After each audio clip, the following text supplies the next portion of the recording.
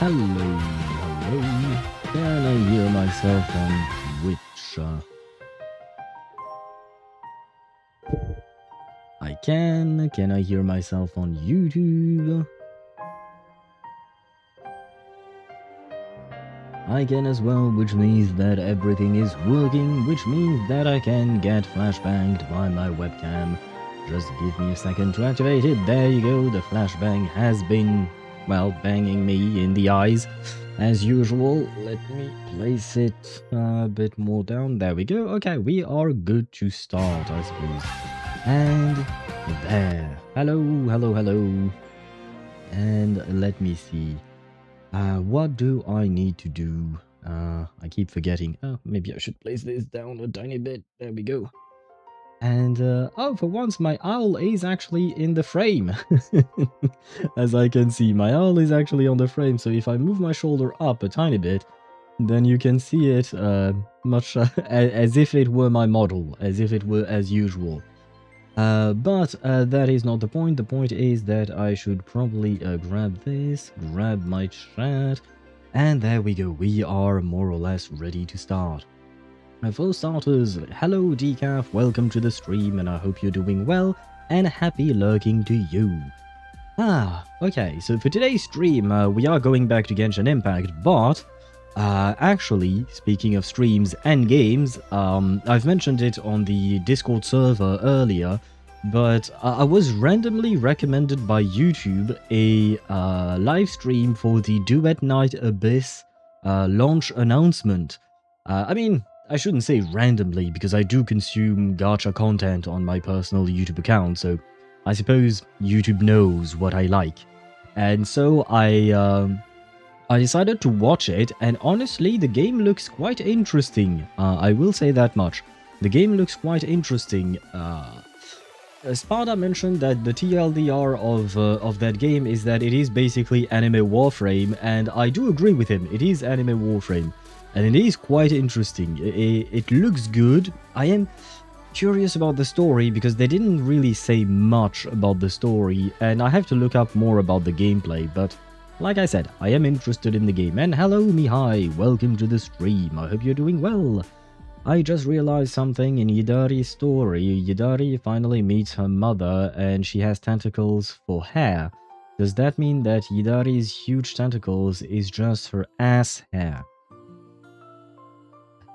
I don't think that's how it works, but you're free to have your own headcanon.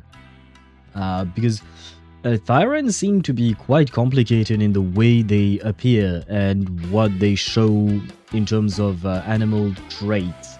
So is it really the same? I don't know. I don't think so, but like I said, you're free to have your own headcanon if that makes you happy that Yidari's tentacles are her ass hair.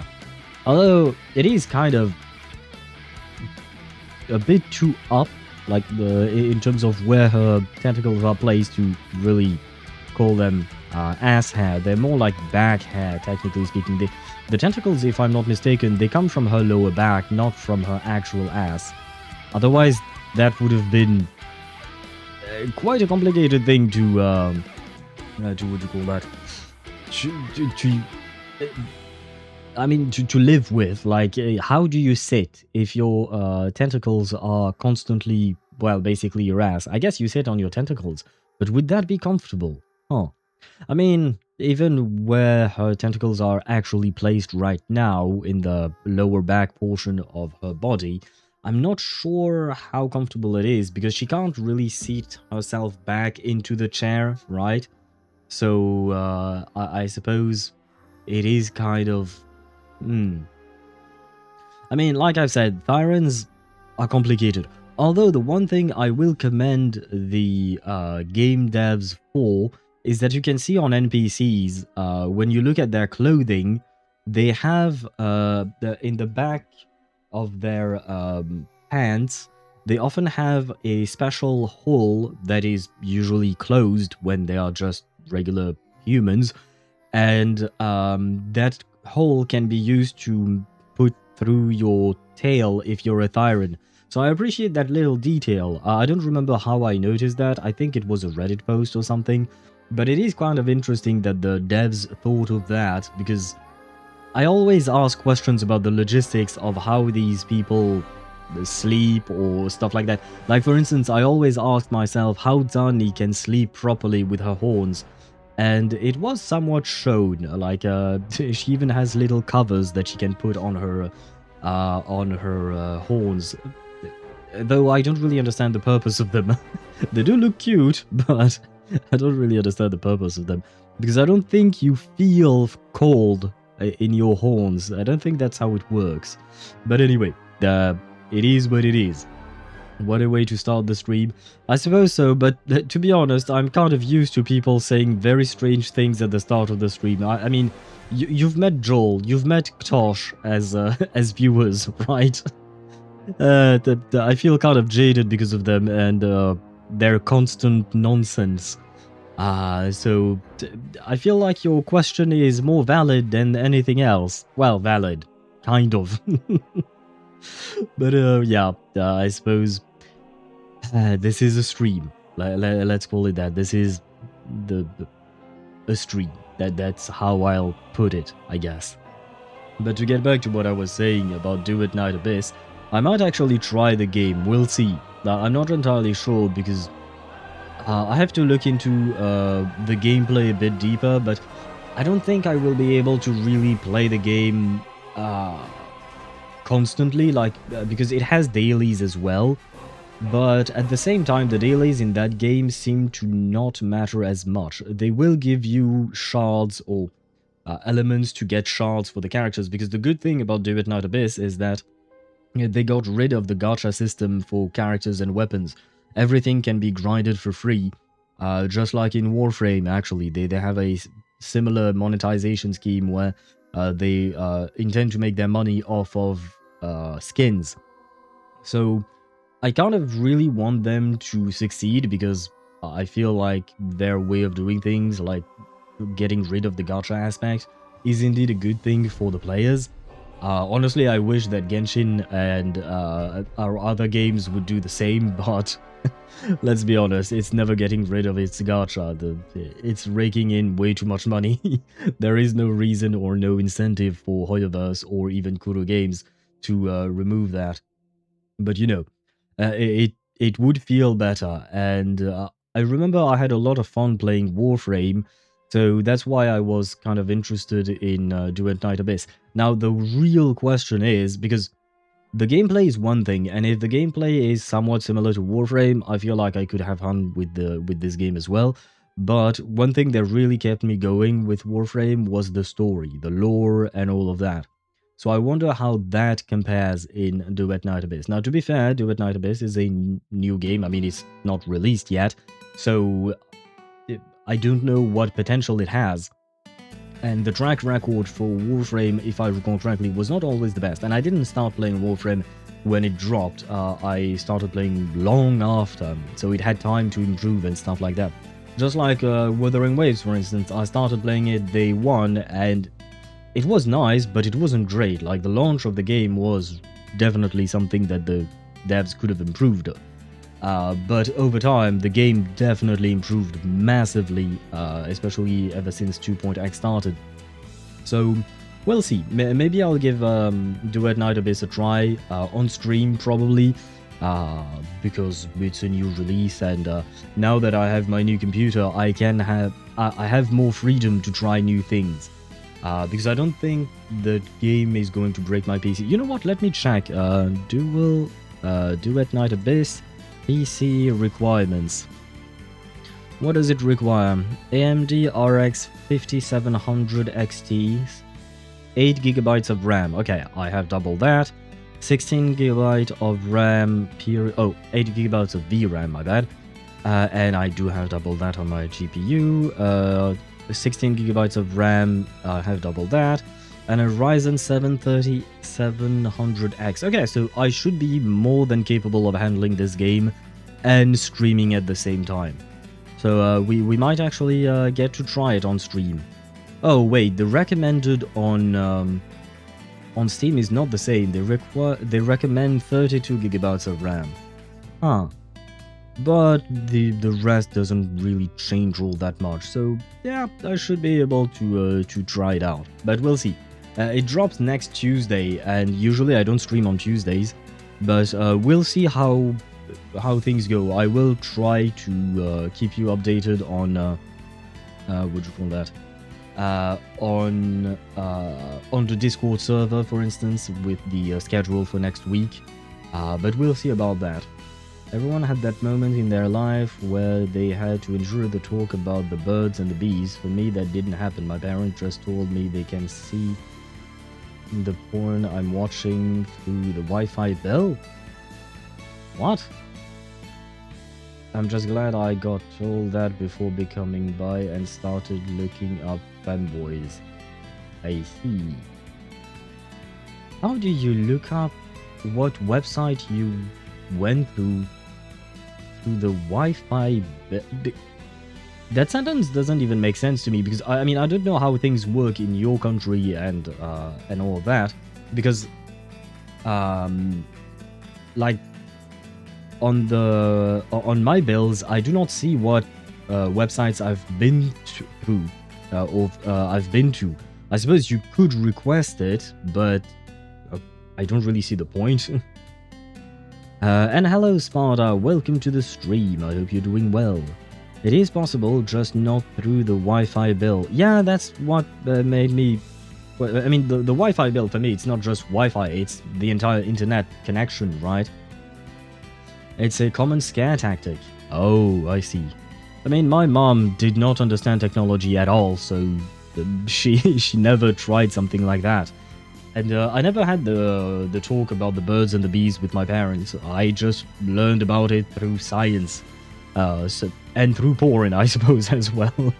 But it was first and foremost through science, because yesterday I mentioned a show called C'est pas sorcier. I don't remember if they had a specific episode on the birds and the bees, as you call them.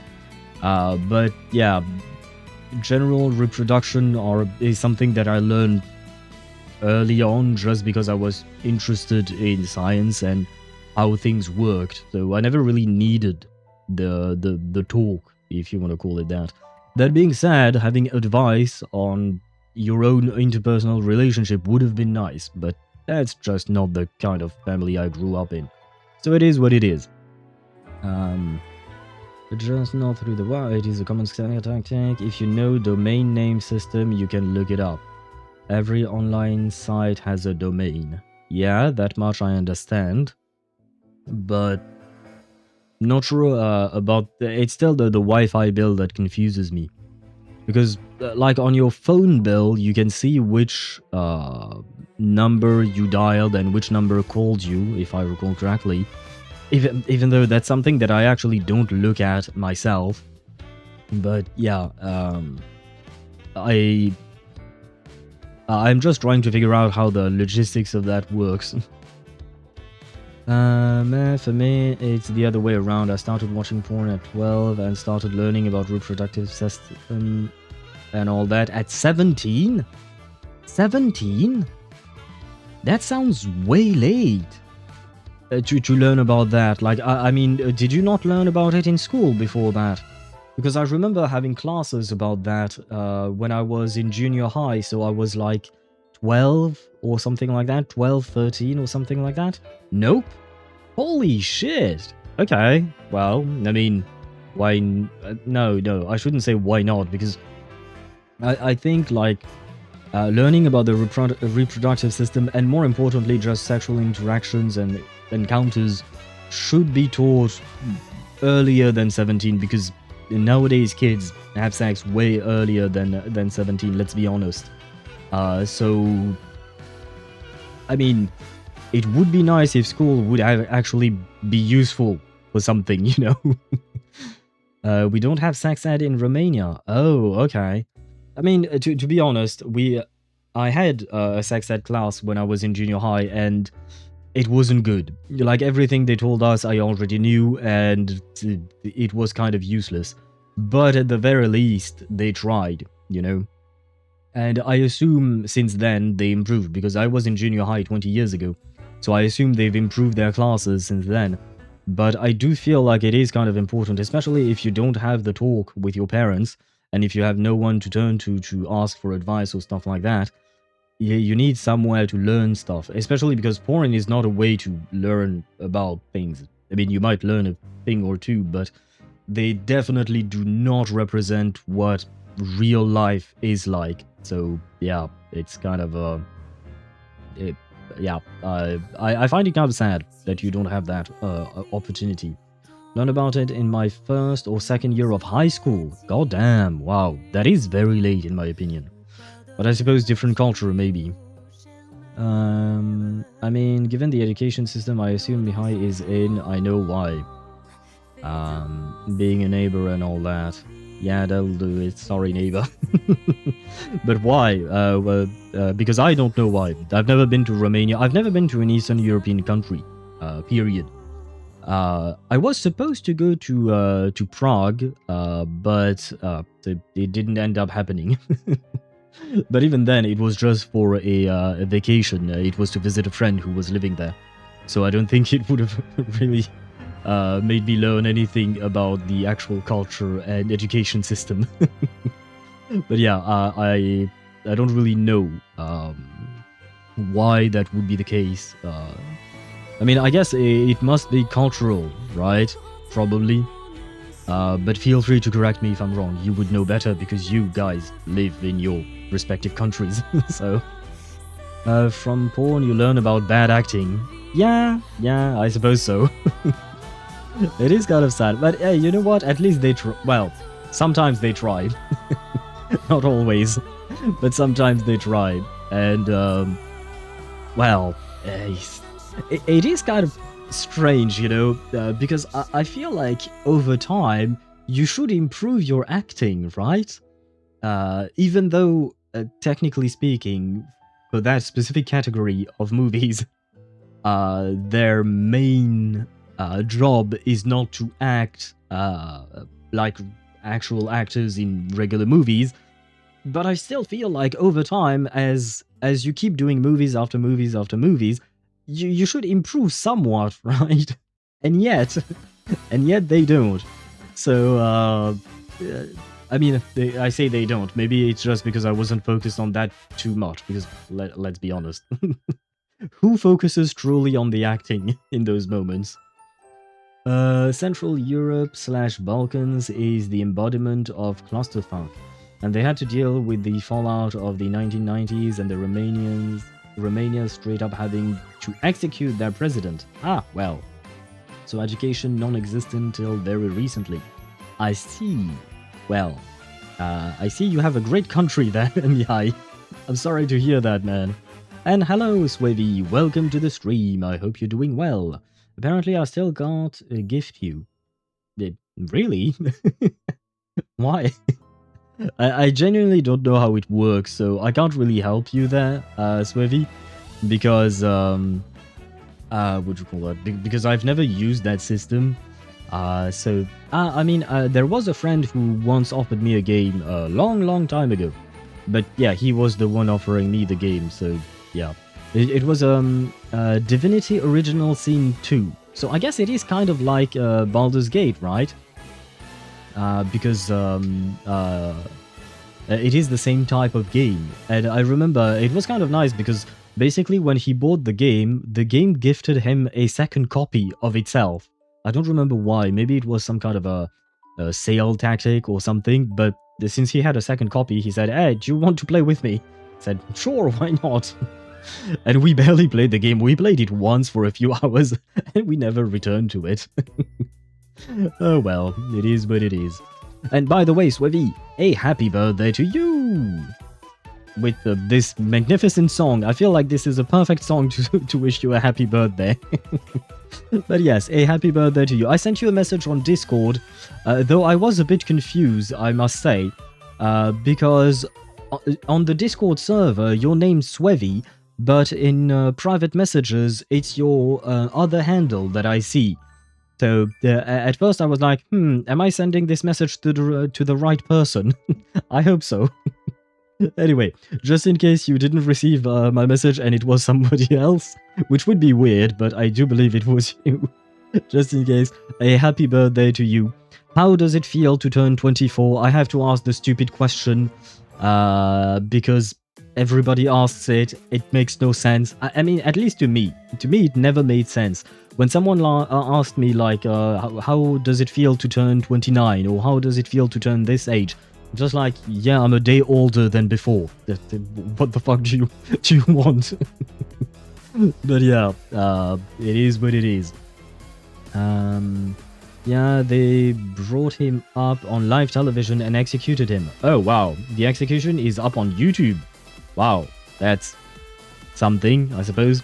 I don't think I will look it up. I will take your word for it, guys.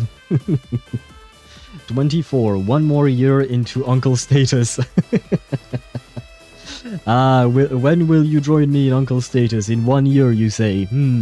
Well, I will welcome you in the uncle status club.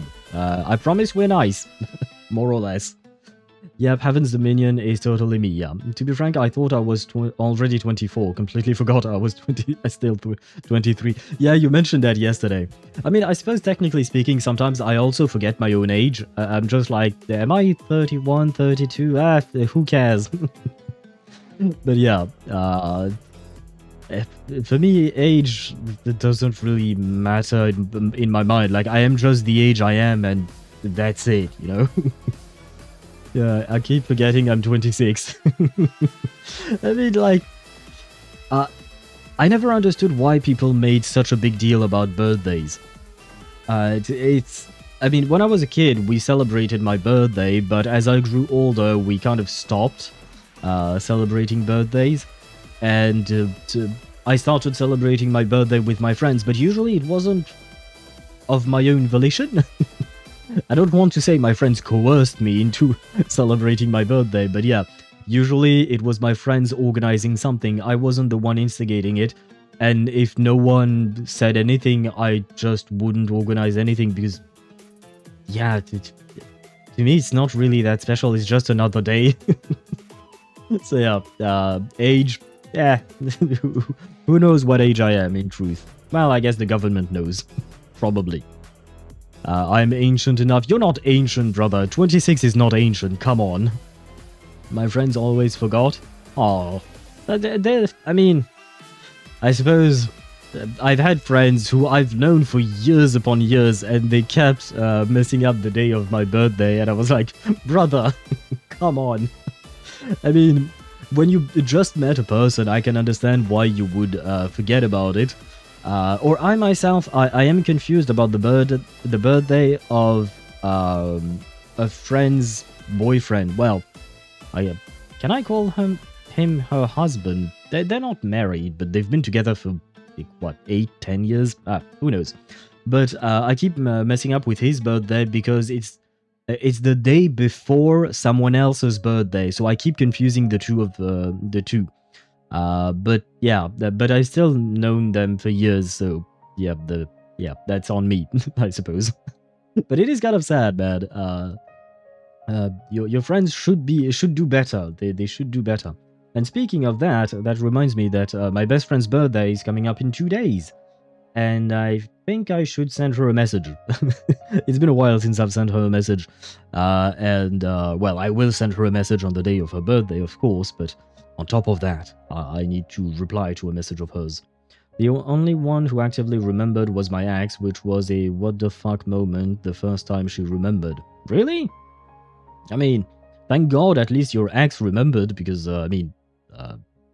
I feel like it should make sense that your partner remembers your birthday, right? Because if they don't, I guess maybe they can be forgetful, but that's the thing about being forgetful. I feel like there is a very easy fix for being forgetful, and it's taking notes. That's it. Take notes. I have post-its here on my desk, right there. Can't show you what's on them because well, there are private things on there. But yeah, I have a stack of post-it notes on my desk, and I use them regularly. I suppose I can show you this one.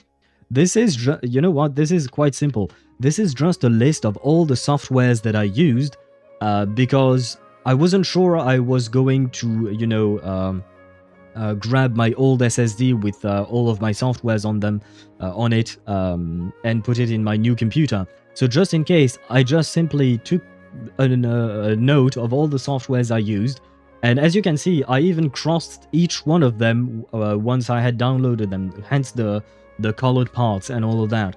So yeah, being forgetful is something, I understand, we can all be forgetful sometimes, but there is a very easy fix. And if you don't want to use paper because it costs money, use your fucking phone, because your phone, you have a phone, let's be honest, and your phone has notes, and I have extensive notes on my phone too. So technically speaking, there is no excuse to forget about things. There are ways for you to not forget. I was like, why do you have my birthday memorized? I don't at this point. Really? I mean, I do have my own birthday memorized. I don't really have a choice. Especially when you're doing admin stuff, they often ask you for your birthday. And even Steam asks you for your birthday. I remember one thing that annoyed me a lot about Steam was the fact that, you know, on games that are rated R because of violence or nudity or something, Steam requires you to input your birthday every goddamn time. Except it wouldn't memorize your birthday for some reason, so you had to input it again. And I'm like, I'm still the same guy owning this account.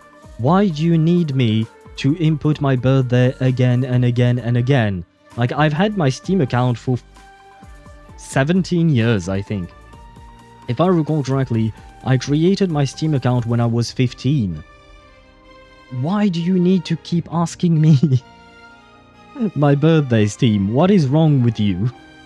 And Steam does not have an excuse. They could memorize my birthday, just like they memorized my passwords or my my username or stuff like that. So they have no excuse. It's a pin code at this point for me, not even a birthday.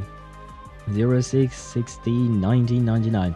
So you're born on June 16th, 1999. Ah, so close to Y2K, as they say.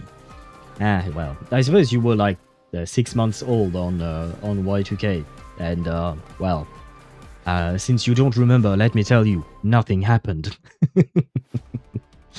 Absolutely nothing happened on that day. I remember how everyone dreaded the change into the new millennium, and absolutely nothing happened. I was kind of disappointed. I was a kid, to be fair. I was still a kid, but I was kind of disappointed. I was like, hey, what's gonna happen? Nothing. Oh, wow. Okay. Well, that's kind of a letdown. 61. Yeah, I have to admit this is not a great pin code because you have way too many repeating numbers in your pin code. Usually it's recommended not to have repeating numbers, right? Although I say that, but my birthday is not any better. I'm born March 3rd, 1993. So it's basically 030393, right? So I can't use my birthday as a pin code because it's terrible. But it's a great number. I love my birthday just because it has a lot of threes. It makes me laugh. But in terms of being a password, it's not great. It's really not great. Only 4 days off from March 7th. Yes, and about 30 years before her. I am a bit older than March 7th, to be fair. Well, she's been to Emporius, so I suppose she aged a bit more than I did. But I don't have the luxury of time dilation, so... well, luxury. I wouldn't call it luxury, given how traumatized she seemed to have been. But yeah, only a few days away from March 7th. I knew a girl who was born on March 7th. She wasn't exactly a friend of mine, and I don't know why I still remember her birthday, even though she wasn't a friend of mine. She was in the same class as me for 4 years in junior high, and maybe even a couple of years in high school, I think. But we never really interacted much. But yeah, for some reason, her birthday is still... I remember birthdays of people I didn't really talk to. I genuinely don't know why.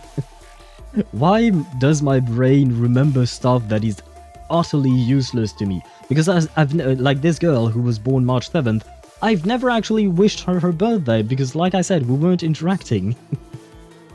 That sounds like the start of some romance novel.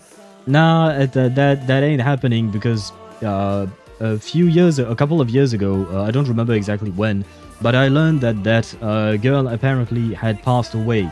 I don't know the details of it, but yeah, the romance can't exist there, man. I remember this girl's birthday who I never interacted with. Yeah, it could have been. It could have been the start of a romance novel, but not in real life. Real life was like, nope.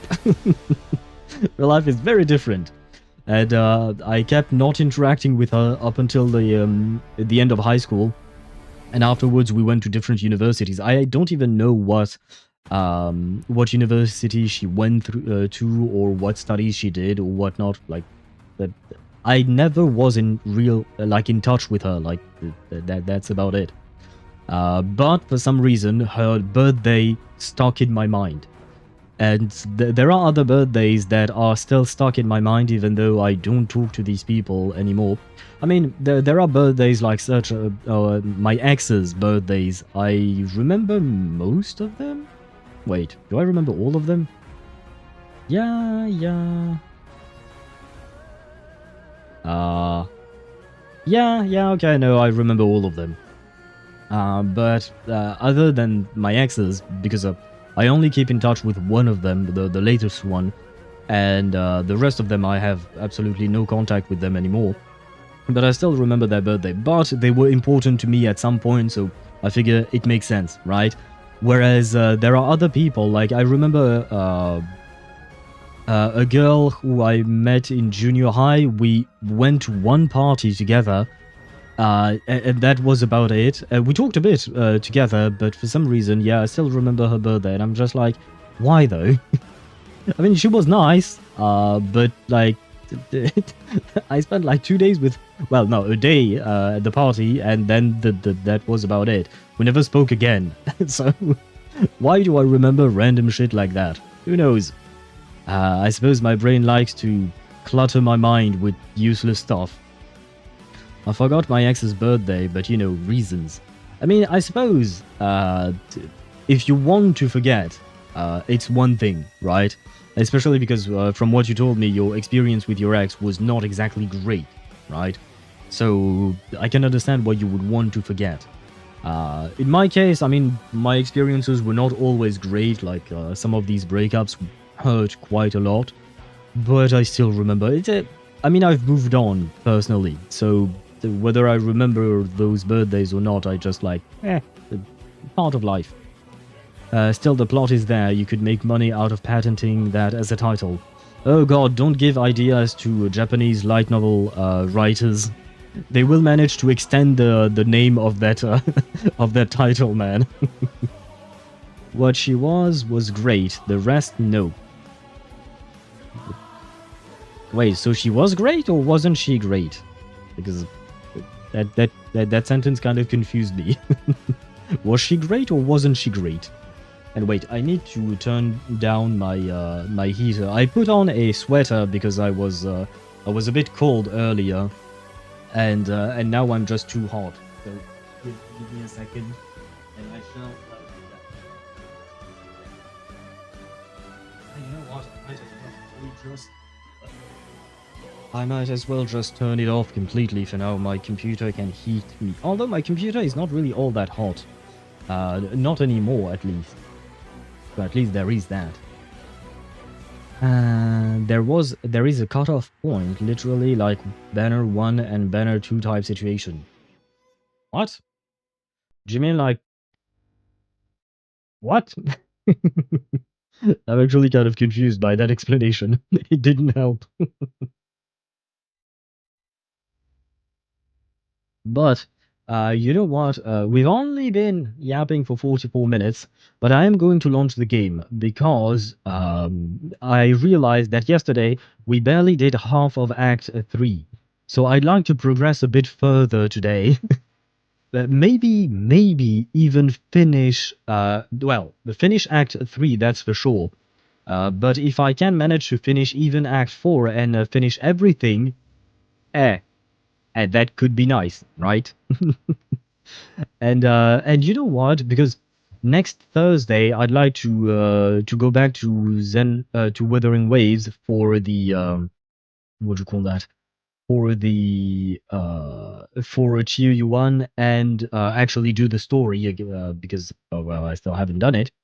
But on Wednesday I still don't know what I'm going to do. If we don't finish Genshin today, we will try to finish it next Wednesday, of course. But if we finish Genshin today somehow, let's believe one stream, right? Plus yesterday, but one stream. If we manage to do that, maybe I can try Duet Night Abyss next Wednesday to just try something new, right? Since it comes out on Tuesday, we can see if the game is worth it in like see what people's opinions are on after one day of playing, and then we can try it for ourselves. Enjoy the Archon Quest, thank you. Wait, does that mean you're going away? Because if I recall correctly, you mentioned that you might not stick around for long today. If that is the case, then I wish you once again a happy birthday to you. I hope you will enjoy your outing with your friends, and I wish you a great rest of your day, sweetie. Right. Wait, no, I need to do something. Wait. Well, I guess I can switch the scene to Genshin because I have launched the game. There we go. And I need to grab my chat bag. There we go. Yeah, I need to do something first. I need to grab my, I didn't... Fuck me. I was right at that door. I teleported 80 meters away. I didn't need to do that. But I need to grab those, the items I forged, because otherwise this thing is going to bother me. There. Yeah. Gimme! Mine! 426, man. There was a time where I had 5,000 of these things, and now I don't even have 1/10 of what I used to have. Sad news. Oh, and by the way, I managed to level 80 Lanyan, and I leveled up her skill once, but I'm out of Mora. I'm out of everything. And this is kind of sad. And there we go. Let me grab that. I have gotten rid of all the various notification buttons. So now, okay, I have to go through the dialogue again. So I'm going to skip that since we've seen that yesterday. And once we're actually back to where we were yesterday with Nefer. Wait, what is this? Ashru. Check the message board. This is the Curatorium of Secrets' message board. If you have any feedback or suggestion regarding a commission, please leave a note. Plains, I received the herbs as requested. Miss Yahoda is as efficient as ever. Well deserved of her reputation as the most reliable employee of the Curatorium. The heck is this? Ashru. Wait, I'm here to order some parts for Nefer, but since I've already received the parts in advance, I'm really here to pet Ashru, and Ashru actually replies, meow. What is this? Ashru, an employee of the Curatorium of Secrets. If you have a commission that needs dealing with, please direct your request to Yahoda. Ashru does not understand you. Oh, come on, poor cat. I never... Is this a new thing? Because I don't remember this thing being here before. Oh, wait. Oh, wait, am I being teleported away? Yes, I am. Okay, that way, okay, we don't have that much to go back to. I don't recognize this style of architecture. Must be Conrian. Simple furnishings, table and chairs. It's a more ordinary house than I might have expected. Looks like the fearsome Rerir of Zolnari came from surprisingly humble beginnings. Unless this passed for luxury in Conria. Unlikely. It was said to be a very prosperous nation in its heyday. Anyway, I'll keep exploring. Okay, so yeah, as I've said, we don't have that much to redo. Well, we're basically done. So I guess we were right in waiting to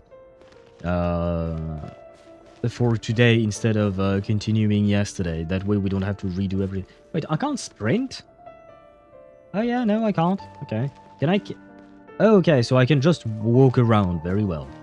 A note. Right, I remember the note, yes. Okay, that we have to go through again.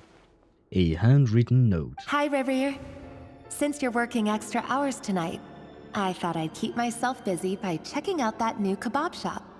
I've heard good things about their menu. I'll test it out, and if it's as good as everyone's saying, let's go back together sometime. P.S. New stash from the Universitas Magistrorum. I brought some goodies home. A few teacups and a pin rack. Hope you like them. They didn't sign their name, but they must have been close. Sounds like they were living together. Yeah, and my theory is that this was Nicole, right?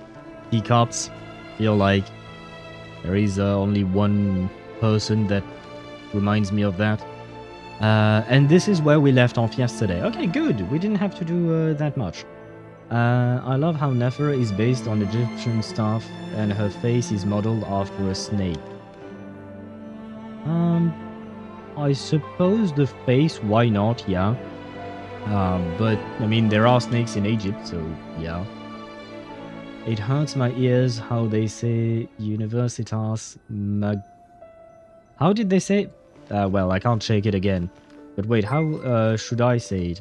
Universitas Magistrorum, I guess? I suppose it should be Universitas Magistrorum, right? And hello... Walnut? Oh, no, just Walnut, I guess, right? I believe your name is Walnut, right? Hello to you, welcome to the stream, thank you for the follow, welcome to our community. I hope you will have a pleasant stay among us. while we continue this Act 3 of Genshin Impact. And hopefully we manage to progress further than I did yesterday. Yeah, just plain walnut. Plain walnut is taken sadly. Yeah, I understand. The same thing, my name is Happy Owl TV, but the TV is just because Happy Owl was already taken.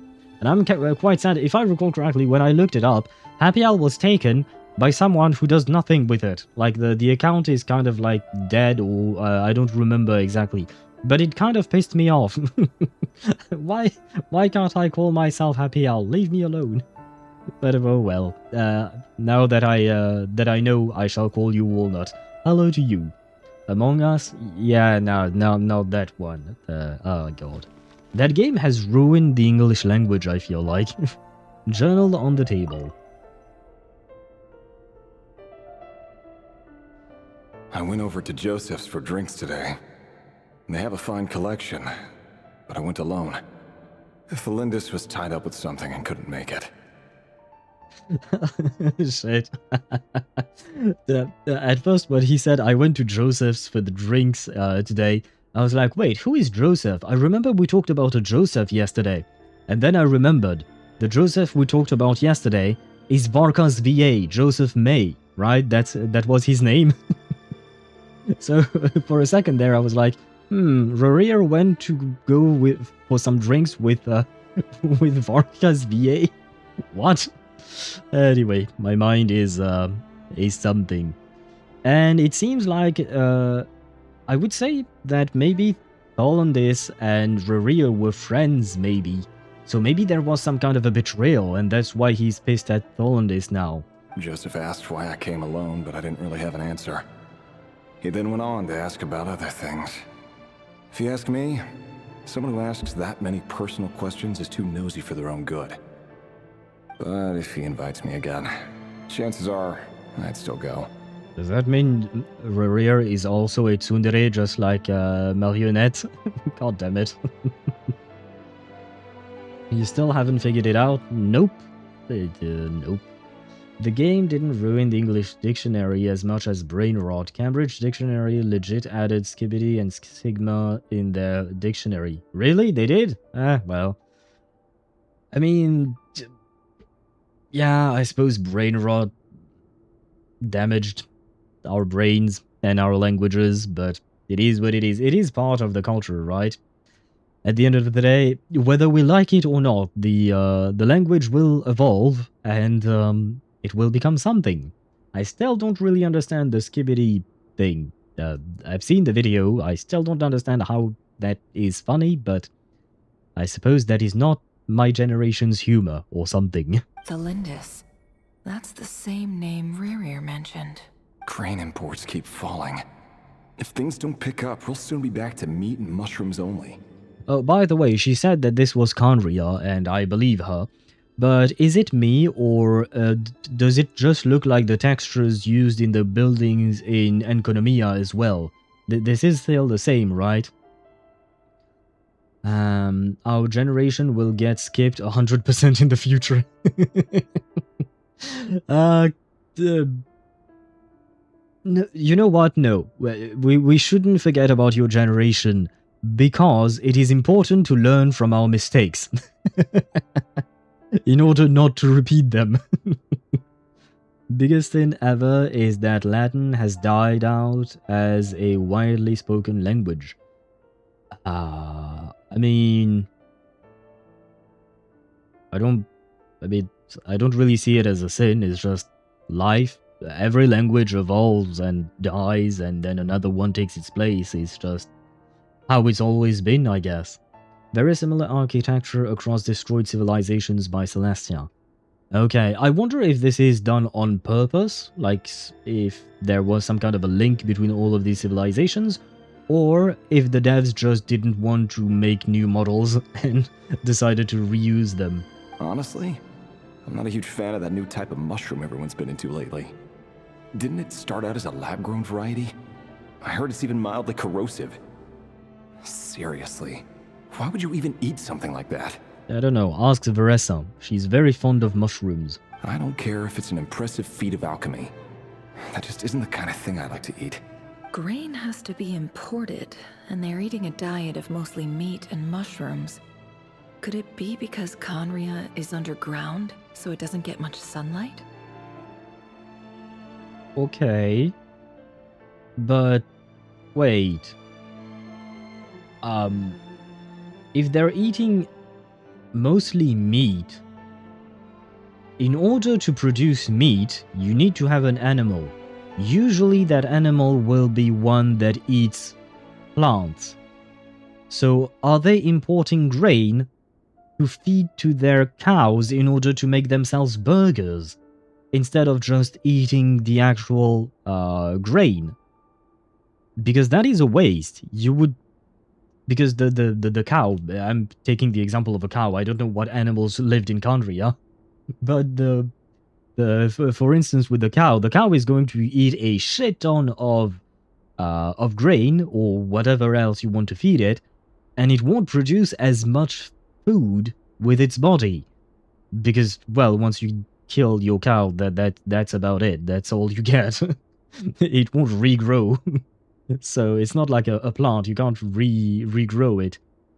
I mean, suppose, yeah, you can breed it and have baby cows and stuff, but it's not the same as...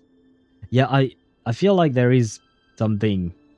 Kamiya could transmute other shit into more of the plant. Okay.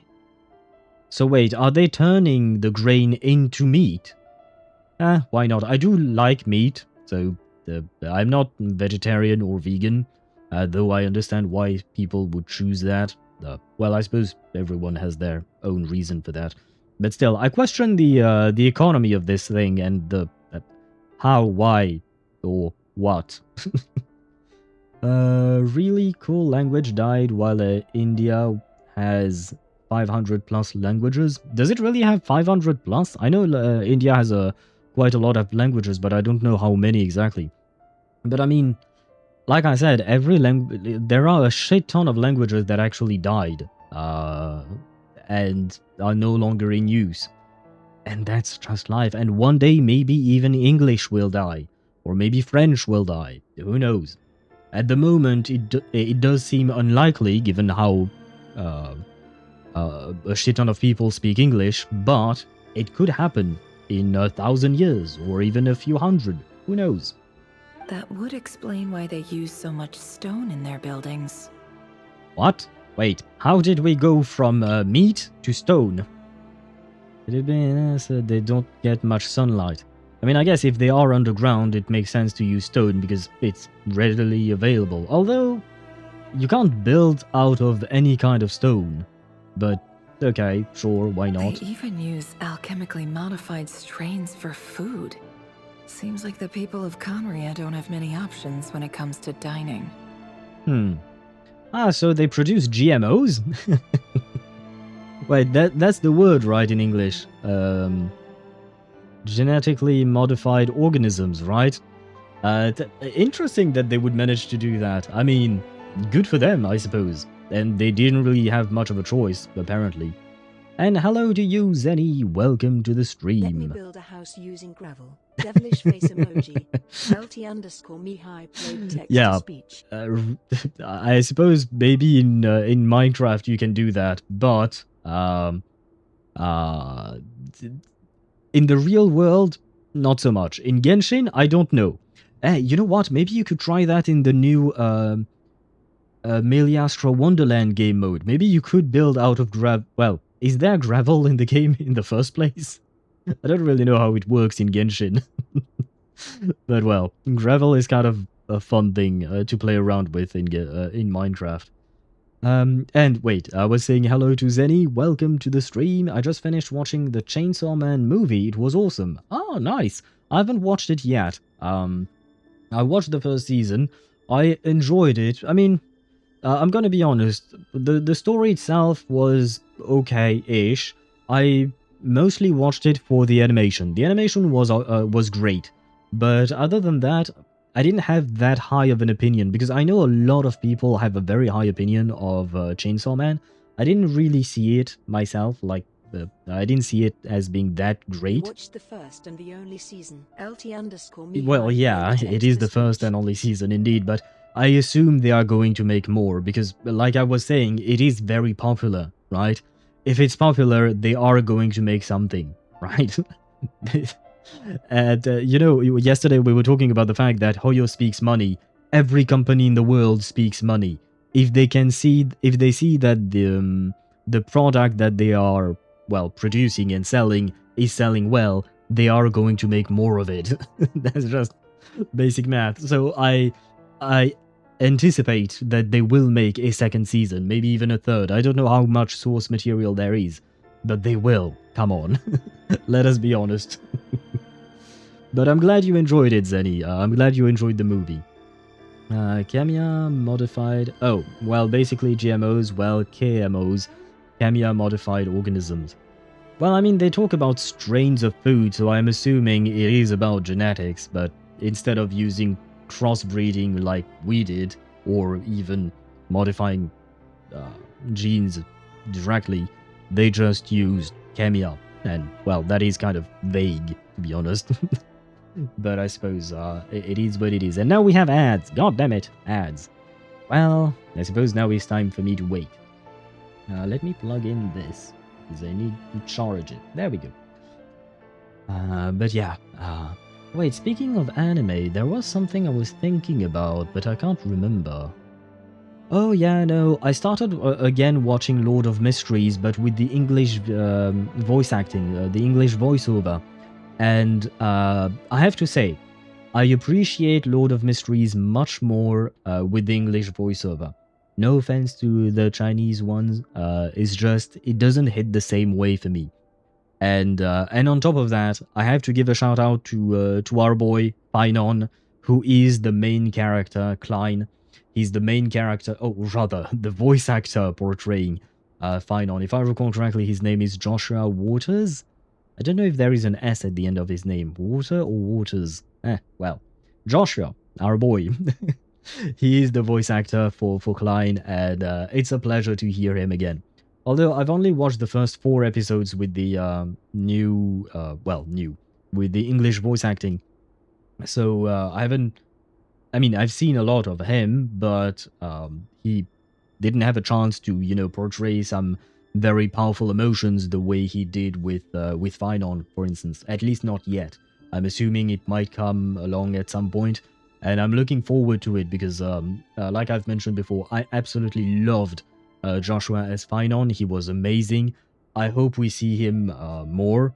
Which reminds me, I actually saw a post online on Reddit mentioning that people were curious about the future for Painon.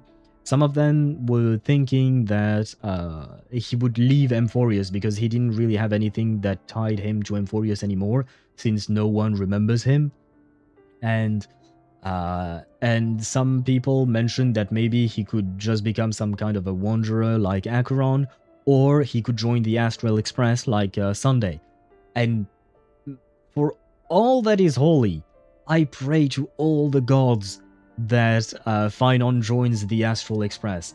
That, if that happens, I would be so freaking happy, because if he doesn't join the Astral Express, I don't know if we'll see him ever again. Although some people theorize that he would become a Lord Ravager, and he would be the Lord Ravager to fight against destruction. So that would be also an interesting theory, and that would place him in a very central spot in the story, so we might be able to see him again. But yeah, I just want to see him in the Astral Express, you know. I just want to see him, and because that means we get to see him often. That's what I want. I just want to see him often. To be fair, I would like to see all the cast of Emphorius often, but well. I would make Painon a Galaxy Ranger just to piss off people. Why would that piss off people? If I recall correctly, Galaxy Rangers are followers of the Hunt, right? Does that mean that Painon would start hunting down the destruction or something? And hello, Daedra, welcome to the stream. I hope you're doing well. It will not Daedra, seriously? Those are your first words? Oh wait, did my... No, okay, yeah, those are actually your first words. Your first words is to try and break apart my dream of having Finon join the Astral Express. Really, Deidara? Really? Why are you so mean to me?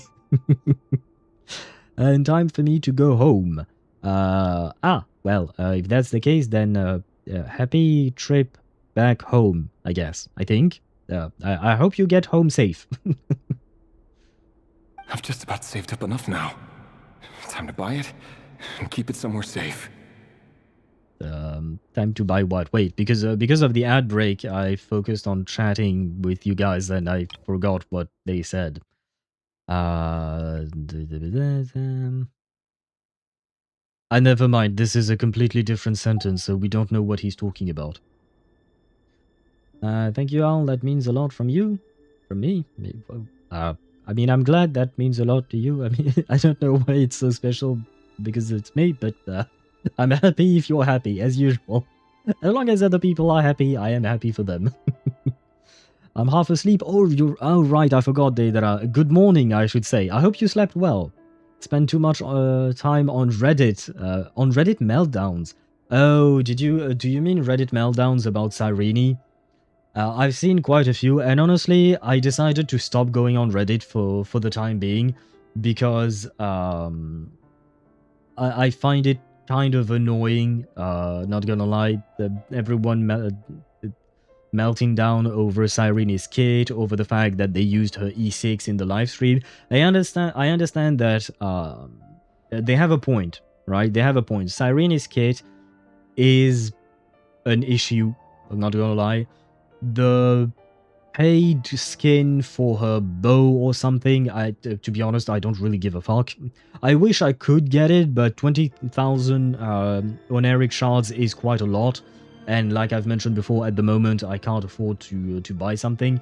And 20,000 Oneric shards is like, let's say we get 8,000 per 100 euros, I think. So that's at least 250 euros for a fucking bow. I'm sorry to say it like that, but I have to admit, 250 euros for a bow, a skin. Sorry, a bow skin. It's okay. HoYoVerse, you might be a bit greedy there, but some people mentioned that it might be because Hoyo is expecting people to pull for Eidolons on Cyrene because her kit is clunky without them. So it's kind of a way to reward those people and to bait them into actually paying and forking money into the game. I don't know if that is really true or not. I quite frankly don't care. I just want to be happy about getting Cyrene. I understand that some people are also unhappy because they wanted mini Cyrene, the previous model that we had. I get that. And I'm sorry for them. That's just life. Sometimes you get what you want, sometimes you don't. I mean, for instance, I wish Nahida did not look like a child. I wish we had a tall model Nahida, but we didn't. And I still love Nahida as a character, but I was a bit disappointed to see that she looked like a child. As cute as she may be, that doesn't change the fact that it is not what I wanted. But that's just life. But anyway, my point was, I decided to stop looking at things online about HSR until I do the story myself and things die down a bit, because I don't want online stuff to kill my hype for the game, right? I want to be happy, so let me be happy. My name is Happy Owl TV, let me be happy. And I'm already an owl, or rather I have an owl somewhere over there. Anyway, you get the point. Al still hasn't figured it out. I'm dying. No, brother, it's kind of hard. I'm focusing on too many things at once. I don't have time to think about whatever this is. So I will discover it when I discover it. 4 meltdowns in just a day as a real-life memo keeper is very interesting to watch. Let me give you a different point of view. Cyrene becoming optional instead of essential. What do you mean by that? It's kind of a good choice. Not sure what you mean by that. Cyrene is like, if you're talking in terms of gameplay, Cyrene is completely optional. Because at the moment, from my understanding, she's a side raid compared to other teams that you can already build without her. So, like for instance, I know that for Finon, because this is what I'm looking forward to the most, is for my Finon team. For Finon, I could not get Cyrene and just keep playing with Sunday. I would be fine. So I feel like Cyrene is indeed just optional, at least in terms of gameplay. I don't know if you meant something else. Mini Cyrene as a 4-star, easy. Brother, 4-star. Do you remember what game we're talking about? We're talking about HSR. 4 stars do not exist in this game. I mean, at least they've been forgotten.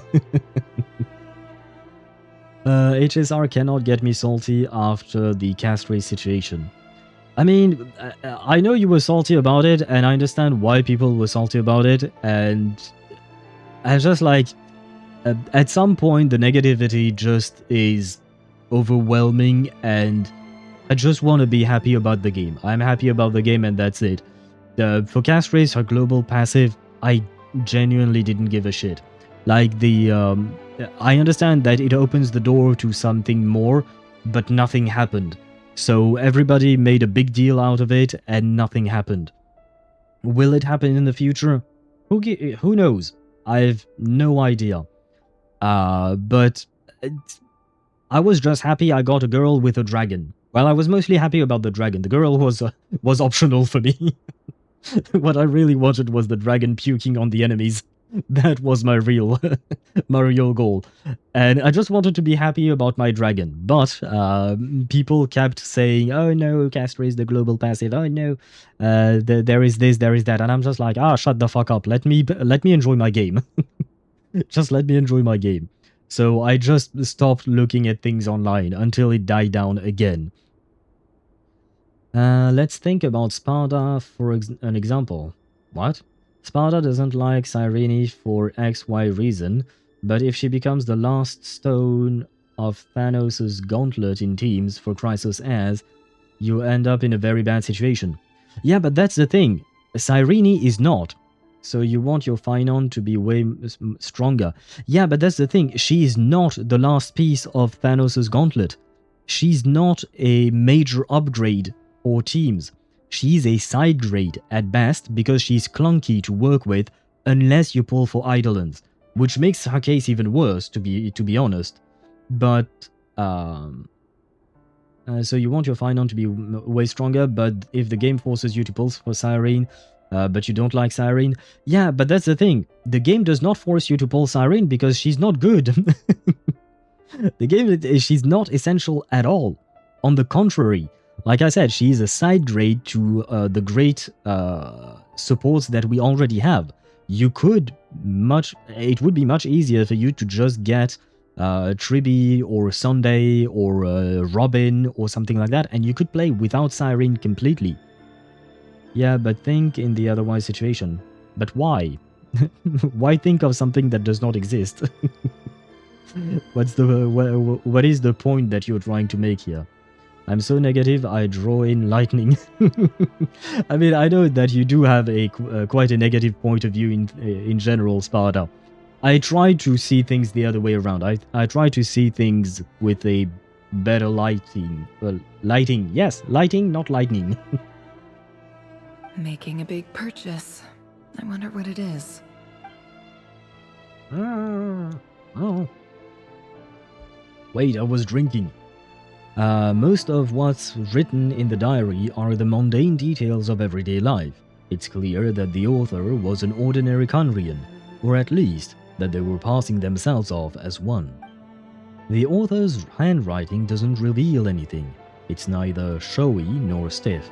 In fact, it doesn't really leave any particular impression. He really is a professional. No wonder he's so good at covering his tracks. Despite what he's become, it seems like he's retained certain habits, at least in this regard. She kind of speaks of him as if he was a spy, just like her. They did a good choice because you have to see another point of view. Yeah, but that's a point of view that does not really exist, because that's not the case. I mean, in terms of Cyrene being so important. And that point of view I already understand, because I've had that that same point of view with Jiaoche when I was playing my Acheron. Jiaoche is kind of really important for Acheron, but I didn't want to pull for him because I didn't... I mean, he was interesting enough in the story, but I didn't really like his design. And yet, he... Like, I can very clearly see the difference when you have Jiaoche and when you do not have Jiaoche, because I don't have him. And Acheron is much more of a pain to play with when you don't have him. So I kind of already know. I kind of already know what that that point of view is like. We're talking about 12 characters needing an essential Cyrene. Sounds horrible, but was a good choice of the devs. Yeah, but at the same time, her kit is way too clunky, kind of like the same thing for Seridra. I understand not wanting to make her a cornerstone for everyone, so why not? But at the same time, here she's like for Cyrene, they kind of did her dirty. In my opinion, this is not a good choice. They went from one extreme, which is the one that you're talking about, to another extreme, which is what they are doing right now. And in my opinion, there should have been some kind of a middle ground to make her a good character without completely breaking everything and making her an absolute must-pull, right? There should have been some kind of a middle ground, but they did not make it. So I am personally iffy about it. I will still pull for her regardless of what everyone says, just because I like the character. Yeah, I have an emotional attachment to the character. I loved her role in the story, her interactions with the MC, with Finon, and with other people. So I want the character, period, regardless of the gameplay. Kind of like the reason why I built my Dia, the same reason I just built my Candace. It's not about the gameplay for me, it's about the characters themselves. But the fact is that I wished that these characters were better than they are. Like, Dia is in a really not a great state, honestly. Candace is absolutely useless, let's be honest. You really have to try to find a use case scenario for her, which is really rare. And for Cyrene, I don't think she's as bad as the two previous examples I've just given, but they could have made something better. They could have, but they didn't. They chose to go the route of not making her that good so that people could pull for Eidolons, which is not really great. Which is the same thing they did with Aglaya, with her needing her her E1 and stuff like that. There. Go away. With Hycelans out, Jiaoche is benched, because every action gives a stack.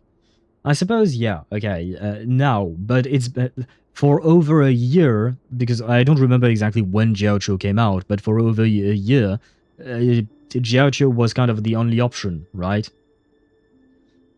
I'm not going to personally give you shit for it, but I will stack Constance's numbers.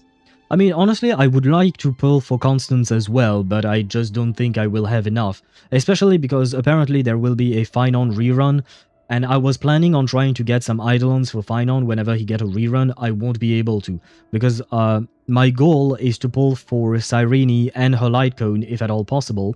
And then I guess and you know what, there was another thing I wanted to do. It was to pull for Hyacinth's light cone, because it is so good. But I can't pull for Cyrene, her light cone, Hyacinth's light cone, and Finon Eidolons. I can't do that in one single patch. So I have to make choices. I will go for Cyrene and her light cone first. And if I have anything left, I will try to pull for some Finon Eidolons. And, well, I won't have anything left after that. I will put everything into Finon if I have anything left after Cyrene. So I don't think I will be able to pull for Constance, but honestly, I kind of want to, just because her design reminds me of Isolde from Reverse 1999. And Isolde is my wife's wife in Reverse, so I have to pull for her when whichever universe she may be in. And no, just in general, I actually like her design. But yeah, I will be part of buffing the numbers for not for Isolde, sorry, for Constance, but with whatever numbers I can give. As for her future, she can work with future Remembrance characters. Yeah, but will we really get a whole lot of Remembrance characters? And honestly, Remembrance for me, it's always been a gimmick. Kind of like a Rupture for ZZZ. It's just a gimmick to make you think that there is a new class, but in fact they just do the same shit that other classes do. That's basically it. At least in my opinion. Man, your country keeps catching strays for no reason. First the Louvre robbery by supposed Italians. Then it was found out that another museum robbery happened in the same day at a smaller museum, and everyone online is praising the robbers from Louvre for how efficient they are. I've heard of that. I've heard about the robbery. I didn't hear about the rest of it, and quite frankly, I don't really give a shit. I mean, people steal. That's life. Stealing from the Louvre is indeed quite the accomplishment because it is certainly a very secure place, I would assume, but nothing is infallible, right? People will always find a way to do evil things or something. I'm just doing it to stack numbers against Irene so Hoyo understand what not to do. Yeah, but it won't matter. I'm gonna be real with you, Sparta. What you're trying to do won't matter at all because there are people like me who will still pull for Cyrene. I'm sorry that I'm going against your agenda, but it is what it is. I have my own priorities, right? And I feel like the majority of people will not follow along with you, just like they didn't follow along with when people said, yeah, we should boycott Castries, right? Nothing happened. Nothing will happen about Cyrene either. And HoYoVerse will keep doing whatever they want to do. Let us be honest with that. Still gonna do it? Oh yeah, no, you're free to express your opinion with your wallet, right? That is how we should do things, right? We should express our opinions whether you and I differ in opinion or not. A lot of people boycotted, more than I actually expected. Yeah, but let's be honest, it didn't really put a dent in the numbers for Castries. Let us be honest, they still made millions of dollars. Like vastly more, yeah, sure, but they still made millions of dollars. I don't know actually how much they made, but let me see. Castries, banner, sales. Let's see. Can I find it though? HSR selling banners. Yeah, but no, I want a number. Because if I'm wrong, I want to know about it. Banner revenue.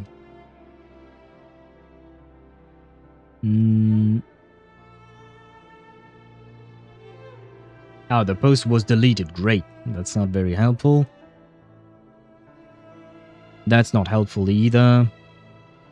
Genshin... Hoyo... Revenue chart. Yeah, but I'd... Okay, No, stop there. Okay, this is not what I'm... God damn it, can I not find what I need? Revenue by banner... What? Oh my god, I can't find what I want to try and find. Gacha revenue recap, maybe that's it. Oh my god. March 2025, that is not when she came out. Fucking hell, why can't I find a simple answer? Wait, she was out on July, okay. Okay, HSR revenue, July 2025, fine. June, okay, this gives me an answer. Good, finally. Is this it? In May? No, this is May and June. God damn it. Okay, I give up. Fuck. I give up. I was trying to find actual numbers to see whether or not I was wrong. Because it is important, right? In order to have a proper conversation, to have the facts straight. And I shouldn't say things as if they were facts, even though I don't know that they are indeed facts. But still, yeah, I give up. This is annoying. Worth a shot, I say. I mean, it's always... I mean, no. In my opinion, like I said, it won't happen. Like, nothing will really happen. But I still feel like what you're doing is indeed important, in the sense that whether you're part of the majority or the minority, you should always express your own opinion, because maybe one day, on a separate matter, your opinion will actually be part of the majority, and your voice will actually be heard, right? Whereas if you don't do anything, then your voice will never be heard, and thus the game devs will never hear what you need, and they won't receive that feedback, right? They robbed Louvre in broad daylight and sold 7 items worth 100 million stuff that belonged to Napoleon, and the robbery took 7 minutes. Okay, I don't really know why we're talking about that, Mihai. Like I said, for me, robberies are just part of life. Unfortunate, sad, even, probably. But what do you want me to say? It's just like, people are going to rob others. That's just something that has happened for thousands of years. And I'm sure that some of the things that are in the Louvre are actually things that have been stolen by the French from other cultures, just like the British Museum or stuff like that, right? And hello, Chip. Welcome to the stream. I hope you're doing well. Good morning to you, probably. No, good night. Good evening. Good evening. It's the evening for you. Sorry. Wait, I missed a few messages from Deidara. And they said Cyrene is full premium for needing a whole mono remembrance theme. Finon also needs 3 5-star supports to fast ultimate. I mean, for the 5-star thing, for the 5-star comment, Deidara, I will say that basically any characters in Semphorius needs 5-star characters, because of the mere fact that HoYoVerse has not given us a single fucking 4-star character in a year. Let us be honest about that. HoYoVerse has not given us anything in terms of 4-star options for a year, right? So even more than that, if I'm not mistaken. So the only reason why Finon needs that is because we don't have any other options. But we could have if Hoyo actually put out some 4-stars, but they didn't. So for me, the Emphoria situation is more complicated than that, because there are other factors to take into account there, and it is not good. It is not good, and I still love what you call that? I still love Emphorius in terms of story, characters, and all of that, but there are some issues with Honkai Star Rail. Where was I at? If it does affect things, I mean, if it does, yeah, it will be worth it, but like I said, I highly doubt it will. So I'm rolling my 50... I don't think it's a 50-50 shot that it will do something. But yeah, no, like I said, I do believe that what you're doing, Sparta, is important. You should voice your opinion. Even if I disagree with that opinion, that's okay. We are part of the same player base, and sometimes the things I want will contradict the things that other people want, and vice versa. I'm okay with that. And sometimes I will get what I want, sometimes other people will get what they want, even though it's not what I want. I'm okay with that. So you should do whatever you feel is right, given your own opinion about the game. Bonsoir, comment ça va? No, ça va, I'm doing well, thank you for asking. Je vais bien, merci. I will try to reply to you in French, Chip, but slowly, to see your progress with Duolingo. Are you keeping up still with Duolingo? Sadly, I have to skip Cyrene, even though I absolutely love her, because I'm not willing to drop 300 for her. But you don't actually have to drop 300 for her. But, I mean, I don't plan on getting her Eidolons. I will just get her and her light cone. She will work however she works, just like I did with Seridra. Seridra is a bit of a pain to play, but I am not getting Eidolons for her. My choice in investment, there are things that do matter in terms of gameplay, but others where I just want the character because I want the character and that's it. Alright. I will just pull to get Tribby. That is a good choice to make Cast Racer's premium team. That is a good choice. Cyrene at E0 needs 18 turns to get her burst. I don't think that's true because there is nothing that gives you 18 turns in this game. You can't play 18 turns. Oh, unless you really shit in Memory of Chaos, I guess, but come on. 18 turns, I feel like maybe there is something wrong. I haven't looked at it myself, so I don't know, but it sounds kind of way too much. It sounds like an exaggeration there. But 5-star is always the most OP for Phynon. Also has Tingyun optional. I mean, yeah, Tingyun is an option, but Tingyun is once again Tingyun is a character that came out way back. Wait, is she a 1.0 character? So I don't count her in the sense that, I mean, I do count her, but also I don't in the sense that we're still lacking 4-star options because we do not have good alternatives for Amphorius characters at the moment because they didn't give us any 4-star options. And Cyrene got Remembrance MC. Yeah, and even Avernite if people pull for her. And Aglaya, I suppose, or even Hyacinth. Like, there are options, but those are indeed premium options. Remembrance MC, at the very least, he's free. But there is a problem with the lack of 4 stars in that game. So far, so good. I'm keeping up. Okay, and do you enjoy learning French? Cyrene, oh, I read that. Even the devs, when they use Cyrene on their live, they use her at E6 because it takes way too long to get her burst. I mean, that I understand and I know, but once again, I question the number of 18 turns. Once again, I do not know for a fact, which is why I question. HSR probably went into reverse route where you play 6-star most of the time.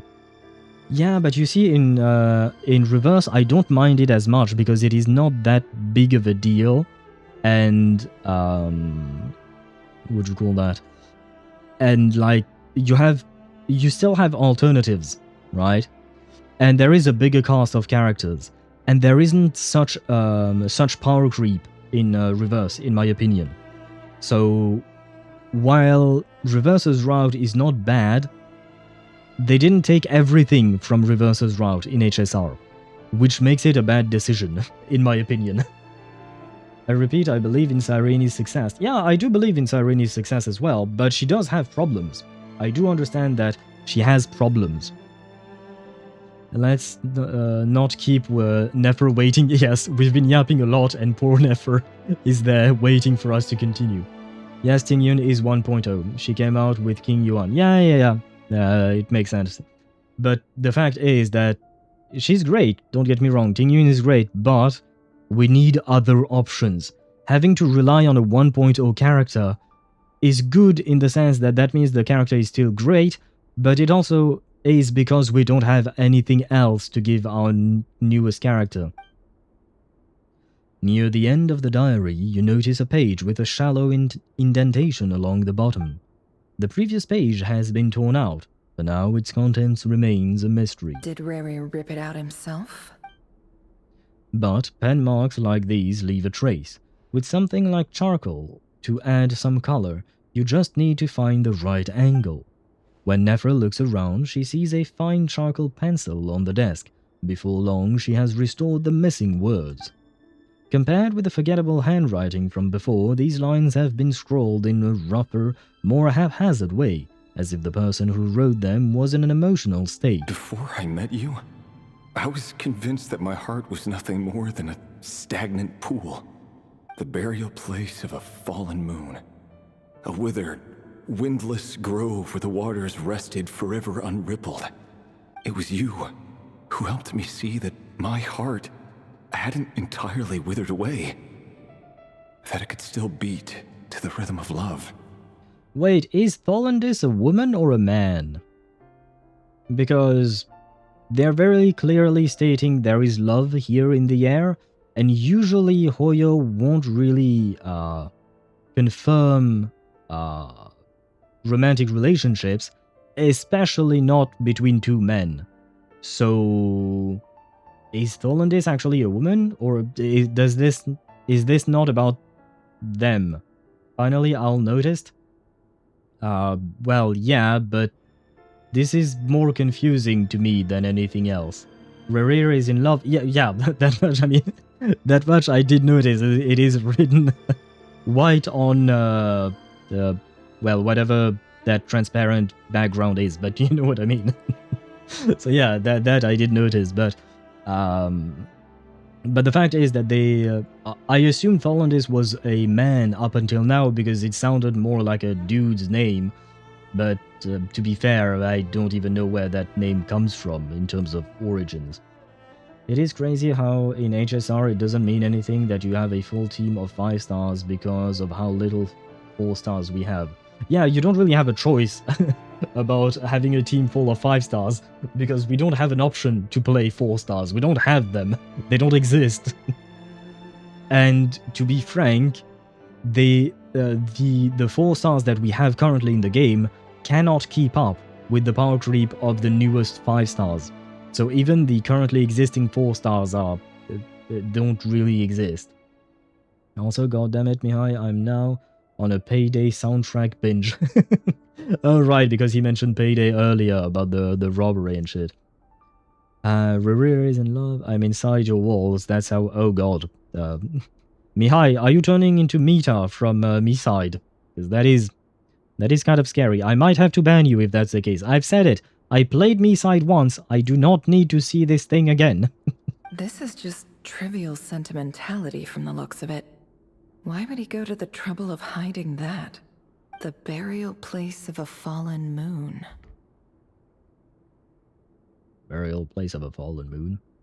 Does that mean that he was in love with the moon? One of the 3 sisters, I suppose? And is it the one that we're looking for in the... Because wait, there was the... Okay, we're looking for the iridescent moon's marrow, right? Because we have the eternal moon's marrow inside of us, and Columbina is the frost moon, right? And the last piece of the puzzle is the iridescent moon. So does that mean that Tholendis is the iridescent moon, and she died? So Rerir was sad because he felt betrayed because she died? Or did she kill him, or did he kill her? Is that drama between them? Did they have a divorce or something? I guess we'll never know. Fuck. Rerir, why did you not write more in your diary? It's your diary, goddammit. Rerir, over here. Oh, Danes is here. Nice. Wait, Dane? That's Dane? Dane! Oh, no. Oh, and, Vedaflin here? What a surprise to see you here, sir. Wait, Vedaflin, is that Dane's brother? I think it is Dane's brother, right? One of the others. I know it's one of the other sinners, but is it actually the brother? Because I'm gonna be honest, I don't remember the exact the names of all the sinners. I kind of forgot about them. Well, I didn't forget about them, but I forgot their names. Oh, and by the way, I noticed indeed, Chip, earlier you mentioned you reached a 7-stream streak. I don't know how. I'm confused about that because I feel like you've been here. I mean, you've been on my stream for the last 9 months. You know, we talked about it yesterday or the day before, right? But more importantly, I feel like you've been on my, perhaps not on every single one of my streams, but almost, right? So I feel like your streak should be higher than that, maybe. I don't know. It just feels weird to me. Same thing with, for instance, Swevy. Swevy, I think he was on a 5 stream streak, even though I feel like he's kind of constantly there. I mean, he's not there today, I think. I think he went out for his birthday. But yeah, I'm really confused about this stream streak thing. It's a new thingy, I guess? I genuinely don't know, and I don't understand it. Wait, can I click on it? Because I haven't... No, I can't click on it. I can click on your name, but there is nothing much about that. Yeah, it just confuses me, man. But thank you for being here and for having been here apparently for 7 streams. Even though I know for a fact that you've been here for way longer than that. But let Twitch do its thing, I guess. Tholandis and Rerir have the healthiest yet most toxic relationship in the entire game. I see. Well, I suppose I will see about that in a moment. That's Young Dane and Vedafilnir, and Vedafilnir does not have a model yet. Oh wait, do they not show him? Oh shit, I was expecting the camera to turn after I finished with this dialogue line. Kind of disappointed then. I wanted to see him. Human Rerir, how cute. Yeah, you know what? I actually like his model, Human Rerir. I would like to have this model as a playable character. I don't think Rerir would become a playable character. Who knows, maybe. But I'd like it. It'd be interesting. Especially this form. Although I do like his, his revived form. Technically, he is still human. Yeah, but he doesn't look that human anymore. Just juiced up on Abyss juice. Yeah. But this is normal Rerir, and then there is the Abyss Rerir, if you want to call him that. Human Rerir, how cute. I read that. Let's keep the identity of Tholandis a secret for now. I mean, I'm just guessing. I don't know if I'm right or not. Why he looks like Gallagher. He does. He's missing the beard. But he does kind of look like Gallagher. Although he has a lot of strands of hair, which is kind of interesting. I like it. Hello there, Rerir. You need not address me so formally outside of court. Outside of court? Oh, wait, do they mean a court of justice or just the court of, like, kings and stuff? He doesn't get that much free time, so I invited him over for a drink. Even the court prophet deserves a break every now and then, right? Court prophet? And it is kingdoms type courts, okay. Because when he said court at first, I thought it was, what do you call that? It was, the court of Fontaine. Not directly the court of Fontaine, but I wanted to make some kind of a parallel to Nouvellette, but well, it did not work. He looks like evil Gallagher. Oh, I don't agree with you on that. I don't think he looks evil in this form. In the new form, or rather the old form, the one that we met, he does look evil, but in this form he just looks like a normal dude. I am home safe thanks to Owl. Yes, I have sent owl agents to protect you and watch over you on your way home. Because I have contacts with all the owls in the universe. Yes, they are not just in our world, they are in the entire universe. The fuck am I saying? I don't know, but I'm glad your home is safe. Vedafilnir, human voice. He does have a human voice. But I mean, the sinners, before they became the sinners, they were just regular folks, right?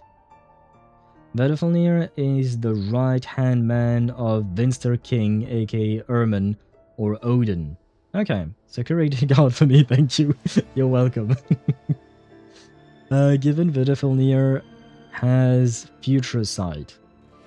Right, he's the court prophet, right? Well, I'm flattered. So, what are we discussing today? Why doesn't he have a model yet? That's strange. Hey, don't look at me. As far as I see it, we don't need an excuse to have a few drinks. Come on, don't give us that. Didn't you say you were about to pop the big question? How's that coming along? Did they change the voice actor for Dainsleif, or is it just because this is a different version of Dainsleif before he became very jaded and all the shit that he's been through, and the voice actor just decided to change the way he voices the character? Nefer says he has curly hair. What a lie. Smiley face emoji. LT_Mihai played text to speech. Nefer says he has curly hair? About whom? About Rerir? Because I don't remember her saying that, so I will take your word for it. And yeah, at most you could say he has wavy hair, but curly, definitely not. Probably because he's meant to be our next boss fight. Oh, okay, yeah, so they haven't shown it yet. Okay, yeah, fine. But I do find it weird that we have a conversation with him without being able to actually see him. Oh, I guess no, never mind. With the people of the members of the Hexen Circle, we've had conversations with them as well without being able to see them. Okay, never mind. I retract my statement. Oh, not the happy past. So sinners are good boys. No. Minor correction to your sentence, Deidara. The sinners were good boys and girls, because there is at least one woman among the sinners, which was the Shade of Life now. I forgot her name. Albedo's mother. Rhine-daughter. There we go. But yeah, they were good people. Or they were just people, actually. Let's call it that. They were just people. Same Dane, just happy Dane. Yeah, I guess I'm just too used to to sad Dane, right? I've heard sad Dane's voice for too long, even though I only hear it once a year. Who'd have thought the great Twilight Sword was an even greater gossip? I just didn't expect you to be the first one to settle down and get married, that's all. I do find it weird that they are not showing Dane, because we know what he looks like. Oh, although I guess they should have had to make a different model for him entirely, because he wouldn't actually have the half mask on his face, and even the clothing would be different, I would assume. Okay. But still, they kind of could have made that happen. I'm looking at you, Celestia. Yeah, it does seem like Celestia has done them wrong in some way, shape, or form. Although I still question what Rhine-daughter did, because if I recall correctly, she is partly responsible for the Abyss invasion in Conria, right? I think. Too used to jaded Dane. Yeah, too used to him. This is Dane in...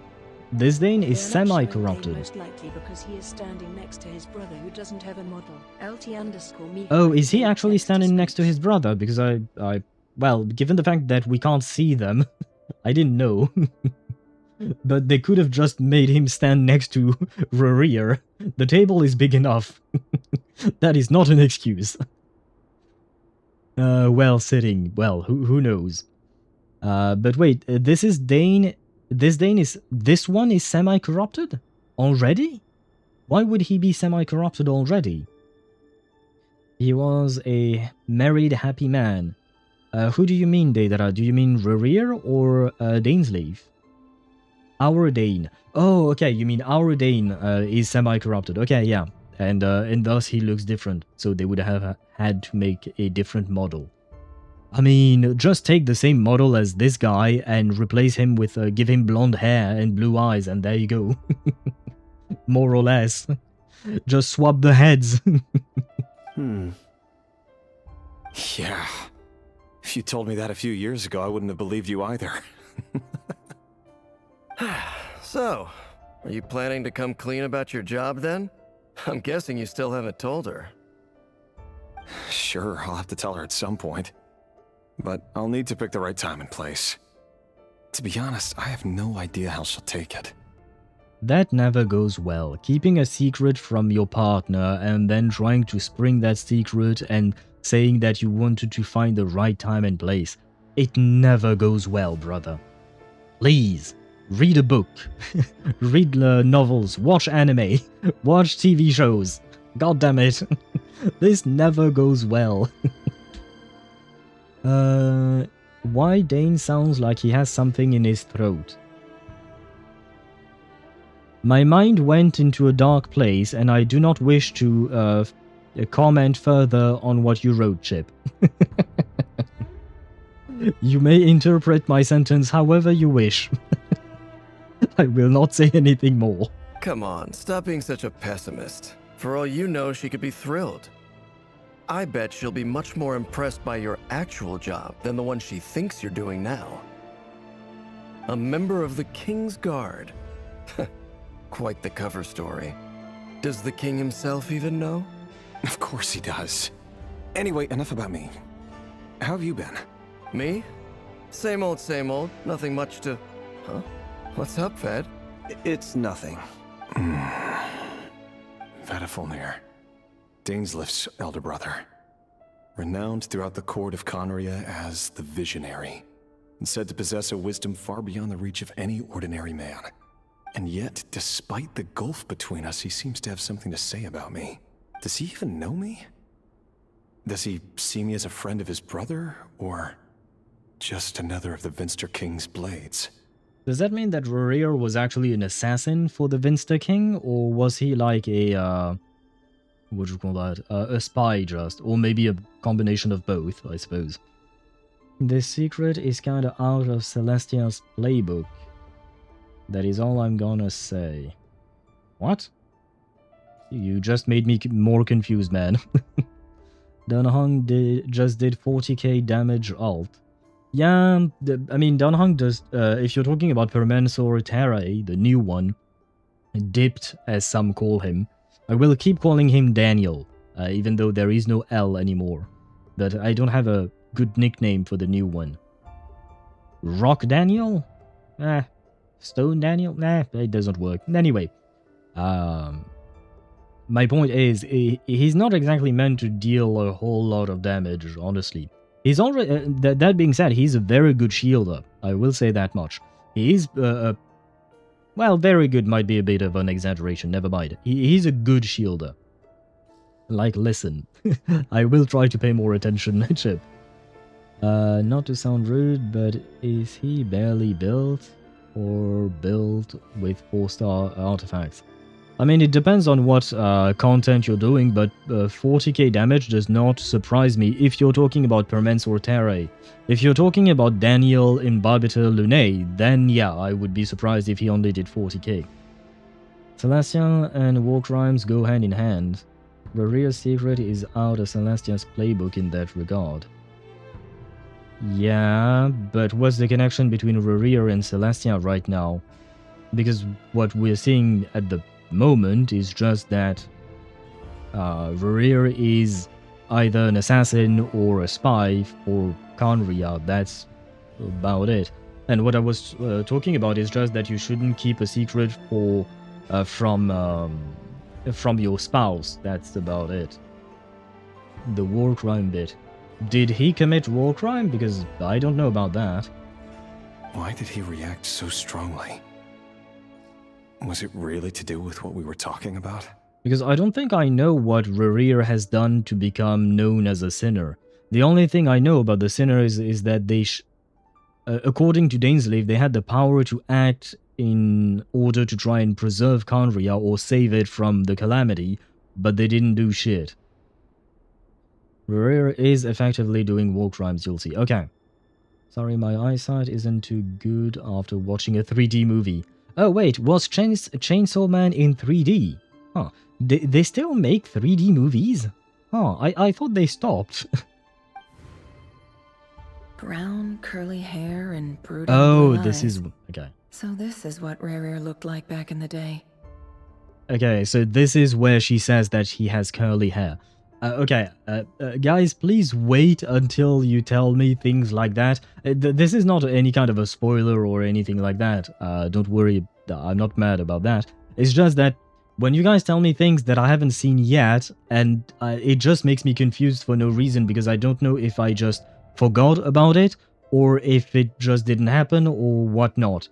So, please keep things that will happen in the future to a minimum, just so that I can actually, you know, experience it first, instead of knowing about it and then, yeah, because for now, you guys are just confusing me with the curly hair is one thing, but I'm also talking, for instance, about Sparta when you're talking about the war crimes and saying you'll see.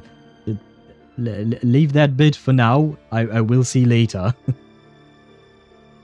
Yeah, 3D glasses effect somehow. I ended up watching it in English dub.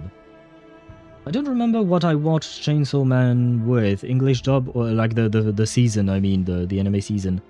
I think I watched it in JP. Was the English dub good? I don't know who are the voice actors there. Have they started another spoiler paradox? A spoiler paradox? What are you talking about? No, it's not. Technically, they are not spoiling anything. It's just that they are talking about things very vaguely, but things that haven't happened yet. So it just makes me more confused because I'm wondering if I missed something or not.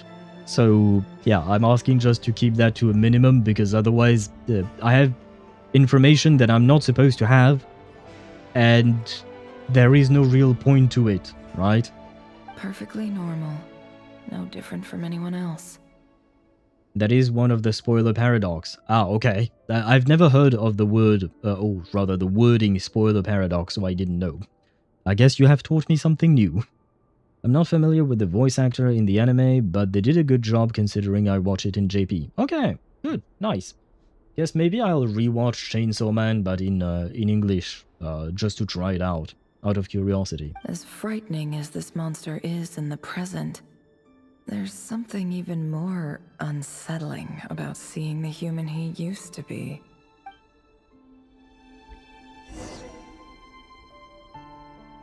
Anna, I can't jump, I can't do anything. I hate that. I hate when the game removes our ability to jump. Why can't I jump? Like, not being able to attack and shit, why not? And even then, I don't really know why they removed our ability to do that. But removing our ability to jump, what? Am I playing Honkai Star Rail? Am I playing ZZZ? What is wrong with you, Genshin? Let me jump. I need to jump like an idiot, please.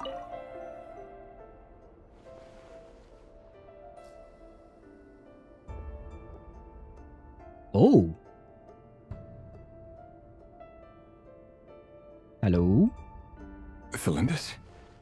You're back early? Ah, wait, so... so I guess I was right, because we talked about it, Sparta, on Discord. Her fiancé, you told me he was not someone I wanted to go through. Hey, it's okay. I will still... I will fight for her. I'm okay with that. Especially because he's already my enemy, right? He's already my enemy, so I might as well fight against him, and if I can win the waifu, I consider that an added bonus. Someone made a ZZZ mod where Evelyn is replaced with Sarah, the girl wearing the red and black suit. Okay. Why though? I mean, why not? I guess they really want to play Sarah. I don't know if Sarah will ever be a playable character. It'd be interesting if she was, but at the same time she's an antagonist, and I'm afraid that if she becomes a playable character, she will lose her antagonist status. And I don't think in terms of story it would make much sense. Our equipment's being serviced today, so I got off earlier than usual. How's your day been? Aw, why the long face? Is something the matter? Has your boss been giving you a hard time again? Oh, you know what? There is one thing I will mention. I like the fact that they are actually showing us a couple. The fact that they are showing us like a romantic relationship, because I feel like that is one thing that has been missing from Hoyo games in general. And I'm not saying that they have to turn the entire game into a romance anime. I'm not saying that. But seeing some romances here and there and seeing some... like, I really enjoyed the brotherly relationship or sibling-like relationship.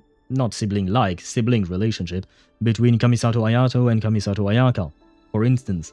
That's one. Or Jean and Barbara. I like having characters that have relationship between one another just because it makes sense, right? In the real world, you have people who have brothers, sisters, who have lovers and stuff like that. So I enjoy the fact that they are adding this in there. 4 more days and I'm getting my C6 gene with my free 5-star 5 wishes from the glitter. Wait. 5 wishes? What?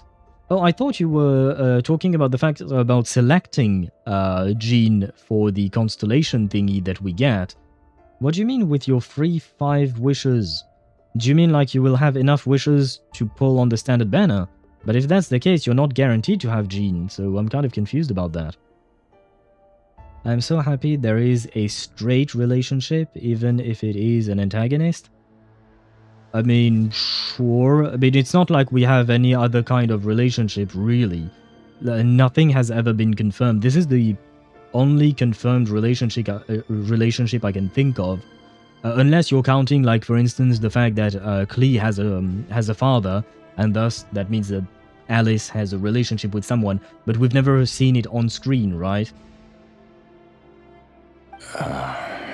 As for other relationships or non-straight relationships, how do you call that? Because it kind of depends on who's with whom, but we've never really have any kind of actual confirmation in game. Went for a drink with Dane and the others after work. Isn't that a good thing?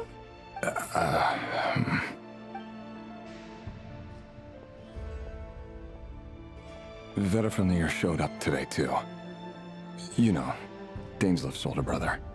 Ah, Mr. Vedifenir. Yes, I've heard of him. They say that everything he says ends up coming true. He overheard Daneslif mention that I'd recently proposed and seemed to have an issue with it. But when I asked what it was, he kept it to himself. So, you're worried? Well, when You get could be such a constellation child on a sometimes, 5-star, Rerir. You get way more glitter than a 4-star. And yes, I'm talking about the free con from doing dailies. You get glitter when you get a constellation from a character from an event you know. LT_Mihai played text-to-speech. Wait, what? Well, when you get a constellation on a 5-star, you get way more glitter than a 4-star, yeah? And yes, I'm talking about the free con from doing the dailies. You get glitter when you get a constellation from a character from an event. Yeah, but I don't see really the... Wait, what? I'm getting my C6 gene with a free 5 wishes from the... Oh, okay. So what you meant was you will get C6 gene, and on top of that, you will get free 5 wishes from the glitter that you get from getting her. Okay, what I understood was that you would get gene by using the free 5 wishes that you get. And I thought you were talking about the wishes that you get from the monthly reset, so that's why I was confused about that. Gun to my head, Alice made a daughter using Gold's help, but that's just me. But isn't it canon that Klee has a father and he's an adventurer, and both he and Alice adventured together? I just wanted to point out the way you pronounce Cyrene sounds more diff. Do you mean difficult or different? But I'm not sure why, because we've talked about the way to pronounce Cyrene's name. Hopefully you can hear me, because unfortunately right now we have ads. I don't really know. Just in case you do hear me, Zenny. We've talked about how to pronounce Cyrene's name, and basically from what we've seen in-game, in Honkai Star Rail, the characters either use Cyrene or Cyrene interchangeably. Some characters will pronounce it Cyrene, other characters will pronounce it Cyrene, so, well, there you go. And I decided to go with the pronunciation that Cyrene herself uses, and the character actually says Cyrene, so I decided to use Cyrene instead of Cyrene. And I still don't understand why they pronounce it differently, like some characters pronounce it differently. It's a goddamn name. Pronounce it the way the character actually says it. To me, it makes sense. Like, it's, I don't know, you wouldn't call me Happy Owl TV. My name is Happy Owl TV, right? So you will pronounce it the way it's meant to be pronounced. I mean, in my case, it's kind of a bad example, because my username is made of, what do you call that? Of words, of actual English words. But you get my point, right? If a constellation of a 6/6 5-star character, you get 25-star glitter, 5 pulls worth equivalent. Yeah, I eventually understood what he meant, yeah. Be right back doing my dailies at this hour. Oh god. Good luck with your dailies in reverse. I mean, dailies in reverse are quite fast. I saw someone say that their favorite type of ships are the consensual ones where both partners are 18 plus and of different genders, and someone commented boring. I mean, if they find it boring, they can find it boring. That's their opinion, I suppose. You know, they want to sell Alice to the parasocial maniacs. A beautiful woman having a canon relationship in gacha is blasphemy. Everybody and everything moving has to be player sexual. I mean, sure, for me, I would like it if Alice indeed had a partner that is indeed, what do you call that? That is indeed Klee's father, right? Whether... I don't really give a shit whether Alice is with a man or a woman. I just want her to have a partner to raise her child, right? And that partner can't be Ether or Lumine because it doesn't make sense, because the Traveler is not Klee's father / mother, right? So that is a separate point, in my opinion. As for having partners that are both 18 plus, that I don't really care. I mean, if both are underage and it's like, you know, a teenage romance, I'm just like, sure, why not? Why not? As for being of different genders, like I said before, don't really give a shit about that. We can have Yuri, we can have Yaoi, we can have straight relationships, we can have everything. Did you see... Oh, and hello, Commander. Welcome to the stream. Did you see the winners for Best VA and Best Collab for 2025? I saw the winners for Best VA. That was Joshua Waters, the VA for Finon. And I was very happy about that, but I didn't see the Best Collab. Which one was it? I was very disappointed because the Reverse 1999 collaboration was removed from the nominees because of timings, basically. But yeah, I was very disappointed because in my opinion, it could have won because it was a great collab. Like, it was absolutely amazing. Hey, Jean is the babysitter, and Kaya. I mean, yeah, Jean is the babysitter, Kaya is the babysitter, Albedo is the babysitter. To be honest, let's say it, Alice is not really taking care of her daughter.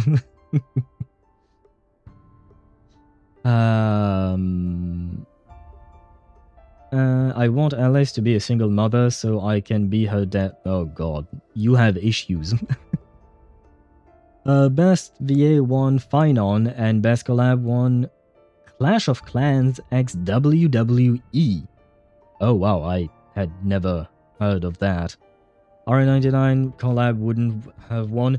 Yeah, I know, because it's a popularity contest, so by the mere fact that Reverse 1999 is not as well known as other game, it wouldn't have won. But in terms of quality, in my opinion, it was very much high up there.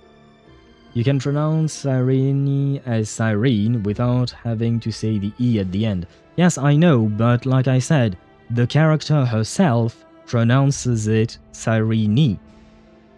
We actually had a long debate over it back when we were playing Honkai Star Rail, and some characters say Cyrene the way you mentioned it, Zenny, whereas other characters, including Cyrene herself, she doesn't say Cyrene, she says Cyrene.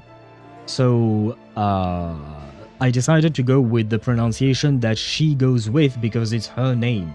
So I feel like she knows how to pronounce her own name, in theory, right? I know how to pronounce my own name, right?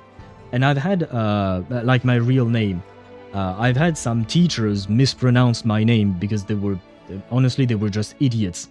Well, I was thinking of one specific teacher. He was a dumbass. But the fact is that most people will pronounce my name in one way, but there are some idiots who might want to pronounce it in another way. But regardless of what the idiots want to pronounce my name as, my name will always be pronounced the same way because it is my name. You don't really get to choose. Once I tell you how my name is pronounced, that is how you should pronounce my name. If you choose not to pronounce my name the way I tell you to, then you're just choosing to be an asshole, basically. So for me, when Cyrene is telling me that her name is Cyrene, I'm like, okay, I will call you Cyrene. It's fine. I don't mind. But yeah, I must have forgotten. I don't have issues. I have unique characteristics. LT_Mihai played text. That's just what you tell yourself to cope, Mihai, but that's okay. That's okay. We are welcoming in this community. But what I was going to say is maybe you weren't there during that conversation, Zeddy, so it's not your fault, don't worry. But yeah, we did have a conversation on stream. It was a while back. It was quite a few weeks ago. So maybe you were just not there on the during that stream.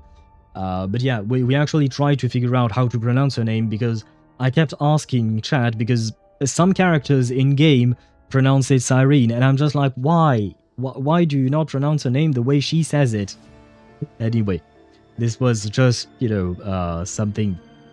It doesn't truly matter, but it is what it is. By the way, right now there is a collab of Uma Musume and HoYoVerse. I don't think I've heard of HoYoVerse. In Alice's defense, she's literally plugging holes in a planet that is basically doomed. If any more abyss leaked in, then what is leaking in through the hole in that land? Oh wow. Sorry. Okay. I mean, yeah, I suppose so. But then why did she go and have a child? If your job is so demanding, then don't have a child, because you know you won't have the time to take care of the child. Unless she had the child before starting to do what she was doing. Because right now, in my opinion, given the last 5 years, Alice has been nowhere near Klee. I know it's also because the game was not ready to show her to us, but the fact is that Alice has not really been a mother to Klee in the last 5 years. She has not actually taken care of her.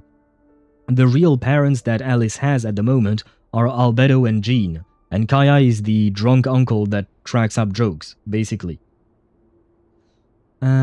French royal could not understand names from the hood. I don't know what that means. French royals... I don't know what you're talking about there. See my Alice defense thesis above. Yeah, I mean, she can have... That is an explanation, but that is not an excuse to ditch your kid, in my opinion. If you know that you won't have the time to have a kid, don't have a kid. I don't remember who it was. I think it was John Cena. He said in an interview something very similar, and I agreed with him on that. Because someone asked him if he wanted to have children, and he said at the moment he wasn't considering it because he has so many opportunities for his work, and basically he's constantly on the move for his work because he's promoting his movies and stuff like that all over the place. And so he knows that he won't have the time to take care of a child if he had one, so he'd rather not have one and focus on his career at the moment because he doesn't want to let those opportunities pass. But the fact is that he made the choice because he knows that he wouldn't be able to take care of the child. So in my opinion, I don't know the actual circumstances for Alice, but if you know you don't have the time to take care of a child, don't have a child. If you want a child, make sure you have the time to actually take care of them, raise them, be there for them. Otherwise, you're not really a parent. You're just an incubator or a sperm donor. That's about it. So if you want a child, take care of it. I call her Mydreenie? Mydreen? Oh, Midreenie. She just looks like mid-character. Oh, I mean, that means you just don't like her, I suppose. You soon ready for 3.0 of reverse? I am ready for 3.0 in reverse indeed. I do have some pulls saved. I should be able to get Charon as I planned, I think. Hopefully. Alice was looking at Klee. Remember that island beach? Yeah, nah. Just dropping by once every summer to give your kid a gift, I don't call that taking care of your child. No, that doesn't count. It's nice, it's a nice touch, it's great, but that doesn't count as being a parent. I can show up to your doorstep and give your kid a gift today, and next year I could do the same. That doesn't make me the father of your child. That doesn't count, in my opinion. Then that is below the... Oh, Kaya is the drunk uncle that is below the belt. Hey, what do you mean that is below the belt? Isn't that true, Kaya being the drunk uncle? Isn't that true, though? I feel like that is true. John Cena's kid still will not be seen just like his dad. Thank you, Commander. Hey, once a year to see your kid is still better than not seeing the kid for 10 years. Sure, but wait. Hello to you, Kiwi. What? Are you a toothless dance? Oh, and by the way, are you feeling better? Because I read the messages you sent in the in your Discord server, and yesterday you weren't feeling all that good. I believe I wasn't able to join you on your stream, but I hope you're feeling better today. And hello to you. Welcome to the stream as always, and I hope you're doing well. I mean, I hope you're doing better. It's just yeah, you got my point, right? But to get back to what I was saying to Commander, yes, seeing the kid once a year is better than not seeing the kid in 10 years, but in my opinion, it is still not enough. Like I said, if you want a child, you have to have the time to take care of it. If you only see it once a year, then the child is not really yours anymore to call your direct child. It's just your offspring. But the child has become someone else's child in truth because they are the ones taking care of it. He's not even remotely as drunk as other Hoyo characters. I mean, the few times I remember seeing him, he was quite drunk, to be honest. He was quite drunk, but he's not always drunk. But what I meant by drunk uncle is just like he's the fun uncle, the drunk one at family gatherings, and, you know, just... He's not exactly the responsible one, right? I had a big boy headache, yeah, and my headaches tend to trigger panic attacks, so I did my best not to have that happen. But feeling better now, yeah, thank you for caring. Oh, of course! I'm just happy that you're feeling better, and yeah, I read that message about the panic attacks. I was actually surprised because I had not heard that that could happen, and I do remember someone close to me a while back having a panic attack, and it did not seem like fun. So I'm glad you did not have one, and I'm glad you're feeling better now. And hello, waffle hater pancake lover. Okay. Usually, well, first off and foremost, hello to you and welcome to the stream. But usually I take the first part of, like, when someone has a long username, I take the first part of their name to call them out, right? To talk to them. But since you're a waffle hater, I feel like I shouldn't call you waffle. I should probably call you pancake, since you love pancakes, right? Feel free to tell me whichever one you prefer that I use. What if you're divorced, then and they have custody? That is a different situation. But that is just a different situation. Here we don't know the reality of the situation for Alice. Oh yeah, no, passing out, throwing up, sweating like an animal, and thinking you're gonna die. No, not fun indeed. Yeah, yeah. I mean, the way I phrased it was underplaying it, but I underplayed it on purpose.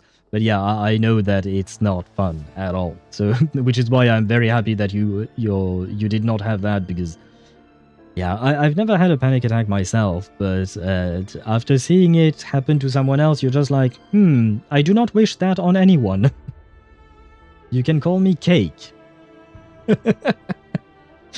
Very well. Very well, Cake. Welcome to the stream, welcome to our little community here. That does not compute in my head. No, Kiwi, I'm not asking for an explanation. It just does not compute. The headache into panic bit. No, I'm not asking for it. They're new to me as well, but yeah, enough of me. How is the owl? Oh, I'm okay. I am okay. I just met this girl. Oh wait, Kiwi, have you done 6.1 of Genshin? I don't think you have yet, have you? Because I haven't been able to go on your stream in the past few days. I just built a new computer, by the way, which is also why I saw the message Kitten or Angie sent on your Discord server, you know, for to ask for people if they wanted to play Peak. But that day I was building my computer, so I was a bit frustrated with the process, so I didn't take the time to reply to Angie. But yeah, I was building my new computer. It took me all weekend. It took me 2 days. I had to cancel my usual Saturday stream because it took me way too long to build this thing. But anyway, at least now it is built. It is working. I am happy. And yeah, but god damn it, it is complicated. And hello Ninja, welcome to the stream. I hope you're doing well. Al has met the baddie. Yes, I have, indeed. We're nobodies. Why would the visionary be concerned about us? I'm sure someone in his position has much bigger fish to fry. Maybe you're right. You worry too much, Rerir. We've been together for ages now, and everything's been going so well, has it not? You've even proposed to me. Oh, right, shit. I forgot. I kind of went back to the quest, but yeah, Kiwi, have you done 6.1 story? Because I don't want to spoil you. So, yeah, I forgot about that. Spoiler warning, just in case, we are in Act 3 of 6.1 story. Shade Fair, I might have to look. Yeah, sorry. I'd rather warn you about that. Thank you. You're welcome, sure. Because I understand you will probably want to play it on stream as well, so yeah. Happy lurking to you, Kiwi. And sorry, I should have warned you earlier. I mean, I started, and then I forgot, and then I thought about it again. I'll need your Genshin luck in artifacts. Brother, you're asking for the wrong person, man. I'm sorry, Zenny, but my luck is shit. My artifacts have been shit, and my last pulling session, to tell you, it cost me 260 pulls to get Flynn's and his weapon. So, yeah, I lost my 50-50. I lost my 75-25, even though it's really a 37% chance of getting what you want on the weapons banner, but you know, you get the point, right? I lost everything. So, thanks for your bad luck. Let's turn that around. Hopefully, yes. Hopefully, my bad luck was because I absorbed your bad luck, and that means that you will get great artifacts. At least I wish that for you. Plus, with Bennett, extra bad luck. Wait, no, but Bennett... No. You know what? In order to get good luck, put Bennett in Natlan. Because in Natlan, he has great luck. So, if you do that, you're guaranteed to have great artifacts. For legal reasons, I am half lying in here, so please don't take my word for it. So, you do remember. Tell me then. What's your answer? Like I said, I need some time to decide. You can't just rush into things like this. We may be nobodies in the grand scheme of things, but if we want things to work out, we've still got to plan ahead. All right. Take your time. Just don't keep me waiting forever. So she's indecisive. Is she going to turn him down, and that is what plunges him into the abyss? Bennett has bad luck since Renova is mad at him because he cheated death. Yeah. He has bad luck everywhere outside of Natlan, because apparently it's also partly due to the fact that since when he's outside of Natlan, he's not connected to the Night Kingdom, right? I'm hyped for the HSR banners. I really want Cyrene. Same. I really want Cyrene as well. Although I'm kind of screwed because I had plans in my head. My plans were to get Cyrene's, Cyrene herself, her weapon or her light cone, and I also wanted Hyacinth's light cone and some Eidolons on Phynon. So my priority was Cyrene and her light cone, and I was thinking, okay, I'll get those the Hyacinth light cone later, and same with Phynon whenever he gets a rerun. And then HoYoVerse drops the news: Hyacinth banner, Finon banner at the same time as Cyrene, and I'm just like, well, fuck me. I'm not getting those light cones, that light cone for Hyacinth, or those Eidolons for Finon. But it's fine, I shall be patient and I'll get those later on, I suppose. I'll just put him on my team, yeah, and go to the and go somewhere in Natlan. Preferably, I guess, maybe on the, you know, the new island, the latest island in Natlan, the one where we learned about Bennett and all of that. Maybe that will help, hopefully. Renova is just waiting for Bennett to grow up. For what exactly? Why? Why Sparta? Sadly, I used most of my pulls on Anaxa. I'm happy I already got Hyacinth's light cone. Ah, nice. Nice. Good for you, because Hyacinth's light cone is really good, right? It's really a solid addition, so... Which is why I kind of want to pull for it. I didn't when she originally released. But it is what it is, right? I suppose I didn't... I had my own other plans, I guess. But if that's the case, good luck to you, Ninja. I hope you managed to save something for Cyrene. Hopefully you'll manage to get her. And you know what? All you need is one pull, right? All you need is one pull to get her. And a shit ton of luck, but let's not talk about that, right? Oh yeah, for real, I'm gonna not jinx this. I hope you get good artifacts. Who are you building, Zenny? Whose artifacts are you trying to get? Death needs a console. Oh god. He's too young. Yeah, oh, I guess that's why she's waiting. Is this going to be our second ship? Renova and Bennett? Nobody's. Sounds about right. In the eyes of people like Battlefalnir and Dainsleif, what do we matter?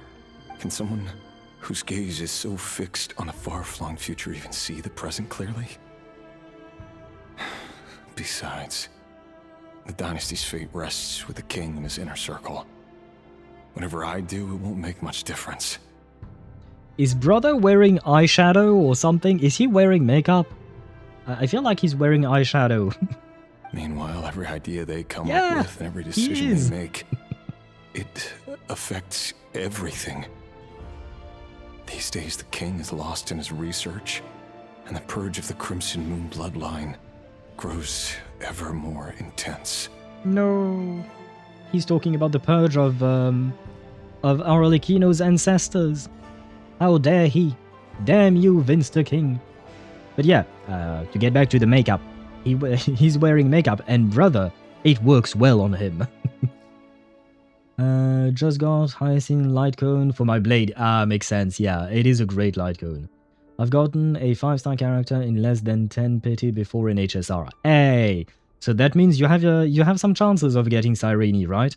And on top of that, you will still have like 3 weeks to get her, even if you don't get her on the first day, which I hope doesn't happen. I hope you do get her on the first day, but if it doesn't happen on the first day, you'll still have 21 days to save for her, right? I'm fixing my Aino and Flynn's. Oh, I see, okay. Good luck to you with that, because I guess my Flynn's is okay. He's decent, I suppose. My Aino, on the other hand, I just gave her whatever. She's just there to apply Hydro, that's it. She's not going to deal any kind of damage. The opposition tried to speak out, but nothing came of it. And I'm under no illusions as to why. Because we eliminated them and got rid of their bodies. I guess this is the part where you were talking about earlier, Sparta, about war crimes. They are purging an entire population. Well, it's not... The Crimson Moon... what did he call it? Because usually I'm used to hearing the Crimson Moon Dynasty, Bloodline. So is it just a family, or is it an entire population? A man can have 1,000 reasons to carry a sword, but there are few good excuses to use it. Yet the king has never even considered a gentler approach, and he never will. What becomes of someone who kills on another's behalf? Can he ever find true peace?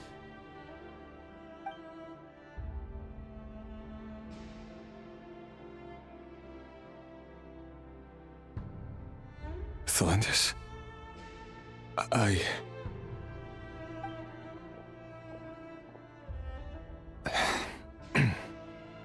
It's nothing. You were right. Fate has never smiled upon nobodies like us. But by the same token, it's unlikely to bear a grudge against us either. No. Rerir chickened out and he didn't tell her that he was a murderer. Wait, where did this tiny insect come from? There's something flying in my room. I don't know what it is. Wait. Ah. Aha! I got some Tic Tacs and I won 2 50-50s and lost 2. Ah, well. Guess, well, I really am at 50-50, I suppose. There we go. Where was I at? It's like a minority of people since the eclipse usurped rule. Okay, so it's like 1,000 to 10,000. Well, I mean, that is kind of a lot of people to kill. I don't know the exact definition of a genocide, but it does feel like a lot of people to kill. I don't think Rerir is the only one doing it. Like, he's not the only sword of the king, I assume, right? But still, he's participating in a genocide. Not great. I understand now why he doesn't want to tell his fiancée. So 1,000 falls under genocide. Yeah, okay, yeah. I understand why he doesn't want to tell his fiancée, but at the same time, I feel like she has the right to know, right?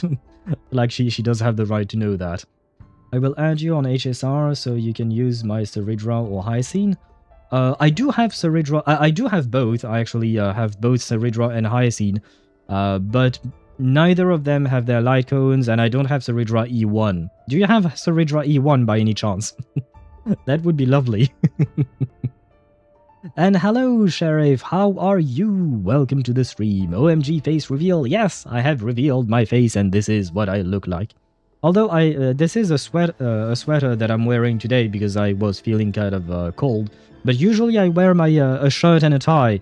You came the one day, the one day I didn't, because I revealed my face like a few weeks ago, by now maybe a month ago, I don't remember. And I've been wearing all the time a shirt and a tie every time. And the one day I don't, you show up. But hello to you and welcome to the stream. I hope you've been doing well. The best part is yet to come though. Okay. No, I don't, but I got an Axa too. I don't have an Axa. He's one of the few Chrysos as that I don't have. I think the only two I don't have are Anaxa and Cypher. I think I have all the others. Wait, let me count. Anaxa, well, I'm missing Cyrene, I guess, as well.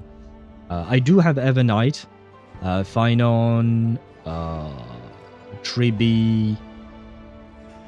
Wow, the names are completely blanking in my mind. That's kind of insane.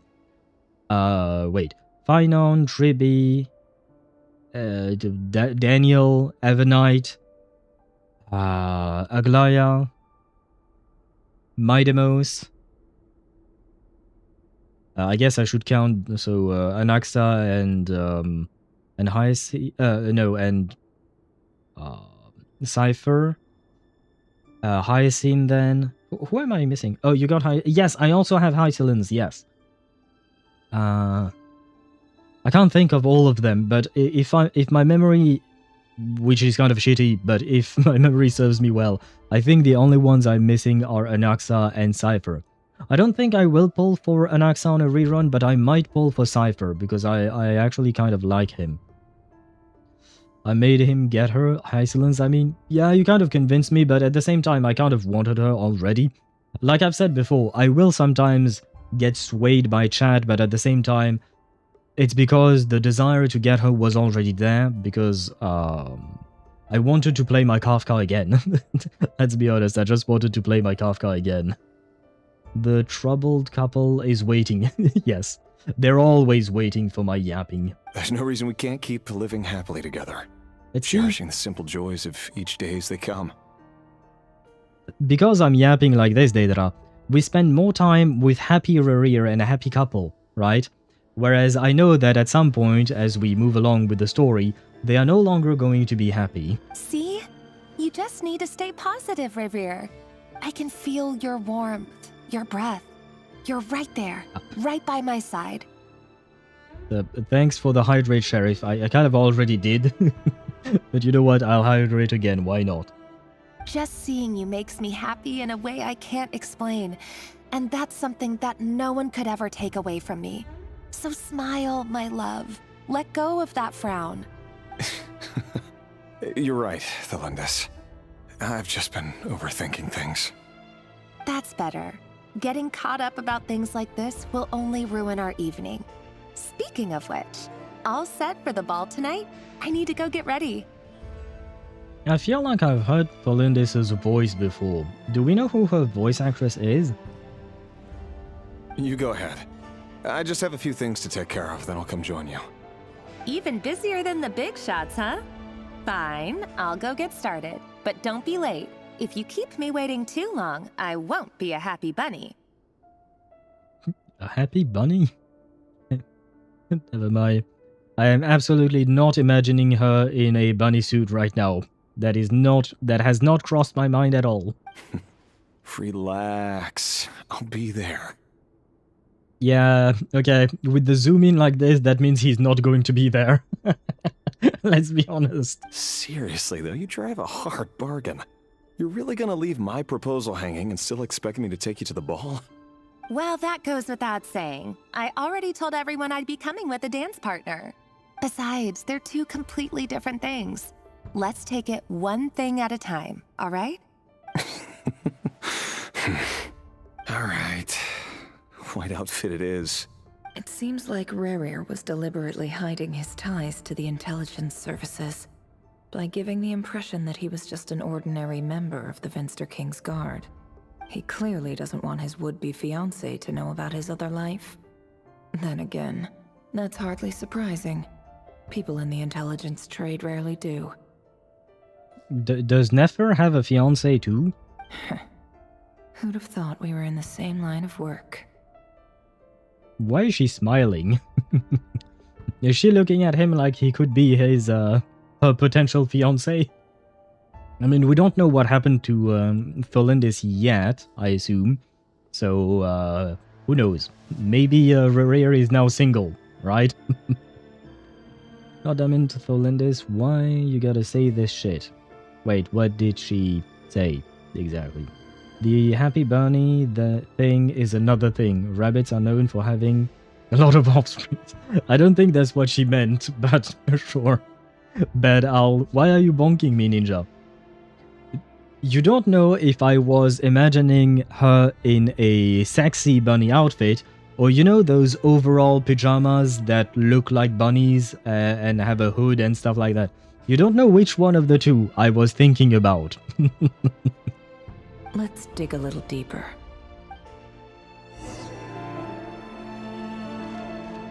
Oh, nice. The fact that he's her reflection. Leave the hut? Wait, this is a hut? I thought this was a house. Our last operation was a resounding success, and all thanks to you, Rerir of Solnari. In total, we apprehended 32 dregs of the Crimson Moon, and 67 accomplices. After all these years since the dynasty's fall, so many of them still linger on. Indeed, it cannot be denied. Yet it was destiny that the Crimson Moon should be overcome by the eclipse, and that His Majesty, the all-seeing Finster King, now guides our nation on the path to prosperity. Khaenri'ah has no further need for a dead moon. But alas, there will always be those who refuse to see the truth, choosing instead to romanticize the past. That's not entirely true. Much about the Crimson Moon era was worthy of remembrance. And that's exactly why they keep trying to see it restored. Many of its secrets remain unsolved to this day. As it happens, that's precisely the field of study my partner is devoted to. I have a bad feeling about that. You still haven't told her what you really do for a living. Where would I even start? How do you tell someone that you're one of the king's hand-picked executioners? that your hands are steeped in blood. You didn't choose this life, any more than I did. Orphans like us don't get a say. But I'll sure as heck be the one to pay for it. Speaking of which, we need to be more rigorous in the way we identify direct descendants of the Crimson Moon. Someone, it seems, has strong opinions about my future plans. Most likely my marriage in particular. I have a feeling that we may soon become targets of the Crimson Moon's retribution. Ah, so if that's the case, I guess Rerir won't really be a fan of Arlecchino. Even though she did nothing to him, personally, I suppose. Let me see. Tholondis's words reminded me of shit my ex said during the height of our dating period. Ah, is that a good thing or a bad thing? I mean, what she said, from what I heard here, Tholondis sounds like a nice person. Tholondis might be the same as Nicole's from the Hexen Circle, her VA, I mean.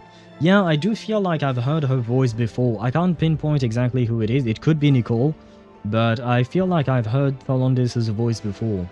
It could also just be from another anime or something. Your concerns are not unfounded. They've taken out many of our colleagues these past few years, and for that very reason. These are no helpless lambs we're leading to the slaughter. They're wolves in sheep's clothing.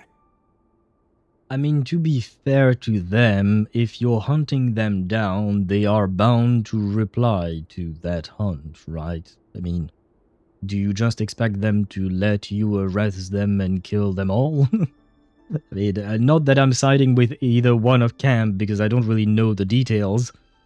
But yeah, I feel like it's kind of logical that they would try to take you out before you take them out. Take care, Rerir of Solnari. I look forward to toasting you at your wedding. Do we know what a Rerir is? Like, what that word means? Where, it sounds kind of German, but I could be wrong. But do we know what that actually means? Bad things in terms of reminding me of the good times, so ouch. Ah. I mean, hopefully one day you will see it differently. I suppose it depends on how you want to see it. I personally don't mind being reminded of good times with my exes because they are still good times and I've moved on and I look at those times fondly, I suppose. A moon hunter or hunter of Solnari. I see. I suppose it makes sense that he would be called a moon hunter since he's hunting down the Crimson Moon dynasty. Okay, makes sense. Thanks, Thorkel. You look after yourself too. Thank you.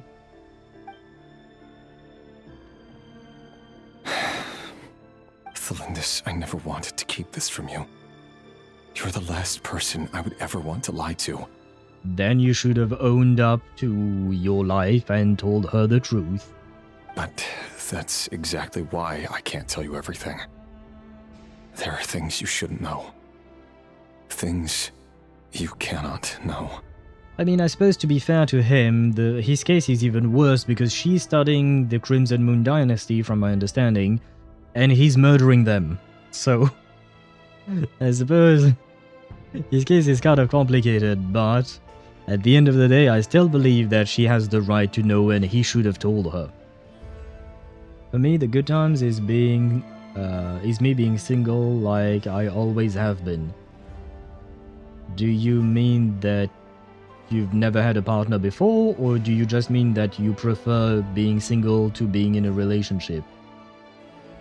I mean, either way, as long as you're happy, whether you're in a relationship or not, as long as you're happy, who cares? All that matters is that you find your own happiness. The moonlit dynasties are a thing of the past. Yet even now, with the sun shining high in the sky, there are those who would call forth a dead moon's ghost. Could that be why Vedalfnir held back? Or was it because of some court secret he's not at liberty to share? I have to get a clear answer from him. No matter what happens, I will protect Tholondis. Rerir seems to be very concerned by Vedalfnir's reaction. Vedalfnir and Dainsleif, the Visionary and Twilight Sword. So that's what they were really like. I've investigated this whole area now. There doesn't seem to be any other memories here. Should I try somewhere else? Wait a second. What's this black smoke? It's not really black, but okay.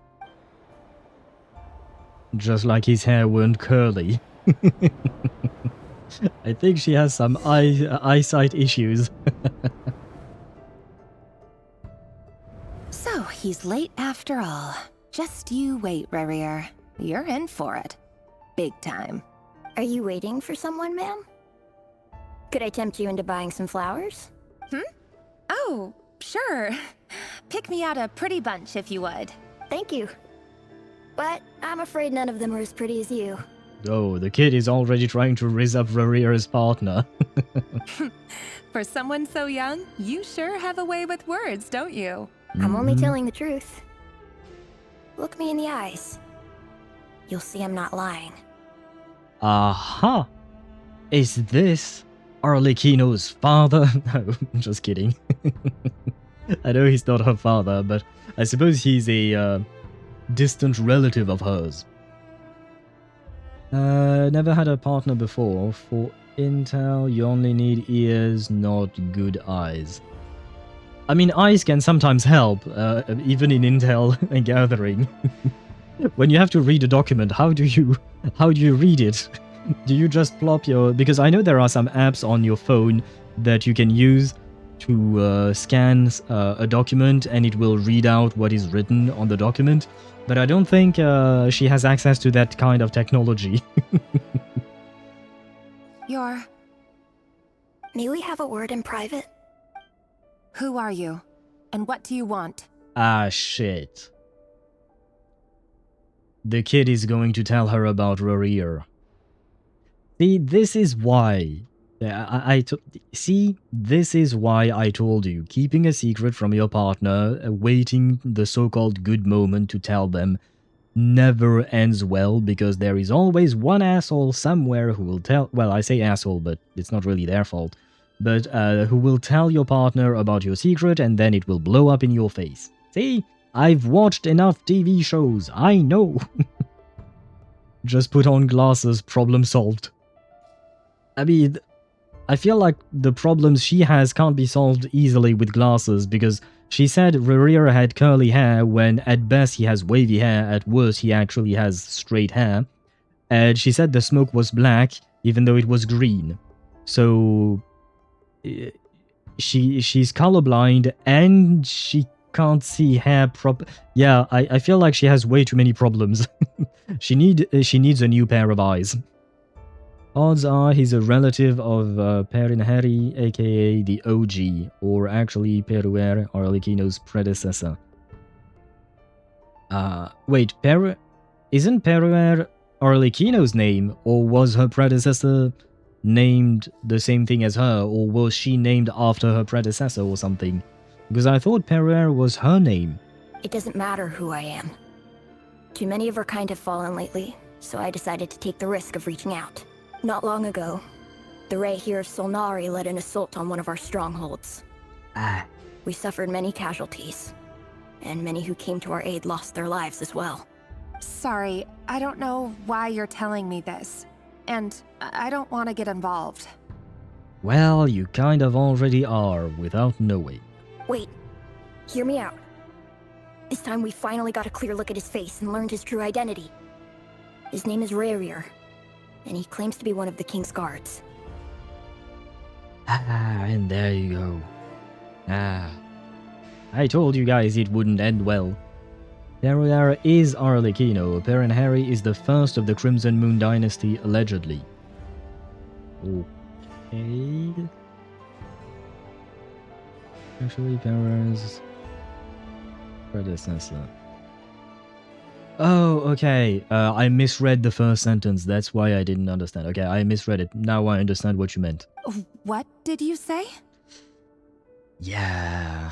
A cruel irony, isn't it? The man you're set to marry leads a double life as a brutal executioner. But surely, you must have caught a whiff of the blood on his hands. Maybe not. I mean, if you take a look at the serial killers we have in real life, oftentimes no one else knows that they are serial killers, right? So Perier's great-great-great-grandmother / grandfather. And that would be Per and Harry, right? And this guy, or... Is this kid a guy or a girl? Or something in between? Anyway, the Orlog. Orlog is somewhat related, right? Blood does smell. I mean, yeah, but I would assume the guy showers or cleans himself before going back to home, to his fiancée, right? I assume he cleans himself thoroughly. It smells like heavy rust. Yeah, it smells metallic because of the iron in your blood, but I assume the guy cleans himself heavily before going back to his wife, right? Or fiancé in this case. Why are you telling me all of this now? Simple. It's because... How strange. Rerir was nowhere to be seen in that memory. It clearly belonged to the Lindis. So why are you seeing it? Huh. Rerir couldn't possibly know what happened if he wasn't even there. Why would her memories appear in his fragment? The ceremony won't last much longer. I think it's time to call it a day. Nah. A flashbang. Ah! I've bled enough to legit smell blood. Ah. I mean, I probably haven't bled as much as you have, I guess. I'm assuming, but I have smelled blood as well, and it doesn't smell particularly nice. I mean, it's a smell. It's been a while since... I mean, yeah, I did bleed a tiny bit here on my finger, but that wasn't enough to actually smell anything. So that was your doing? Did you just pull us inside Rerir's fragment to spy directly on his memories? Any more questions, and I'll have to start charging. I had no idea you could do that, boss! Seriously, that was amazing! We're not worthy. We're not worthy! I love Yehoda. I gotta admit, though, I'm itching to see what happens next. Feels like we barely scratched the surface. I'm just as curious as you are. But the ceremony only allows for limited time inside. That's all we can see for now. Luckily, we managed to learn quite a lot. So far, so good. I just hope the others are doing okay too. Ah, we are going to switch POVs. Especially the group with the Traveler. Their mission is a risky one. Let's hope it's all going smoothly. Right, and we were leaving the bureau that was under assault by Rerir. And the last time we saw them, Polonia was about to attack Rerir. Rerir did something, and then we changed POVs, unfortunately. Yehoda, this isn't a movie or a drama show. Yeah, but Yehoda is particular. Yehoda is special. She's sweet. She's a bit naive. I mean, she thinks Dori is a good person. She thinks Dori is a good merchant. So, you know, Yehoda is maybe a bit too nice for her own good. If you're worried about them, go see how they're doing. If I know boss, she's gonna need some time to write up all the details and make sure it's all coherent. I'll stay behind to lend a hand, but feel free to head back and meet up with the others. Does she have a tiny fang, like a kind of like a canine that is actually showing? I know some anime characters have those, but I didn't notice until now for her. I think Nefer might have it as well. Thunderclap Reef. Wait, we went back here? Oh, so we managed to flee then, I assume. Oh, they've been prowling around for nearly 2 days now. These things just won't quit. Oh, they might not have seen us yet, but them constantly sweeping the area, our way out is completely blocked. Well, we'll just have to sneak past. Nice and quiet. Oh, that's never gonna work. One little slip up and it's game over. Well, I'm on. Don't sleep up. If they spot us, they'll run straight back to Rerir. And once he knows we're here, it won't be long before he's breathing down our necks again. Be that as it may, we still have to try. Ugh. Guess you're right. Alright. Time to zip it. Love the way she said that. I know, I wanted to actually fight. Oh, fine. Avoid the patrolling wild hunt. Quick, hide! We almost got spotted! Yeah, I am trying, but the camera is moving. Phew. That was a close call. Oh, I can't. Okay. Wait, can I use that to jump? Oh, I can't jump? Oh my god, what happened to my Genshin? They removed the ability to jump again. This way. Yeah. Stop it, camera. The camera is just making me dizzy because I... We're nearly there. This is the final hurdle. Just let me progress. Oh no, we are stuck. Oh, you're so into these things. We can't keep going like this. Surely there must be another way out.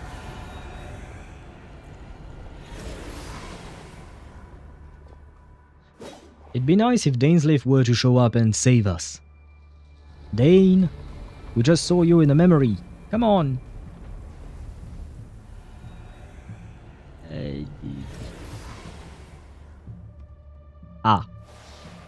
Nothing is really happening. Fire? I know who this is. I know. Arlecchino. Please be Arlecchino. Wait, what's that smell? Oh no, there's a fire! Yes, it has to be her. Come on. I've been waiting to see her. Come on, move on. I want to see her. Where is father? The wild hunt. That was quick. Yes, she is here. Ah, man, I have missed her.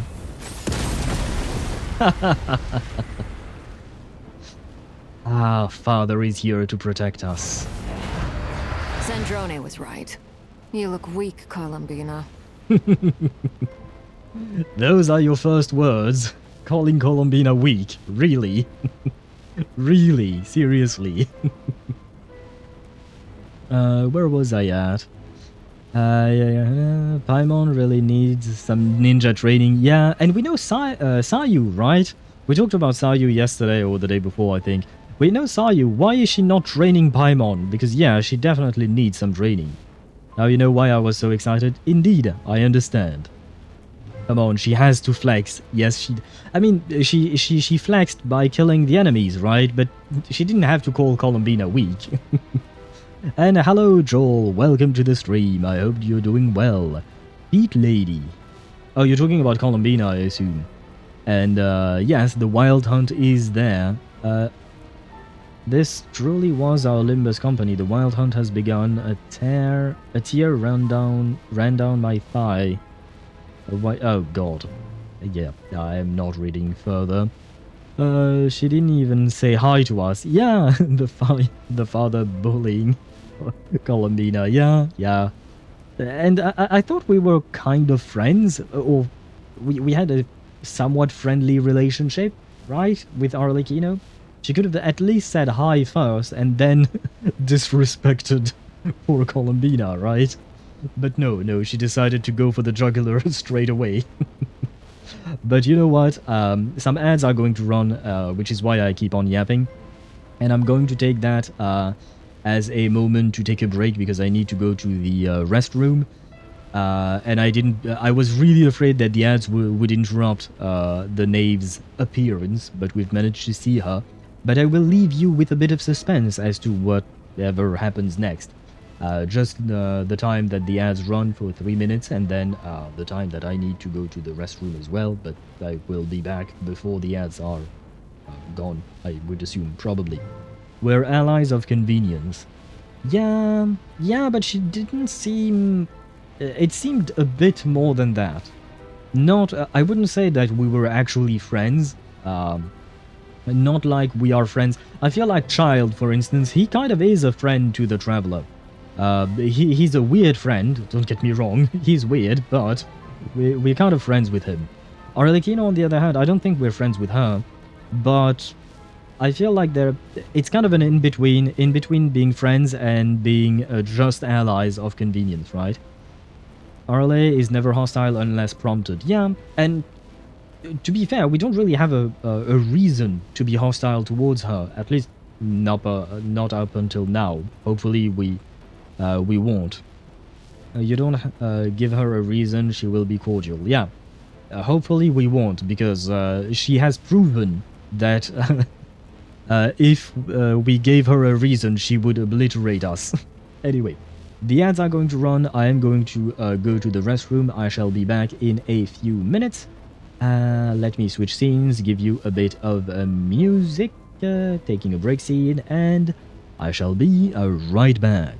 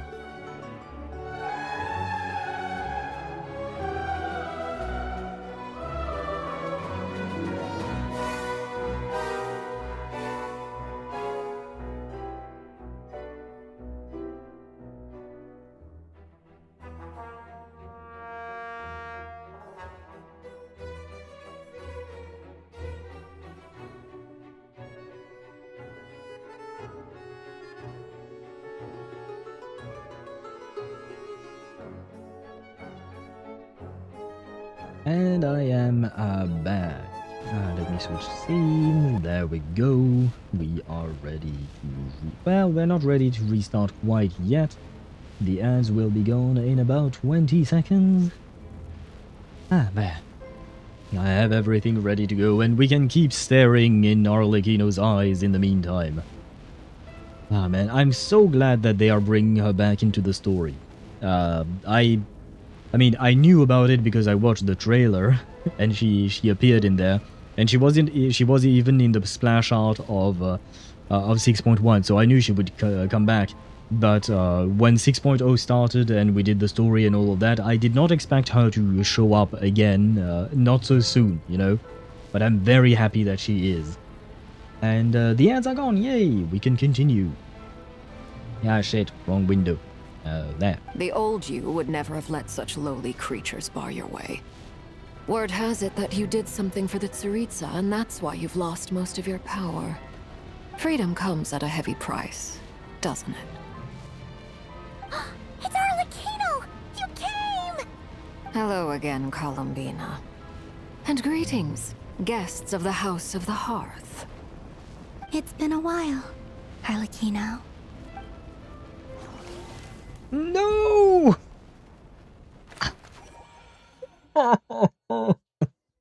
How could you do this to me? No. Oh. Stupid Rerir of stupid Solnari. Ugh, whatever. I've got all the data I need. Next time we meet, you're finished. Brother, I said I had been waiting for Arlecchino for a year now. Well, technically less than a year. Oh no, actually over a year. Yeah, no, because the last time she appeared was with her story quest, and that was right before Natlan, if I recall correctly. A couple of patches before Natlan. So I had been waiting for her, and you have to show me this thing? No offense to you, Sandrone, but you're not as interesting to me as Arlecchino is, so... Ah, well, oh well.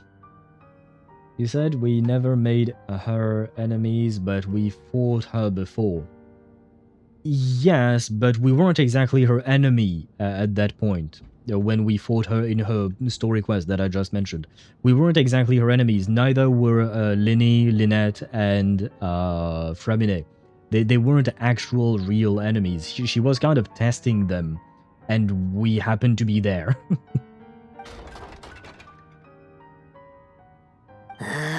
He sure doesn't pull his punches. Excuse me, do you need a hand? Who's that? You can do me a favor by staying out of my way. Can't you see I'm busy? Wait a minute. I recognize that voice. Hello, Miss Sandrone. Father sent us over to help. I did not recognize... I mean, I thought I knew this voice, but I did not think... I couldn't think of who it was. Blade! Blade, hello! It's been a while. Just in case you don't know, Lyney and Blade share the same VA. Which is why I'm calling Lyney Blade. But it is... just because it is so impressive that they are the same VA, even though they sound completely different. Like, Lyney and Blade sound completely different, and yet... Anyway. And I see we all have our various preference. Ninja says Frem, Daedra says Lynette, and I called Blade. And yes, Ninja. The VA for Lyney is the same for Blade in Honkai Star Rail. They are the same, it is the same voice actor. I don't remember his name off the top of my head, but yeah, it is him indeed. I'll take Sandrone, she's Genshin's Herta, so I volunteer. Sure, I will give you Sandrone. And you know what, can we do the same trade? Because I do like her clothes. So can I take Sandrone's clothes and you take Sandrone without clothes? I guess, just like the Herta. Is that a trade deal that you would be willing to take part in, Sparta? Call me an idiot, Lynette. Wait, Daedra, why do you want Lynette to call you an idiot? I call Lyney. I mean, yeah, it is Lyney indeed, but I prefer calling him Blade just because it's kind of funny to imagine him as Blade. Can you imagine if Blade is just future Lyney? Or something like that? I know it's not the case, it doesn't even make sense, but it would be funny. Sorry, I dibs on him, my bad. Oh, that's what you meant, Zenny? Have at it. I'm not really a fan of Lyney. I like him well enough, I guess, but I'm not exactly a fan, so I don't really, I don't mind. I will happily give you Lyney. I don't actually own Lyney. I don't have a, well, I don't own him, period. But I haven't pulled for him at all, so I don't have him on my account. It was Frem speaking at first. Yeah, okay. I had a feeling I had heard the voice before, but not gonna lie, Fremine is not exactly a character I think of all that often, so I don't think I would have been able to say that it was actually him. I got them both, but never noticed. Oh, do you mean Blade and Lyney? Yeah, no, honestly, I'm not surprised that you didn't notice. I don't see how anyone could notice that they are the same VA, because in my opinion, he does an amazing job not sounding the same at all between the two roles. Because she says it's so adorable that instead of hurting, it feels nice. Oh, does she call other people idiots? Honestly, Lynette is another character that really didn't mark my memory, I suppose. I do like her, just like all three of them. I like them well enough, but they weren't like... I wasn't really in love with those characters. I'll happily take the eccentric smart females. Yeah. Yes, you can, I'm down. I like our trade deals, Sparta. I like them. They work out so well. How considerate of her. Hey, Fremine, get over here and help me fix this. Lenny, you do your thing. Just keep your sister away from my machines. I do like Lynette. I think out of the three siblings, Lynette is my favorite. Linny would be second, and, sorry, Fremine. Nearly every machine that cat girl touches ends up going haywire. Go put her on cleaning duty or something. Oh no, I wanted to hear more of her. Then let's start downstairs. Fremine, we'll leave this place to you. You've got it.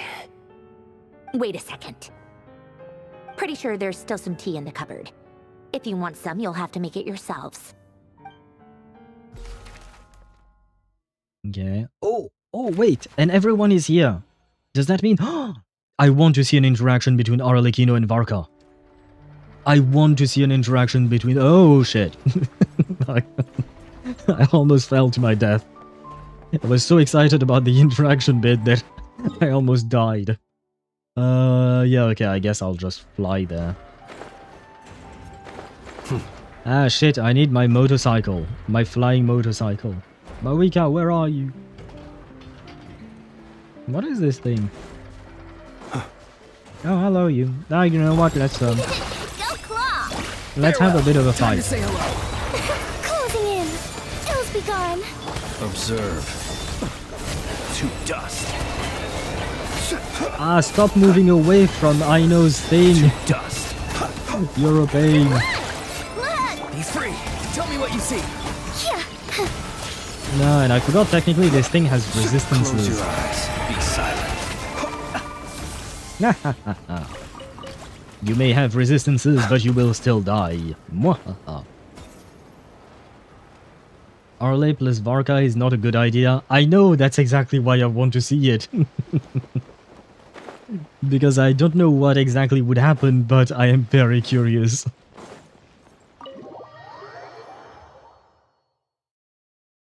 Please change your glider, Al. But what do you mean on It's a relief to see you all made it back in one piece. on Flynn's? But I don't think the other gliders look really any good. I feel like a black glider looks best on him. And the only one we got is the OG one, the default one. Huh? Feels like there's quite a few people missing. Where's Flint's and the others? And what about Nefer? I returned ahead of them. Flint is helping Aino and Nefer to set up the decoys and buy us some time. As for Miss Nefer... Boss is still wrapping things up on her end. She sent us back to fill you all in on the top secret intel we've been gathering. I see. Then let's get right into it. Where is Arlecchino? But first, who do we have here? You brought someone else in to help? Well, she brought herself. No one brings her. She brings herself. That's it. Greetings. I was invited here to help as a longtime Tea Party companion of Columbina's. You may call me Arlecchino. Surely it can't be. Yes, we should call her father. Those eyes. Oh, where have I seen them before? Wait, of course. In those memories we just saw. The only Arlecchino I know is the fourth of the Fatui Harbingers.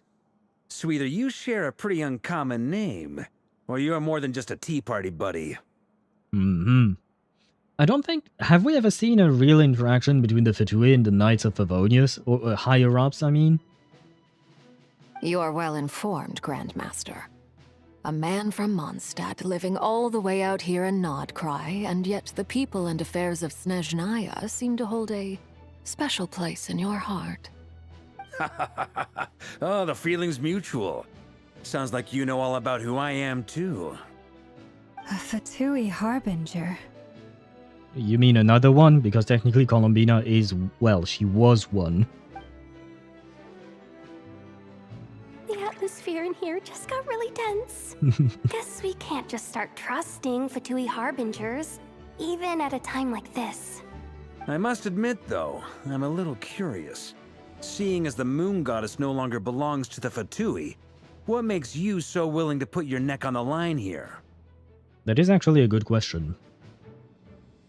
Yes, in the first Archon Quest. Yeah, but we barely saw anything, right? I remember there were some tensions because Snezhnaya had sent some diplomats, but there weren't much. Yeah, because if I recall correctly, Signora was pressuring the Knights of Favonius or something, but that's about it, right? The third and fourth of the Fatui in one room with number 1 of Mondstadt. Talk about a lot of big shots in one room. Yes, definitely. And technically, we should also count Lauma. I know she's not on the same level, but she is the number 1 of the Frost Moon Scions. Technically, she kind of counts. But yeah, I know she's really not on the same level as these guys. But yeah, this is a huge reunion. Nor does Nod-Krai belong to Mondstadt, Mr. Varka. Yet still, you're fighting for it all the same. Things don't always have to have a tangible payoff. Sometimes, stopping things from spiraling out of control is a higher priority than chasing the spoils of victory. Of course, I can't say there's nothing in it for me at all. But that's between Columbina and myself. Oh, I'm actually curious, but okay. Arlecchino was instrumental in helping us save the whole of Fontaine, that is true. I am confident we can trust her. Forgive me. I don't mean to doubt you. It's just that the Fatui really have been the source of many of our troubles. Yeah, I suppose so, poor Lauma. We don't know if she can brawl with Arlecchino, sorry. Wait, do you mean Lauma? You don't know if Lauma can brawl against Arlecchino? I don't think she can.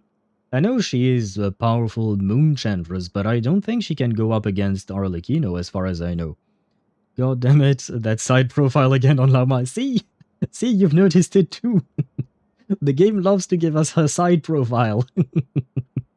We have our own way of doing things here in Nod-Krai. But ever since they arrived, the Fatui have treated us with nothing but hostility. I know there's been a lot of bad blood between us in the past. I've done my utmost to avoid friction whenever I could. But sometimes fundamental conflicts of interest simply can't be settled amicably. That's why I'm here solely in a personal capacity. This has nothing to do with the Fatui. Oh, okay. Wait, but then why are you using Linny, Lynette, and Oh, I guess they are your children in a way. Never mind. It doesn't affect me, the side profile? Really? Really? You're not affected at all by the side profile? You don't... you don't notice the side profile, Daedra? The most distracting character for me was Skirk? Really, Skirk? Why? You know what, I'll take a look at her because I do have Skirk on my account, so I'll take a look at why you would think she's distracting. I am curious. I just wish I was able to get Lauma. I mean, kind of same, because had I had Lauma, I probably would have pulled for Nefer, but since I don't have Lauma, I'm not pulling on Nefer either. Plus, I used way too much on Flynn's because, well, I was really unlucky. But yeah, I do like Lauma as a character, and her gameplay seems nice enough, even though I don't fully understand it. Yes, I meant Lauma. I don't I don't think she can match Arale. Arlie has 3 sources of fire, her blood fire, her vision, and her delusion. Yeah, no, okay, yeah. In that case, we agree. I don't think Lauma can go up against Arlecchino. But I still wanted to count her because technically speaking, she is a leader, despite being way less powerful than the other 3 by a mile. And it's because Skirk is not tall, you see a high view of it. Huh. Let me take a look at that data once we're outside of a dialogue. Although we don't seem to be that often outside of a dialogue in this story. As a gesture of good faith, I'll be frank. I can help Columbina track down the iridescent moon's marrow, which will help her restore more of her power. Anyway, what else is on the agenda? Let's begin. She says she'll be frank, then completely skips over the details. Yep. Looks like she doesn't want to give away too many secrets after all. That is the Arlecchino we know. But she clearly wants to change the subject. It'd be awkward if I tried to bring it up again now. I guess we'll just have to go along with it. She's the 4th of the Fatui Harbingers after all. One look and you can tell she's not someone you'd want to mess with. No, you do not want that, Yahuda. You do not want that. Arlecchino literally flexes on Child in terms of dual element use, and we know Tartaglia is an animal, because she's tri-element wielder, basically. Yeah, no, but I agreed with you, man. But just think about that for a second. Even if, let's count Lauma just because she's a leader, right? But you have the leader of the Frost Moon Scions. You have the leader of the House of the Hearth. You have the leader, the Frost Moon Goddess. You have the leader of Mondstadt, right? The Knights of Favonius, right? And then you even have, you should count the Traveler, right? The renowned Traveler who has helped so many nations, etc., right? You have all of these people. And then there's Yahoda. Can you imagine yourself being in her shoes? You're surrounded by all of these big names and you're just a nobody. No offense to Yahoda, but she's kind of a nobody compared to these guys, right? Can you imagine that? Wasn't the moon marrow inside us? There are 3 of them. Well, there are 3 moons, right, Ninja? There is the Eternal Moon, the Frost Moon, and the Iridescent Moon. The Frost Moon is Columbina. Columbina is a representation of the Frost Moon. The Eternal Moon Marrow, or rather the marrow of the Eternal Moon, is what is inside of us, like you've mentioned, Ninja. And then there is the Iridescent Moon, and that one we haven't found yet. And Columbina asked Arlecchino for help in order to find that. And thank you, Zenny, for the hydrate. I will do just that. That is like an intern getting their first job for like President Macron for you, for instance. Yeah, it would be kind of like that.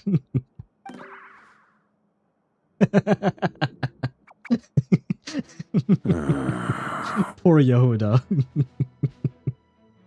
A literal nobody of the street becomes the president's assistant. Yeah, that is her role right now. Well, since Miss Arlecchino sounds confident in her ability to handle that, we'll proceed to the next topic. Yehuda, time to share that top secret intel. Her face, yeah, her face was adorable. I really enjoy and hate meltdowns. It reached Honkai Impact III. Is it still the meltdown about Cyrene? I mean, it makes sense that it would reach Honkai Impact III because she's basically an XP of Alicia, right? Alright, listen up everyone. First, we now know that Rerir was originally a Conrian secret agent whose primary mission was to hunt down and assassinate the so-called Dregs of the Crimson Moon. Yeah, by the way, you're talking about Arlecchino's family, so you might want to be a bit more tactful. The Dregs of the Crimson Moon? In the memories, there was a lot of talk about the Crimson Moon and Eclipse, and a whole bunch of other stuff from the time of Conria. To my knowledge, those Those were the names of two different Conrian dynasties. Long, long ago, it is said that the people of Conria worshipped the Crimson Moon, drawing a mysterious power from its reflection. But one day, a coup saw the Crimson Moon eclipsed, hence the name of the new dynasty that replaced it, and how it became the new emblem of Conria. Still, long after the Crimson Moon dynasty had fallen, the last ruler of the Eclipse dynasty, the Vinster King, still coveted the secrets it left behind. So, he sent the Rerir of Solnari to secretly hunt down the Crimson Moon's few remaining followers. In those days, Rerir showed no signs of madness. In fact, he was as normal as any other person. Oh, and he had a fiancé, or at least a would-be fiancé, called Tholindis. The joke is Alicia in Honkai Impact 3 is good. Is she? Because I don't think I've ever...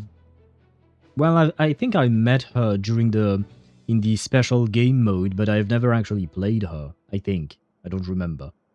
Arlecchino is not that trigger happy. No, yeah, I know. But I feel like Yehoda would be scared to say that, to say what she said, if she had known that Arlecchino is related to the Crimson Moon dynasty. I tried, but the 4 cats that still play Honkai Impact 3 are too busy admiring new Alicia. The 4 cats? What cats are you talking about, Deidara? What do you mean the 4 cats that are still playing? What?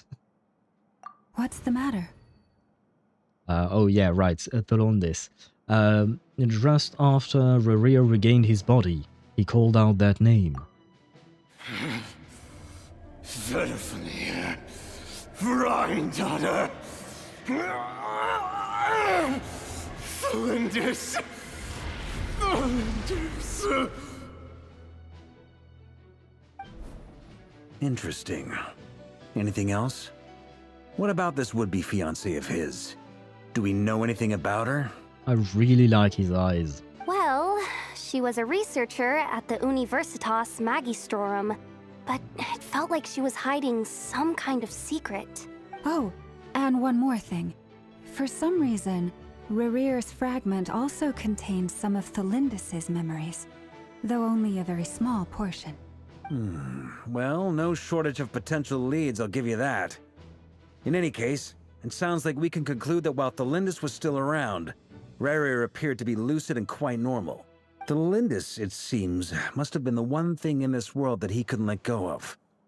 Tell me, though, were these pure-blood Conrians we're talking about here? Why do you need to know that? Hold on. If she was a pure-blood Conrian... The curse of immortality, she might still be alive. But we saw her eyes. Oh yeah! Just like how it was with the captain! And Dainsleif. Don't forget about Dainsleif. If we could somehow find her, do you think there's any chance Rerir might regain some of his sanity? It's worth a shot, I suppose. I mean, it worked in, the Justice League? Wait, was it the Justice? Yeah, it was the Justice League. It worked in the movie, The Justice League. So, I know it's not exactly the best of examples, but it worked. I tried, is a way of to speak like we are few, not many. Oh, okay, that's what you meant. Okay. It's just the cat part. I was like, why cats? But okay. I mean, wait, aren't there that many players of Honkai Impact 3 anymore? I thought the game was still doing okay. I mean, it's not to the levels of the other Hoyo games, but I thought it was still doing okay in terms of player base. Now the agonized scream makes sense, doesn't it? I mean, we don't know yet what happened between Tholindis and Rerir. Did she betray him, or is he just mourning her because somehow she died? We don't know yet what happened between them. Dane is an exception, not the rule. Yeah, sure, but he's still alive, is just what I meant to say. It could be that she betrayed Rerir and she is why he's like this. Yeah, that is one possibility as well. I thought of it as well, like maybe after learning that he was an executioner, she decided to betray him and even maybe kill him or something like that. Or it could be something else entirely. For now, at least I don't know for sure. Compared to HSR and Genshin, we have few survivors. Yeah, yeah, definitely. That's for sure. And welcome to Twitch's side, Deidara. But yeah, there are definitely less players, but I still felt like there was enough. Well, enough, yes, enough for the game to keep going, right? To me, that scream sounds mournful. Maybe, could be. Because it wasn't the same as when he said the other names. When he said the name of Verdifulnir and Rhindaughter, he sounded angry. For Tholondis, on the other hand, I'm not sure. It could be mournful or it could be something else. I'm not... I would have to re-listen to it, but I don't think I can I? No, I can't. Oh yes, I can. Verdifulnir. Angry. Rhindaughter. Angry. Tholondis. Maybe sad, yeah. Yeah, sad. Okay, yeah, I hear it now that you mention it. These two are definitely Angie, and this one is Sag. So I assume maybe something bad happened to her. Or Rerir. I mean, yeah, and his situation is kind of complicated because he is a murderer. He is a genocider. How do you call someone who commits genocides? A war criminal, I guess? Maybe? There is enough Honkai Impact 3 players so they don't sunset the game yet. Just make it to 10 years. Hopefully. I mean, as long as there are enough players, they will keep the game going, right? It's possible, but it would take a miracle. We can't pin all our hopes on that. True. No, but you can count on Martha. Sorry, the Justice League reference keeps on going in my mind. But he was forced to it. He was forced into the genocide? Yeah, I suppose so, but... I mean... technically, with what happened in World War II, technically speaking, the soldiers that did what they did were still tried as it were their own actions, right? Even though they were receiving orders, they complied with the orders. So, I suppose in some cases it might be more complicated. I don't know enough of the details for Rerir, but he's still committing war crimes. Someone that does war crimes is a war criminal, right? Yeah, no, that I know. That I know, Ninja. I was asking what the word for it would be for someone specifically who commits genocide. What Rerir does is still not nearly as bad as what Celestia did. Yeah, but in my opinion, you can't exactly compare Rerir and Celestia together because they are not working with the same scope and with the same intent. And it's mostly about the scope, right? I do not expect a human to be able to wipe out an entire civilization. If they can, then, well, goddamn. I don't think of them as being human anymore, but more like, what would you call that? Godlike in that sense. Like, dude is a saint by comparison. Yeah, but once again, I don't believe that the comparison is fair. Because they don't work on the same scopes. What if Rerir was placed in the same position as as Celestia, would he do the same things? We don't know. But the fact is that he's not doing the same thing. Same intent. HP has the same intent. My rules, my rules, my world. Yeah, but Rerir does not have the control over the world, right? He's not at that level. Well, at least he wasn't back when he was working with for the Vinster King, right? It wasn't the same thing. I'm itching for memories. Give me more Genshin. I'm itching for memories. Wait, what? What do you mention? Alright, Al, did you do the UCG stuff already? Nope. Nope, I haven't had the time to try it out at all. Have you tried it, Ninja?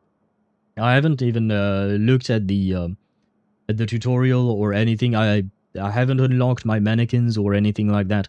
I think I might do it on stream at some point, maybe, if we have the time. So, which is why I'm holding back on that for now.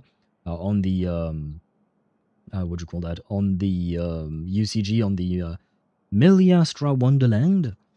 Because if we do it on stream, I might as well, discover everything with everyone. Made my character yesterday. Ah, was it nice? Do you have, like, a lot of customization possible as a free-to-play player? And by that extent, the shades are Celestia's Rerirs. I suppose so, yeah, I guess you could see it that way. That merchant who Nefer knows, Dori Sangama Bay. Maybe we could hire her to look into it. All right then. Let's keep working in our separate teams. Okay, I know I said I was surprised with Arlecchino showing up here, but the real surprise to me is how important Dori is to the plot. They keep bringing her back in. I have to admit, she's not the one of the characters that I thought we would see in 6.0 and 6.1. Traveler, Paimon, Kutar, and Miss Arlecchino will go look for the iridescent moon's marrow. As for the others... On the way over here, I noticed that the wild hunt monsters had grown even more frenzied in their search for Kutar. At this rate, the people living here will be in grave danger too. So I'm thinking of gathering together some of our followers to go wipe them out. I'll head back to the curatorium and meet up with the boss. Feels good knowing we've all got something to be getting on with. Given that the Wild Hunt has been a lot more active lately, the Lightkeepers have likely begun their own operations too. If that is the case, someone will need to pass the news on to Flint's. I'll hold the fort for now, then discuss our next move with Flint's, Aino, and Nefer when they get back. All right then. Well, the clock's ticking. If that's everything, we'll be on our way. We'd better get moving too. We'll try to buy you as much time as we can. Relax. Just do your thing. I decided to call in some backup since things are getting so hairy. Oh? Our reinforcements should be here any minute now. Who is this going to be? Is this going to be the cavalry captain that does not have a horse? I don't think he would call Jean, because like I've mentioned yesterday or the day before, she needs to stay in Mondstadt to take care of Mondstadt, right? But I would love to see Jean here. Stay safe, everyone. Dismissed. Or maybe he's just talking about random Knights of Favonius. That could be a thing as well.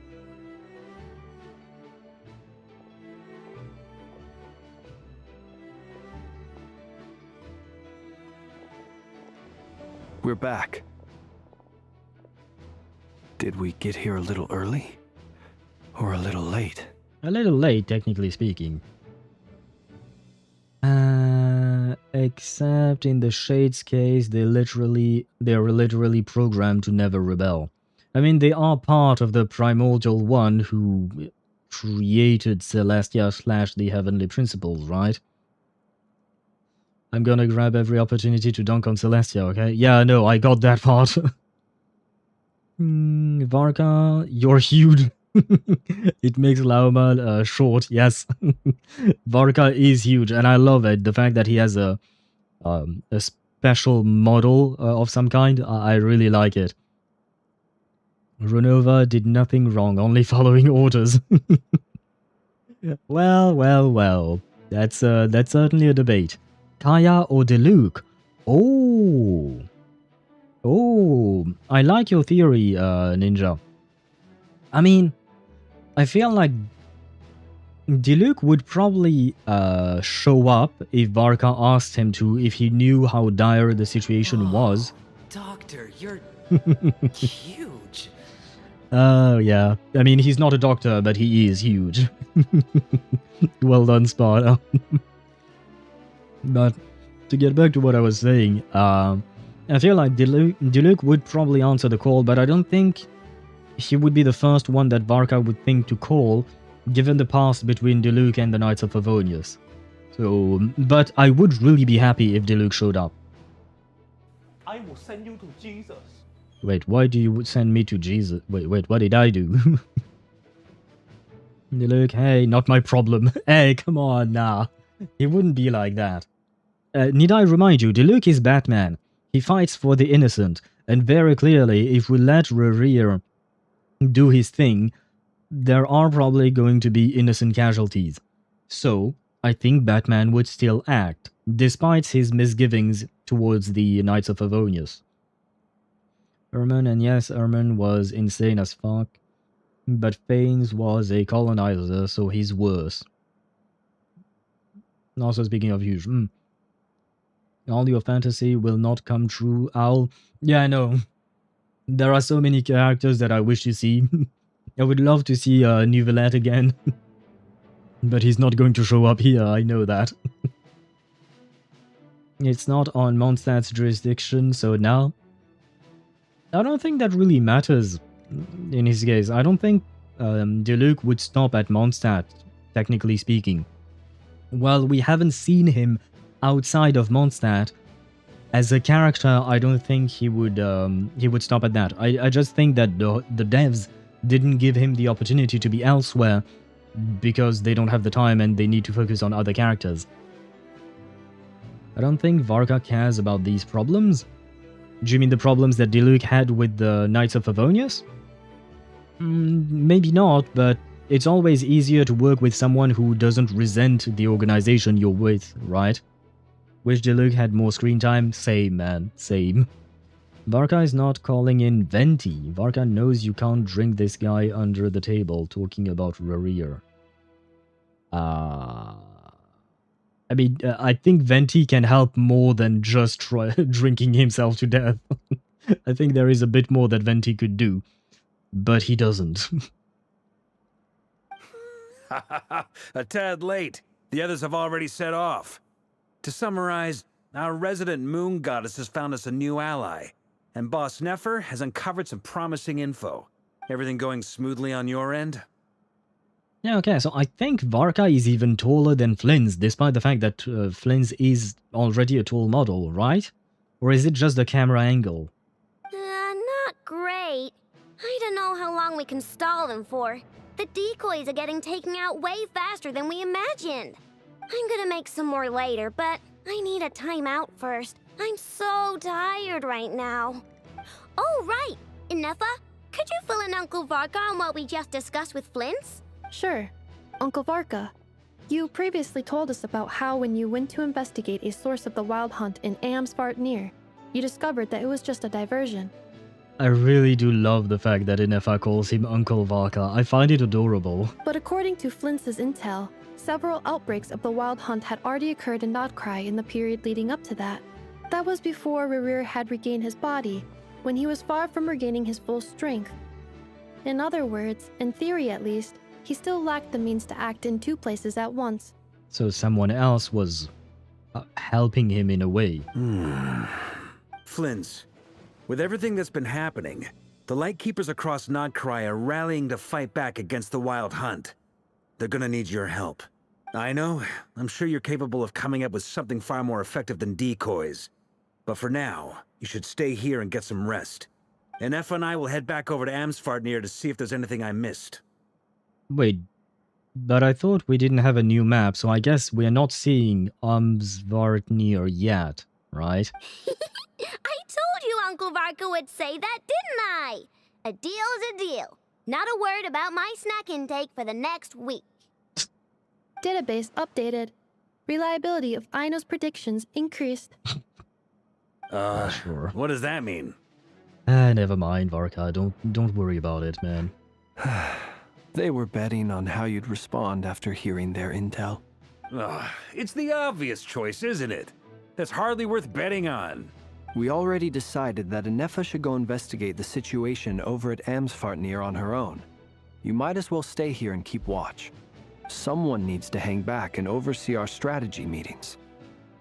And besides, you still haven't fully recovered from ambushing Rerir. So I've ended up with the easiest assignment. Well, I appreciate it, everyone. See you when you get back. Come on. This is I feel like this is just the devs trying not to show off Varka yet. Didn't Diluc aura farm a bit in paralogism? West? Oh, quest. Okay. In the paralogism quest? I think you might be right, but I feel like his role was so small that, yeah, we didn't really see him all that much, right? It didn't really... like, I do remember in the paralogism quest, we saw quite a few characters from Mondstadt, but most of them didn't really have a prominent role aside from Albedo and Jean and that one NPC, I guess. Yeah, he did aura farm a bit, and Kaya too. Yeah. I do remember that we saw them, but they didn't really have that much of a presence. At least they didn't have a really big role there, right? That would be the first thing Venti would try. Drinking Rerir to death? I don't think Venti is dumb enough to do that. I mean, he's dumb. Well, no, he's not really dumb, but I think he would understand that that is kind of a stupid idea. Nefer's VA reminds me of Yenisei. Huh. I could see that. I mean, the roles are kind of similar. I mean, Yenisei is not a robot, but she was very rigid. She was a rigid type character, I would say. But I could see the resemblance. I don't know who Nefer's VA is. I've heard of her speak normally because I've seen her in a live stream, or rather technically it was a video with Sayu. Not Sayu the character, Sayu the VTuber. Alejandro Sab, the voice actor for Sino and Jing Yuan and Anton and way many animes and all of that, right? Mondstadt being invaded and they didn't flinch a bit. Oh, right, on the bridge. Is that what you mean, Deidra? Yeah, okay, on the bridge. Because I think what I was remembering was them in the courtroom with Albedo, Jean, and everyone else, and they weren't exactly aura farming in the courtroom. So I was kind of scratching my head, trying to figure out what you guys were talking about. But yeah, they were on the bridge that leads to the gate of Mondstadt, right? And they were fighting against the horde of the Abyss monsters, well, Hilichurls, right? I hope the Venti buff next patches is good so I can use him again. Yeah, it'd be nice to be able to use him again. Honestly, I feel like some Archons need a bit of a buff because he's not unusable, but he doesn't really have a place at the moment in terms of what you can and cannot do with him, Venti specifically. Raiden is still good enough, I suppose. Zhongli... I do feel kind of sad about Zhongli being just a shield bot. He has that minus 20% resistance, right, on the enemy when his shield is up, which is nice enough. But his artifact stats are not great. They are serviceable, but they are not great. And Geo is in such a bad place. Geo is... I hate to say it, but Geo is trash in terms of as an element. Geo is utterly useless as an element. So it's kind of sad. Big Dongjong has been a shield bot since release. True. But I feel like he could do so much more. I mean, in my opinion, one of the things that limits him the most is the element itself. The fact that Geo has no real interactions with the rest of the elements. I mean, bitch, please don't talk to me about Crystallize. Like, seriously, Crystallize is utterly useless. The only character that takes advantage of Crystallize really is Navia, but that's because she has a special mechanic regarding that. But otherwise, like, seriously, who the fuck uses Crystallize shields? No one. No one. It makes no goddamn sense. Especially since, if I recall correctly, Crystallized shields are scaling on EM, if I recall correctly. And there is not a single goddamn character or Geo character that scales off of EM. So your Crystallized shields are always going to be utterly useless. So, yeah, they need to rework Geo. in order to make it relevant in some way. Because as it stands, Geo is just down in the dumpster and is just burning and screaming in agony. It's yellow physical. Yeah, I mean, physical is another one, but to be fair to the game, they never considered physical to be an actual element, which is kind of one of the reasons I think that it's such an abandoned thing in the game, which is disappointing. I wish I could play my Eula again, right? But yeah, they kind of left that, I suppose. You could just give him out as Morax. What do you mean by that? Give him out as Morax. I mean, I know his name, don't get me wrong. I know the name Morax, but what do you mean give him out? There are some good Geo characters like Navia, Chiori, and Shilonen. Yeah, but the fact that they're good has nothing to do with the element. Navia, I mean, she does utilize Crystallize, which is part of the element, so okay for Navia. And she's good, don't get me wrong, Navia is good. Chiori is an upgrade to Albedo, so why not? But once again, it has nothing to do with the element, it's just that her kit is pretty decent.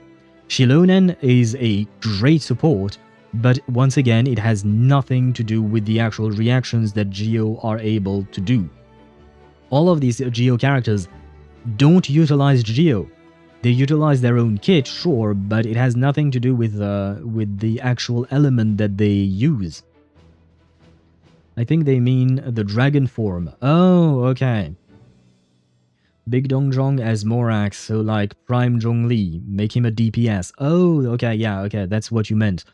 I would be happy if that happened. I would pull for him instantly. But I don't think that is going to happen. Because it doesn't make sense. Because he's no longer Prime Zhongli. I mean, don't get me wrong. He's still strong. Sorry, I saw the message chip redeemed. I'll get to it in just a second, Chip, I promise. But yeah, Zhongli is not in his prime. He's not completely powerless. Don't get me wrong on that. But it would be a bit strange if all of a sudden he regained his power and went back to his prime.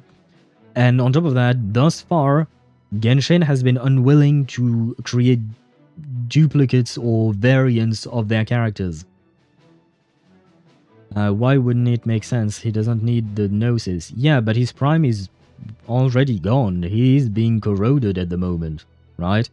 So how is he supposed to get back to his prime, as you put it? As for Chip, you redeemed the thing omelette du fromage? What does this mean? It shouldn't be omelette du fromage, it should be omelette au fromage, written AU in the middle instead of DU. Because omelette du fromage, I am 99% certain that makes no sense. But omelette au fromage means an omelette, not scrambled eggs, but it's, yeah, the English word is omelette as well, I think. And fromage just means cheese. So it would be an omelette with some cheese. I don't exactly know how to cook that. I don't know if there is a specific recipe for it. I've put some cheese with some of my omelettes in the past, and that's about it. But yeah, cheese omelette, and it's super good. Yeah. But there is a du in French. Yes, there is. But how to explain that?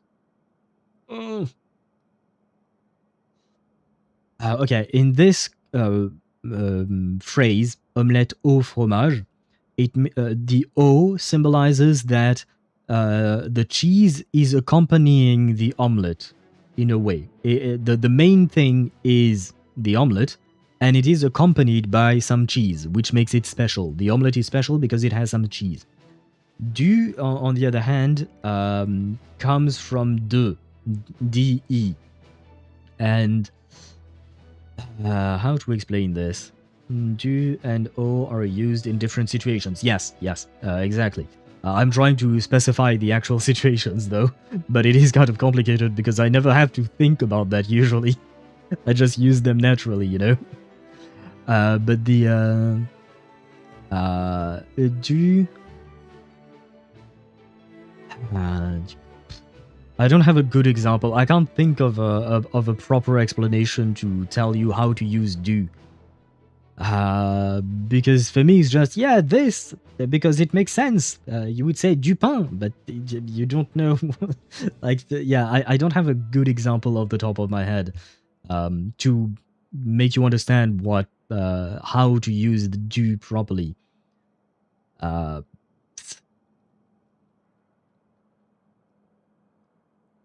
Yeah, pomme du terre. No, it would be pomme de terre. It would be DE, because DU, du, is a variant of DE, de. So basically you have de, de, and du. De is from. For instance, like you took the example, Ninja, of pomme de terre. Pomme de terre means apple from the earth. Don't ask me why we call them that. By the way, pomme de terre means potatoes. We also call them patate, but don't ask me why. The point is, that means apple from the earth. Pomme de terre. That is the literal translation of or from stuff like that. Yes, exactly. Alright, it is de. Yeah, it is de for pomme de terre. And you have de when it's singular. You have des, D-E-S, when it is something plural. And then du is something different as well. Patata is Dutch, my man? Really? I mean, we don't write it patata, we write it patate. P-A-T-A-T-E. And an S if you have several potatoes. But that is also a French word. Because I don't know Dutch at all. But I didn't know that Dutch would be similar. Patate, yes, exactly how you wrote it, Chip. You would just add an S at the end if it is plural, if you have several potatoes. That is a more familiar way of talking about potatoes. But otherwise, you can use interchangeably patate or pomme de terre. Anyone in France will understand what you're talking about. It's really not that hard there. But the du, de, du, de, de, and du, it's kind of, yeah, it is kind of saying from something. But they have their specific context, and I don't know how to explain the du. For de is just from but singular, and de, D-E-S, is from but for something plural. And du is, I don't have a good explanation for it. But yeah.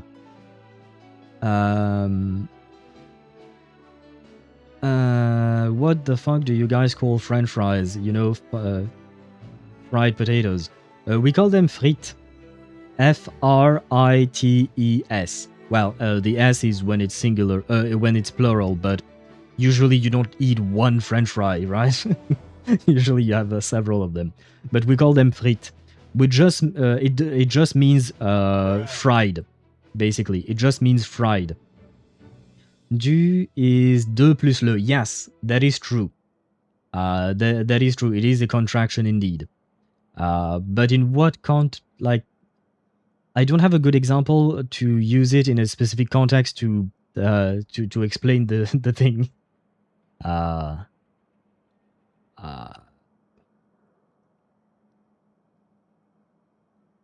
Oh yeah. Okay. You know what? I found one. Since we were talking about pomme de terre, well, I'm not going with the pomme de terre. I'm going with the pomme. Pomme just means apple. And if you were to say les pommes du marchand, les means the, pomme means apples. Du is basically you want to say les pommes de le marchand. But you can't say that in French, don't ask me why. So they decided to contract that into du marchand. So it is the apples that come from the merchant, basically. And one last thing, how do you say, do you want my potato picks? Let me write it down for you. And yes, Deidara, French can be kind of complicated. Do you want my potato picks? It would be voulez-vous mes les tu es potato picks? No, what you wrote is you are potato picks.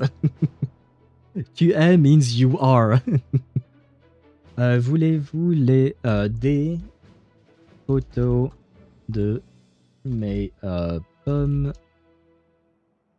de terre? Oh, and we would have a space there. There we go. Voulez-vous des photos de mes pommes de terre means do you want photos of my potatoes? Or you could say it as veux-tu, this is more familiar, veux-tu des photos de mes patates?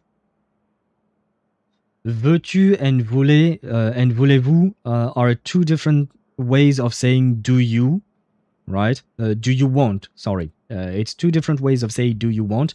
Voulez-vous is do you want, but in a formal setting, whereas, or it could be when if you're talking about to many people. And veux-tu is more familiar and you're talking to one single person. And then photos is photo, and pomme de terre is the more formal way of saying potatoes, whereas patate is the less formal way of saying it. There you go. Oh, my brain. Poor Deidara. J'aime du fromage. It would be j'aime le fromage. Ou j'aime le fromage. If you want to say I like cheese in general, it would be j'aime le fromage, and you wouldn't have an S at the end of j'aime. Ninja. Yeah, French is annoying like that, I suppose. Oh no, you guys have a formal speech in French? Yep, we do. It's not really all that complicated. If you take the English as an example, you have I, you, he, we, you, they, right? In the way you use your verbs, right? So you have two yous, right? In a way, you have the singular you or the plural you, right? In English. In French, we have the same thing. Tu is singular you, whereas vous is plural you. But the plural you, the vous, can also be used as formal speech. So when you're talking to, like if tomorrow I'm talking to the president of France, I will say vous. Whereas if I were to talk to my friends, I would say tu, basically. Salut, veux-tu... wait, did I miss something in my sentence? Because there is something that is missing in yours. Veux-tu des photos? You missed des, D-E-S in your sentence, Chip. Salut, veux-tu des photos de mes... Wait, you wrote potatoes. It's supposed to be patate or pomme de terre.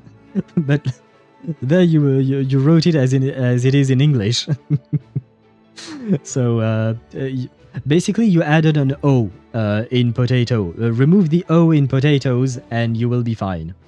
It's the toes that matters. Oh no, don't say that. Otherwise Joel will come back to talk about feet. I know I have formal you in both of my native languages. Okay. Well, so do we in French, I suppose. My French is a bit rusty, haven't used it in a couple of years. Okay, I mean, no worries. I am here to teach you guys. I use my French every day. So I should not be rusty with mine, so I can help you out with that. By the way, guys, some ads are running, I know that, but I need to go to the restroom again. So I will be right back. I will give you a bit of music. I shouldn't be all that long, but yeah, I guess I drank too much or something. I promise you I'm just drinking, well, I had water, which I'll need to refill. I will be right back.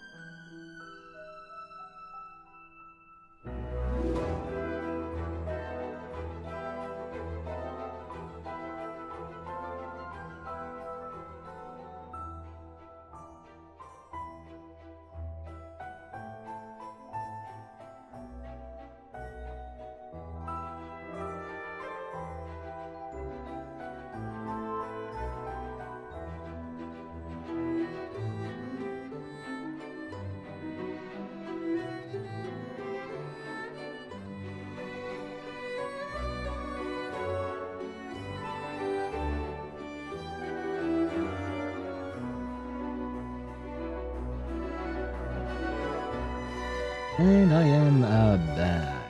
Switching scenes, there we go. Grabbing my chat, we are good. Should refresh my French, my French a bit, but in school we only learn in English and Dutch. I mean, do you have a use for French is the question, right?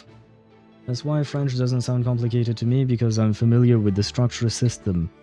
Yeah, I suppose given what you're telling me, Sparta, it seems that we do share some similarities between your language and mine.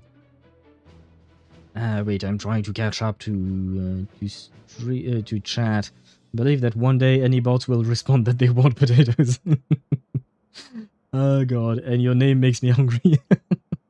And I didn't expect French would be like Italian. There's also formal, the masculine and feminine words and such back when I was in 10th grade. Yeah, sorry, I was pulling back, putting some water back in my cup. Italian, French, and even Spanish have a lot of similarities. A lot of them, in terms of the way they are structured, and even the words themselves. They can sound very similar between all three of these languages. Spare my brethren. You know what, now that I think about it, I kind of want to eat chips as well. But I will spare your brethren because I quite simply do not have... what do you call that? I do not have chips at home. There we go. I don't know about Spanish, but I want Al to continue, so I will save my pronouns for another occasions. Your pronouns? Wait, what? Thank you. I too can play this game. What is up with these people holding guns like that? My French is only useful if I go somewhere where they speak French, otherwise no. Okay, so that means that usually it isn't. Unless, wait, do you often go somewhere where they speak French? Because that will determine whether or not it is actually useful or not. I'll pew pew when? Write it in the feedback. Write it in the feedback section, that way I will remember. And I will try to make it. But the problem is, I don't have any more slots for normal emotes, for non-animated emotes, so I would have to replace one of the existing ones. I suppose I could replace the sleepy one, because it seems like you guys are not really using it often. So I suppose I could replace it with Owl Pew Pew, as you put it. Though I have to find a way to draw that, so give me a sec to try and do that. Because I am not entirely sure I can. Wait, where are we? Oh. Okay. Very well, game. I am your prisoner.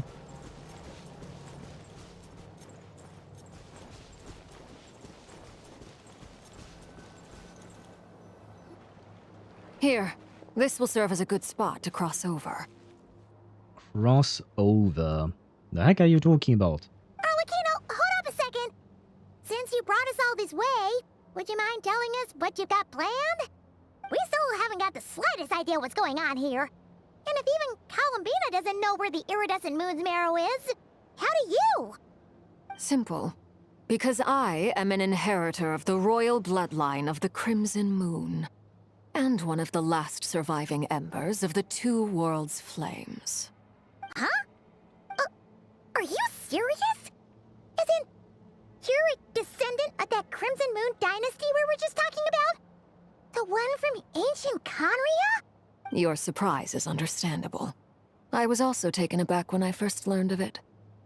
I wasn't exactly surprised, but yes. How about an animator slots? I do have a few.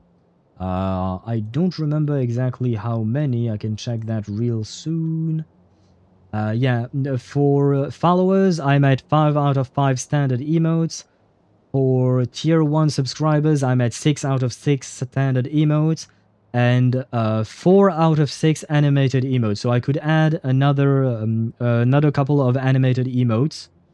Otherwise, I have one slot for standard emotes, but it is for tier 2 subscribers, and another standard slot for tier 3 subscribers. But I've never used those, so those are free, I suppose. Well, not free, but those are available, is what I meant. But yeah, I have 2 animated slots, but those are for subscribers. There are no animated slots for followers, unfortunately. There we go. And there. You really can't keep something inside you, yeah? Therein, Harry, lore drop in 3, 2, 1. Oh, okay. But the more I thought about it, the more I realized the signs had been there all along. When I was young, I discovered I could wield a very special kind of fire. It coursed like blood through my veins and smoldered away inside my nerves. Ow, that sounds painful, but we know that already. What's more, whenever I experienced strong bursts of emotion or drew too deeply on this power, it was like some kind of presence within the fire would begin to gnaw away at me, consuming me from the inside out. I mean, I guess we had an inkling about that when there was her animated short, which wasn't exactly short. Your hands. Exactly. That is why my hands are like this too. At first, I saw it only as a curse, but once I became a harbinger, the jester apprised me of the truth. Oh, Piero. Wait, what? Together with my own investigations over the past few years, there are several things that I have gradually come to understand. For instance, take the so-called Crimson Moon. In truth, it is nothing more than the shattered remnants of the iridescent moon, fused with the abyss to prolong its lifespan. Ah, the first part I had guessed, the fact that the Crimson Moon and Iridescent Moon were more or less the same thing, right? But the fusing with the abyss to prolong its lifespan, that I did not see coming. Since this blood flame was bestowed upon me by the Crimson Moon, it is a fusion of the iridescent moon's former power and the corruption of the abyss. Hence why you feel like something is eating at you inside. Okay. You all understand the nature of the abyss well enough. Yeah. I draw upon its power, and in return, it hungers for my soul. This strange blackness is the mark of corruption it has left behind. If I recall correctly, you once told me that if the corruption ever made it to your heart, you'd become a completely different person. Oh? Yes. And that's the reason I'm always careful not to push my power too far. It's essentially a never-ending tug-of-war. I have a bad feeling about this. When a character says that they have to be careful not to push their power too far because otherwise something bad will happen to them, you know it's going to happen, right? You know it's going to happen. So... come on, don't do that to my Arlecchino. I mean, at least she's already a playable character, so I don't have to worry about that like I did with Capitano. But I'm kind of afraid now. I have to get going. See you all later. See you, Ninja, and thank you for stopping by. I hope you will have a great rest of your, well, evening. I suppose it is evening for you. So I wish you a great rest of your evening. My phone net is going trash today. Oh, I'm sorry to hear that. You read Perinary. Every normal Genshin player has no idea. Every other normal... What? Yes, but stating that someone is coming to ruin the surprise, you know. Now my wife is going super trash. Is there a way to fix that? But yes, like I've mentioned before, Sparta, please keep the comments about what is about to come. Because, yeah, it does not exactly ruin the surprise. I mean, in this instance specifically, I more or less knew most of what was already said, except for the Abyss part, I suppose. But yeah, don't try to foreshadow, I guess, what is about to happen, right? I mean, you already knew this, everything except the Abyss part. The Abyss part, either I did not know or did not remember. But the rest, yes. Punish Sparta? I suppose... wait, I can punish you. It gets started. Yeah. Where is it? Where is it? Ah, let me find it. Ah, there we go. Sparta, you shall be punished. There we go. I didn't know the Abyss bit yet. Ah, okay. But yeah, the rest we knew. Even without raiding Perinari, we could have gathered from other stuff, like for instance the Arlecchino short, animated short on the Genshin Impact official channel, and even you know, her alt line. She's talking about the Crimson Moon and all of that. So those things I did indeed already know. But yeah, there you go. You have been punished. I didn't know about those names. Really? Ah. Well, these are things we have known about since 4.5, 4.6, I think, something like that. So it's been a while since it's been out there. But yeah, the Crimson Moon Dynasty was a... Well, I mean, I don't need to tell you. You've just witnessed it. Since Fontaine, yeah. Most of what we learned was happened during Arlecchino's story quest, her personal story, and there was a random patch, I think it might have been 4.8, right before Natlan, where they dropped a book with major lore about Arlecchino. So it's been there for over a year now. Not everyone read the book. I don't remember if I read the book, honestly. I don't remember if I read it or not, but I knew about the information in there. That is Perinari. Yeah, that is the book that I'm talking about indeed. Started following Genshin since Arlecchino Quest. Ah, I see. Well, I think the Perinari book came after Arlecchino's Quest, if I recall correctly. A patch or two after. But it was a random book that had nothing to do with the main plotline of that patch. Like, I genuinely do not know why they dropped that in there. Genshin has a habit of doing stuff like that. Dropping random bits of major lore in patch that have nothing to do with it. Whew. Sounds intense. Are you okay? Do you need help? May I help you, father? Anyway, the rest of my story can wait. Is there anything else about the Crimson Moon or the Iridescent Moon that you're unclear about? Tell me, I can ask you questions. Well, I follow it since almost day one, but not as closely like every patch. I mean, I gradually got into the lore of Genshin. At first I was just playing the game, and that was about it. And then I started digging into it and watching Ashikai videos and Minsleeves videos and stuff like that. Paimon has a question. So, the Crimson Moon that the Karians used to worship was actually the Iridescent Moon, right? Which was one of the three Moon Sisters. Yes, thank you, Paimon, for reiterating what she just said. Does that mean that the Karians were to the Crimson Moon as the Frost Moon Scions are to the Frost Moon? I mean, I guess so. It would make sense. So much of that history has been lost. We have no way of knowing exactly what they were like. But I would suspect that the Conrians weren't as devout in their moon worship as it might appear. The iridescent moon's remains simply served as their link to the Abyss.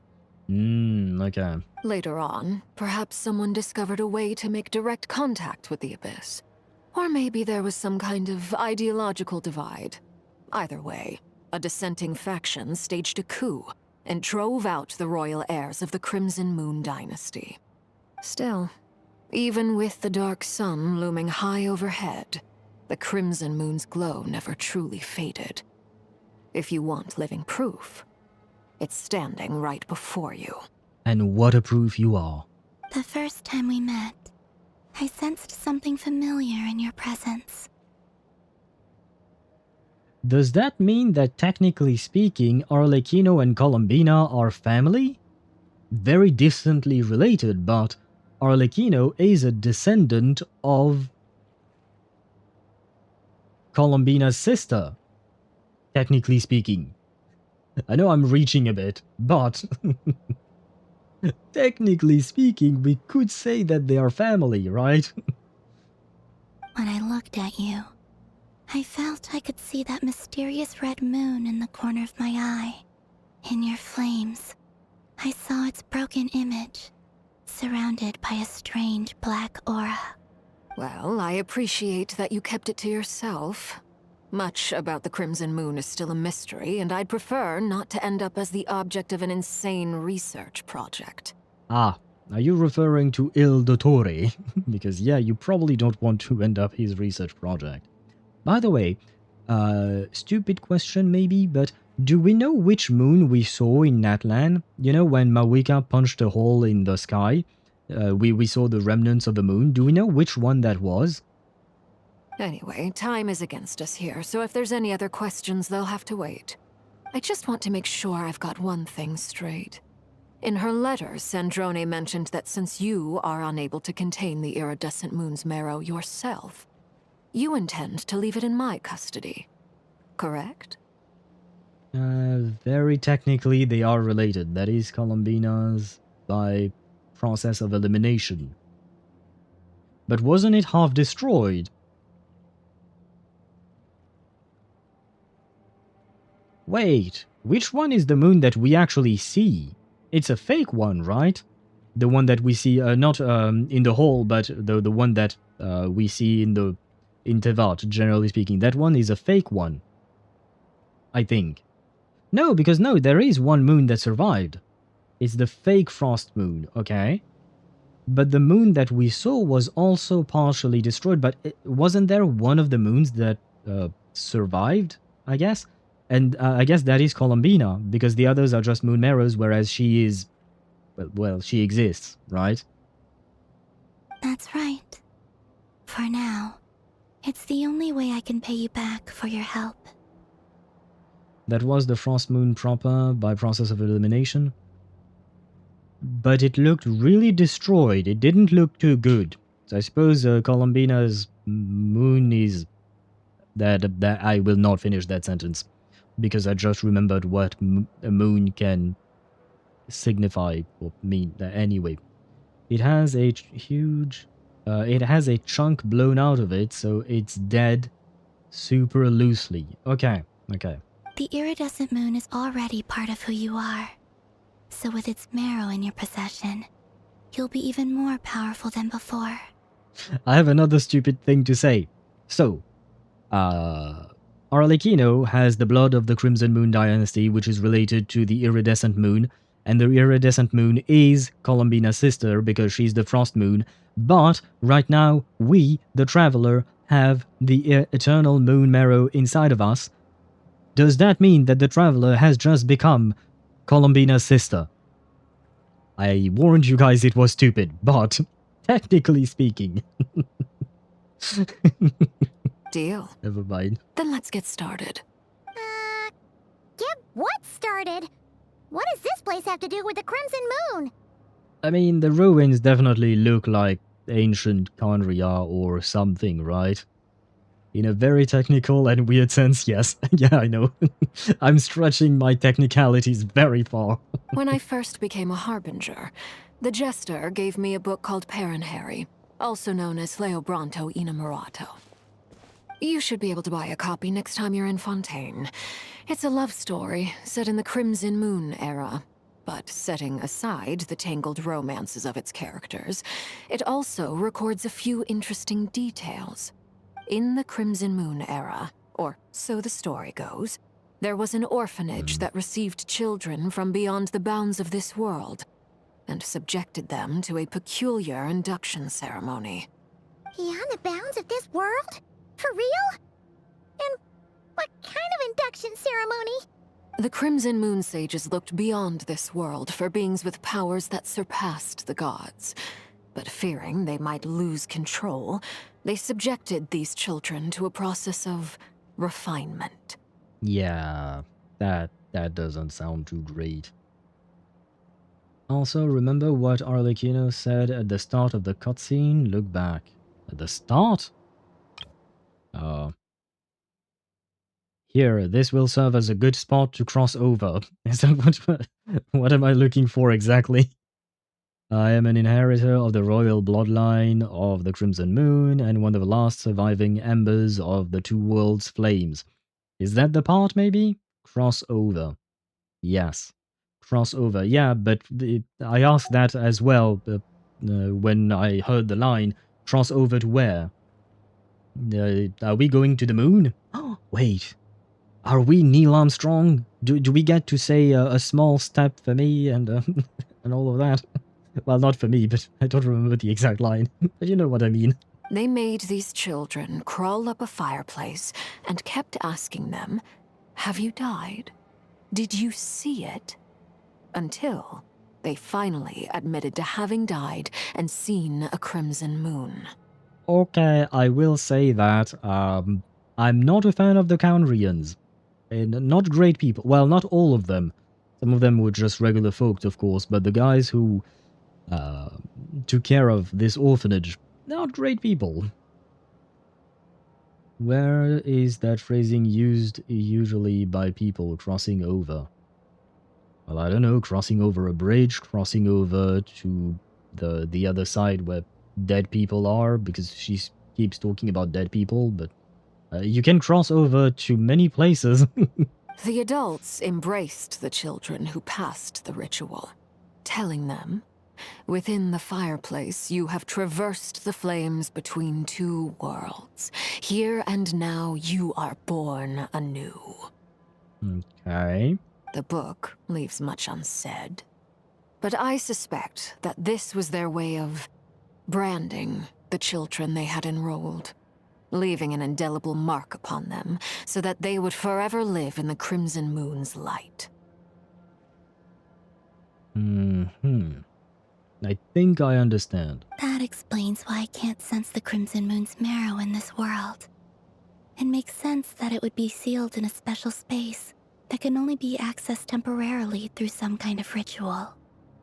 But is it like this? What kind of a special place is it? The land of the dead? Are we going to see Castrais? Is there going to be a dragon? There's no fireplace here. Do you see a chimney anywhere? Oh, are we supposed to build it ourselves? Okay, fine. Paimon will go find some bricks. Paimon is such a dumbass. Paimon is such a dumbass, man. That won't be necessary. The fireplace is purely symbolic. The key to the ritual is crossing the flames between two worlds. In other words, the flames that burn within me. Yeah, that much I figured out. Those burned away by such flames leave behind a kind of ghostly afterimage in the world. In the days of Khaenri'ah, people believed they could be used to bridge the gap between the two worlds of life and death. In short, I can open a passage to that space for you. That's the easy part. Okay, what's the hard part? I assume retrieving the Crimson Moon's remnants? The catch is I'll need to stay on this side to keep the passage open, so I won't be able to come with you. Once you're inside, you'll have to find your own way. Wait, so Arlecchino is turning into Tribby. She's opening up passages. Understood. Don't worry, we've got this. Very well. Then I'll open it up. I appreciate your assistance. Traveler, spare me a little more moonlight if you would. I may need it. I mean, to be fair, that moonlight is not mine to begin with. Thank you. I feel like I've recovered some of my strength now. It should be enough to move us across short distances and confront whatever dangers might await.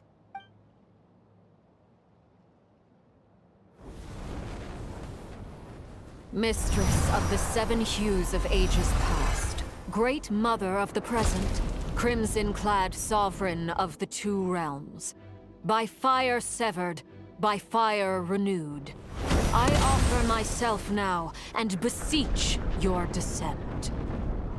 I don't want to go anymore. I don't think I want to go anymore.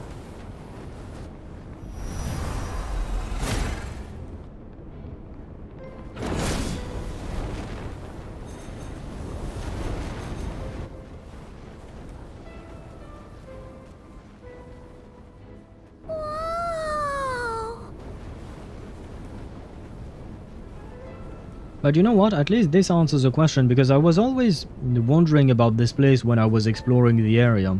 I remember there was a puzzle here in the middle of these 3 gates. But I guess now we know. One word of advice. As you're crossing over, no matter what voices you hear, do not answer. Okay. Got it. I sense a sinister gloom inside, but also the familiar light of the moon. I feel that I am about to meet an old friend who has changed beyond all recognition. All right, let's go.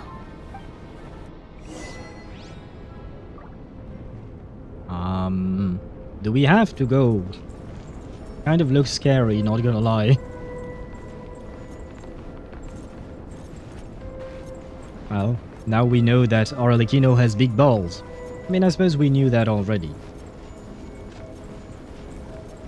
Oh, these are fake stairs.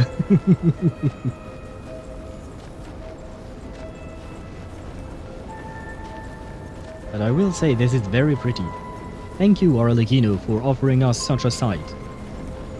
And thank you for not burning us with that flame. No, we're going. Yeah, I know. I know we don't have a choice. Love this place. This looks amazing. Your presence and grant you death and rebirth. Wait, why are you? You have crossed over from another world, transcended fate itself. I have no right to. I shall not answer. I shall not answer.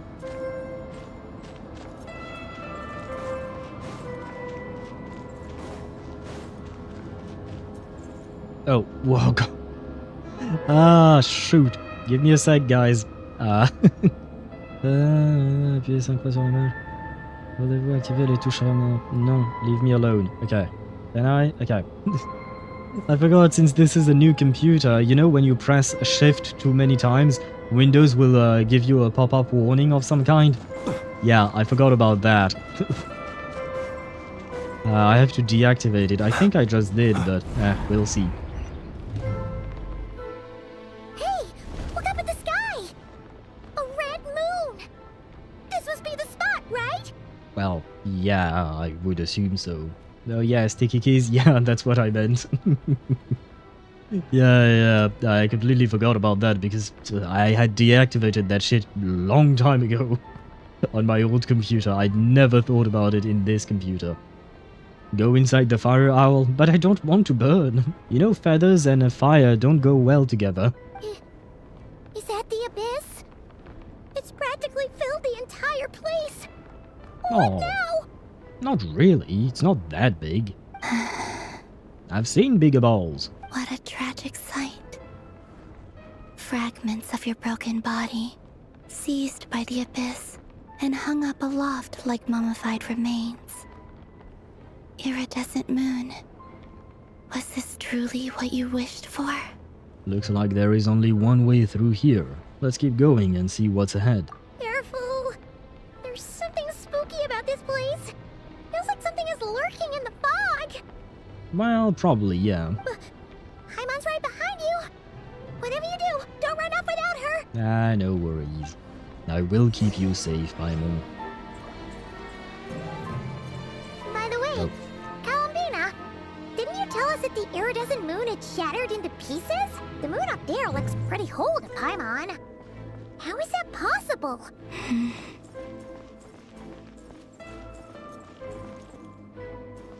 I thought you would say something. What is this? Party setup. Oh, I can change my party. Okay. Is this where I was supposed to grab Arlecchino, or can I just go in with my Flint's team? I guess I can come back here if needed, probably. Up and away! Observe. Close your eyes. Oh, come on, I was too far away. Come on, little cloud, do something. I said do something, Cloud. Cloud, you're useless. And I'm not talking about the Final Fantasy one.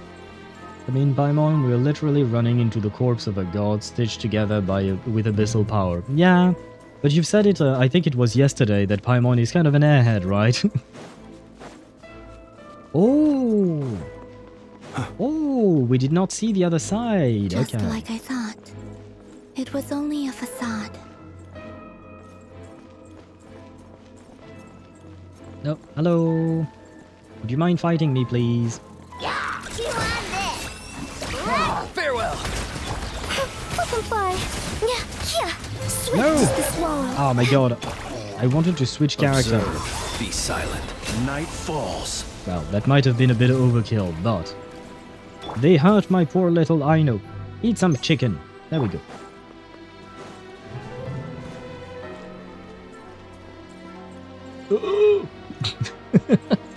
I should not be looking at the scenery in this place.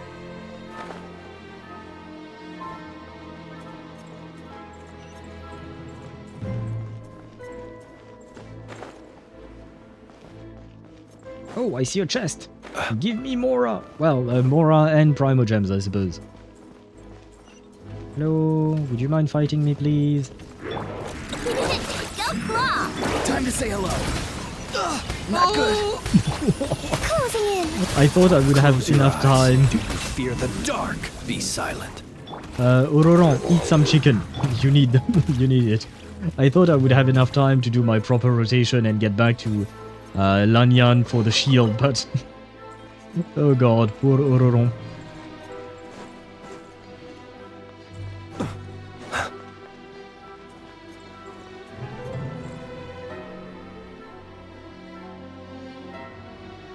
Huh? Eh? So, the iridescent moon's marrow is up there in the sky? Huh? For real? That's way too high! There's no way we'll be able to reach it! No. I'm not sensing anything up there. Okay. It's coming from under the mountain. Ah, yes, go inside the purple goo. Yeah, that's not... And what are these things? I see things. Pillars of some kind. And these look like eggs that will hatch monsters that will eat us alive. Let's see... Ah! There's some kind of weird shadow over the water! Wait, see that? Looks like a mechanism of some sort. Let's check it out! Yes, she is. When dealing with the Abyss, there is not enough overkill. The Abyss loves to mimic. Natlan taught us that. I mean, yeah, but I'm just fighting Hilichurls here. Technically speaking, in terms of actual gameplay. Looks like a device from the time of Kalia. Maybe people once came here to study the Crimson Moon's domain, and they left this behind. Oh, if we can activate it, we might find some clues. And how does one activate it? Oh, press F to activate. Okay, yeah, well, easy enough, I suppose.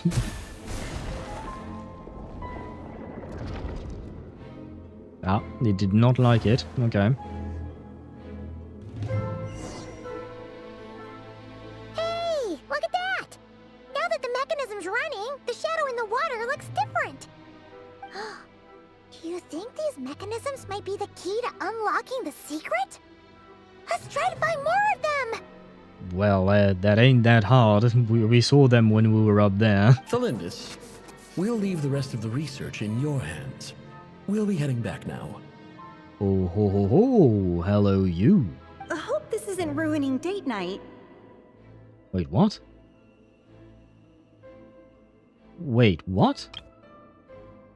Thelindis will leave the rest of the research in your hands. And she responded, hope this isn't ruining date night, when talking to Snorri, and yet her name is Vilvis. Or Vilwis? I don't know.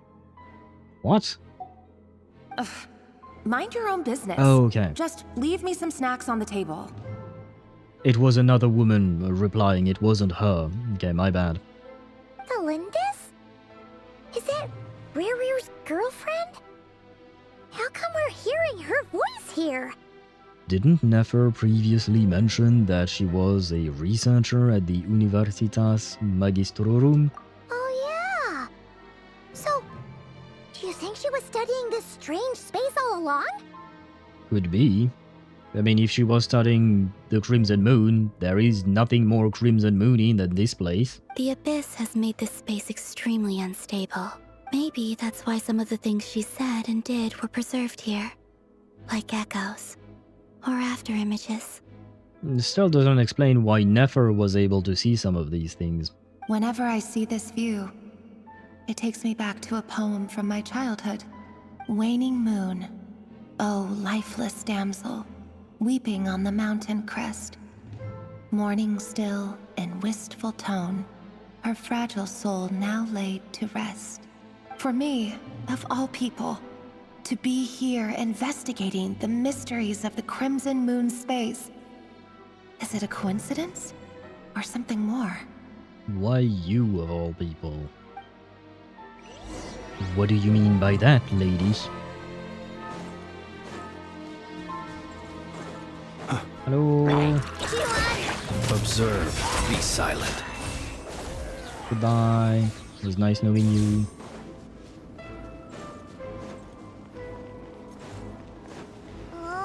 Looks like the Abyss has messed up this mechanism.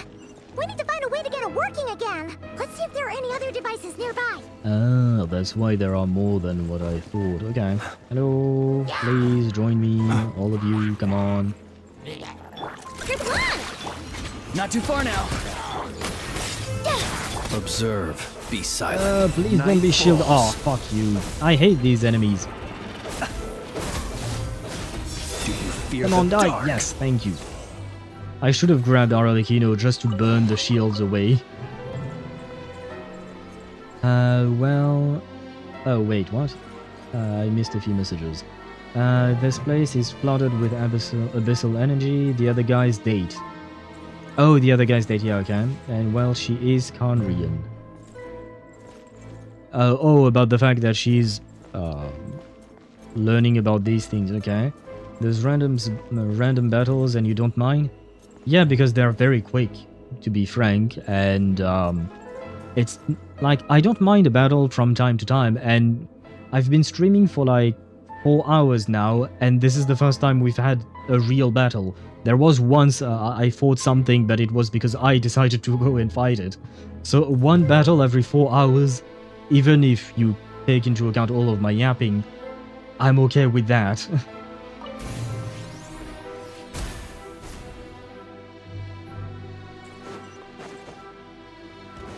Can I not fly? Fly, little Ororon. No, sorry, Flins. Ororon is here, but yeah, never mind.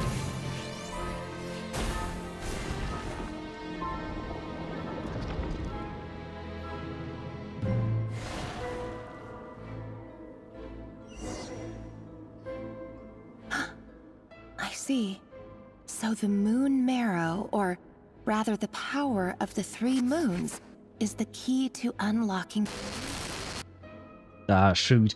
I saw the fact that this was censored, so I was trying to listen to it very keenly to hear if we could decipher something underneath the censor, but never mind. That did not, that definitely did not work out at all.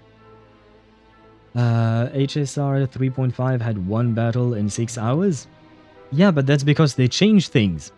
The problem was with HSR 3.0, where we had many more than 1 battle per 6 hours. Maybe they went too far into the extreme of removing the battles, but also a thought occurred to me in the fact that, in my opinion, it is kind of not the same thing just by the mere fact of how Honkai Star Rail works, because to me, those random battles in Honkai Star Rail takes you out of the world, because you know you when you start a battle in that game, you go into a separate instance because of the nature of the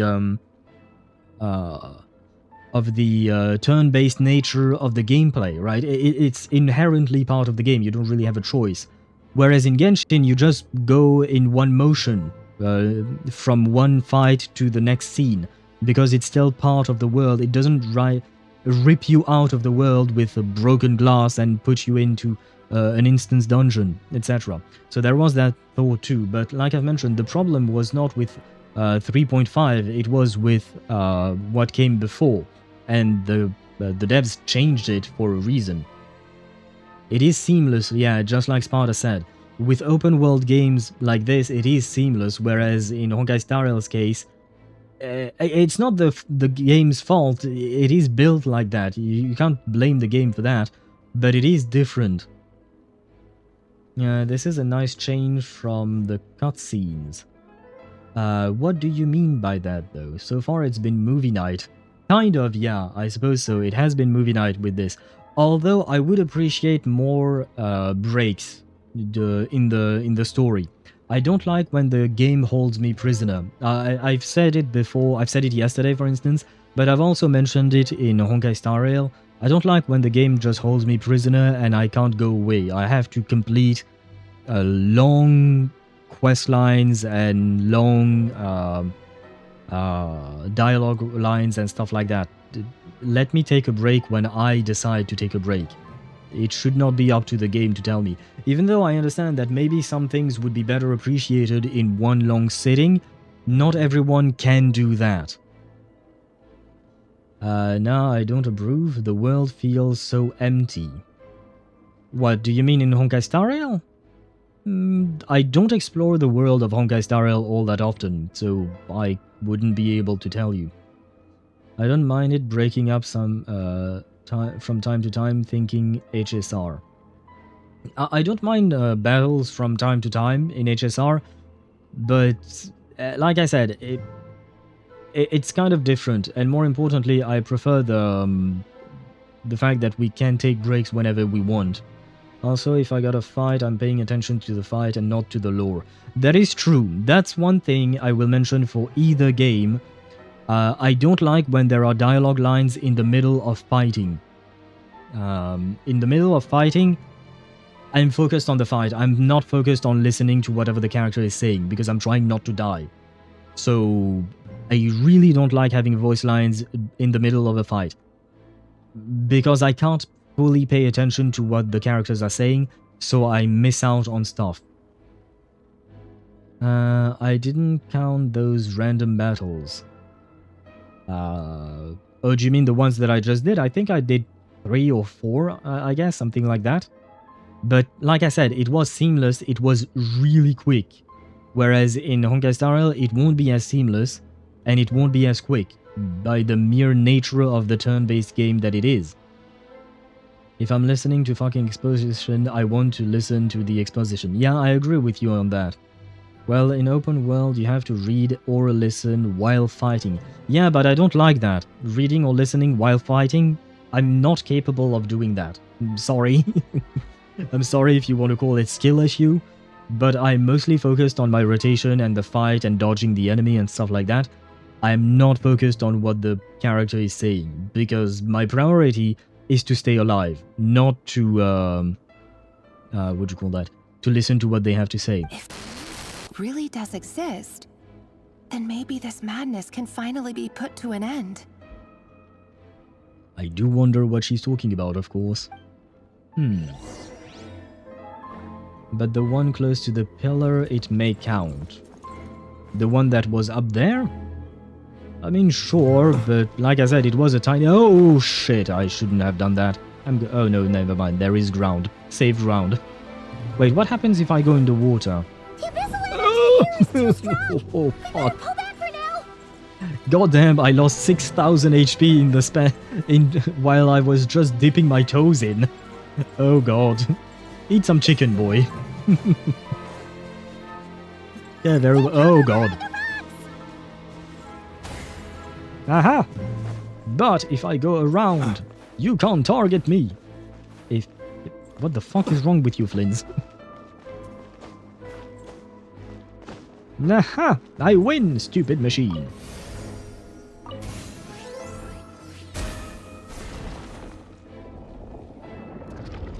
So now what? Do we go for a swim?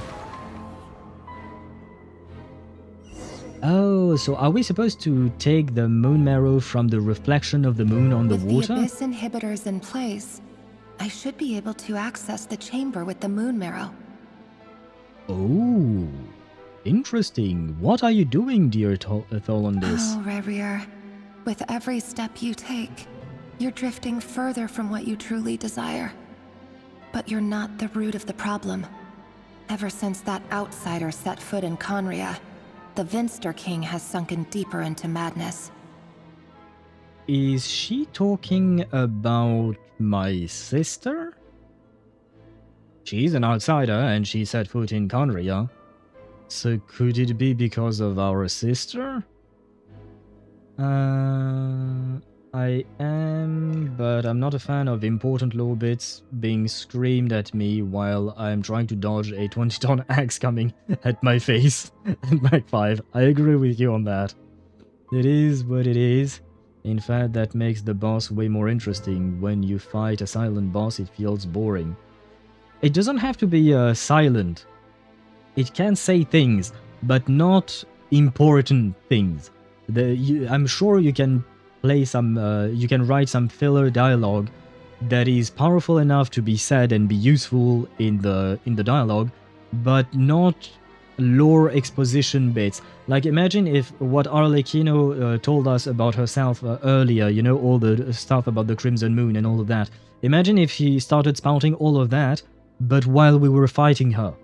We wouldn't be able to actually listen to what she says, and thus we would be missing out on everything that is actually important.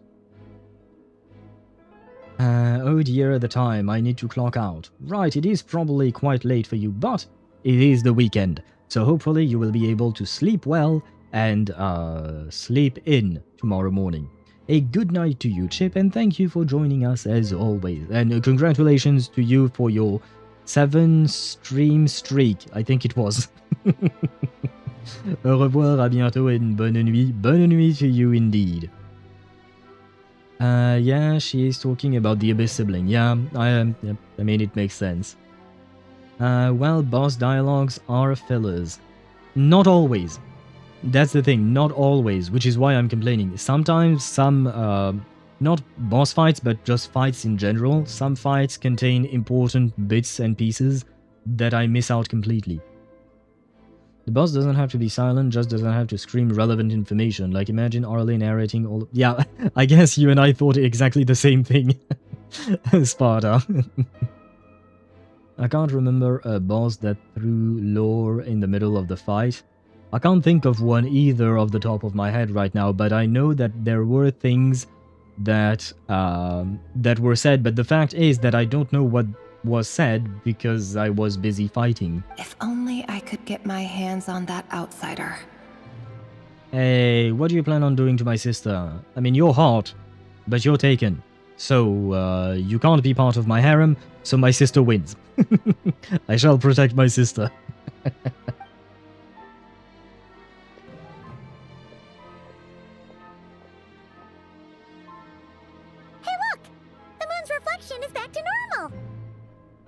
Melissa's voice mentioned a chamber with the moon marrow. Do you think maybe it's hidden in the moon's reflection? It must be. For within it, I sense the fragile aura of a dying soul. Well, let's undie them then. Then there's no time to lose! Let's go! What she said. Well, I guess I was right. Time to go for a swim. And never mind, I was wrong. We can't swim. Oh.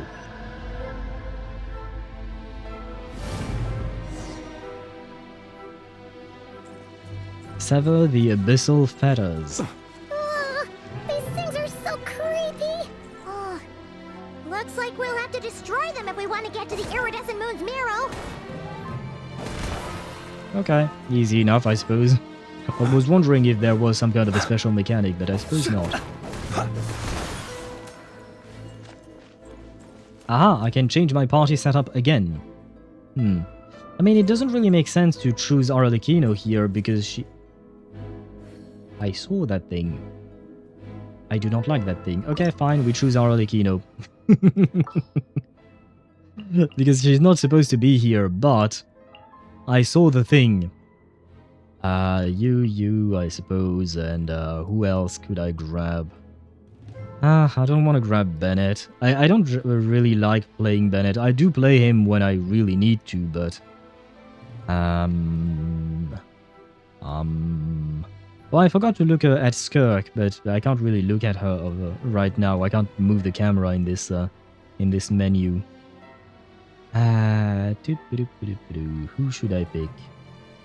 Fine, Bennett, come along. There we go. Let us have Father reclaim. There must be the iridescent moon's mirror. Oh, I wasn't done talking. these things before we can reach it. I wasn't done talking. Come on. Can we fight you easily, please? Fulfill our pact. Suffer the wrath of...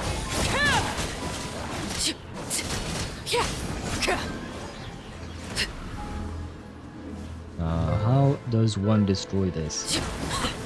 Okay, easy. Oh, okay, easy enough.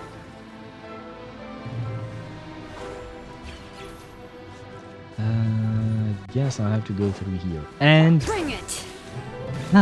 This feels so good. Okay, hello. Get to work.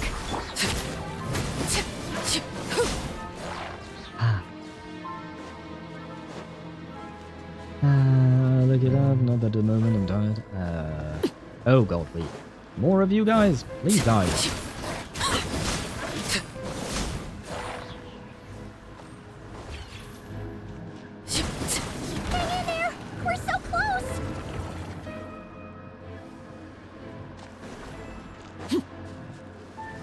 Hello. Show no mercy. See Lalin, eat Papa.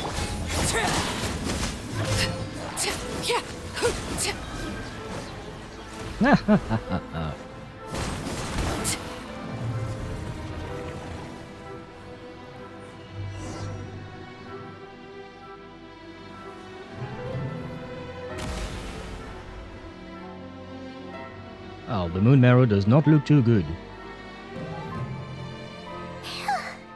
I finally did it. You say that as if it were hard. Honestly, it wasn't that difficult. The iridescent moon's marrow, still burning away like an undying flame, yet now contaminated by the abyss.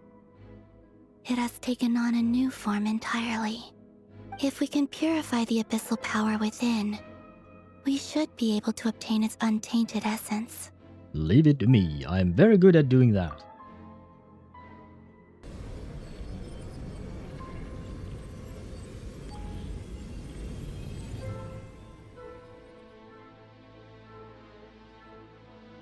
Seems better. It's so cold. I did not recognize that voice. Is it you? Are you here? Huh? Are you talking to us? At long last, I can see you once more. Our fates have crossed, and I am finally free. Who the fuck are you? I guess maybe you're the moon? I'm sorry. I lied to you. Even knowing what was to come, I still couldn't let go of the fear in my heart as death drew near. The moment the moon shattered, my body began to split apart piece by piece. Like I was being cut into pieces by 1,000 blunt blades. My thoughts scattered as the cold crept in. But I could not bear to fade away like that. Tell me, what was it that brought you to us all that time ago? If only I had possessed your courage, then I might have been spared this torment more painful than death. You look so puzzled. That's how I felt too when I first saw you. But trust me when I say that everything happens for a reason. Farewell. Hypo? The hypostasis? What hypo? Who is hypo? What's that all about? Was that the goddess of the iridescent moon? It sounded like she was speaking to a long-lost friend. But none of us have ever met her before, right? I mean, I don't think she was talking to us directly. I think she was either mistaking us for someone else or something like that. Where was I at? Battle count 6. Munch. Wait, what are you munching on? We just ripped off the proverbial blanket off of the Moon Sister. Yeah, I suppose so, in a way, yeah, but I assume what we heard was indeed the voice of the Moon Sister, the iridescent moon. But I wonder what that hypo was. Where is it? Hypo. Who is hypo? Is she talking about... I doubt she's talking about a hypostasis. But I suppose there should be something, but I can't think of anything else that starts with hypo. The only thing that comes to mind are Hypogeans, but those are... That's a faction of characters in AFK Journey, so it has nothing to do with Genshin. Other than that, the Hyperborean Empire, which was in Duet Night Abyss, again, nothing to do with Genshin. She mistook us for the previous Descender. We've never heard that of that name yet. Okay. Wait, how do you know it was the previous Descender that she's mistaking us with? And because the previous Descender, wait, we are the 4th. The 3rd one is the one that got torn to pieces. Okay, so it was the... Okay, it was ours. And it was the one that Fatui... well, I mean, I suppose it makes sense, but I was thinking of the Tsaritsa. The one that the Tsaritsa was in love with, right? Context clue? What context clue did you get here? My body began to be split apart into 1,000 pieces. I mean, that kind of resembles what happened to the 3rd Descender, I suppose, but it's not really the same thing. This actually happened to her, not to him. Unless she is the 3rd Descender, but that I don't think would really make sense. I'm probably free. I'm sorry I lied to you. I still couldn't let go of the fear in my heart as death drew near. Shattered my mana. My thoughts scattered. Yeah, no, I don't see what context clue you could have used to determine whether this was the 3rd Descender or not. Sare Lenenen. The heck? AKA the Voyager. They already met them. I have no idea what you're talking about. Yeah, I don't know what Sare Lenenen means. I don't even know where you're seeing this. So I am even more confused than before. But the ads are gone, so we can continue. Perhaps. She took me for the goddess of the frost moon she once knew. For a fading soul like hers, our auras must be too similar to tell apart. But anyway, we've got the iridescent moon's marrow now. That should help you regain your strength, right? Alright. Time to leave this place and meet back up with Arlecchino. Let's go! I have a feeling it won't be that easy. Is something going to... Oh, yep.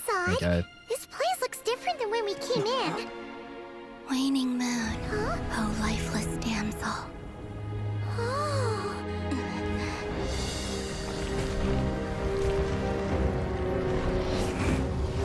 Wait, is the moon attacking us? Hurry! The place is collapsing! It wants to trap us here. I mean, it's the abyss. Yeah. Now we've taken the moon marrow. All that's left here is a dark will. It will show us no mercy.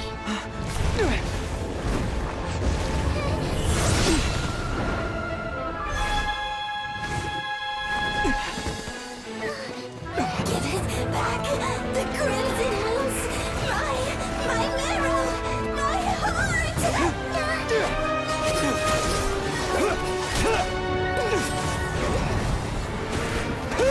is this going to give us a preview of what Columbina's kit is going to be like? Ah.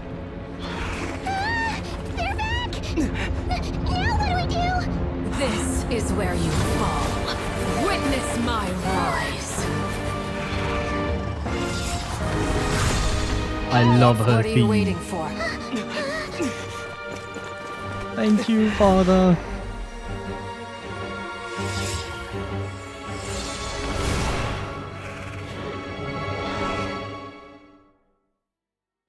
Daddy was there to save us.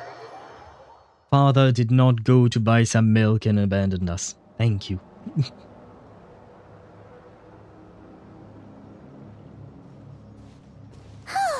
we made it! Is that you, Arlecchino? Did you save us? Well, who else could it be? Wait, your hands! They're... Oh, this? Don't worry. It's a small price to pay. But you're okay, right? You are okay, right? The Abyss wanted to trap you inside, and I defied its will by bringing you out. No wonder it's a little angry. I love how she doesn't really think of anything about that, even though we're talking about the Abyss, you know. That's their Teyvat name. It was in the other book, the 4 pieces you read. It has the Tsaritsa story in it. Oh, I did not remember that name. But I do, okay, yeah, I do remember the Voyager. Was that the name, the Voyager? Was that what it was called? Because I do remember reading the book, but I also remember that I didn't read the entire book. I read the first part and then the part specifically about the Tsaritsa. I left out the rest because I was, quite frankly, very tired that day. So that Geospike, holy damn. Yeah, the Traveler using a Geo was nice. It was nice indeed. But what would you call that? I wish to see him using more of various elements at the same time. That's one thing I really wish to see. Seeing him use all of his elements. We've seen him do it before, but I just want him to do it more. It's Finnish, of course you don't remember. Yeah, I mean, it's not exactly the type of name that I'm used to. Sarelenen. Probably something like that. No, it is Sarelenen. Yeah, okay. Only 2 nenen in there. Is there anything I can do in return? I can purify the Abyss power, then maybe. Come on. No. I have paid the price, albeit a small one, and it cannot be undone. Oh. My hands have already fused with the Abyss. Purification would simply destroy whatever's left of them. Ah, yeah, no, I'd rather not amputate you. I don't think you want that either, so yeah, never mind. Sorry. But surely... Oh... We're so sorry, Arlecchino. Paimon can't believe you'd make a sacrifice like this for us. As much as I'd like to call it a favor, the truth is I was simply holding up my end of the deal. Well, Columbina. Yes, you did your part. And as promised, I will leave the iridescent moon's marrow in your care. From this day forth, may the 2 worlds' flames burn ever more brightly. Doesn't that make Arlecchino even more powerful than before? Like, she was already quite strong, but I assume having the power of the iridescent moon within her, if she can tap into it, like, yeah, because I was thinking, technically speaking, she's 4th, right now, in terms of the Fatui Harbingers, and we are missing a number 1, right? Because Capitano is, otherwise occupied. So we're missing a number 1, so we need someone to replace him, right? So why not Arlecchino? She could have a promotion, but Dottore is number 2. So in theory, he should become number 1. If, yeah, logic, yeah, never mind.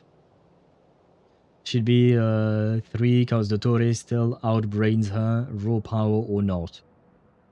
Fine. Yes, he is smart. I don't like it, but...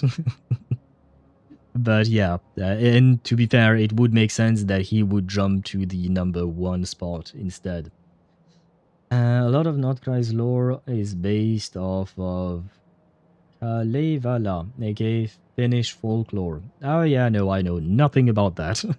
I will admit my lack of knowledge on that. And Thrain is just built different. Yeah, but he's no longer there, and I'm still mad about that. I mean, like I said, it was a beautiful conclusion to his story, but I still wanted him to be playable, man. What are these things that I see in the sky over there? They look like balloons. Are they things from Natlan, maybe?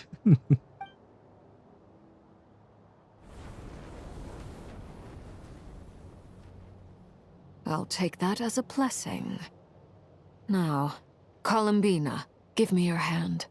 Accept this moonlight I offer in return.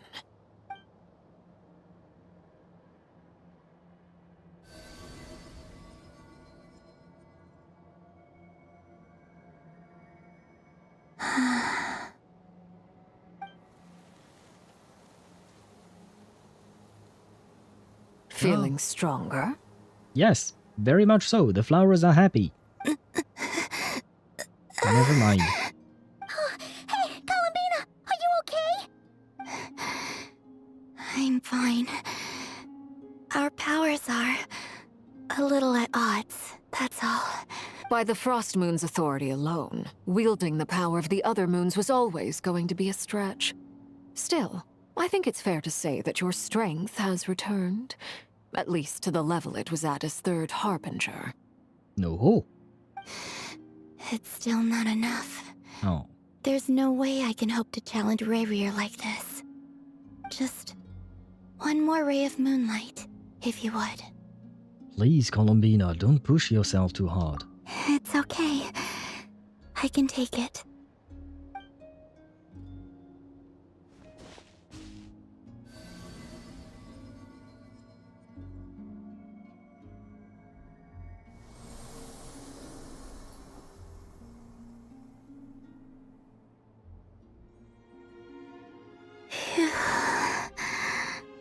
How about now? Fighting fit?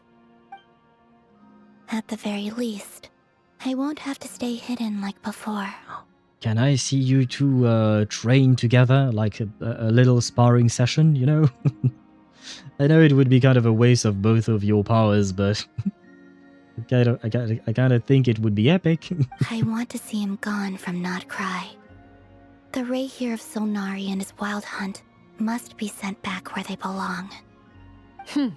Well, it's good to have something to aim for. You certainly seem more alive now than you did earlier. When I first met you, you didn't strike me as a ray of moonlight. More like a wisp of fog drifting in from who knows where, ready to scatter at the first sign of a breeze. You don't have to be mean about it. But now, you're full of vitality. Just like the Frost Moon, once the brightest of them all. May you keep shining, Columbina. This is who you are. Aww. Thank you. Look after yourself too, Arlecchino. I know you have plans of your own, and that's why you're always seeking to grow stronger. But whatever you're after, don't let the Abyss take a hold of you. I do not wish to see you go down the same path as Rerir. Yes, please. I need a father in my life. I appreciate the concern, Columbina. Although perhaps it's time you took a new name. No. A new name? Kutar, the Moon Maiden, Columbina. They're nothing more than code names. They describe who she is and the roles she's played, but they're not her real name. We often use code names in the House of the Hearth, too. But it's knowing your real name that keeps you grounded. Up till now, you've been living a wandering life, so you've probably never really cared. All I'll say is this. Once you've defeated Rerir, give it some thought. Oh, please don't tell me I will have to name her just like we did with Scaramouche, because, yeah, nah. Need I remind you that I still haven't adopted Inky, the black cat in ZZZ, because I can't give him a proper name. And I know that I can't even change his name. At least in the case of Scaramouche, we can change his name. But in the case of Inky, we can't, so... yeah, nah. I don't really want that. He will get up and let me tell you why. One sec. Seen Genshin. Wait, if this is about Capitano, I'll look at that later on. Isn't that first image from... It reminds me of the Lich King from World of Warcraft. Is that what you're talking about, or is this from something else? All right, that's it from me. I'll get you back safely first, then go meet up with Sandrone. You're the best! Yes, that is Arthas Menethil. I will take your word for it, because I have not fought the Lich King. I played a tiny bit of World of Warcraft, but I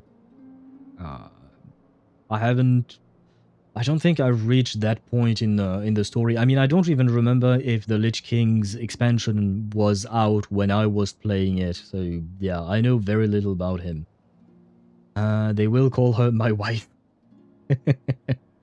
I mean, you would call her my wife, but as for Hoyo, I don't know what name they would give her, if they are the ones who choose it. If it was only up to players, yes, I assume a lot of players will call her that. Let us know the next time you need a hand. Well, maybe we shouldn't talk about her hand. We'll be sure to return the favor. I appreciate the gesture. It speaks to your good character. Anyway, let's get going. There are more urgent things to do right now than trade compliments. Fair enough, but see guys, we are kind of like friends. I know it's not real, but let me have my canon, my head canon, that we're friends.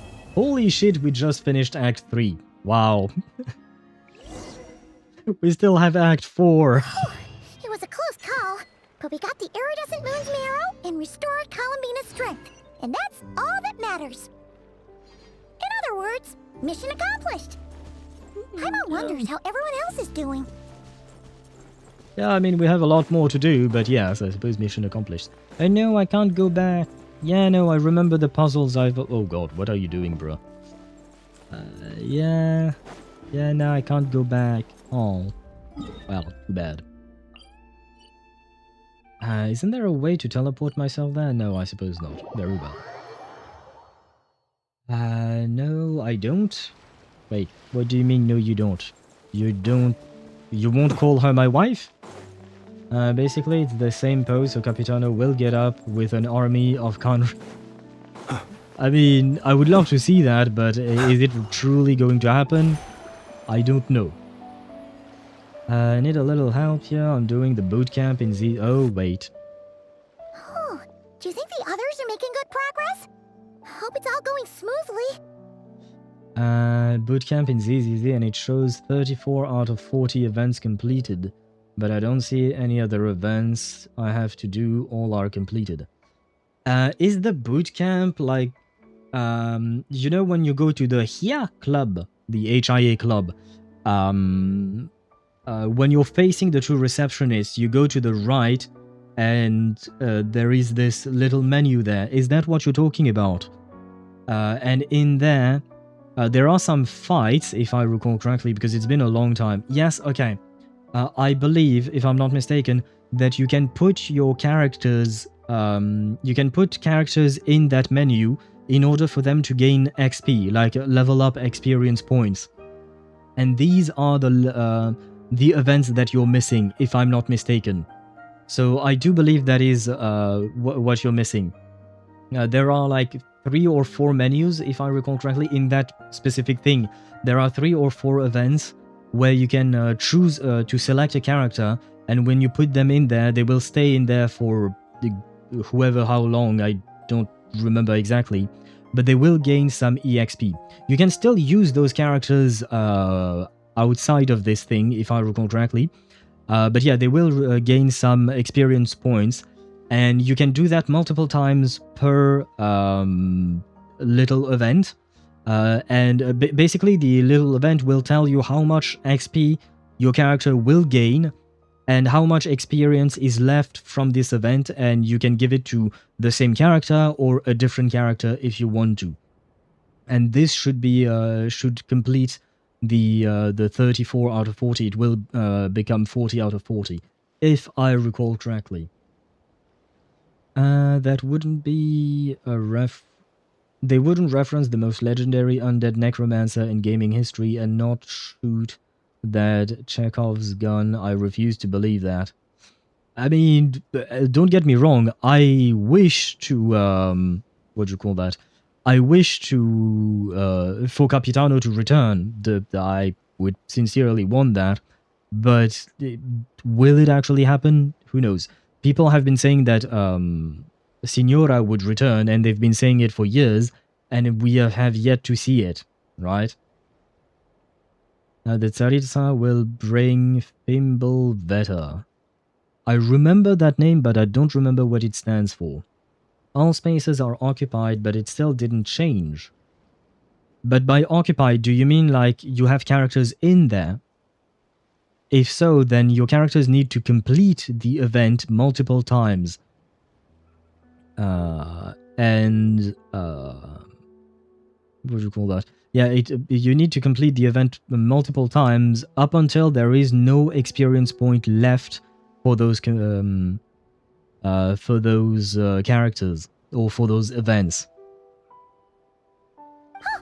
Hey, look! They made it back as well! Prince! Lama! How did it all go? All is well, thank you.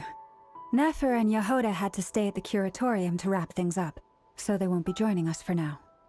I ran into Miss Nefer and Miss Aino on the way back. Their work is still in progress, so I suspect they won't be back for a while either. You seem rather cheerful today, Mr. Flintz. Does he? I certainly am. I achieved what I set out to do and came away with more than I bargained for. More than you bargained for?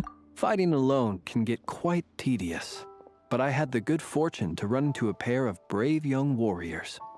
Okay, I think I recognize one pair of boots, but what was the other one? We meet again. How have you been? Hello, and I see that someone is hiding behind you. And I know who that is, because I've seen images of him. Make your copium as high as your love for Herta.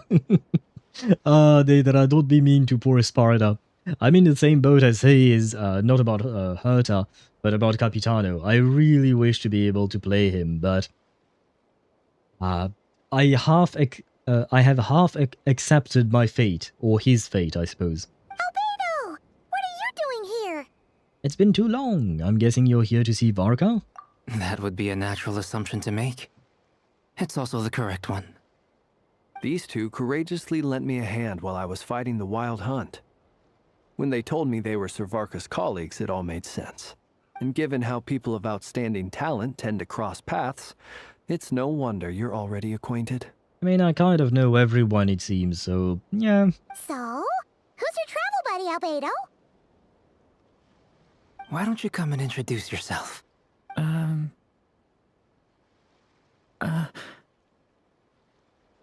Hello. A gentleman of few words, I see. And a rather stern countenance.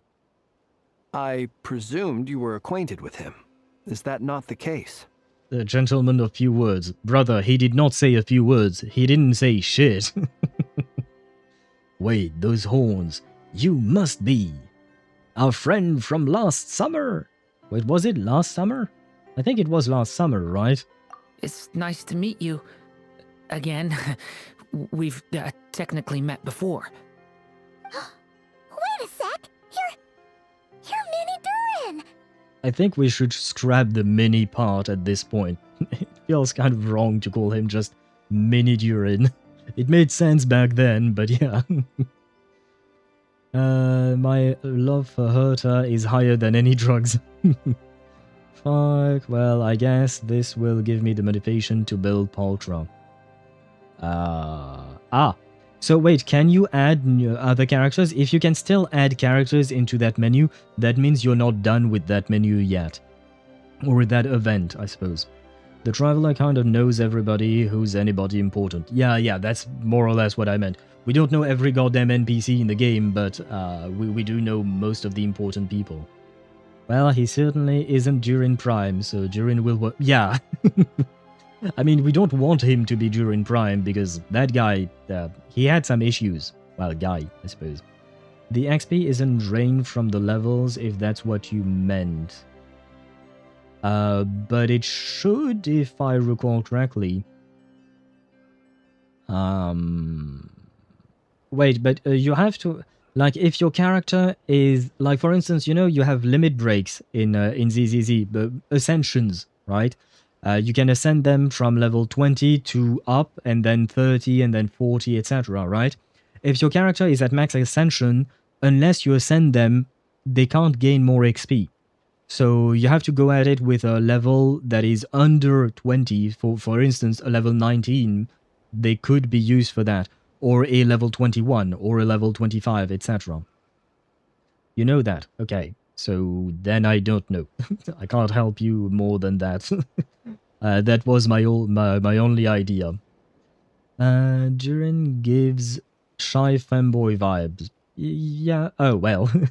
I guess Daedra and Mihai, you don't... I mean, I suppose they're not what you guys both said are not mutually exclusive. Durin looks badass, must pull. I will be honest, I don't like his design. I will not be pulling for him. I will be honest. I like tall men, and tall women as well. I like the Varka style, or the Lauma style. Durin, not so much. It tells you that you need to promote the characters before putting them in there. Yeah, that means that your character is already at max level for that ascension. So you need to break that ascension limit. And then you can put them in there. You can't put a level 60 in there. If you're at level 50 out of 50, then you need to ascend them so they can go higher. Durin Prime was unfortunately delusional. They straight up thought they were playing when in fact they were destroying shit. Yeah, and wasn't that the same case for a creature in Fontaine? You know, the creature whose carcass we can go inside of, I think. If I recall correctly. I saw during gameplay he's a worse version of Support Mawika. His pyro application is slower than Mawika's. Ah. Does that mean that he... that is actually kind of strange because Dia's pyro application is already slower than Mawika's. So is he at Dia's levels of slowness? Same case for the father of the Melusines. Yes, yeah, that thing. I don't remember its name, but I remember being inside of it and... Well, that sounds strange when I put it that way. That's right. It's me. I'm glad to see you again. Hello. By the way, he says it's okay if you drop the mini. See, even Alberto says it. And Durin, I guess. Yeah, I'm not as mini as I used to be. Well, you're still kind of tiny when compared to Varka, for instance, but sure, you grew a bit. Interesting, isn't it? The first step towards blending into human society appears to be reflecting on whether one's name really reflects who they are. Wow! You look so different! In a good way, of course. It's great to see you looking so healthy. Did Mini Durin not look healthy back then? I don't really remember everything in that event. I enjoyed it, but not as much as some other summer event, not gonna lie. Thank you, Paimon. And although you're as mini as ever, I understand that diminutives don't always convey endearment. I'll be sure to simply call you Paimon as a sign of my great respect for you. You didn't have to mention that she was mini as ever. Wow, you're such a smooth talker now. Paimon could get used to this. From now on, you may refer to her as your esteemed guide, Paimon. Wait, I thought you were my guide. Since when have you become his guide? I'm becoming jealous. I actually think a diminutive is warranted here. Little Paimon is pretty tiny after all. Personally, I think our little Paimon is the perfect size. Well, I hope one day she grows, but oh well. When people call her little Paimon, it's just because she's so adorable that they can't help themselves. If that's not a sign of endearment, what is? You're absolutely right, Miss Lauma. My brother still has a long road ahead of him when it comes to understanding human relationships. Anyway, speaking of long journeys, didn't Columbina, leave with you? How come she isn't back yet? Right, I forgot that technically, not technically, but yeah, Albedo and Durin are brothers, I suppose. Elinas, yeah, that is the name of the carcass we were in Fontaine. Durin not looks only just badass, he looks super ultra badass. Imagine his dragon form. His draconic eyes look so epic. I mean, yeah, but he does not look like a dragon right now. He just looks like a boy who cosplays as a dragon. At least that's how he looks to me. But if he looks badass to you, I'm happy for you. Paimon is following in her sister's footsteps, you know, Renova. What do you mean that she is following in her sister's footsteps? I'm not sure about that, but I mean, that's assuming that Paimon is indeed Asmodee. Her name was Asmodee, not Asmodeus, right? If I recall correctly. But that is assuming that Paimon is that. Which, technically speaking, we don't have an actual confirmation for. But, in all likelihood, I know. Hope his fire will be purple-ish color. That would be nice. I don't know if that is the case or not, though. She's been catching up with old friends. Wouldn't be surprised if she stopped for a cup of tea or 10 on the way back. Uh-oh. People are talking about me. Hope it's nothing negative. I don't really know what negative thing people would have to say about you. And I hope he spits a big chunk of fire. That would be nice. That would be nice. Asmodeus is the original demon from the Lesser Key of Solomon. Yeah. Asmodee is the feminized name of Asmodeus. Yeah, but in the game they use... well, technically it wasn't even in the game, right? It was in the trailer with the shades. But they use Asmodee instead of Asmodeus, so I just wanted to stick to whatever name they chose here. I am a disgrace to the entire ZZZ community. I have my Miyabi still at friendship level 1. My Miyabi, my main DPS since her first banner came out, and the DPS I've used the most of the time. And I have Ben the Big Bear, who I have never used besides when I'm when I'm forced to use him in trials at max friendship. I am a disgrace, skin me alive. Well, we are not going to skin you alive and cook you under a medium wildfire. But I have to admit, it is kind of surprising that you didn't level up your friendship levels with Miyabi. And that's the first thing I did with my Evelyn. And I think my Miyabi also has her friendship maxed out. I have to admit, I have not been keeping up with that. My Yanagi, I don't think she's maxed out yet. Same, no, Fufu is maxed out. Lucia is definitely not. There were a couple of them that are not yet. So yeah, I have to admit, I am surprised that you didn't. Just imagine Castrace, but instead of summoning a dragon, he transforms in the dragon. That would be actually kind of cool. Not gonna lie. That is actually kind of cool.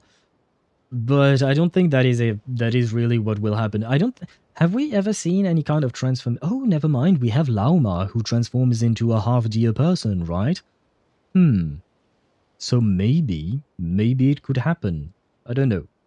It would be interesting if that were the case. But I hope it doesn't happen, because if he does turn himself into a dragon, if it looks like Castrace's dragon, I will pull... I might pull for him.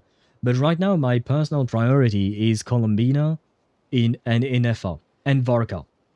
Those are the ones I truly want. Nefer is mostly... well, she's kind of adorable, but mostly because I want to make my Flynn stronger.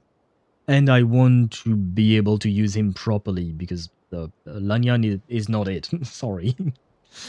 And as for Columbina, it's Columbina, and she might be able to be playable with Flynns because she's supposed to be Hydro, right? And Varka is Varka. I don't think I need to explain myself for Varka. So if I can guarantee myself those three, then I might pull for Durin if he turns himself into a dragon. If he doesn't, then yeah, no, I'm not pulling. We'll cook him well done. For Mihai. That's a little better because that's how I like my steak cooked. Well done? Oh, you prefer well done? Ah. I prefer rare or medium rare, I suppose. Not a fan of well done. Well done usually feels more... not my cup of tea. Tea. Not tea. Tea.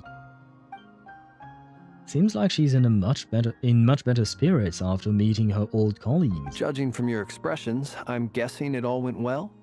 It's getting crowded here. I'll go grab some chairs. No need. This is a job for an alchemist.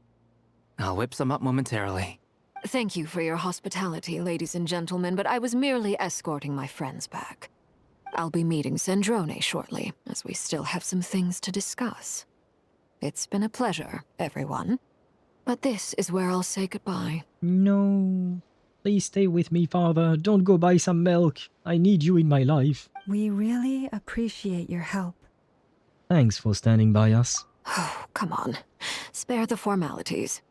I'm just glad I could help out some true friends. See? We are friends! Victory! We are friends! I will screenshot that moment forever. I understand. Well, bye for now, Harlequino. See, we are friends. Ha ha ha. Oh, this place is hopping. It's probably a good thing one of us left. Otherwise, we might not fit all these people in. Are you saying we're about to run out of chairs? As a matter of fact, I am. Come on in and see for yourself. Well, apparently Albedo can make some. Do you think Albedo can turn himself into IKEA and start selling furniture?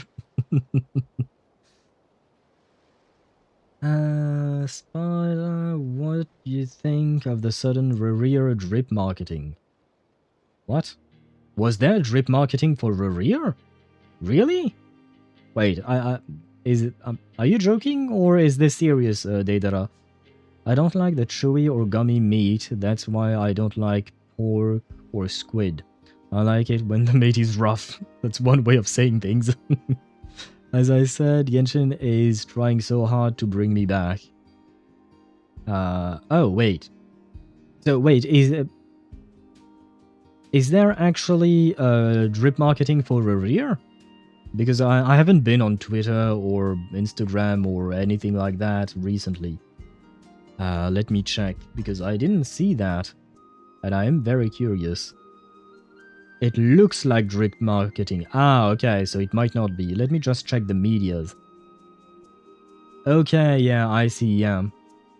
It kind of looks like drip marketing, but it's not exactly the same. But it could be interesting if it were. Yeah, I don't know if it's actually drip marketing or not. When did this come out? Oh, it came out today, that's why. Okay, yeah. No wonder. But okay, interesting. Hey, who knows, maybe we will actually get to have a Rerir playable. Aule has been running from Sirene meltdowns. Yeah, no, I mean, to be fair, it's mostly about Twitter. I don't like the platform at all. I still have that account, but I don't use it anymore.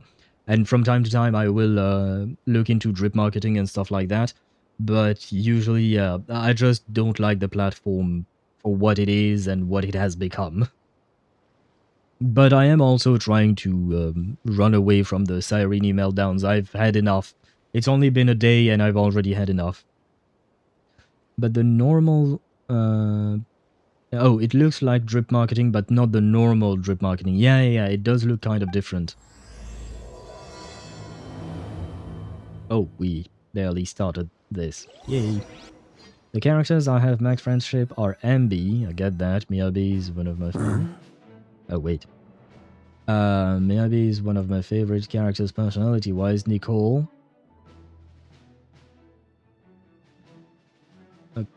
She was my main when I started the game. Even have her C6R5. Ben, how the fuck did that happen? And Bernice, need I say anything? I mean, for Ben, I think I might have the answer. Maybe you did trust events when you were just out and about in the, what do you call that? In the, what you call that? In the open world or something. Meant to say Ambi, I wrote Miyabi. Okay, yeah. And that's why I kind of bugged out there. My brain was like, that doesn't really make sense, but okay. But yeah, I also love Miyabi's personality. Yeah, I kind of gathered that one. I was about to grab a drink. But wait. What is this? What is happening in 2025? This is the second time we've seen Dainsleif. Are you okay, Dainsleif? You never show up twice a year. I overheard your little chit-chat outside, by the way. With Miss Columbina's colleague gone, we should be back to the original crew plus the other colleagues I brought in. Wait, is Varka the one who called in Dainsleif? Do they know each other? Interesting. Oh, I would have so wanted to see Dainsleif interact with Arlecchino as well, but oh well, fine. Though, it looks like we have another new face. Someone else managed to rope in a colleague too? Sorry, he's probably here for us. Frankly, you and Paimon are the only people I know here. Ah, okay. So wait, what are you doing here? This here is Dainsleif, colleague of Teyvat's greatest guide, Paimon, and greatest adventurer, the Traveler. Well, not exactly colleagues, more sort of friends. I love the close-up on Paimon's face, like how huge it was on the screen. When someone else jumps in to do the announcing, you know you're speaking to someone important. Well, yeah, you are talking to the Twilight Sword of Kandria. Let's hear what he has to say. Note to self. Once Paimon knows your name, the rest of the world will soon follow. Yeah, she's not exactly the best at keeping secrets, is she? When he comes looking for us, it's usually something important. Paimon's guessing you've heard about the Wild Hunt, then. From the looks of it, you're about to hold a meeting. If I were to say that the Wild Hunt is our mutual enemy, would that earn me a seat at the table? Mind blown emoji, scared face emoji, mind blown emoji, scared face emoji. The reading of the emojis. Good grief. But yeah, we're getting a second meeting per year. And who knows, maybe more. We'll have to wait and see 6.2, but hey. You know what? The more Dainsleif we get, the happiest I am. Nod-Krai is cooking with Dainsleif. Yeah. I'm very happy to see him. I mean, to be fair, it kind of makes sense. We are dealing with the abyssal powers. We are dealing with one of the sinners of Kandria and all of that, right? Though I guess technically speaking, we were dealing with the abyss in Natlan and he didn't show up there. Or rather, he didn't show up during the main quest. I follow some Dainsleif fangirls that are the least so... at the least... okay, I see what you mean. They went feral, yeah. I assume Minsleif was very, very happy to see him. I mean, part of her name is literally from his name, right? And now with Varka and Flynn's in the same spot, those girls will ascend to heaven.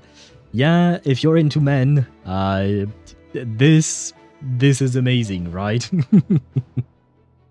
As the saying goes, the enemy of my enemy is my friend. Mr. Dainsleif, there's a seat with your name on it. I think Varka is actually taller than Dainsleif. I'm trying to ascertain how tall this guy is, but he definitely seems to have a very different model from regular tall male models. Though, I can't promise the same for everyone else. Hey, Albedo, think you can rustle up a couple more chairs? After all this time apart, Grandmaster Varka's first order is to rustle up a couple more chairs. I've missed this. Is he being sarcastic? Knowing Albedo, probably not. Hey, he's your brother. Why are you asking us? I've still got a lot to learn about the nuances of human conversation. Trying to decipher Albedo's way of speaking has been like jumping in at the deep end. Oh, good point. Paimon gets you now. Don't sweat it. There are people who go their whole lives without getting the hang of it. You're ahead of the game already. Look at you, Paimon, an expert in the art of encouragement. I wonder what's taking Nefer so long. Did you guys see it? The tears in Ether's eyes. I love that little detail. It's so stupid, but this was really, really adorable. Wait a minute. Varka, Albedo, Dainsleif, Flins, and, well, Durin. Holy damn. Yeah, my girl's gotta die. Yeah. Yeah. Fangirls are going to fangirl over this, because that's a lot, right? Not by much. They are roughly the same height. Yeah, not by much for, in regard to Dainsleif. Given Albedo is hyper-intelligent, Durin is literally at a disadvantage. I mean, yeah, Durin is kind of still like a child in a way in terms of what he has learned, because he hasn't been interacting with people much in terms of, like, social intelligence. He has a lot to learn. Perhaps you should go and check in with her. If anyone can hurry her along, it's you. And he's doing really well. Durin, yeah, he seems fine. Sorry for the noise. Oh, guys, I won 3 50-50s in a row. I hope that shows me my pulls for Cheer You 1, right? I will get 3 Cheer You 1 in 1 10 pull. I just got back from the curatorium. Besides, aren't you curious to see what's taking her so long? Miss Nefer doesn't strike me as the type to share secrets. And since gathering intel is her specialty, I'm guessing she'd prefer to keep her methods confidential. Under such circumstances, would it not be tactless for me to impose? Oh, but it's fine for me to impose. Well, you know her better. What can I say? You have an unrivaled ability to garner people's affection, Miss Moonchanter. Besides, you have far more in common with her than I do. Is it because they both have dendrovisions? Why the rip? They that are wasted luck? Maybe. I don't think I've never had 3 5 stars in 1 10 pull, so I don't think that really equates to my pulls in gacha. Who is the next banner on ZZZ? I want to decide who to use my guarantee on. Well, I don't know about the reruns because they haven't been announced, but the characters that have been drip marketed are Ban Yue, the lion robot dude, the giant dude, the big burly dude that we saw in the last story, and Dial-In. Dial-In, I think we saw at the end, but we didn't see a whole lot of her, if I recall correctly. But yeah, those are the 2 upcoming characters, but in terms of reruns, I have no idea. All right, then. Well, goodbye, my dear friend. Impressive. Mokotan. She barely fought back at all. I admire your powers of persuasion, my friend. Look at that slight, satisfied smile on his face. As I'm sure Miss Lauma will realize soon enough, the trick in life is to always pitch in with other people's responsibilities so that you can be selective with your own. Another trick is to simply hide in the background. Spoken like a true sage. Okay, I want more interactions between Flins and Albedo. Anyway, looks like we've got some time to kill before the meeting. Let's take a little breather, folks. And feel free to chat amongst yourselves. We'll get down to business once the other 2 arrive.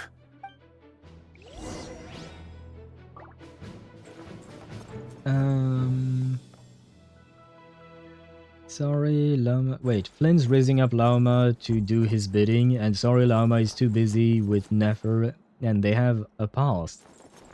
Yuri wins once again. She could be bi.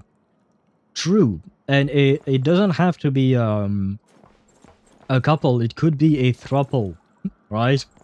They could date all of them together, right? It could be anything and everything. Okay, Dainsleif being alone, I get. But what is this segregation per height? We have all the medium characters here and all the tall characters that, well, there are only 2, but you know what I mean. What is this segregation because of height? You're both awfully quiet. Why don't I start us off with an icebreaker? Please don't tell me you picked up jokes from Sino when he was in Mondstadt. Please tell me you didn't pick up jokes from Sino when he was in Mondstadt. Much obliged. Have either of you ever had your portrait painted? Oh, okay. If not, I'd be glad to help. Thank God. That sounds like a lovely idea. You know how to paint, then? I dabble occasionally. He's an excellent painter. Tables, chairs, people, dragons, you name it. He'll paint it for you. I'm flattered. If I ever get the chance, I'd like to give it a try myself. Wait, but you could have tried with your Kuvaki friends. Or Wait. No, Kuvaki is the power, right? What are the little beings called? Because I don't remember that. Because there was a little quest with her where some of her Kuvaki-powered friends were trying to paint and stuff. The last time I pulled a Wenjin was Ishuan. I tried getting Bernice's but failed. And now I am at a 10 pull away from a Wenjin. I'm keeping it for a Yanagi rerun maybe, since I also want to get Yanagi. The problem for Yanagi is that she had a rerun recently, so you might have to wait a couple of patches before, at least a couple of patches before she gets a rerun. Or Hugo, I also want him. Or Astrayao, or Sisam. I see that you want quite a lot of characters. Lauma or Nefer. For Albedo, it makes sense. He's in this group, he's the closest to divinity.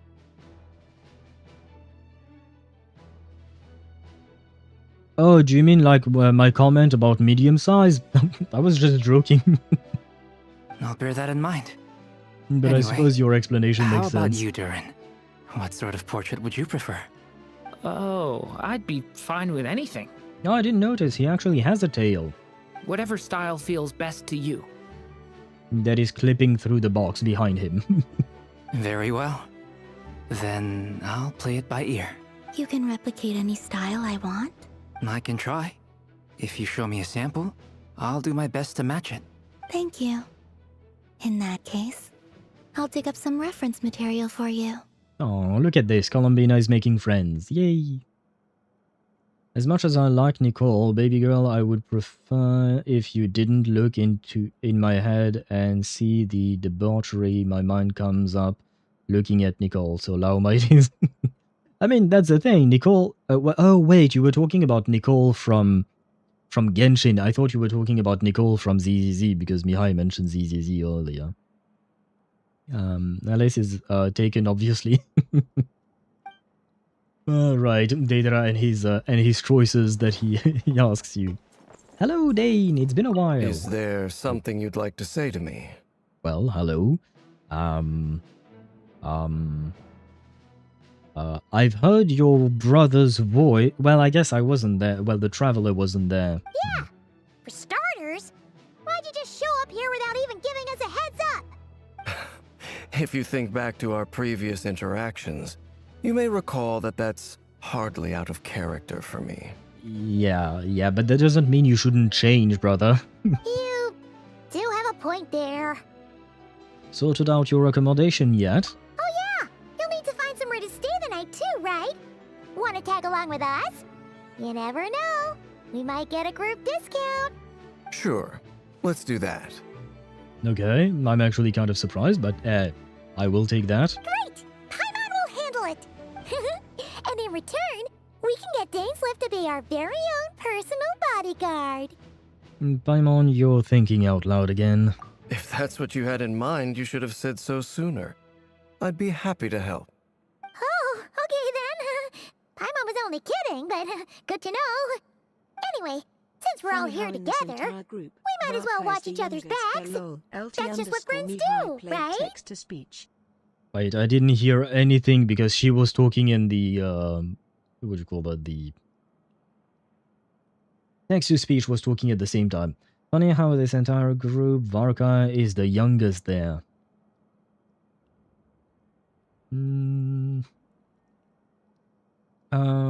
Oh right, Flint is also quite old, yeah. Okay, yeah, he is indeed. And yet he's the one who looks the oldest, right, compared to the others. Yeah. You learn much from Gas Race, death is not... Oh, you guys are still talking about your choices. Indeed. Thank you. Was that it? Oh, I wanted more of an interactions with him, but oh well. We have two Flynns. Truth be told, I can't remember the last time I was in a meeting with so many people. You're not alone there, my friend.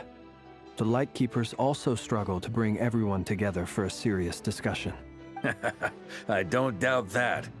I've only ever met two Ratniki, one being you, and the other being that young guy, Itlua. Ilua? Iluga? Ilua? I don't want to listen to the entire sentence just to hear his name. Itlua is a good apple, I'll give him that. He's kind, honest, and regularly delivers supplies to my lighthouse. A true Ratnik to the core. In that sense, he puts me to shame. Okay, how do you pronounce his name? Itlua is a good... Itlua is a good... Itlua is a good... Itlua? Is that how he says it? Itlua? Itlua is a... Yeah, it sounds like Itlua. As if the double L makes it a T or something. Okay. So you're what? A fake Ratnik? That's what it sounds like you're saying. But I get the feeling that's not quite what you meant. Come on, why the awkward silence? Sorry. I'm not even gonna bother trying to hide it. You've known all along, haven't you, my friend? Now that was an awkward silence. I see. Let's just keep this between ourselves. Probably best if Itlua doesn't know, huh? That goes without saying. Gotta be careful what you share with youngsters, after all. Anyone else in the know? Let me guess. The Traveler and Paimon? I'm right there, brother, but okay. It's dangerous being too sharp for one's own good, you know. Then, in the name of the Animo Archon Barbados himself, I swear, your secret's safe with me. You managed to get his name right, unlike Rosaria. When we went for drinks, you said that you and Barbados were practically best buds. In the light of that claim, do you really expect me to take your oath seriously? Of course. Just as long as you don't go spreading around the fact that I'm close with Barbados, all right? Fair enough, then. Nothing like a bit of mutual leverage to seal the bonds of friendship. I don't know if that qualifies as friendship, but sure. Not long after. Green Yelan and Laumado are here. Where is Yehoda, by the way? I hear it as Etlua? Oh, okay. Could Miss be. Nefer. You made it after all. But what about Yehoda? So I'm not the only one having that question. I'm here to give you an update on how things are going on our end. Once this is over, I'll be heading straight back to continue my work. I left Yehoda back at the Curatorium to watch over things while I'm gone. So much for just this once. Don't mention that, Varka. Shh! Not so loud! We're on a roll here. What if she remembers and suddenly decides to back out? Did you say something, Mr. Varka? No, he did not. Huh? I didn't say anything. Right, Flints? Why you throw Flynns under the bus like that? Must have been a frog. They get so noisy around here at nighttime. It's like they're putting on a concert in the background. This is so goddamn stupid. Anyway, before we begin, there's a few God. introductions to make. Let me start by saying that it's an honor to be speaking before so many distinguished colleagues and collaborators. First up, we have Miss Lauma. As Moon Chanter, she's the leader of the Frost Moon Scions, a local religious community in Nod-Krai. Then there's Miss Nefer, boss of the Curatorium of Secrets, an intel gatherer extraordinaire. Nefer is leading the investigation into Rerir's background, assisted by Yehoda and Lauma. From the little I've heard, they're making some great progress. Over here, we have Mr. Flintz, a Ratnik and guardian of the abandoned lighthouse. In our last operation, he courageously distracted the wild hunt to buy time for the rest of us. For those of you who've never met, this is Mr. Albedo, a renowned alchemist and captain of the Knights of Favonius investigation team. By his side is a new face for us all, myself included, Mr. Durin, who has come to lend his aid. Next up, we have the Moon Maiden and former Fatui Harbinger, Miss Columbina. Then we have the Traveler, who's earned more titles than I could possibly hope to list out, so I'll spare you the rundown. And Paimon, the ultimate travel companion and quite possibly the best guide in all of Teyvat. Really? Really? Wow! That's a lot of people! Great turnout! Miss Nefer, it looks like you might have another job coming your way. Wait. So, congratulations on the booming business, I guess. Wait, did he just completely not miss, but completely ignore Dainsleif? Phase 2 Ayidhari and Jufufu. LT_Mihai played text-to-speech. Oh, wait, you were talking about Phase 2 of the patch? My bad. I thought you meant the next patch, not the other phase. Okay, my bad. The characters that I mentioned, Banyue and Dialin, are for next patch, not for the next phase. But yeah, the second phase is Yidari, and I didn't remember about Jufufu, but there you have it. Maybe she will allow you. Oh, and you guys are still debating over your choices. I see. Anyway, we have some ads running at the moment. I have to admit, I am starting to grow a bit tired. I am loving the quest, by the way. I really am loving the quest. Especially because we see so many characters interact with each other. And I don't know what it... Hey, maybe it is really because of the lack of voice actings, or rather, all the issues with the voice actings in Natlan. Because I know that in Natlan, we also had quite a big cast of characters. But for some reason, these characters make me feel more like... Maybe it's because some of them I already knew, right? Whereas all the Natlan cast was new to me. Whereas these guys, we had heard about Varka, we've already met Flynn's. We've already met Flynn's. I mean, we met him in 6.0, but no, I was talking about Dainsleif, my bad. We already knew Dainsleif. We had already heard about Columbina. Maybe it's because of that I already feel a form of connection to these characters compared to Natlan's. Maybe there is also the fact that I prefer the designs of these characters over the designs in Natlan, so that could skew my opinion, maybe. But yeah, the fact is that I love these interactions because, yeah, I think the fact that we knew about these characters before makes it even better because we want, or rather I want to see the interactions between these guys. And same thing with, Arlecchino as well. It's something that we don't see her interacting with others a lot, so whenever we see that, it is always kind of a big deal. I want Yidari, but I don't have Astra Yao or Lucia. I don't think you need Astra Yao for that, but you would need Lucia, sorry. You would need Lucia most likely. Yeah, if you don't really have a support, because you have Yuzuha, right? But Yuzuha is a support for Anomaly. Basically, the big three supports are Yuzuha for Anomaly, Astra Yao for Attack, and Lucia for, what would you call that?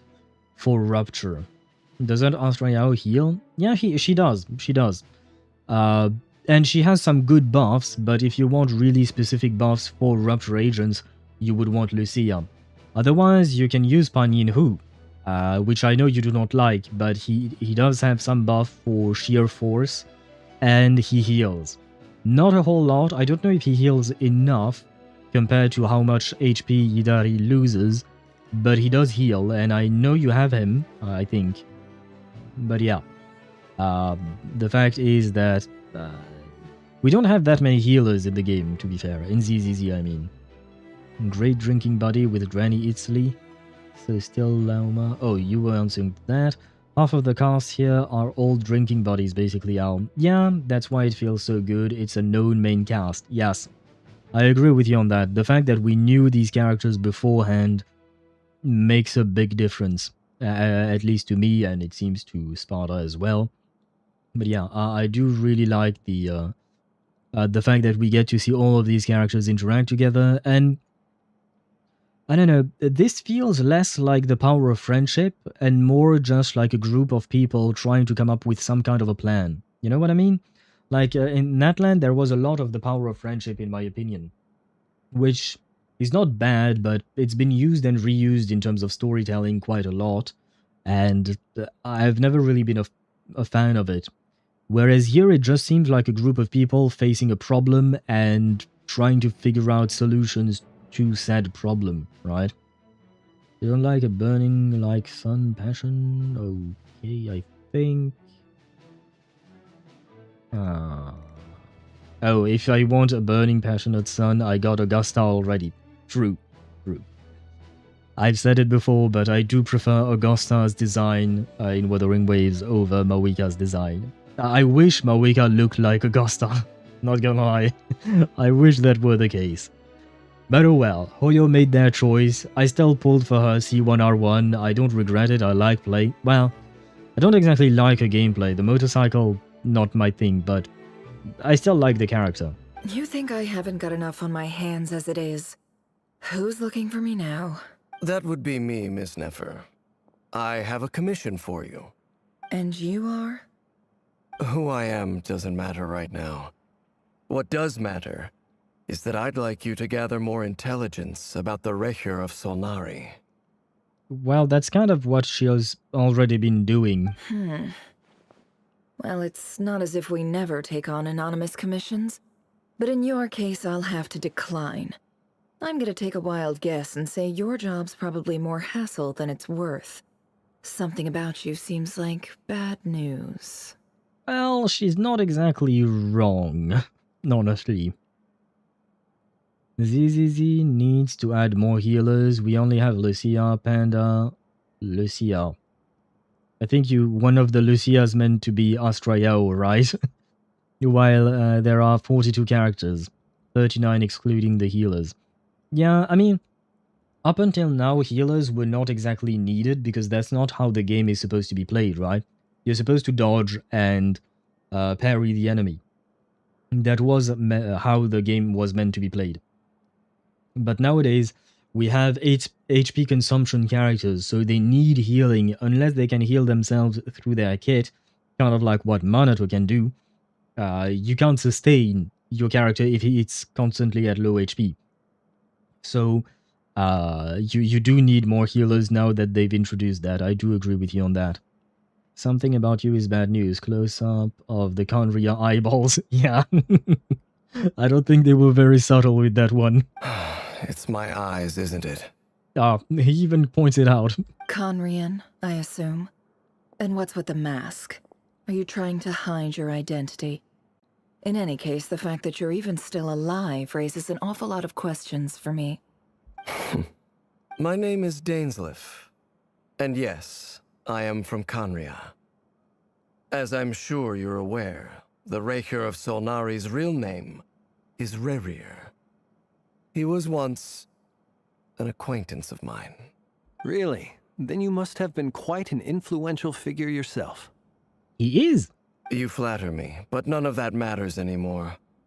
My point was simply to clarify why I have asked Miss Nefer to investigate Rerir's background. So you're both from Conria, and it sounds like you used to be friends? What am I missing here? Surely you already know how he became one of the 5 sinners. I'll tell you everything I know. The history of Conria, the names and identities of the 5 sinners. I remember it all like it was yesterday. Is he going to tell us everything? I want to hear it. I mean, we already know the names and identities of the 5 sinners, but the whole history of Conria, that I'm very interested in. Come on, become a documentary, Dainsleif. I have never spoken openly of this before, but the truth was exactly as people say. The 5 sinners were each driven by their own desires, and it was by playing upon these that the Abyss tempted them to their fall, tearing Conria apart in the process. Okay, yeah, but that we already knew, and this is very vague. I need more details, please. The visionary, Vedafanir, who wished to foretell the future. The wise, Horoptatir, who sought limitless knowledge. And wait, do you guys think that Horoptatir, I hope I'm pronouncing that right, but the wise, seeking limitless knowledge, could it be Lygus? Could it be Xandar 1 Kuwabara? Gold, Rhine-daughter, who desired to create life.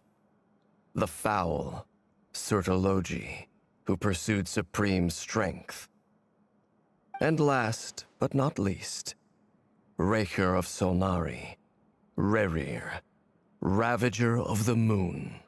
Oh, they went with the translation Ravager of the Moon instead of Hunter, I suppose. Nefer is gaining more about Rerir's past. It will take another 2 to 3 hours for you 5. Oh, okay, so she will get to investigate more, but it will take time. Yeah, I'm not going to stream for 5 more hours, that's for sure. Of the 5, Rerir is the only one who remains a mystery to me. He never harbored grand ambitions. So what changed in the space of a single night? How did he come to fall like the others? In other words, you're saying that his change came as a shock to you, and you have no idea what actually happened? That's right. You mentioned how the Abyss tempted them, which led to their fall. But what did that look like in practice? And what other context can you give me about the events of that time? The more detail you can give me, the better. I agree with Nefer. Give us details, please. Strangely, now that it comes to it, I hardly know where to begin. Wherever you want, just begin, please, brother. The fateful night took place during the era of the Eclipse dynasty. One day, my elder brother, the visionary, Vedafenir, was summoned to the palace by the Vinster King, only for the king to gouge out his eyes and cast him into the dungeons. Okay, I was not expecting that. I mean, I suppose the Vinster King is crazy, or was crazy, right? So it makes sense, but still, I did not expect that. Nefer getting info about Rerir's past is like watching Bleach. Too much useless filler. Really? I mean, so far, I enjoyed it, personally. When I came to hear of this, my fury knew no bounds. I gathered together every ally I thought I had, and together, we set a night to storm the palace and free Ved. Centuries on, the memories of that night still haunt me, like a never-ending nightmare. We broke through the palace gates, just like we had planned, each striking towards our separate targets. But then, I was betrayed. Even Vedafenir, the very person I had come to rescue, abandoned me and partook of the Abyss's power. So, it's personal after all. Then tell me, Mr. Dainsleif, what price are you willing to pay? You, of all people, must know that nothing comes for free. Is Dainsleif rich? Does he have money? Herman is a complete and utter lunatic. Yeah, which is why, I mean, it doesn't surprise me that he did it, but at the same time, I didn't think something like that actually happened to Vedafenir because, well, we don't really have much context to him. I don't want to say too much, don't get me wrong, it's really cool, and there are some awesome cutscenes, but it drags on for so long. Well, I don't think we will see much of it today, because I am slowly approaching the end of the stream. Well, I will continue for a bit longer, but at some point I will take a break, well, a break of a few days. I cannot say what price would be worthy of such a commission. But know this, Rerir was not always a madman. Believe it or not, there was a time when he was just an ordinary man, working for the Conrian Intelligence Service. She doesn't need to believe you, she already knows. Uncovering the truth of Rerir's past is the only way to unravel this mystery. But before you decide if you will accept my commission, I will tell you more about him. Enough, I hope, to help you plan your next move. Sounds pretty good to me. Feels like we just flagged down a random passerby, only to discover he's actually a master strategist who has a score to settle with our enemy. Well, he was the Twilight Sword after all, right? Must be all that good karma I've been building. Who knew having a Conrian friend would come in this handy? Can I borrow your halo?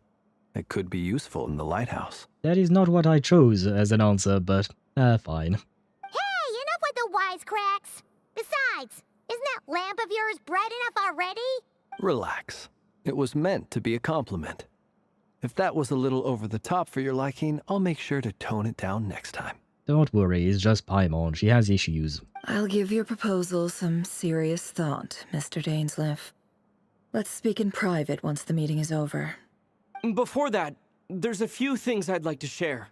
I speak. I have a voice. You recount meeting the knave and how the iridescent moon's marrow was retrieved from the crimson moon space. And never mind, I don't have a voice anymore. Well, I have my voice. You make it clear that the knave chose to help you of her own accord, then conclude by reporting how the hearts of the three moons are finally in your hands. Now that we've united the hearts of the three moons, your power should be greatly enhanced. But it seems like that hasn't happened yet. Yeah, you spoke, but not for long, unfortunately for me. You won't get to see all that today because it's the same as when Nefer went into Rerir's memories, which means you get teleported. Yeah, I would assume as much. I would assume that she will keep digging into this teleportation business, or rather, a ritual business thing. But yeah, I will probably wait for that, and we'll probably finish that next Tuesday, I would assume. Not next Tuesday, sorry, next Wednesday. Hopefully we can finish that Wednesday, that way on Thursday we can actually jump onto Wuthering Waves to finally... I've been waiting to finish that quest, or to start, really, the quest in Wuthering Waves for 3 weeks now. I believe it will take a little longer. You've done so much for me, so I want to be completely honest with you all. Even though I'm doing a lot better now, the truth is, my recovery will likely be an ongoing process. Do we need to touch hands again? From the moment I was born, my power has been slowly ebbing away. And that is because Teyvat has never accepted me. Even with the moons united as one, it seems my rejection cannot be undone. It kind of sounds sad. So far, I have yet to find a solution. It may turn out to be a problem that will plague me until the day I finally leave this place behind. Do you know why you're being rejected by Teyvat? Even so, I will do everything in my power to help you drive out the Rerir of Solnari. As Arlecchino put it, this is not about chasing the spoils of victory. It's just a gesture of heartfelt gratitude. Kutar. She seems a lot more energetic and positive than she did when we first met. Defeating the Rerir of Solnari will be no easy task. While my strength slowly recovers, we'll also need to gather more intel. Naturally. We should take all the help we can get if we hope to defeat him. We've considered several viable plans now, but our choice hinges on the answers to a few key questions. Is it even possible to kill Rerir? What experiences shaped the person or monster he became? And what's he really after? Given Albedo's expertise in alchemy, I think we should leave him to try and answer the first of these questions. I have a proposal. Have Albedo call his mom, and since his mom is fused with one of the shades that happens to be the Shade of Life, maybe she could talk to the Shade of Death, and the Shade of Death could in turn help us out. Understood. I don't think that will happen, but, you know, it'd be nice. And you guys are still debating over your choices. As for the other two, I'm afraid we'll have to count on you again, Miss Nefer. Believe me when I say it's not my wish to burden you. But right now, relying on your skills is our only option. So you're placing all your hopes on me, huh? Well, we don't exactly have a choice, and neither do you. We can't thank you enough for agreeing to help us. Honestly, I can hardly believe how lucky we are. You sure have a talent for changing your tune, Miss Moonchanter. Timid like Yehoda one moment, Then Flintz's insincere flattery the next. You didn't have to call Flintz's flattery insincere, though you're not entirely wrong. Ladies, please. I must object to your portrayal of me. That's all. Feel free to keep bickering. Just pretend I'm not here. Okay, you know what? Even though I lost my 50-50 and on the same thing on the weapon banner, I'm glad I pulled for him. I almost don't want to leave this room. I'm curious to see how this plays out. I have faith in you, Miss Nefer. Something tells me you'll stand by us until the very end. Oh? And what makes you so sure of that? What if I suddenly decide that my compensation is insufficient? This isn't about the money. I can sense that you've got a deep-seated distaste for Rerir.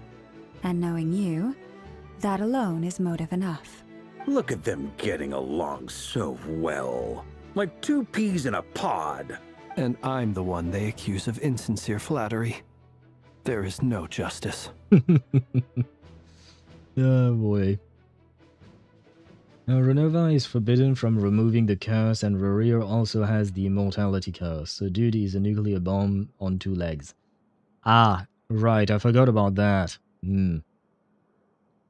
Well, what I say to that is in the words of the Trailblazer, rules are meant to be broken. So, Renova should break her rules and remove the curse. I know that's not how it works.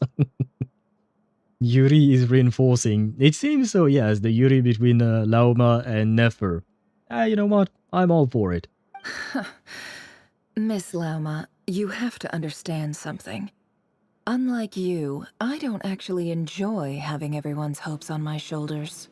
I don't think Lauma enjoys it. She just bears with it because it's something that has been always expected out of her.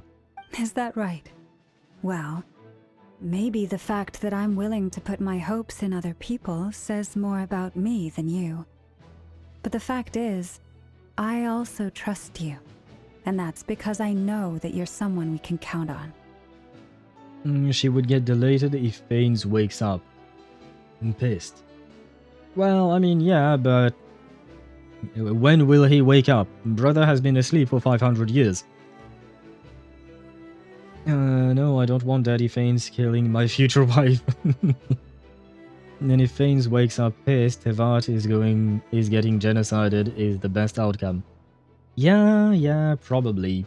Unfortunately. But maybe through the power of friendship, we will be able to fight against him. I don't believe it for a second, but we have to have some hope somewhere. Anyway, we've got our plan, so let's get moving. Mr. Dainsleif, let's talk. And Traveler, once we're finished, if you've nothing else planned, I'd like you to come with me. This whole experience is teaching me a lot. For instance, I now know that when other issues come up in the future, I'll have far more luck getting Lauma to convince Miss Nefer than trying to do it myself. You're not supposed to say these things out loud, brother. Hate to say it, friend, but that's one of the funniest things I've heard in a while. Why? You think I've got it wrong? Quite the opposite. But what makes it so hilarious is how long it's taken you to realize. Flintz is mocking Varka. Nefer and Dainsleif converse intently for quite some time. For the gravity of their expressions, you can tell how heavily the next stage of the plan weighs upon them both. After a short chat, Alberto and Durin head off with Varka on what they describe as a sample-finding mission. The heck does that mean? Lauma steps out for a while, then comes back loaded up with emergency medicine. She tells you that while people rarely expect to get hurt, it is her duty to be prepared when they do. You and Paimon wait patiently for Nefer, content to see how well everyone is working together. Once Nefer is finished, you follow her and Lauma back to the curatorium. Oh, are we getting teleported? Yes, we are. If the theory that Fanes is Genshin's Kevin. I think I explained everything with that. Yeah, I suppose with that. But if Kevin is in Genshin, I am pulling for him immediately. If he becomes a playable character, of course, which is not really guaranteed. The power of friendship only works in Natlan. God, I didn't notice. The yaoi is getting stronger too. You're right, I didn't think of that. The yaoi between Varka and Flins. We have all the ships now. I heard my name. Oh, right, Kevin. Sorry, I forgot about that. But yeah, we were talking about the fact that maybe Kevin Kaslana might be a playable character in the future in Genshin, because we've got Kevin in HSR. Thank you for waiting. And in Honkai Impact 3. I wonder if we'll ever get a Kevin in ZZZ as well. Though in ZZZ ZZZ seems to be quite disconnected from the rest.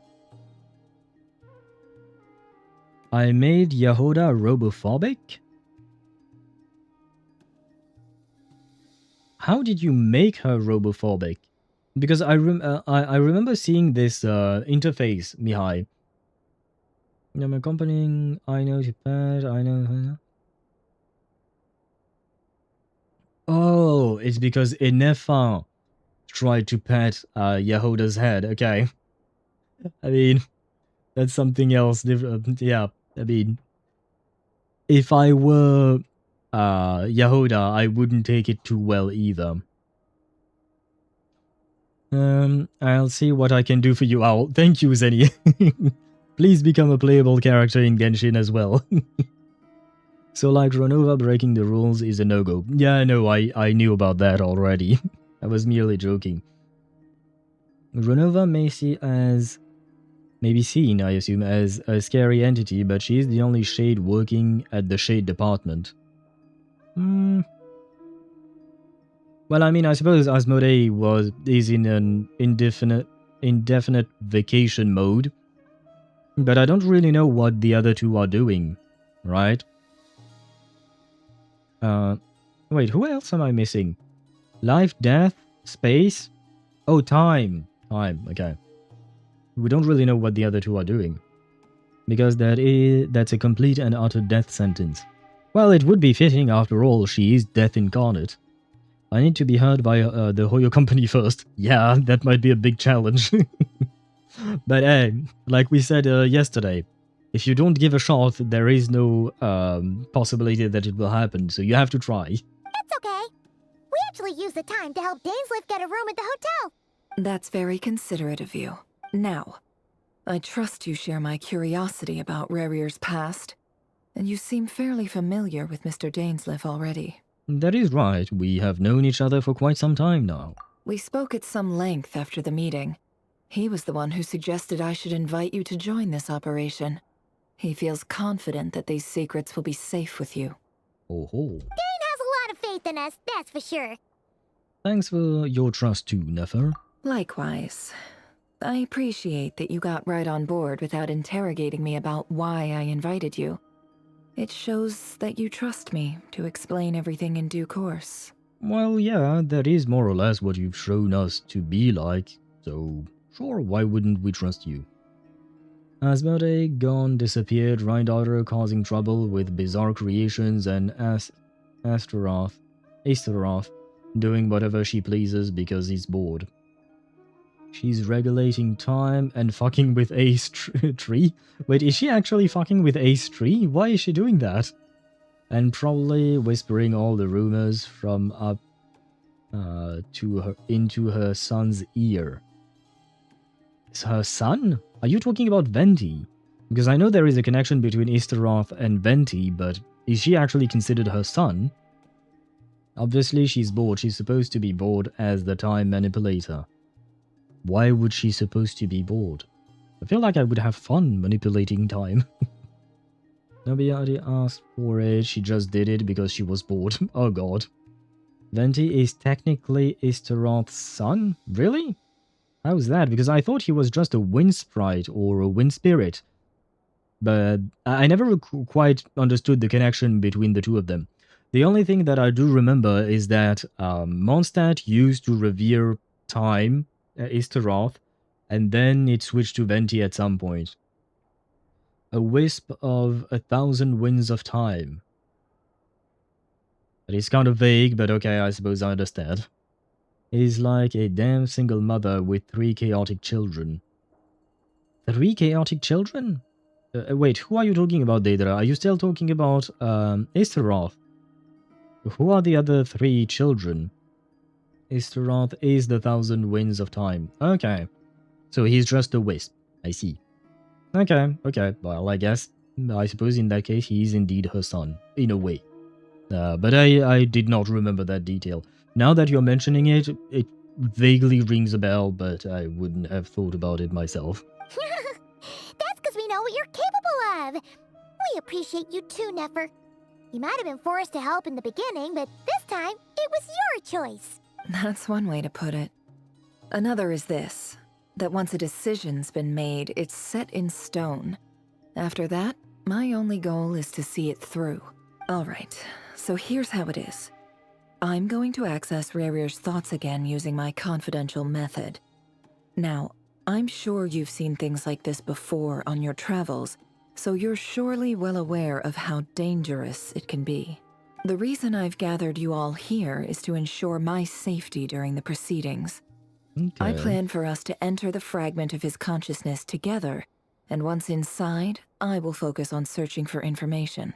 Think of this as a diving expedition into someone's brain. If I'm the diver, you are my safety equipment, tasked with keeping me alive while I'm under the surface. We will do our best. Once the ceremony begins, we will all be spying on privileged information. But in the interests of safety, you must remain absolutely silent at all times. Can't do that. We will discuss our observations after the ceremony has concluded. Sister, have you heard me yapping? I am not a silent type of guy, but I suppose Ether is, so he'll be fine. Renova and the Shades. Oh, okay, that's what you meant, because I was thinking of actual children, like descendants, right? But Renova, as far as I know, does not have children, right? Also, the whole fucking with a tree, the sacred Sakura, it's by Istaroth's hand it was allowed to even be planted by A. Yeah, but how is it fucking with her tree? That's the part that I'm not getting. I do know that there was some time shenanigans going on with A's tree because she planted it in the past, but it was her present version who did it. It's a whole mess. Istaroth, seeing the Abyss sibling, let me pray you a humble joke, puts the siblings in a 500 years paradox for fun. Is she actually the one who did that? And did she just do it because she was bored, or was something else at play? Lastly, any individuals of a weaker constitution are advised not to partake in the ceremony. Mm-hmm. In any case, Paimon has her own job to do, which requires staying in the room, but not joining the ceremony. Yeah, she's not gonna like it, but she'll accept it. Nefer conspicuously left out the details of her confidential method. I guess her brain diving techniques are a trade secret. Well, good luck, everyone! Sounds like all Paimon can do is cross her fingers and root for you guys. There's a little more to it than that. I was being serious when I said you have a job to do. While the rest of us are inside Rerir's mind, it's imperative that we have a team member on the outside. In the event that something goes wrong, you will be our first responder. I don't anticipate any issues, but the extra level of safety will be greatly appreciated. And if something goes wrong, what is she supposed to do? I second that. This is a dangerous operation here, and you're our whole rescue team. That's pretty much the most important job in the crew. No pressure. So, Paimon's like the lifeguard?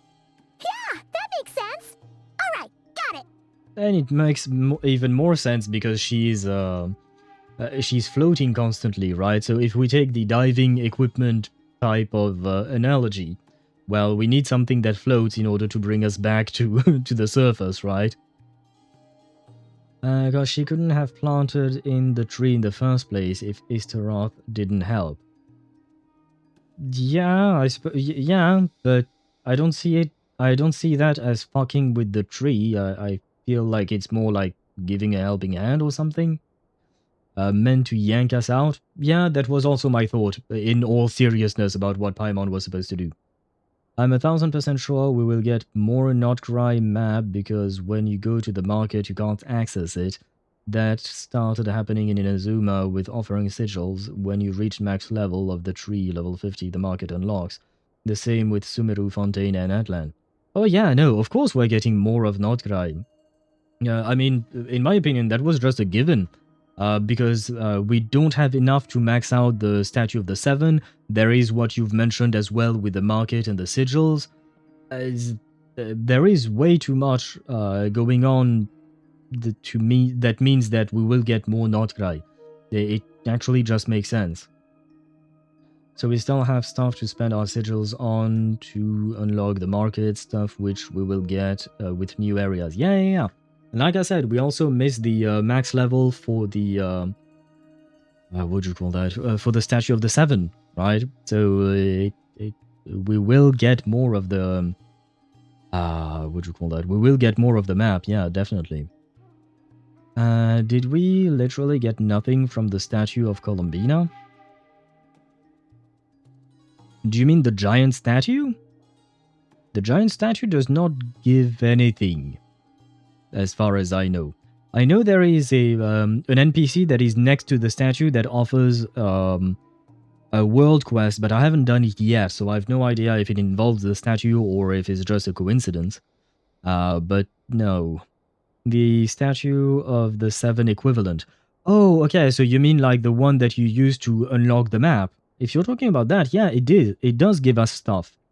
It gives us the same stuff as other statues, as usual. You know, some primogems, some keys to open, you know, the shrines of the depth on the map, and more sigils, I think.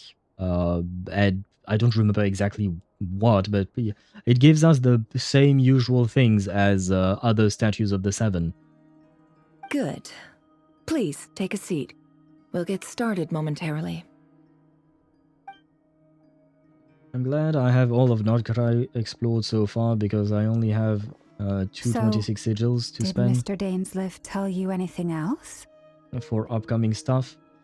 Well, I mean, yeah, no, like I said, it is a given. They won't limit Nod-Krai to one area.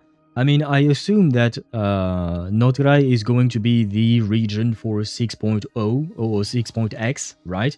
So I am thinking that it will be just like Natlan and all the other regions. We will get a new region next patch, might even get another one the patch after that, or maybe we will skip that one and get another one later on, right?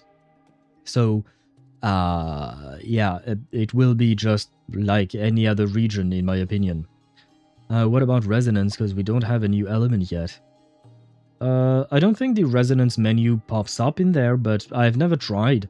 But yeah, no, it wouldn't make sense for us to have the resonance menu in those statues of the Seven. I suppose that is the only difference the statues here in Nod-Krai have with the other statues.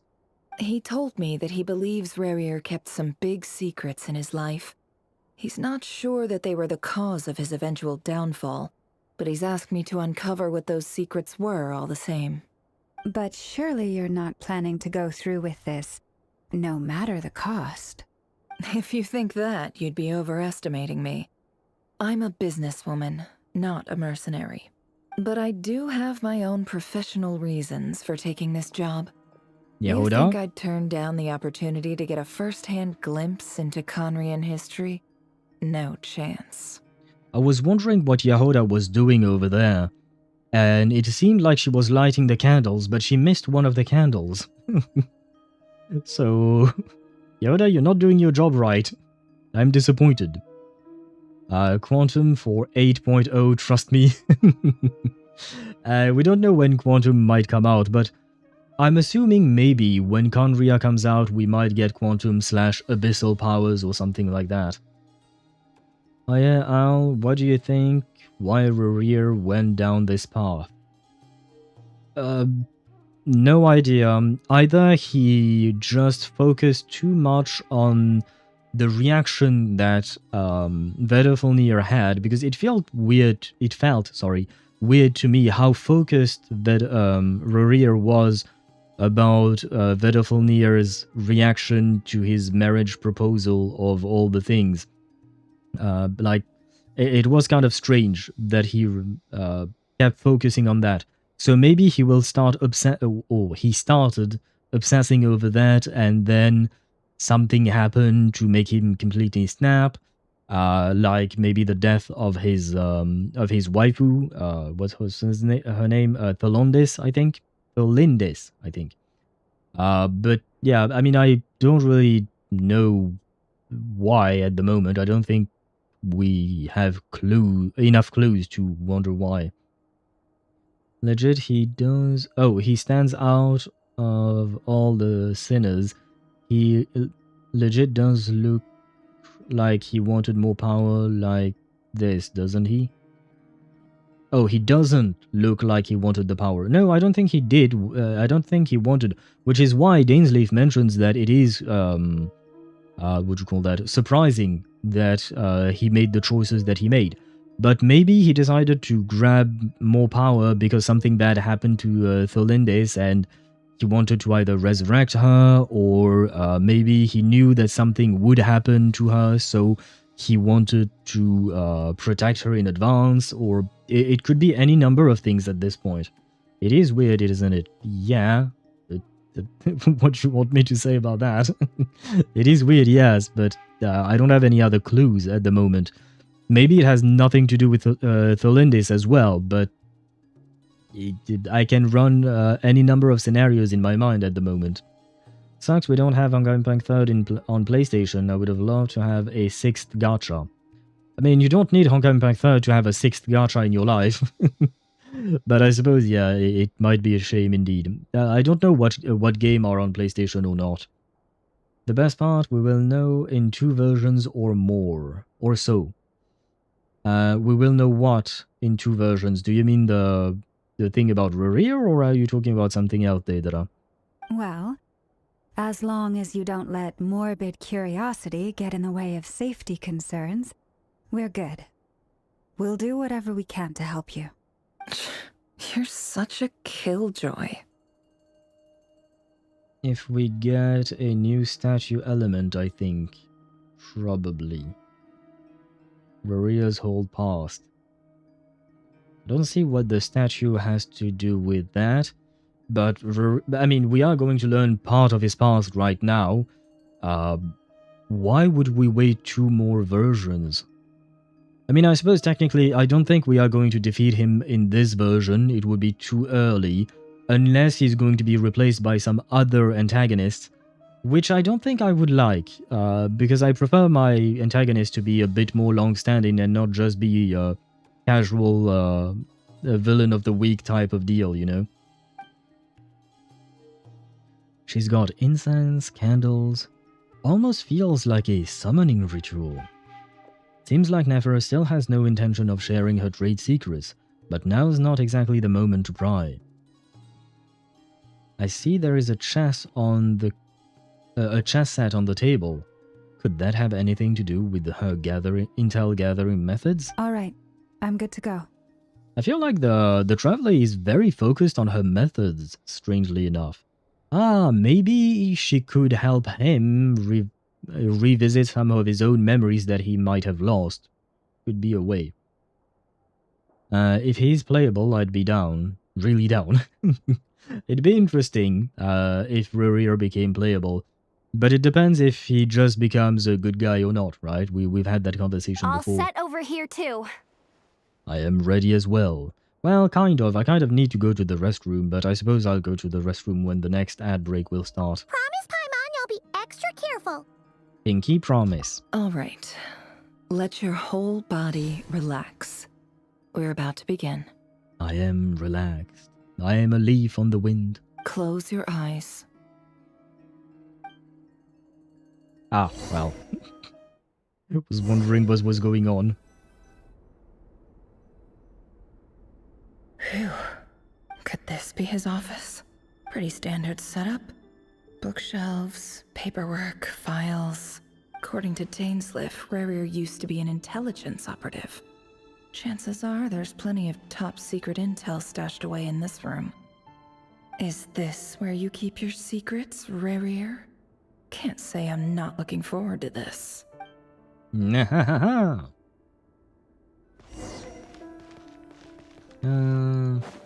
I see shiny. Examine bookshelf. Bookshelves full of documents. Yeah, I can see that. Looks like these are all files, packed with the personal details of individual Conrians. The Crimson Moon dynasty preceded the eclipse. Since Rerir worked as a secret agent during the latter, it stands to reason that he was tasked with purging remnants of the old dynasty. Yeah, unfortunately. Yep. Lines up exactly with what Dainsliff told me.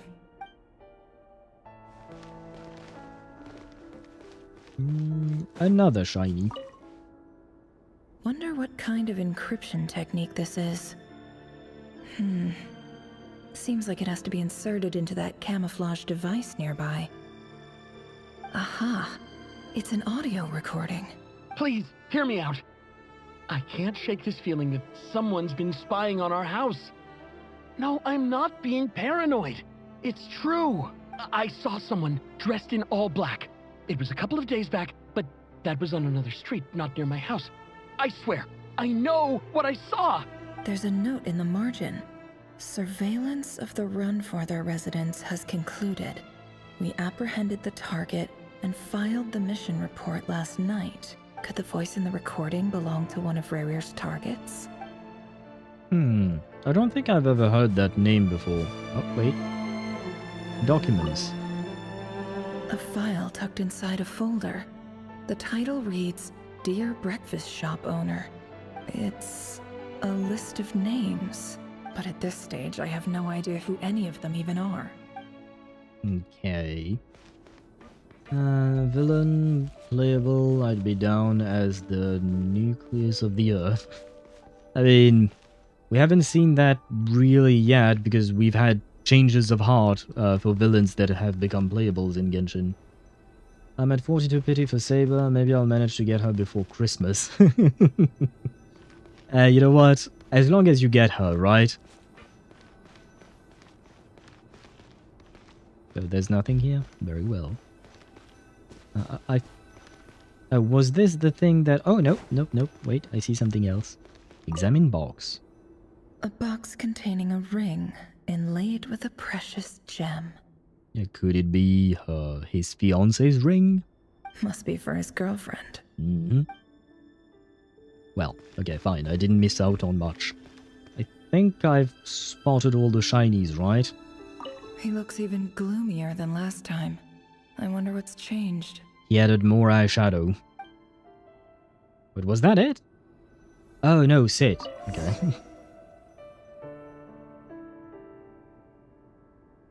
Today's files are in. Time to wade through them, just like usual. Male, 51. Occupation, cook. Confirmed Crimson Moon descendant. Has maintained frequent contact with other descendants over the past year. Poses a threat to the dynasty. Neutralized.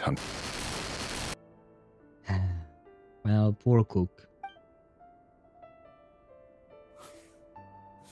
This one should be archived under purged targets. This is a different kind of Female, gameplay. 23. Occupation, office clerk. Confirmed Crimson Moon descendant. Has maintained frequent contact with other descendants over the past year. Poses a threat to the dynasty. Neutralized.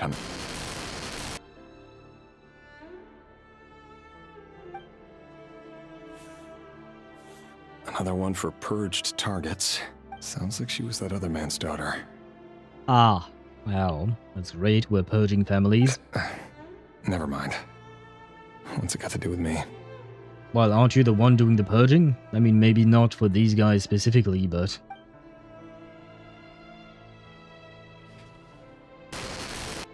Male, 40. Occupation, teacher. Confirmed Crimson Moon descendant. Has been observed making contact with other descendants during the past year. Poses a threat to the dynasty. Neutralized on... I have a feeling all of these files are going to be the same.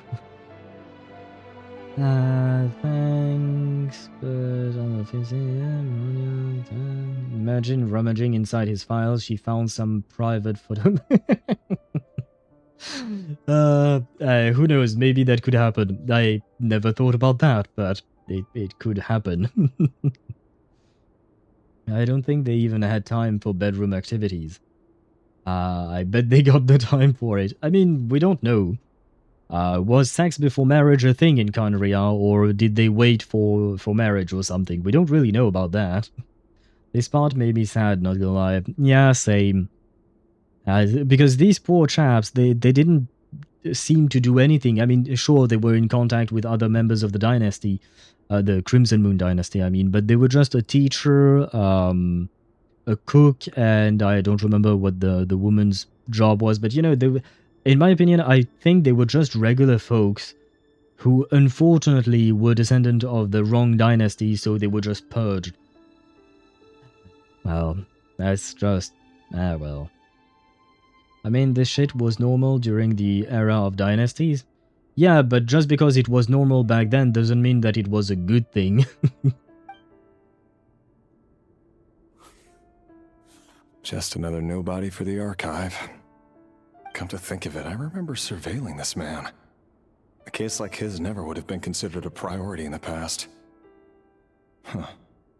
He barely even interacted with other Crimson Moon descendants.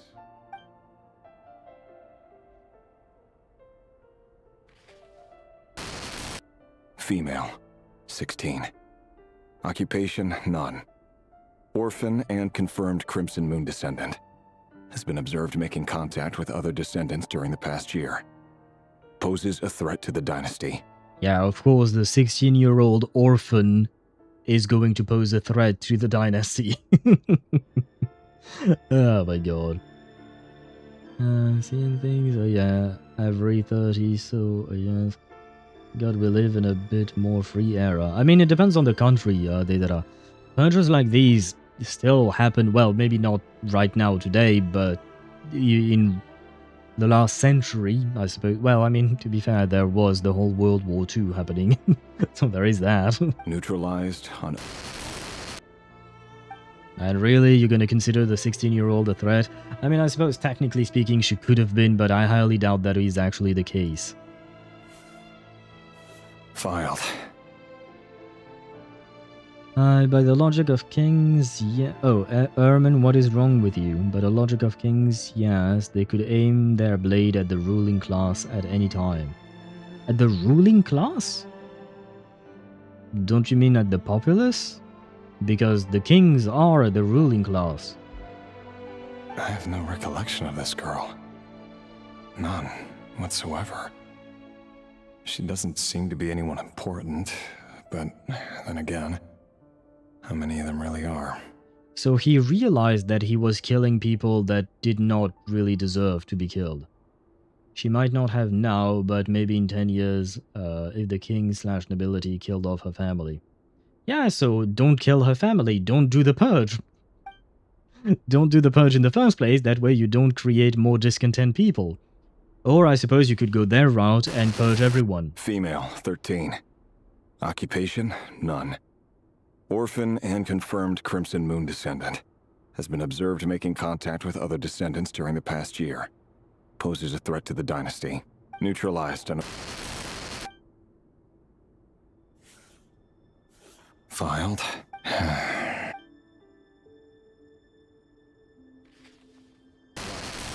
Male, 11. Occupation, none. Orphan and confirmed Crimson Moon descendant. Has not been observed making any contact with other descendants during the past year. Poses a threat to the dynasty. He's not even in contact with them, and he still poses a threat. That is not how despot think. Just look at how good old, just look at good old Vlad in Russia. Yeah, no, I know, which is why I firmly disagree with people like that, thinking that purging is a necessity. Purging is never a necessity or even an option, in my opinion, but some people think otherwise, unfortunately. Neutralized and...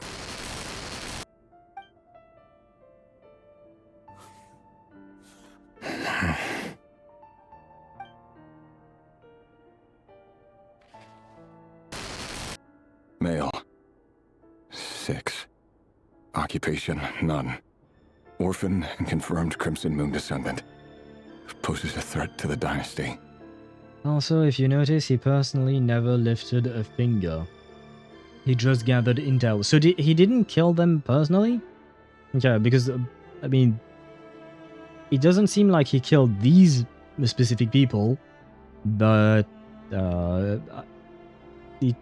the way he phrased it, it felt like he actually did kill some people. But I suppose in a way he still believes that he has blood in his hands because he was working for the whole organization that had a lot of blood on their hands. Which, I mean, it makes sense. I would probably feel just as shitty as he does, if not worse. But yeah, I mean, it's still not a great job to have. It's sad how slowly they're all just kids. Yeah, I noticed that too. We went from 16 to 11 and now 6 years old. It's really fucked up. But I suppose it makes sense because Ermin was kind of he was completely insane, right? That's what you get when you have a leader that is no longer sane of mind, unfortunately. Although, if I were to try and be devil's advocate, I could see why, because these are all orphans, right? And we know what orphans are capable of, just like Sparta mentioned, you know, she might not be now, but in 10 years, maybe. And the thing I'm thinking of is Batman. See, Batman was an orphan, and then he rose to power, well, in the shadows, but you know what I mean, right? So, Ermin did not want a Batman to rise up, so he purged all the children too. Fuck that guy. I wanted to try and make a joke out of it, but I can't. Just fuck that guy. He was a horrible person.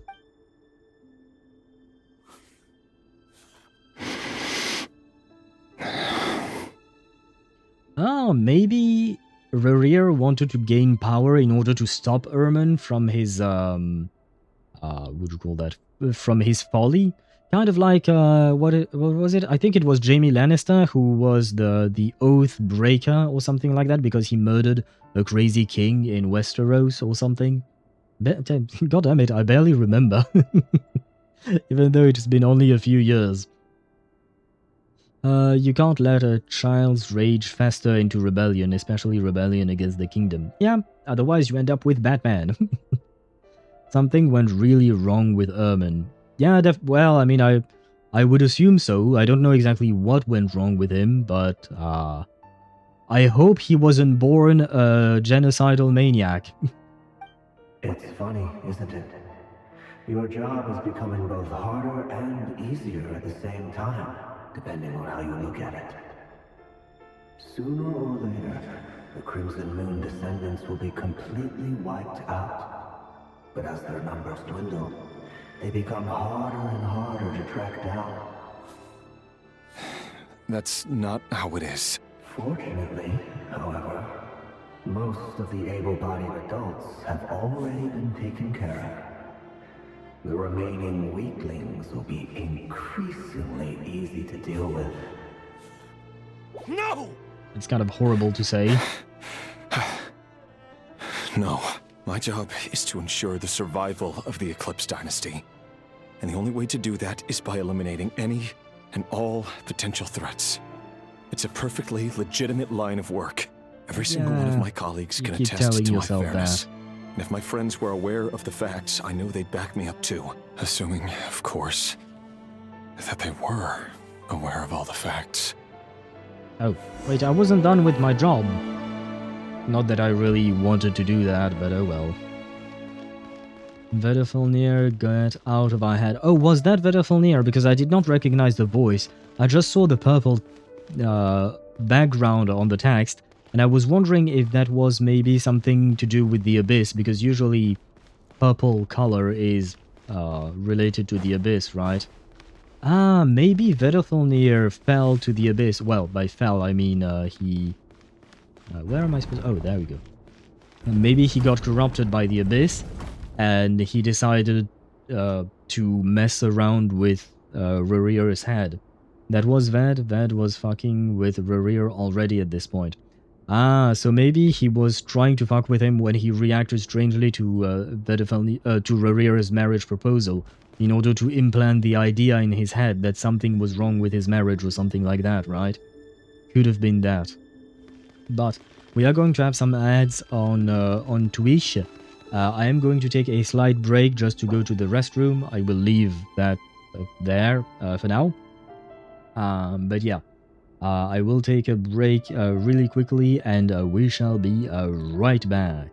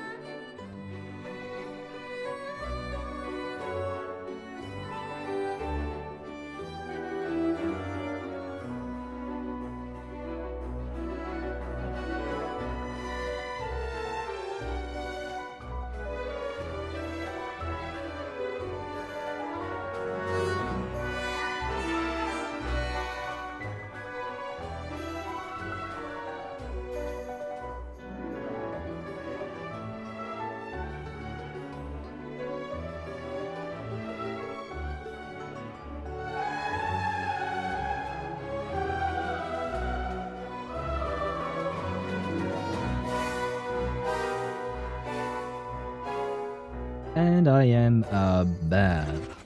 And I will say something that was actually very funny / stupid. It's just that I didn't remove my headset while I went to the restroom. So while I was in there, I could hear sounds of a cat. And it's because you guys couldn't hear the game anymore, but I still could, since I had changed scenes for the stream. And I could hear Nefer playing with her cat while I was in the restroom. It was kind of a weird, weird thing. And did I hear that right? Wait, what did you hear, Zenny? For Rerir? I mean, for yes, I suppose he is a victim, just like Sparta mentioned a bit later on. But he is also kind of complicit, I suppose. Vedothalnir seems to... Oh, wait. Vedothalnir seems to be the origin of the entire disaster, which lines up with the bastard possibly hundreds of years later fucking with Clothar Alberic's Carabear's son to create the Abyss Order. Wait, Vedothalnir fucked with Clothar? Clothar? I don't remember that. Not gonna lie.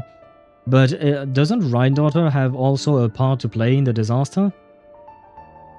As far as... Oh, Vedothalnir is now a crystal... in a crystal right now, yeah. Wait, was he in a crystal? Or who was the inverted statue then? But right, in the crystal trapped in the statue, that's Ved. Who is this, the statue of the Seven then, the inverted statue? He's paying for his crimes, but wonder how ended. As a crystal. Clothar is Karaber's father. Yeah, that I know. Don't trust your eyes uncritically. Oh, God, she People scared only me. see what they want to, so don't be your own fool. Yeah. I'm talking to chat. Please wait. Oh, wait, I can fight. Wait, I can jump. Oh, does that mean that there will be some enemies at some point? I assume so, right? And Ryder did something. Yeah, I thought as much. Because she brought out some abyss monsters, right? Into Kanria, if I Mr. recall correctly. It's been quite some time since we last met. Rerir, I trust you're here because you have something important to discuss. Forgive me. I wasn't tuning out, it's just, I noticed you didn't even phrase that as a question. As if you knew I was coming. I mean, if you can see the future, yeah, well, why not? Tell me, does someone in your position ever feel the need to ask questions at all? It is indeed within my power to foresee certain things. Things like your arrival. I was just thinking. It won't be long before I'll be inviting both you and Dane to my wedding. That isn't a lie, but nor is it a fact as such. It's a wish, isn't it? Why are you making this matter more complicated than it is? No fooling a prophet, is there? Ever since that day we met for drinks, I knew it was only a matter of time before you came looking for me. Does it feel good? Knowing how the future will unfold. I'm afraid the notions of good and bad fail to capture the complexity of what such a power entails. Once you've seen what will come to pass, it can be all too easy to succumb to fear and melancholy. Unless, of course, you learn to abandon these feelings. You fear my silence, and long to hear the words I left unspoken that day. That's right. You must have noticed my reluctance to broach the subject. And the reason is simple. Because the truth could never have lived up to your hopes. For both our sakes, such words are better left unsaid. The burden of prophecy was never meant for your shoulders. So who exactly do you deem worthy to hear your prophecies? None but our exalted king? Or rather, our king as he once was. You're closer to his majesty than I am. You must know better than anyone how much he's changed. You say that as though it is to my benefit. Yet precisely because of that, I dare not speak rashly. A king can turn out to be the most virtuous of rulers, or a tyrant more terrible than the most vicious of dragons. So we were right about the fact that Ermin might not have been always that crazy fool that we know him to be, right? He might, apparently according to their words, like these people's words themselves, he changed. So now the question is, why did he change? What happened to make him change? Because it led to something kind of horrible, right? The inverted statue is based off of Verdifilnir's prison. She got an opportunity and got with the flow, probably. I think she has no redemption. Do you mean Rhindaughter? I don't think she seeks redemption. I don't think she cares about that kind of thing. See, Ved is already putting seeds of doubt in his mind. Yeah, it does seem that way. Every single shred of data we have about him, about Ermin so far, he is insane. Yeah, but these guys just said that he didn't used to be like that, or rather that he changed drastically. Where did he say it? No. Or rather, our king as he once was. So very clearly, he was different before becoming this, right? How different? Is it a big difference? I would assume so, probably, but it is phrased vaguely, but in my opinion, something must have happened to Ermin. Vertifolnira sounds like such an annoying person to have a serious talk with. He just constantly speaks in riddles.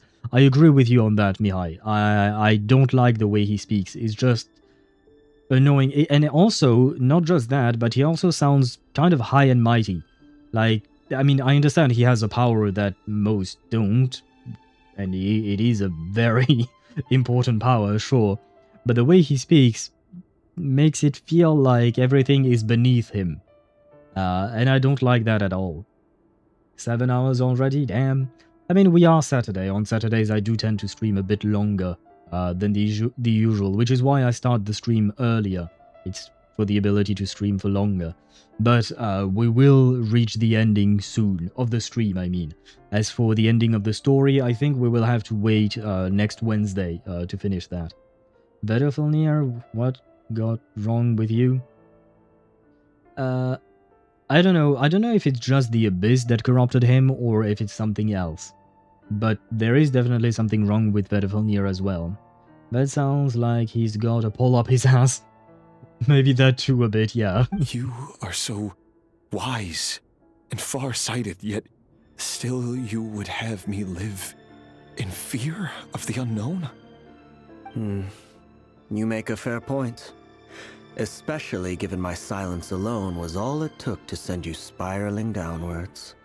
Yeah, but if you are able to see the future, then you knew the consequences of your silence and that your reaction would do something like that, so yeah. He is kind of an asshole. Well, not just kind of, he is an asshole. Sorry, Dane, I'm badly speaking of your brother, but he kind of deserves it. Future Psych makes people monsters? That's not true. That one sister... have you ever seen the TV show Charmed? I'm not talking about the reboot, I've never seen the reboot. But there was a TV show called Charmed in the late 1990s. Well, I suppose you were barely born back then. But it ran for like 9 or 10 seasons. So you might have been able to catch that on TV or something. But there was a TV show called Charmed about 3 sisters, the Halliwell sisters. And each of them got a specific power. One of them, her power was the ability to have premonitions about the future. She wasn't a monster, she was a protagonist, she was a good guy, right? Elio survived, or that is what we think. Elio does so really shady shit too. I mean, for Elio, we don't know a whole lot about him yet, right? There is a lot left unsaid about him. Although, in the live stream, they showed the cat with Kafka. We are going to get a video of Kafka again. And the cat was present, strangely enough. I mean, becoming crazy. Wait, who is becoming crazy? Do you mean Elio? Because for Elio, like I said, I don't think we know enough to really be able to judge him at this point. Very well, then. Let me offer you some advice. And I say this not as a prophet or a visionary, but simply as the brother of your friend. For many reasons, there is very little chance of your marriage ending in happiness. If happiness is what you seek, you should find another fiancé. Ah, what an asshole. Hold on. There's that same black fog again. It is green. Did this memory belong to Thelindis? Guess I better tread carefully. I wish to fight you, Vertifolnir. Where are you? Let me kick you with those beautiful legs of mine.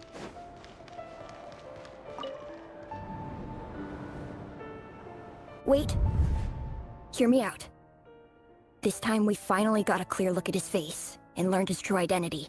His name is Rerir, and he claims to be one of the king's guards. What did you say? A cruel irony, isn't it? The man you're set to marry leads a double life as a brutal executioner. Why are you telling me all of this now? Simple. My bad. It's because I want you to kill him. You are the only person he would never suspect. No, absolutely not. I would never dream of doing such a despicable thing. Oh, but wait, this little shit, this little kid, Oh, it's not in this voice line, right? But earlier, when we saw this scene, where we heard exactly the same things up until the point of simply because. Simply is because the game switched POVs at that point. But that little guy, Orlog, he said that I believe the Rerir of Solnari descended upon them or something like that. It sounded kind of like Rerir took part in a raid to purge the Crimson Moon dynasty, which takes me back to what you were saying, Sparta, earlier, about the fact that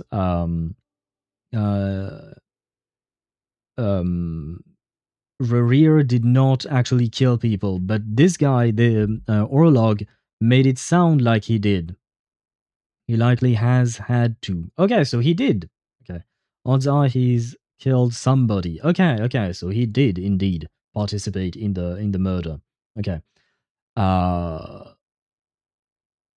I wanted to say something else, but my brain shut off, so I give up. It's black green. Yeah, no, I know Deidara. I'm just mocking her. Technically, it is dark green, mostly, but there is no black, really. But to be fair, when you take a look at some anime characters, for instance, they often have, like this guy has gray hair, right? Technically, this is not black hair. This is dark gray. But it is made on purpose, that way you can accentuate the strands of hair with actual black, right? And same thing, what I was going to say is that some characters in anime, technically speaking, they have black hair. Well, no. The anime will tell you that they have black hair, but in truth, when you look at it, they just have dark blue hair. But the anime will pretend that this is actually black hair. And same with silver hairs. Instead of being white or grey, rather, it will be a light blue, kind of like Eula's hair, but even lighter blue, right? But the anime will pretend that it is actually silver and not just light blue. So I know what is happening there with Nefer. I'm just mocking her. He's not such a great fighter without some murder. 500 plus years lacks of sanity or not. Yeah, so he has had to kill people. Yes, black is a dangerous thing to include in artworks. Yeah, you can't include it all willy-nilly because it will mess up your artwork. So you have to use it sparingly, usually, from my understanding. And I'm not as experienced as you, so you probably know even more so than I do. But I have watched some videos about drawing just because I'm curious, I suppose. And they do mention that usually you won't use a pure black to color something. You will only use pure black to draw outlines or stuff like that. And then you will use a dark gray if you want your character to have black hair or something like that. So you'll just stand by and watch him slaughter us to the last? Do not forget that the blood of the Crimson Moon flows in your veins too. Ah, so she is a descendant of that as well, okay. The blood of the Crimson Moon? What does that matter now? The dynasty has long been dead and gone. You think that alone is reason enough for me to throw away everything I have? Why wouldn't it be? Answering a question with a question is an asshole move. You two were once a child of the Crimson Moon, just like me. Don't tell me you've never felt so much as a flicker of fury for the way we were trampled into the dust. As long as you promise to abandon this pipe dream of restoring your dynasty, I can try to persuade him. Or have him persuade the Vinster King. Persuade the Vinster King? Do you even know why he's so obsessed with hunting us down? Why he keeps trying to force us to hand over our secrets? Over and over again? Or why we refuse to give up on restoring the dynasty? The Vinster King. A blind fool. His eyes clouded by powers from beyond this world. A petty little man with a miser's heart. And he dares to sit upon the throne? Mark my words. Sooner or later, Conria will fall. and it will be his doing. I mean, little Orlog here is right on the money. But I have to admit, it is kind of hard taking this seriously when it's coming out of the mouth of a child. It just feels weird. Rerir still could likely have the self-defense charge, but that's about it. I mean, it didn't work for the soldiers under the Nazi regime in Germany, right? They were tried at The Hague. Technically speaking, they were following orders, but it didn't count. I had my suspicion that she was from the Crimson. Yeah, same. One of the things that tipped me off was also, like, when she said, when I asked why her specifically, you know, when she was in the chamber, not the chamber, but the special space where the Traveler went with Columbina to retrieve the Crimson Moon's marrow thing. Is this Vedofenir in disguise? I wondered about that too. Is this Orlog either Vedofenir in disguise or someone that Vedofenir sent to manipulate her in order to keep his scheme with Rerir as well? If you can't bring yourself to do it, so be it. Just you watch. It won't be long before calamity descends upon us all. The Rerir of Solnari. That really is quite a secret you've been keeping from me, Rerir. She's not wrong about that. But who am I to talk? Am I really any better? I've kept my own past a secret this whole time too. Well, yeah, but to be fair to you, your people, or people who are descendant of the Crimson Moon dynasty like yourself, are being hunted down, and killed. So you might have a good reason to keep that a secret, you know, just out of sheer survival sake. Love should be built on honesty. I agree. But ours was born from lies. And yet, is it really so wrong to hide things that would only make life harder? If we don't cover up the parts that no one else should see, how can we go on pretending to be normal? Vedofenir must have known all this. And that's why he made his prophecy. In the end, nothing stays hidden forever. I wonder maybe one day the Kandrian government learned that Thelindis is indeed from the Crimson Moon dynasty, and they send Rerir to kill her, and this drove him to madness. But I won't just sit by and watch this disaster unfold. I'll do everything in my power to protect what I cannot afford to lose, no matter who I have to face.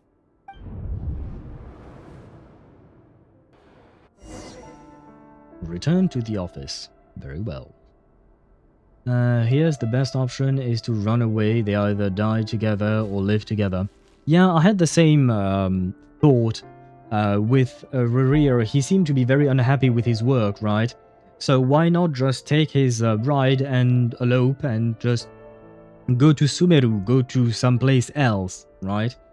I know it can't be easy to do that, but I do agree with you that it probably would have been the best of what? Was that Rerir who just walked past the window? Doesn't it give you the chills that he still takes the same road to work every day, as if nothing ever happened? Those people at the deli.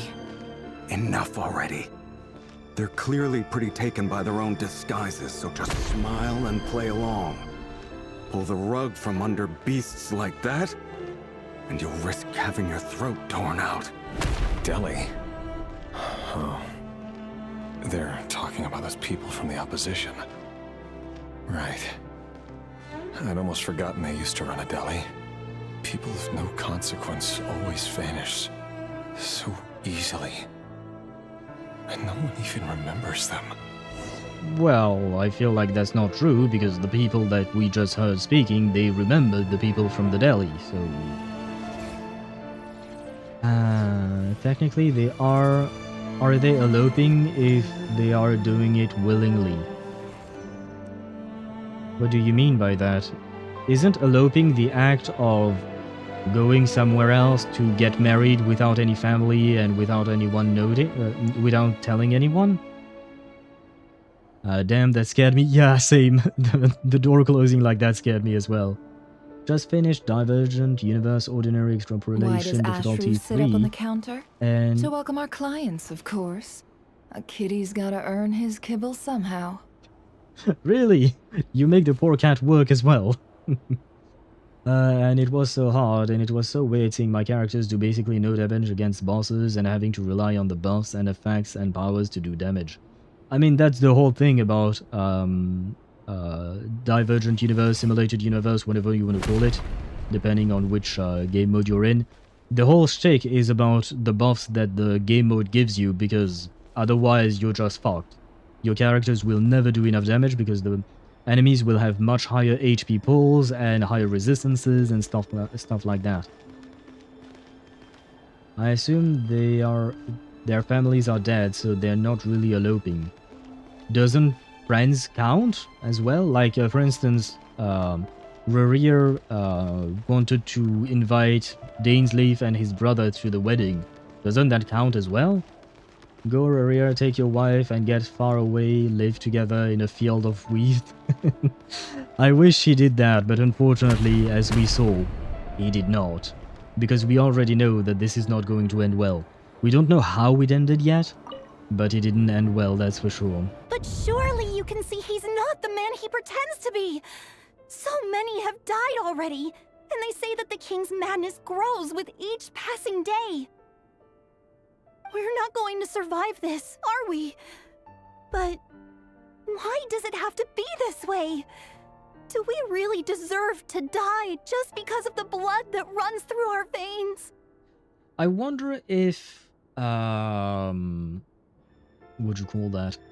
If Vedafilnir is indeed sending children specifically to her in order to appeal to her empathy and compassion, because children will garner you more emotion, right?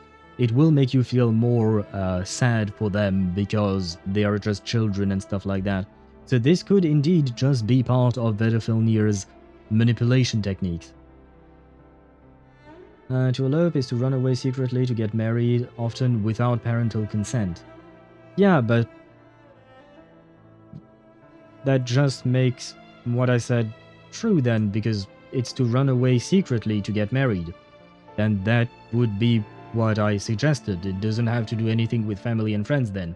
I mean, they mention often without parental consent, sure, but doesn't have to be that.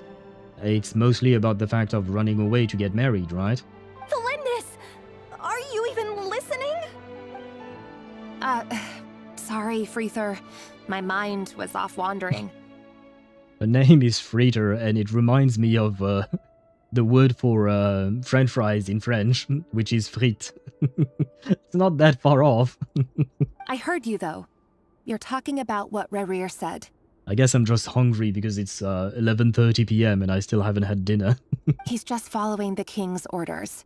He's a secret agent, and it's his job to hunt down rebels and dissidents. By the time you first met him, he'd already taken lives. Maybe he was using you from the very beginning. Honestly, I would mention that I would be highly suspicious of these children coming up to me if I were Thelindis, because even if she kills Rerir, basically just someone else will take his place, right?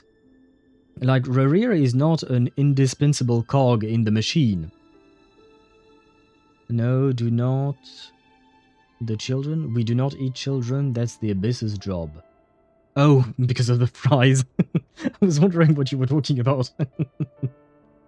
But yeah, no, don't worry, I have no plans on eating the child. But to get back to what I was saying, I would be kind of suspicious because I don't really see how killing Rerir will change anything to the plight of the poor people of the Crimson Moon Dynasty. Because, number one, I don't think Rerir is the only executioner, I highly doubt it. And number two, even if he were the only one, he would be easily replaced. I mean, don't get me wrong, I'm sure he's skilled and whatnot, but he would just be replaced and they would just keep going. Killing Rerir now would be a big thing. I mean, sure, but I'm guessing I'm guessing that it would be, what do you call that? It would just give them a reason to, now as in the wait, yeah, but you're using now twice and it is kind of confusing. But now in the flashback, I mean, that's what I'm talking about. I'm not talking about the real present. I'm talking about what we're seeing, which is why I mentioned that I was thinking as if I were in the shoes of Thelindis. I would be highly suspicious because I don't see how Rerir's death would change anything. Because number one, either he's not alone and thus there are others. Number two, he would be easily replaced. Number three, if he had any kind of importance, then killing him would only make the government / the king want to murder the Crimson Moon dynasty even more, right? So this whole thing, in my opinion, makes no sense. If they wanted to murder the actual king, then maybe. Why not? I could see that. But killing an executioner, I see absolutely no reason to. I mean, I can understand they might be angry at him for killing so many of them, but it won't really change their problem, right? Present Rerir would be a big thing, past Rerir would be a nobody. Yeah, but right now I'm not talking about present Rerir because, well, as far as I know, she doesn't know about present Rerir. Won't fix the issue. Yeah, exactly. So for me, this whole shtick is very suspicious, so like I said, if I were in her shoes, I would be very suspicious of them. So he wants out of the way? Not sure I understand what you meant, Deidara. No. Rerir has no idea I have anything to do with the Crimson Moon. My family are only distant relatives of the main lineage, and besides, my eyes are perfectly ordinary. Says the woman with purple and yellow eyes. I know it's normal in this world, but it always makes me laugh because, you know, those colored eyes are very different from the real world. But, you know, I mean, Yehoda has a star in her eyes. Hutao has a flower in them. Like, it makes no sense whatsoever. Killing the executioner will save you from the execution at the time, not the next execution they will attempt on you. Yeah, which is what I'm saying. It doesn't help. It might buy you some time. I don't even think it will buy you much time because, like I said, I do believe that Rerir could be easily replaced at this point in time. So it might not even really buy you some time because what do you call that? The government / the king would just replace him and send someone else. So it's kind of useless. It'll buy you 24 hours, maybe 72, no more than a week. I don't even think it would take that long. Not even more than a couple. Maybe 24 hours if you really want to be generous, but I don't know how big the population of Khaenri'ah is, but basically this is kind of like killing one soldier in nowadays time, right? It won't change anything. They just will send another soldier. That's basically it. And the countries have thousands, if not hundreds of thousands of soldiers.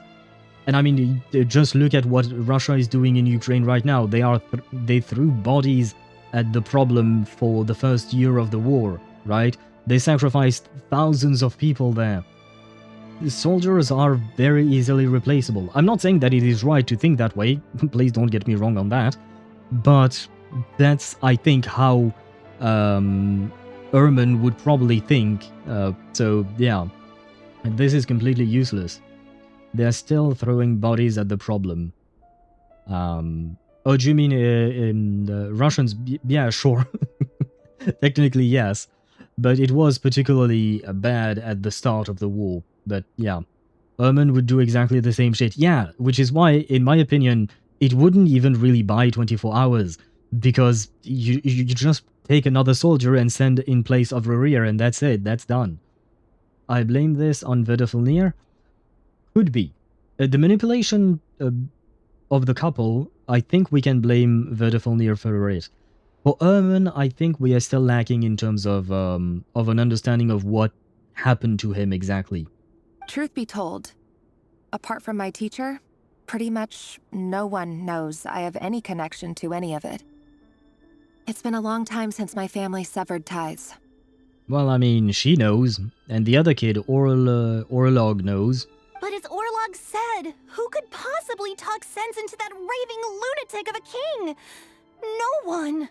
I'll work something out. Trust me, I'm with you all. But for now, you need to keep yourselves hidden. Don't let anyone find you, anyone at all. Don't forget that Rerir is an Eclipse operative. You need to be extra careful when he's around. And when I am too. Mm-hmm. This kind of reminds me of Spy X Family, you know? Like, Rerir is... I guess... Maybe... I don't know if Rerir would be Yor or Lloyd. I don't know which one it would be. But you know what I mean, you know, a couple keeping secrets from each other and stuff like that. For now, don't come looking for me. And if anything happens to me, just act like we've never met. I hope Spy X Family has a better ending than the love story between Tholindis and Rerir. If even you can't escape this, what hope do the rest of us have? But after all this time together, surely he wouldn't lay a hand on you. I won't speak in his defense, nor can I give you a clear answer to that question. But I'll do everything I can to put an end to this. Here, hold on to this. If an opportunity to escape presents itself, take it. You'll be glad you took some spare change. You call that change? But what about you? I've got a job, and there's still money coming in. But you can't go anywhere right now. Please think about yourself for once.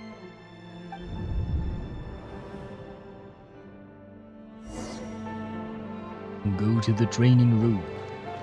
Except the two spies are actually potentially fucking each other to keep each other busy. What? I mean, it is one way to survive, just sleep with the enemy. Yeah, but I mean, in neither cases, whether it is Spy X Family or Genshin here, that was the case, right? I mean, they didn't start out like that because neither of them know about the other's secret. And technically speaking, it is still the same in Spy X Family as well. Another day, another round of assassination training. Training ground is just beyond this hidden passageway. When you kill a person, doesn't it bother you when you end up covered in their blood? Why would it? Aren't we all just walking blood bags? That's certainly one take. Hunting down others like prey. You've been a hunter for so long now. You seem to have forgotten that most people don't just go around killing one another. Leave me alone. Yeah, it's just funny. I have a twisted sense of humor. I mean, yeah, I don't really see how funny that is, but okay. I'm ready to train. Oh yeah, begin training. Oh yeah. I was right. Have a firm grip on the handle, then choose your angle well. Keep your movements light and brisk, and the prey won't sense a thing. I doubt that. I'll bet no one's ever died a quiet death at your hands. I work clean. No traces.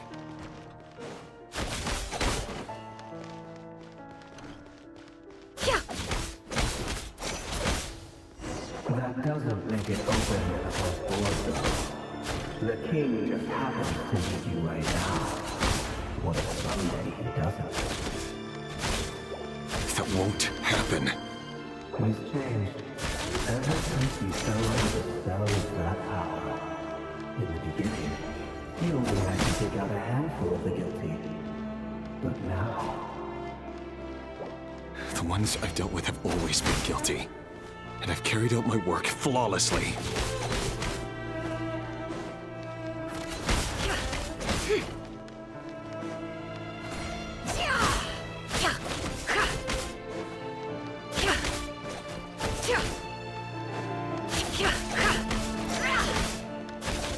It all adds up.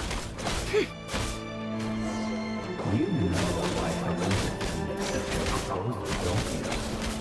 Maybe because you didn't trust me, or something else. Oh. Oh no. Oh no, it turned into an Anakin Skywalker moment. Oh. Oh no. Ah. Well, well, well. I wonder if Rerir did not like the sand as well. I will promptly move on from this horrible scene. Delindis, do you still remember Orlog? Orlog? The boy who was pretending to sell flowers. You spoke for quite a while, didn't you? Yes, we did. What about him? He dead, isn't he? He was arrested 2 days ago. Chances are he's already dead. Yeah. Yeah, that sowed the seeds in his head. Yeah, indeed. It's like the hero and the demon lord falling in love in isekais. Oh, do you mean like here? Okay, yeah, I see what you mean. But if O'Neill let me train alone, yeah, it would have been better, but nah. He had to keep on manipulating you. I do wonder if Vedafalnir was not also the one who made Ermin crazy. Maybe. Trying to manipulate him just the way he did with Rerir here. What? That is messed up, bruh. That is dark. Yeah, the children being dead, that was really dark. It does remind me of Star Wars, what was it? Episode 3, Revenge of the Sith? I think that's what happens at the end, right? Anakin murders a bunch of children. Although it is not shown, if I recall correctly. I just don't get it! After everything he's done, why do you still stand by him? Or does it mean nothing to you that people keep dying? No, that's not... Just hear me out.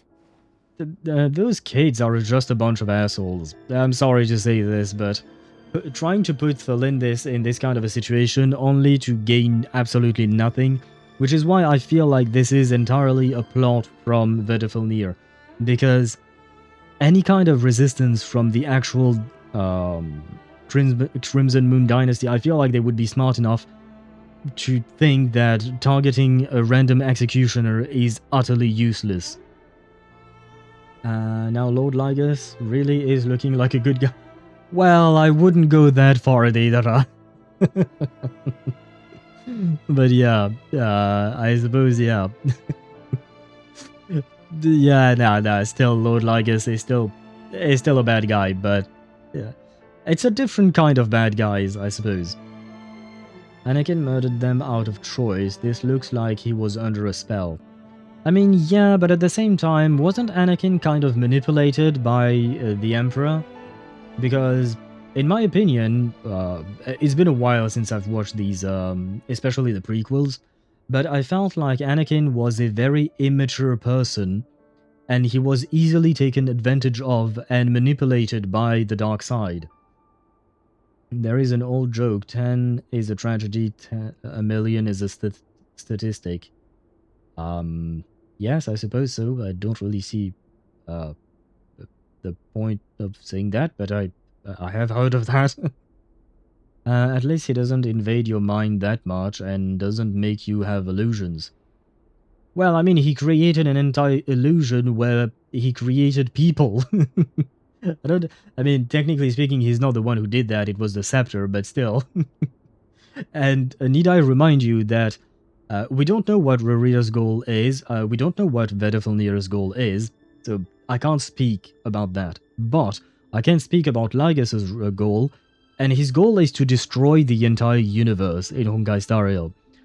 That's worse than any kind of... That's the biggest genocide of all. So, it's gonna be really difficult for you if you want to try and find excuses for Lygus's behavior. Because he's all doing this to satisfy his own very selfish curiosity. And his goal is to destroy the universe. Or rather, it's a byproduct of his goal. And he's accepted that. He doesn't care. Rerir so far literally looks like a manipulated intelligence officer. True. A good guy in a bad job. Yeah, I do agree with you on that. But I think that for Anakin, it was kind of the same. He was kind of a brat, don't get me wrong, he was kind of a brat, but I think he was just a very immature guy with way too much power in his hands, and was easily taken advantage of.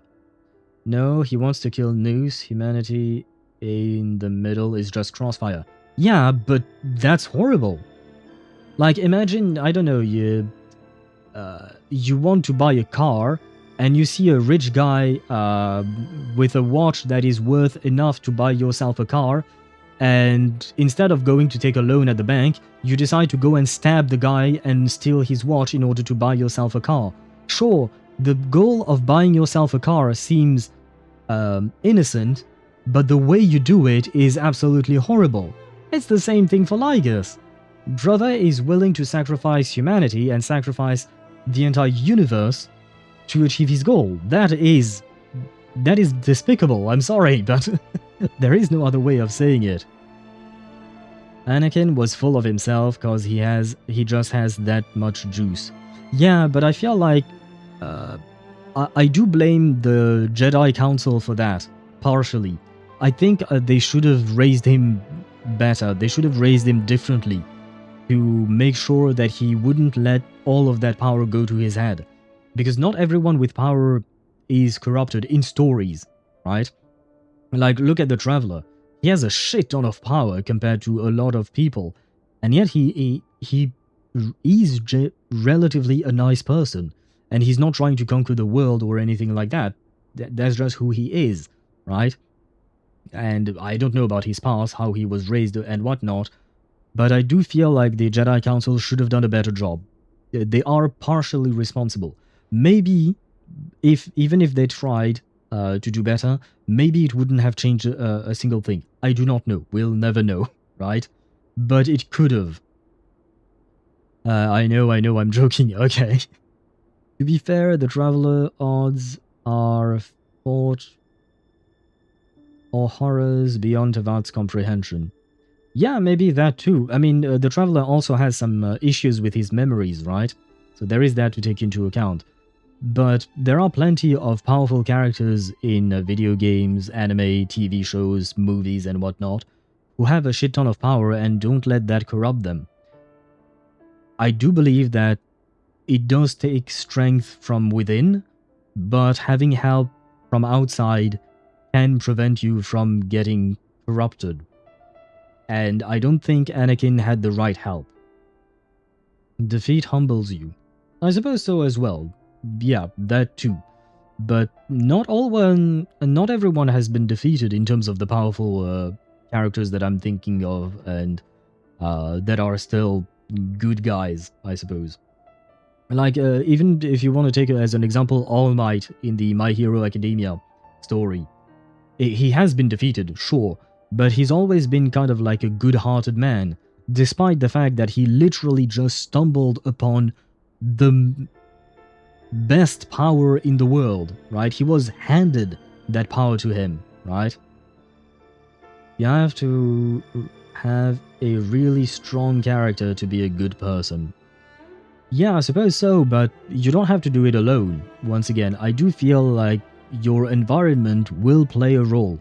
I'm not saying that it is going to be the end-all be-all, but it will play a role, and in my opinion, the Jedi Council was not a good environment for Anakin. I need to go now, Thelindis.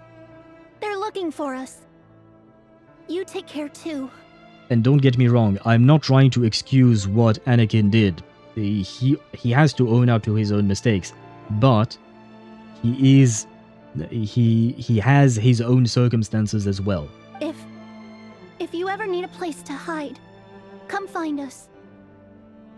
And I will also mention, I don't like Anakin as a character. Despite that, I do feel like there are things that could have been done to prevent it, or at least they could have tried. I do not excuse Anakin, but I understand him. Same.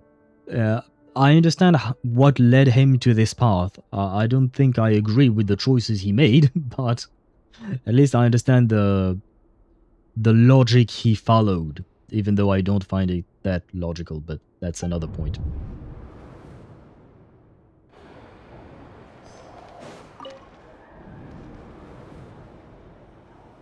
Author, Thelindis. Over the course of this week, the research object was subjected to interference for a total of 47 hours for experimental purposes. The results are as follows. I'm assuming she's talking about the moon marrow, right? All subjects of observation that were sent inside have now... The situation within is proving more problematic than anticipated. No progress whatsoever. What now? Won't you give me even a glimmer of hope? Things are getting worse by the day. I have to find a way or we'll all be in danger. But I... If all this research comes to nothing, what then? Sooner or later, it'll be my neck on the line. But could he really bring himself to kill me? I hope not, but it could be the thing that drives him insane. No. Surely he wouldn't have the heart. Yeah, you're not taking into account Vedifilnir's manipulation, which you're probably not aware of, so you can't exactly take that into account, I know, but... yeah. Oh. Why won't you just let us go? We don't even know each other. All we want is to live ordinary, peaceful lives. You want... to live? Well, yeah, I would assume most people he executed wanted to live. Maybe one or two might have wanted to die, but most of them probably wanted to live.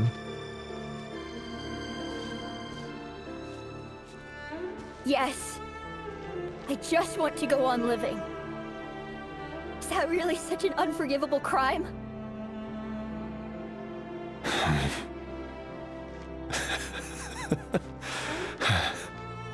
You want to go on living. I want to keep living too. To keep living forever. That's why I have no choice but to continue on the path I'm on. If only some savior would suddenly swoop down and change the way the world is. Too bad that's not going to happen. Imagine that. If there really were such a person, you and I wouldn't be standing here like this, would we?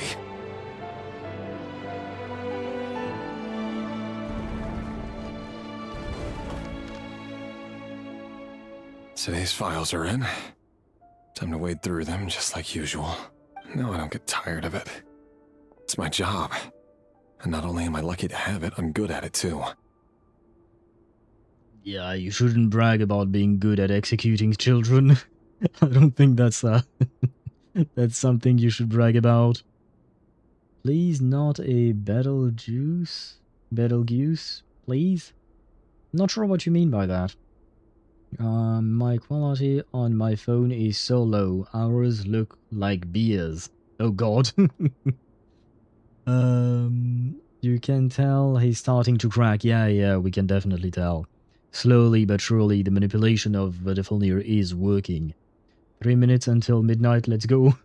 Yeah, but as soon as we're done with this part, I am going to end the stream. This isn't a cold-blooded assassin's attitude. Yeah, no, he is slowly losing his own humanity because it would have been too hard to hang on to it while doing this job.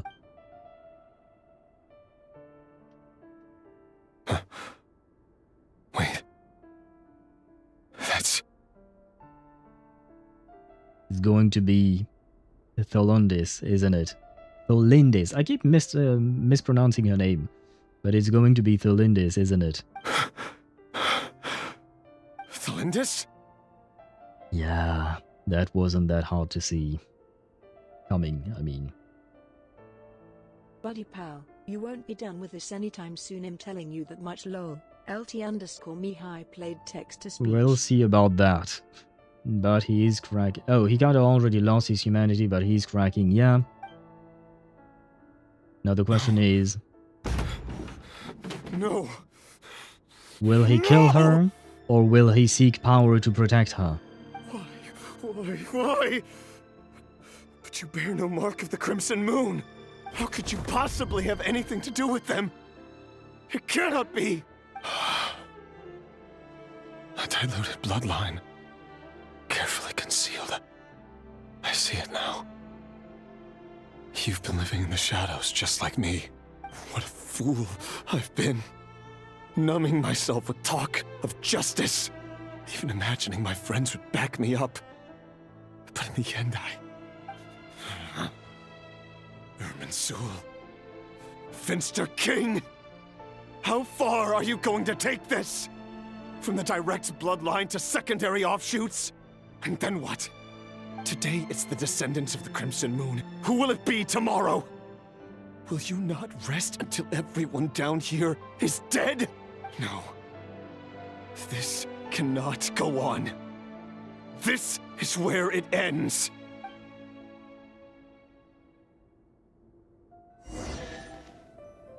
Ah, money! Thank you for the money. Head to the corridor, that way. Broke racked at his wife being on the list, but not at the multiple kids, because it was personal. It's as simple as that, I think. It's because it was personal.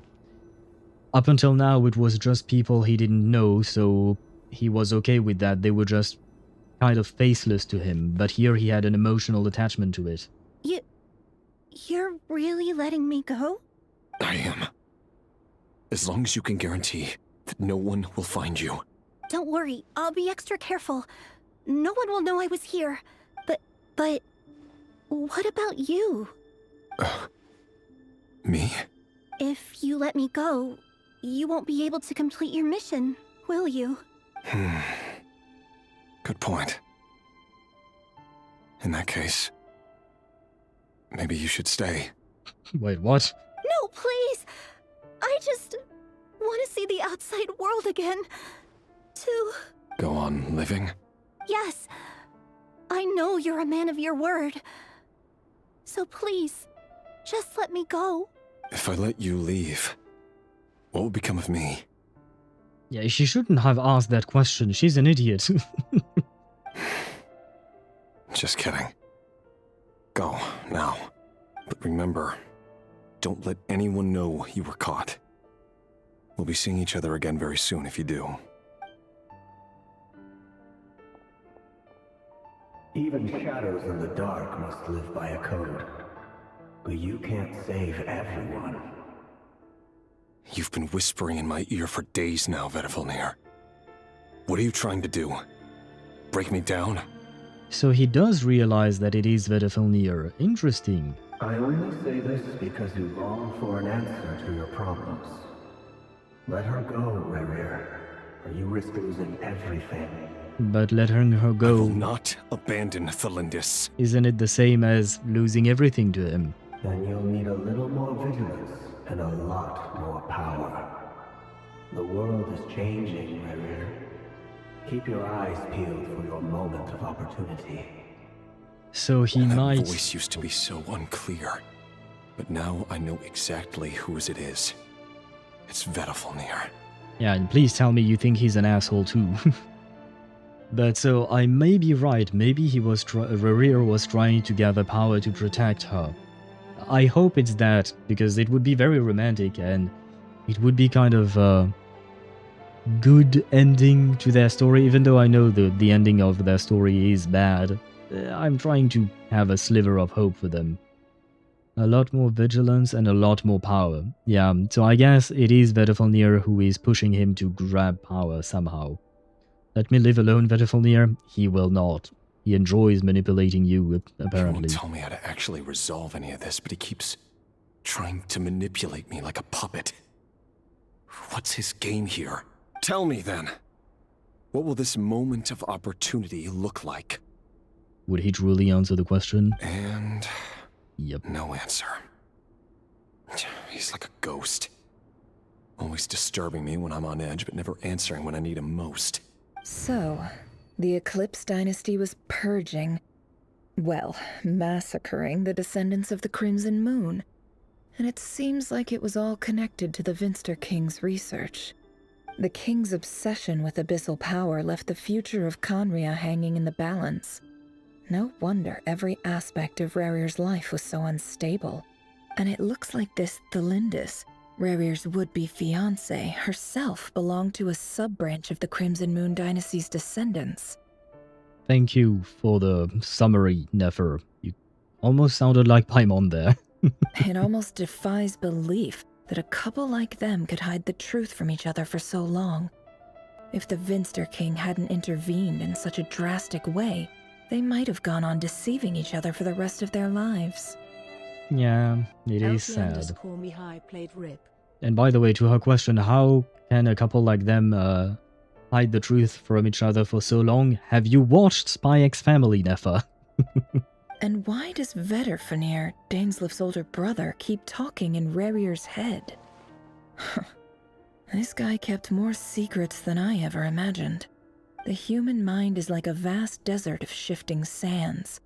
When you follow the flow of someone's memories, you only ever see the parts they're willing to let surface. Dude is pushing him towards being one of the 5. Yeah, but which is why I'm also wondering, like I've mentioned before, if Vedderfanir is the one who pushed Erman to his obsession with the abyssal power. I feel like it's a fair question to ask. But oh well. Suppose for now we won't have all the answers at the very least. Told you at the start of the stream that their relationship is the healthiest and most toxic relationship in the game. I don't see their relationship as being toxic. Because even though I believe that they should have both shared the truth with each other, I understand the reasons why they didn't. And I don't really see it as toxic personally. I don't see it as healthy either, definitely not. But relationships are always complicated. It's hard to find a 100% healthy relationship or a 100% toxic. Yeah, you could probably. Toxic in the sense that they are kind of sort of trying to kill each other but also save each other. I don't think they are trying to kill each other. Because Rerir did not want to kill her, and Thelindis also disagreed to killing him. So I don't think they are trying to kill each other at all. They are working for organizations, or in Thelindis' case, she's working on her own or with a research project group or something. And both of these entities are going against each other, but they themselves personally are not going against each other in the sense that they are not actually trying to kill each other. Trying to kill each other by proxy? How? I still don't really see how they are trying to kill each other. Neither of them made a move on the other's life or anything like that. They're hiding stuff from each other and lying about what they're doing that can be seen as toxic. Could be, I suppose. I personally don't see it as toxic, especially given the context that they are in. And on top of that, hiding things from each other is kind of something that happens all day, every day, in real life as well. You will be hard-pressed to see a relationship where people share everything 100%. It is just life. And some people don't actually want to share things 100% because that's not how they see a relationship to be like. Everyone has a different definition to their relationship, I suppose. But, yeah, I still disagree with the idea of calling it toxic. Unhealthy, sure. Toxic, not quite. Organization affiliation? Yeah, sure if you want to call it like that, but I do feel like it's kind of a stretch to say that they are trying to kill each other. Kind of like when I'm saying that the Traveler is Columbina's sister. I mean, maybe mine is more of an exaggeration, but still. Time for something a bit more creative. We've been inside Rerir's mind this whole time, building up a picture of his psyche. I hid my girlfriend from my family for months. That's cause my family are kinda loony. Is that toxic? I don't think so, no. And on top of that, your situation there, I believe, is even different. In the sense that Your family does not have to be part of your relationship with your girlfriend, in my opinion. If you don't have a good relationship with your family, I don't see the point in making, like, for starters, if you don't have a good relationship with your family and you can't work it out, then in my opinion you should just cut ties. I understand that a lot of people have this innate will to keep family close, but I don't share that opinion. If shit are not going well with your family and you see no way of fixing it, walk away. You will save yourself time and hurt and pain. You will save yourself from that. And just trying to keep her sanity safe. Yeah, no, I agree. Is that toxic of me trying to forbid her from knowing of or about my family? I don't think you should forbid her, but if it were a healthy relationship, I would say that she should respect your will not to share your family. You should explain to her why you don't want your family to meet her, or rather, you don't want her to meet your family. And ideally speaking, she should respect your choice. But like I said, I don't consider it toxic in that specific context. Once again, context matters. I did at the time. What, forbid her? I don't like the idea of forbidding someone to do something. Your girlfriend is an adult. She has the right to make her own choices. And if she's unwilling to respect your boundaries, then that's kind of a problem in itself. Oh, she totally understood. Okay. I mean, I guess this is just nitpicking in the way you phrased it. But it's good that she understood, and I'm glad that happened.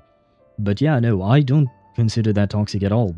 I understand. As long as you're honest about your reasons and you explain to the person why you're doing it, all you can hope is that they understand and they respect your boundary. Once again, everything I'm saying here is just my opinion. We split for different reasons. It was an us problem. And I'm happy, I mean, I'm not happy it's the case, but I would have been more disappointed for you had you split because of reasons external to your relationship. Had it been, for instance, your family pressuring you to break up or something like that. Or in this case, being Vedafilnir manipulating Rerir or something like that. That, in my opinion, would have been more sad. Might have felt less painful? Maybe, but I personally would have felt more regret. Had it been for something other than the fact that, like, if I can't work it out with my partner, that's one thing. But if someone else is actively trying to sabotage the thing and I just decide to let it go, then I just feel like I let that third party win and get their way with my life and my partner's life. And I don't like that idea. If something has to end between my partner and myself, I want it to be because there is some kind of incompatibility between us and we can't work it out. That is fine. It is painful, but it happens. But if it's someone else's will that manipulates our relationship, then fuck those guys, whoever they may be. Once again, opinions. There's already enough clues on the board to start reading between the lines and mapping out the rest. Now, we can finally begin to put the pieces together. Sure, it'll only be a reconstruction, part simulation, part reasoning, but it's usually pretty accurate. I do wonder what this technology is, I suppose. I guess I understand why the Traveler was so interested in this thing. It is kind of interesting and strange. I don't know, I failed so much on a personal level. Sabotage almost feels less painful for me. Dendrovision? Is it just Dendrovision that she uses to be able to see other people's memories like that? I mean, failing on a personal level is one thing, and it is painful, I agree, but it is also something that you can learn a lesson from, in my opinion. Whereas on the other side, if it were someone else, then there is no lesson to be taken other than don't let someone else dictate your own life. Oh, it is, once again, my opinion here. Dendro is connected to erudition/wisdom. Yeah, and it is connected to Irminsul, the tree, not the king. It's a magic cheese board. That's all you need to know. Cheese board? I don't even know what that means. Once we've built up a cognitive profile, we just need to cross-check the logic behind his actions. And then we'll be able to take a sneak peek at whatever it is that Rerir has really been hiding.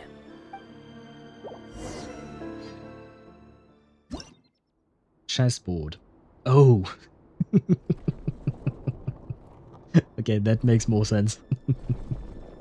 Yeah, you got auto-corrected behind. Rerir, are you there?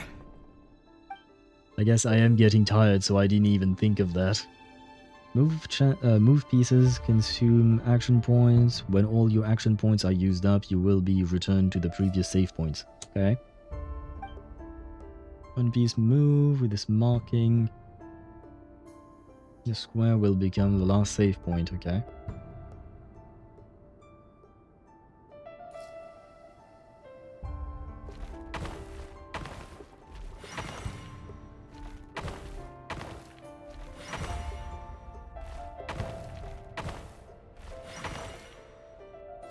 Hey, Rerir! Come out, it's urgent! Don't really know why we had to play that minigame, but okay. Dane? What's wrong? Quick, come with me. I'll explain everything once we've met up with the others. Oh, is this the day Conria fell? Okay, I'll come. But the Lindis is still over at the Universitas. I'll need to leave her a note. All right then, but make it quick. I've never seen Dane so worked up before. Whatever this is, it must be big trouble. Yeah, okay, I assume this is the day Conria fell. The first day Conria fell, okay, yeah.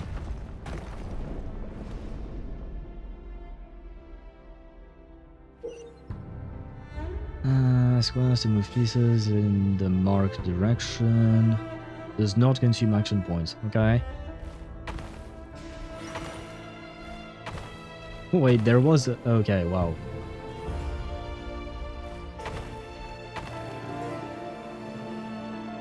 Am I fucked? I know. Yeah, what if I do... Yeah, no.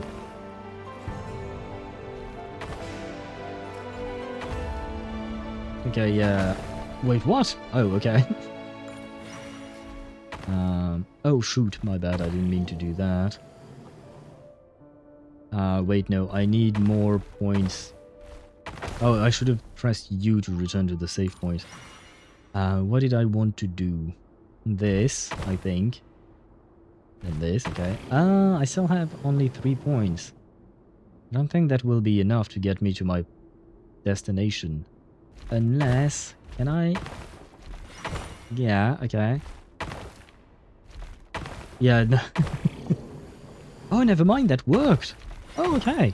Hey, I do get a brain. I do have a brain. You grab the one behind you, then go for the fight. Oh, okay, yeah. Well, don't worry, this is a nice change, meeting you all at this hour. When men and women of ambition can speak face to face in broad daylight, I say that's a big step forward for our dear Conria. Hello there. Is this the first time we've heard her? Except for that one trailer with the shades. The other sinners? Well, that is one of them, for sure. That is Rhindaughter. Don't be ridiculous. We do not fear the day. Why would we seek refuge in the night? Yeah, okay, these are the other sinners. You might ask your blade that same question. I'm told it prefers the cover of darkness. The word on the street is that Sir Elegy only strikes when he has an unfair advantage. But that is patently false. I see you're missing an arm and a leg. Surely only a fair fight could explain that. Or he's really bad, and even with the unfair advantage he lost. If this is your way of offering me replacement limbs, believe me, I'll take them. Oh, we can certainly discuss that. With bioalchemy, anything is possible.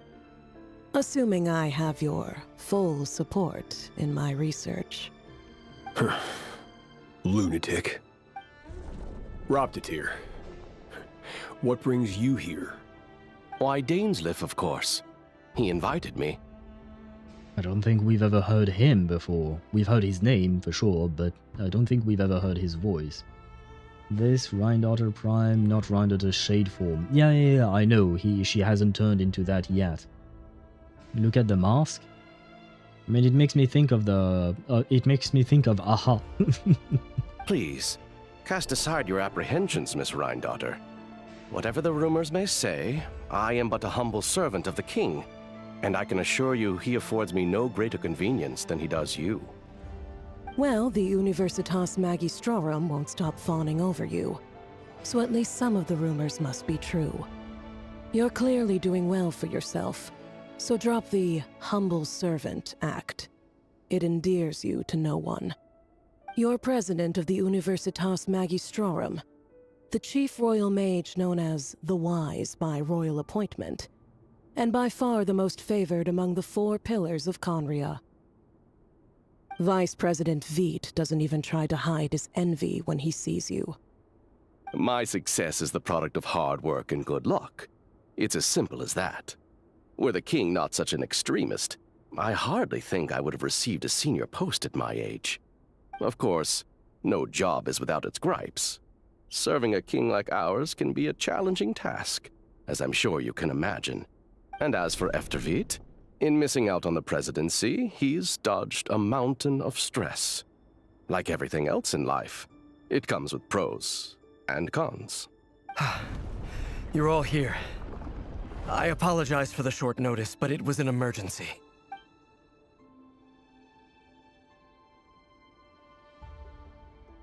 You must be Rerir. Mr. Sertologi. Yes, I handled your case file during your sentencing. Nothing personal, of course. I'm pleasantly surprised that you remember me. You're clearly a person of substance if you've been invited here. But Dainsleif, you'd better have a very good reason for convening this little gathering. It's my brother, Vedalfenir. Ooh. After he spoke at the court this morning, the king was so infuriated by his words that he had him blinded in both eyes and thrown in prison. Okay, so they are trying to rescue him. Vedalfenir in prison? Strange. I thought the king trusted him and Horoptatir more than anyone else in the world. Does this mean the king's circle of trust just got even smaller? It has nothing to do with trust. It's about what the king wants, which is as clear as day to anyone paying attention. I simply appease him, because it's in the best interests of the Universitas Magistrorum. And also because you're slimy. Vedalfenir, perhaps less so. But still, a visionless visionary? It rather inclines me to think that qualifications are not what get you ahead in Conria. She's kind of brutal. So we have the 3 sinners here. We also have Rerir. Where's the 5th one? Who was the 5th one, by the way? Because technically we have 4 sinners here. Reindotter, Horoptatir, Sertologi, and Rerir. All 4 of them are sinners. Because it is that Piero has the sad mask. Oh, so does that mean that Horoptatir is Piero? Because he did not sound like the one in the trailer. I suppose he has changed since then.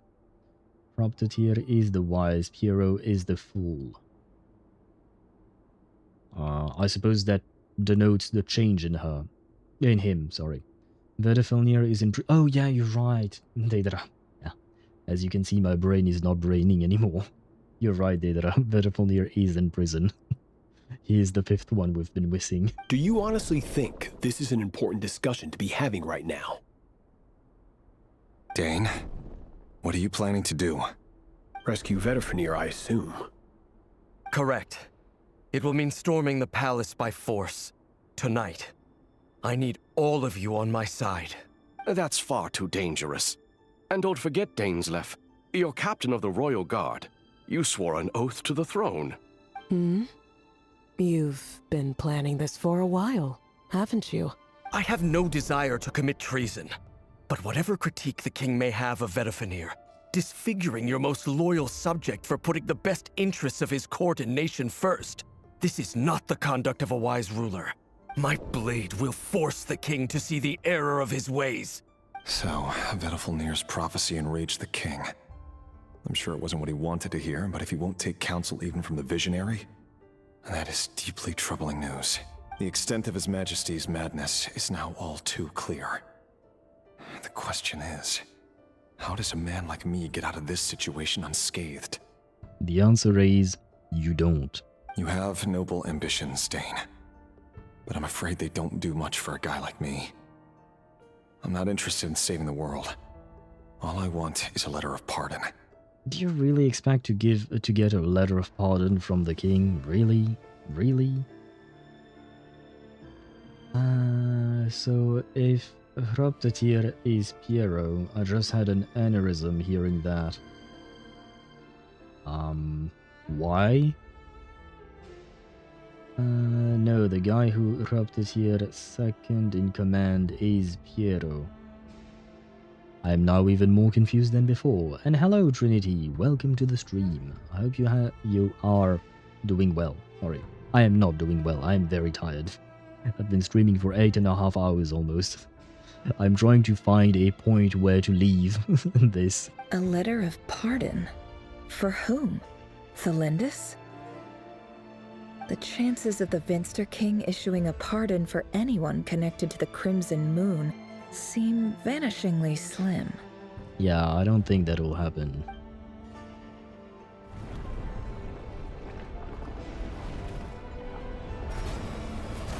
Oh, now we have enemies. Please tell me they won't be chasing me. This black fog over the board must have some connection to Thelindis. But why is it taking this form? Does it have something to do with Rerir's past? Another mystery I'll need to unravel. Hrobtatyr is the boss, he's the #1 in the university. Piero is the vice president. Oh, is he the one who escaped from a mountain of problems, like Hrobtatyr mentioned? I can seem to mark numbers to defeat opponents, okay. Okay, I think I understand.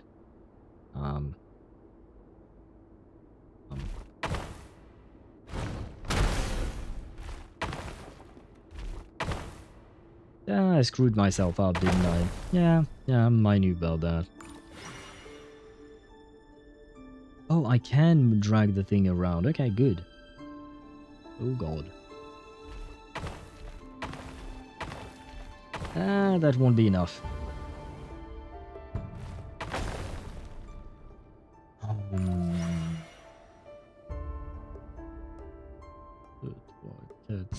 Yeah, not enough to get there. Enough to get here, then here. Okay, wait.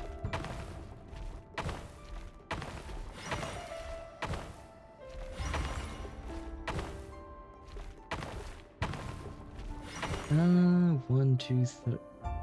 I don't think I'll have enough. No, I don't. I screwed myself.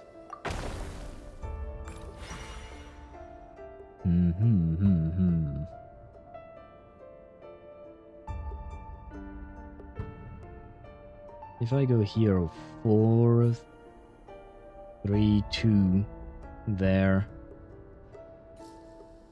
1, 2, not enough.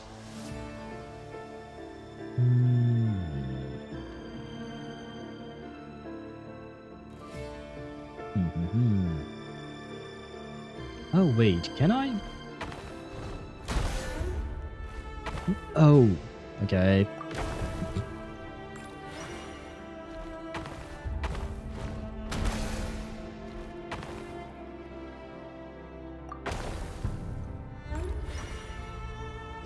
Well,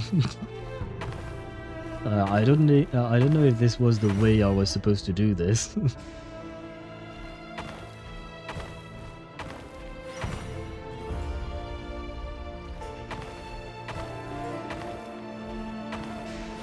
But it seems to be working. Hey, you know what? I found a solution. Author Thelindis. Rerir is literally the guy who didn't want to be there. Yeah, pretty much. But he was forced into his circumstances. Over the course of this week, the research object was subjected to interference for a total of 60 hours for experimental purposes. The results are as follows. Research dating back to the Crimson Moon Dynasty has established 2 points regarding moon marrow. Firstly, its origins have something to do with a god's power. Secondly, it serves as a portal to an as-yet indeterminate location. Moon marrow can thus be defined as a spatial gateway. However, there are a number of hurdles to overcome before we can answer the question of where it leads to. To start with, opening the gateway requires a specific power source, which the relevant literature indicates. An enormous amount of power is then required to keep the gate open. Currently, the total power output of our instruments remains in the single digits. To make matters worse, I am now the only staff member remaining in the Moon Marrow lab. The Universitas Magistrorum recently decided to move most of its personnel into abyssal energy research, which has stymied all Crimson Moon-related projects. This is not a wise move. I have always maintained that placing all our hopes in a single source of power is risky, especially one as poorly understood as this.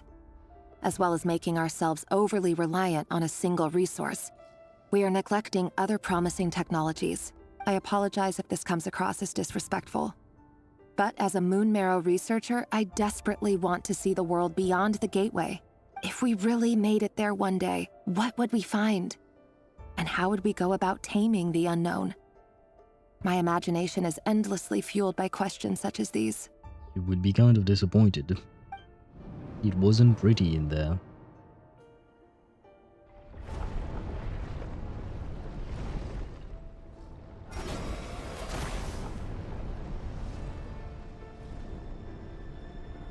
Oh God.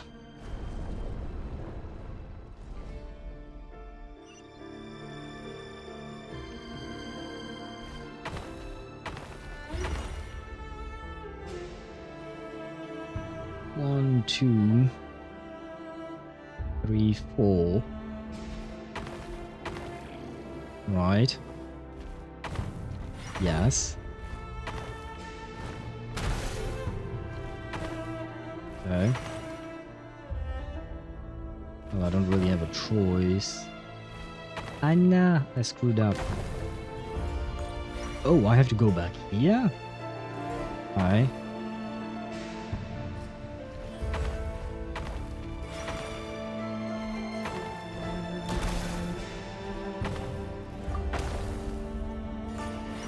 Did it really matter that I did that?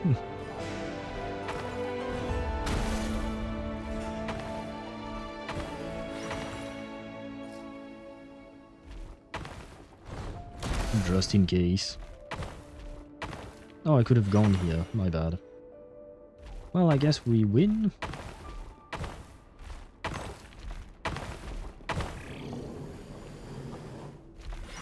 Yay. Honestly, this shit is making me salivate. I heard you're gonna leave the city with your parents. For whatever we get in Conria's proper. Yeah, same. I am very curious about that, but that will have to wait at least 2 years. Thelindis, did you hear about what happened? I've heard nothing. Rerir got back very late last Friday, and he was acting a little unusual, but he slept pretty well, so I'm guessing whatever he did was a good deed. You never saw him, and I don't know what he did. And this conversation never happened. You understand? What if he finds out that you pried into his secrets? Don't be silly. I don't know what secrets he does or doesn't have. All I know is he's just a normal guy who happens to run some errands for the king. Are you scared of him? I don't know. The Rerir I know doesn't match the person you all describe. Logically, I should be scared of him. And yet, I don't want to lose him. But enough about that.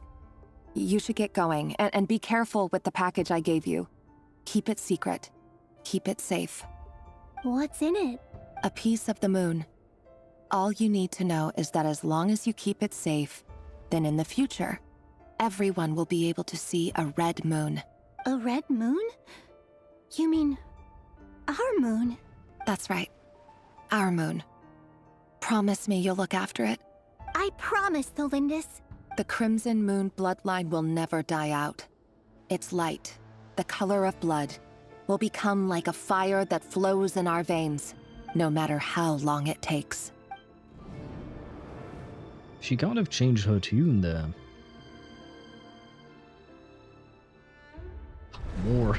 More of these. Fine. It's chess with extra stats. Kind of. Not really. Feels so annoying playing chess. It does feel like a waste of time indeed. I do understand what Mihai was talking about earlier. Let's see, where to go?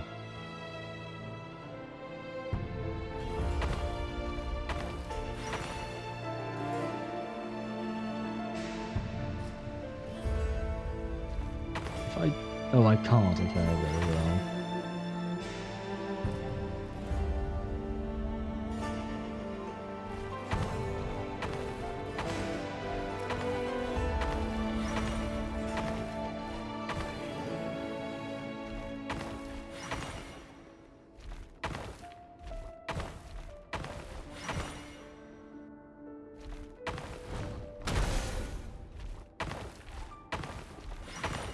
Okay, so far so good.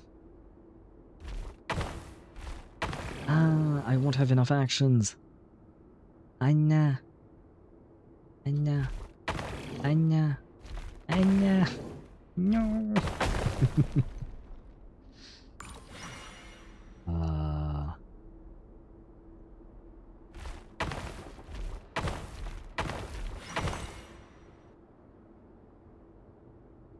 Yeah, that wasn't the way to go.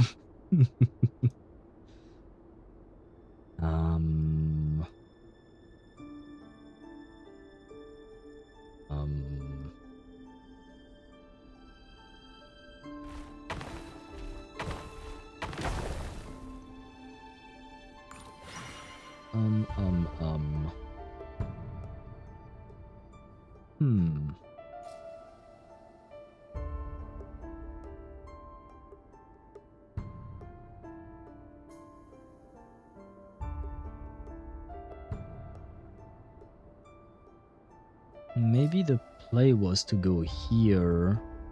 No, but because one move would have made it 4, and this, I wouldn't have been able to kill this thing. Oh, I can't go back. Oh, wait. Does that... Can I not reset the whole puzzle?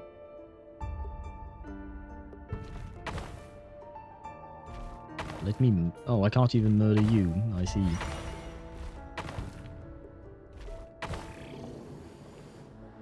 Yeah. Yeah, what if I do this? Exit? Oh no, that's not what I meant. I just want to restart the challenge. Can I not? Am I just stuck in there? Okay.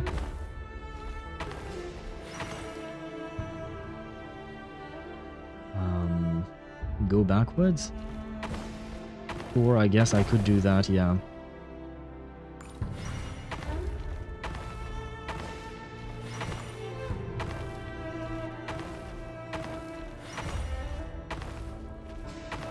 Okay, if I recall correctly, we started here, right? Yeah, but never mind, I can't go to this side. Go to that 4? This one? Because I can't get to this one.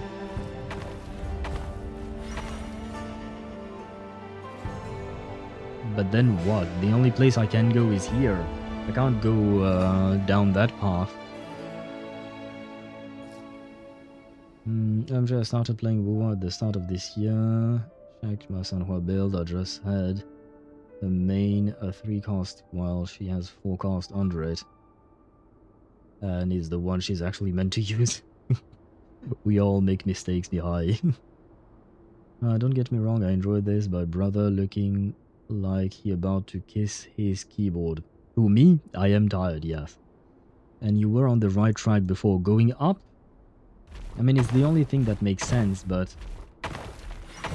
a year-long mistake. I mean, I personally have built some characters and then I just forget about them, you know? Oh wait, can I? Okay, oh wait, I can do this. Oh, it's much easier than I thought. My bad. Hurry, Thank everyone, you, Zenny. and stick to the plan. Sir Dainsleif, what are you? Is this treason?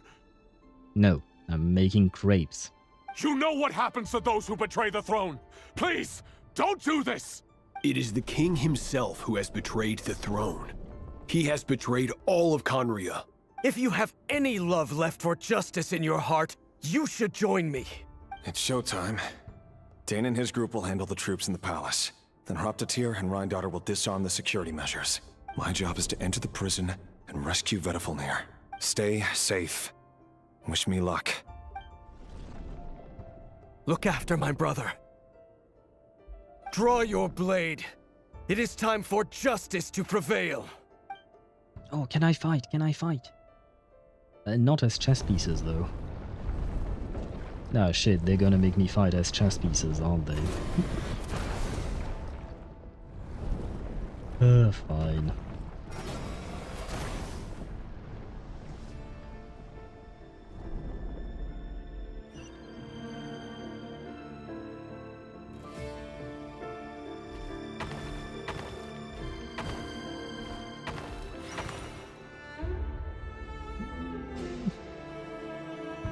What?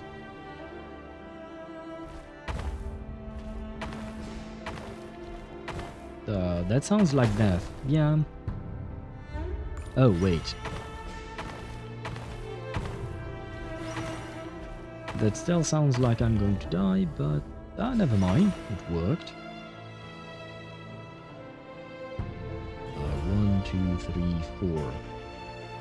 Well, should be able to get to the 6. Let me grab that 6 again. There.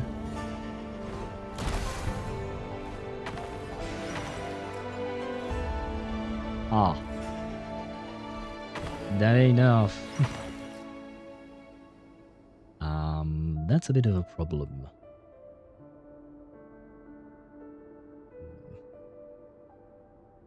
Was this the way I was supposed to go? Yeah, head to the prison. Okay, yeah. How the heck am I supposed to do this? Unless I try to go back to the 6. Hey, hey, hey, hey! That was the move. My 2 brain cells are still working. This was a ploy by Ved?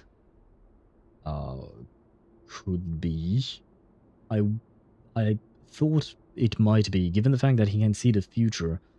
I would assume he would have known that the king would do what he did. This place is filthy. And the smell is abominable. Clear. Found you. My bad. Hello, Mr. Vedifalnir. It's you. They told the story of how the 5 sinners came to be. When? What? Surprised? Oh, wait. I guess surprise isn't an emotion that prophets feel very often. I certainly felt some surprise in the moment when I was blinded. Surprise at the king's sheer ignorance. Surprise at just how unfairly this world responds to words of earnest remonstration. I'm curious. What did you prophesize this time? It wasn't a prophecy. It was a word of warning. Someone had to say it. The king has forsaken all reason in pursuit of his obsessions. I simply told him that if he continues on this path, Conria will surely fall. But he didn't listen. Worse still, he stabbed you in both eyes and locked you away. Dane asked for my help. The court is in complete chaos now, but I'm sure you predicted that. Everything is transpiring as I foresaw, yet I am powerless to change it. Fate is an immutable force. I can but lament as the inevitable unfolds. I do wonder whether giving a man the power to see the future does nothing more for him than slowly crush his spirit. Forgive my curtness, Vedifulnir, but the king did not suddenly turn on you today. His suspicions have been brewing for a long time. You can't have wisdom beyond the reach of your fellow man without attracting his fear and suspicion. There are things the king does not want to see. So, he doesn't want you having visions of them either. He blinded you because he thought this would make the visions stop. He wasn't entirely wrong. I did indeed lose my power to see the future. Right up until... Until what? Just now. I believe I saw something new. Did he really see something new, or did he just... or is he just trying to manipulate Rerir again? Well, tonight could go a lot of different ways. 5 of us banded together to storm the palace, also we could rescue you. This will go down as the most tumultuous day in Conrian history. You have no idea. I sense hatred in you. But also hope. A desperate hope that with the tyrant deposed, that will be the end of the story. But this is not the end. It is the beginning of a new chapter. There are many men of honor and courage in this world, Rerir. But you are not one of them. You're not here for justice, are you? You're here for yourself. Brother, he's here to rescue you. Just shut up and accept the help. Is that a dagger? Interesting. Why not the polearm? It was always your weapon of choice.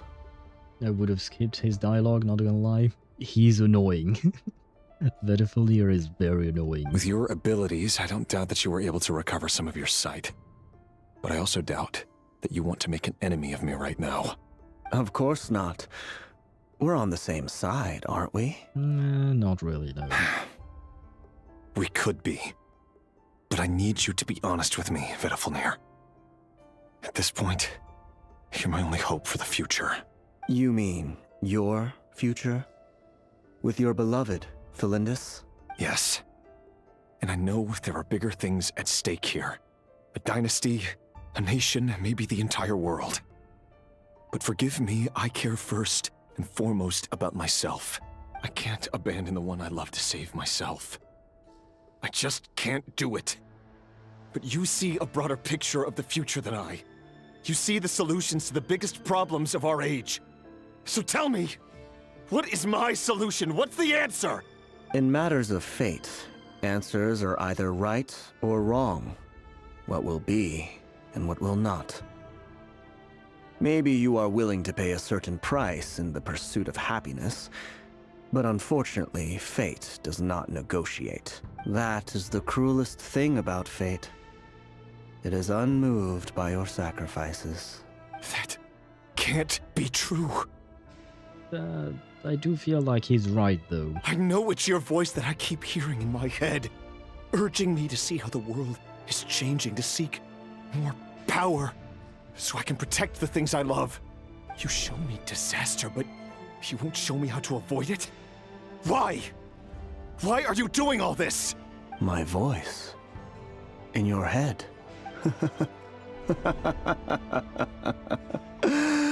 So, you hear it too? The voice that steals your mind, gains your trust, and drives you crazy. Could it be that Vedifulnir was also manipulated by the Abyss? It turns out that we are not so different, you and I. Vedifulnir just broke into the strangest smile I've ever seen in my life, as if he'd discovered some monumental secret. But then he suddenly switched to looking extremely weary. Possible, yeah. Very well then. My advice to you is as follows. You must persevere. Whatever trials and tribulations you may face, be steadfast in the belief that they are your path to the future. For as long as you live, your story with Felindis shall not come to an end. That is the only chance you have of fighting back against fate. It is up to you whether you believe my words. Regardless, that is all I will say on the matter. I have no right to intervene any further. I will hold you to your word. Thank you for setting me free. In return, I will tell you one more thing that you cannot afford to ignore. Just then, a strange wave of energy rippled through the city. We had no idea what it could mean. If I were you, I would head to the Universitas Magistrorum. The Universitas? Oh no!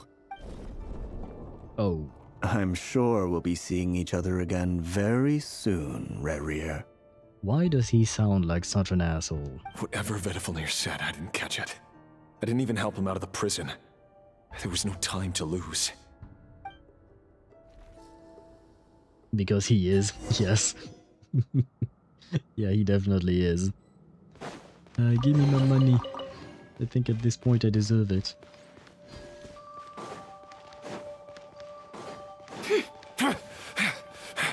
Monsters? Oh, I have a team. Rhine daughters doing? The Universitas Magistrorum. Out of my way!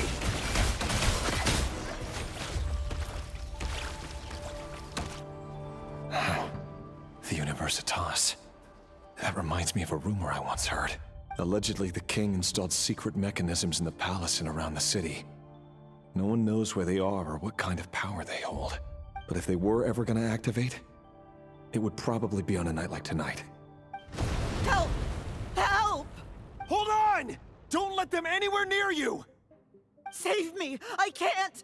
Ah! That sounded like an explosion. So, the rumor is true? The king really went through with it? You know, Rerir manipulated this. Sorry, Ved. What? Bro should not exist. Do you mean, Vedifalnir? Yeah. He's an annoying what other asshole. means does the king have at his disposal? They must run on power from the Abyss. And given it's a major center of Abyss research, anyone over at the Universitas will be in grave danger. I have to hurry! No. Well. Al, something terrible just happened? What happened?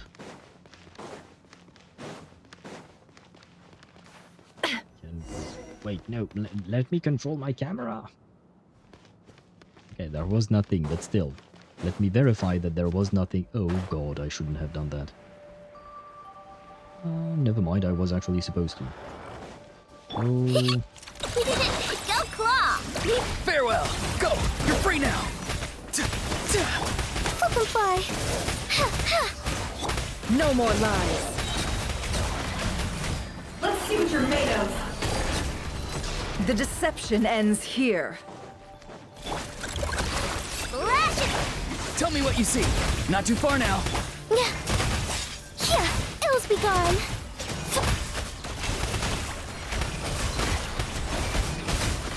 Yeah.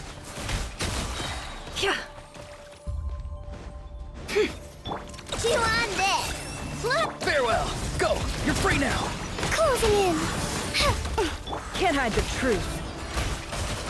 The mystery unravels.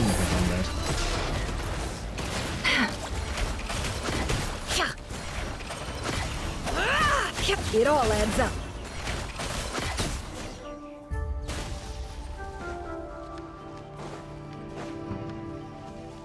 More money.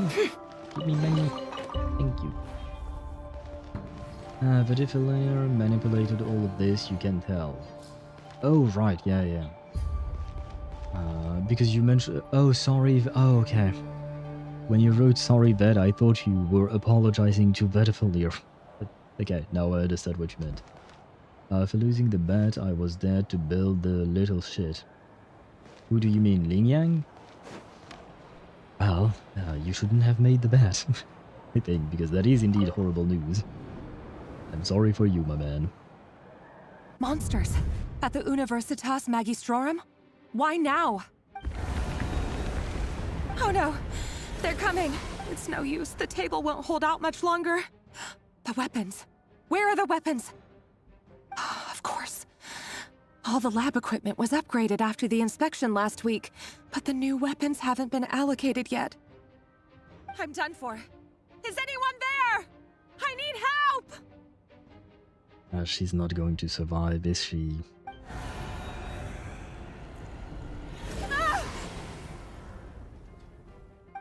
Stay back! Please stay back! Please! Give me a sec, guys.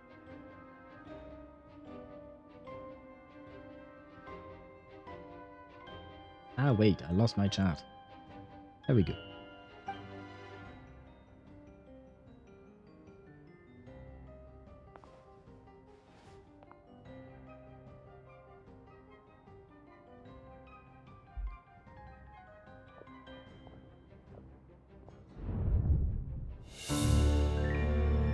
Cutscene time? Yes, cuts. Oh, well. No cutscene. What's that? Rerir! So the rumors about your work are true. What? No! Listen, something happened at the palace tonight. We have to leave! You don't need to lie to me anymore. What do you mean? I know why you're worried, and I will respect the decision you've made. But it's okay, because I found a solution. I know how to end all this. You can have it back. The normal life you so desire.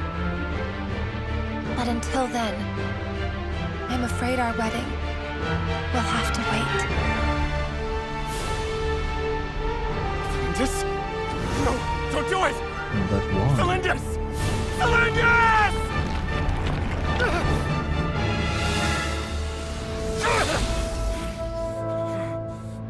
I told you, Rerir.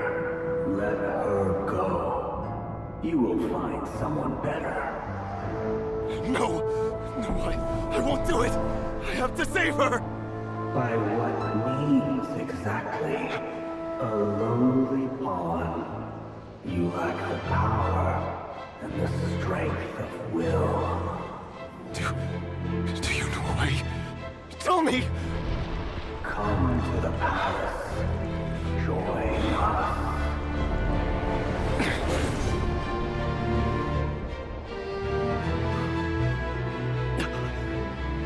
Rerir, thank goodness we... Step forth and take your share. You made it. Not you too.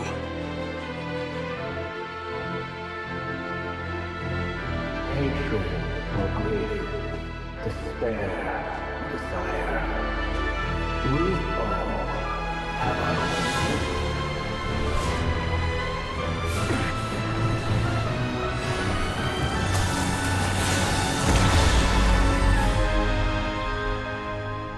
Rerir.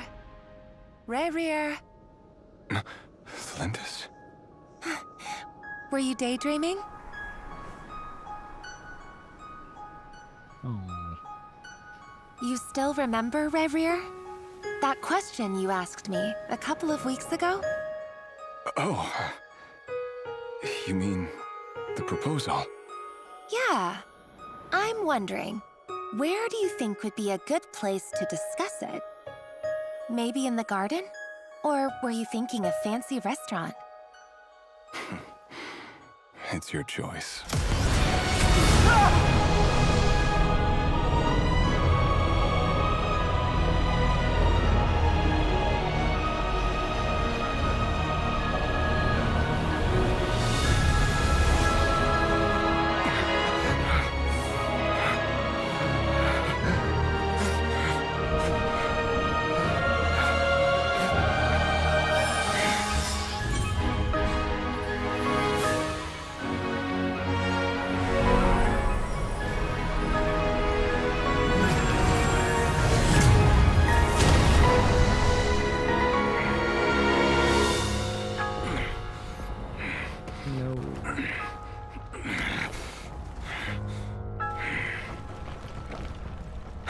Find you.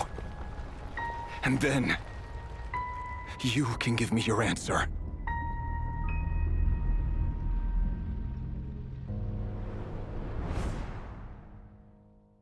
Oh, so he went in there.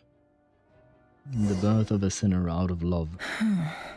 Remind me of the Tsaritsa story as well, right? Oh, and I read what was before. Okay. Yeah, this was sad. Expected, but sad. So that's how the Raker of Solnari was born. Well, no, he had the title before. A monster created by circumstance is a monster all the same. I will say I really do appreciate the fleshing out of our antagonist here and giving him a complex backstory. Viewing other people's thoughts for too long can get uncomfortable. Right now, I'm feeling a strong sense of loathing. In a nutshell, the story of Conria is what happens when the truth falls by the wayside. Everyone tells little white lies, and before long, you have a huge pack of lies that destroys everything. Whew. Time to get back.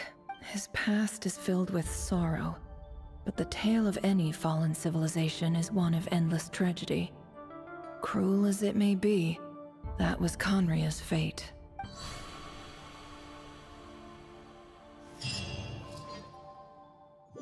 Al is muted? No, I'm here. You should be able to hear me still.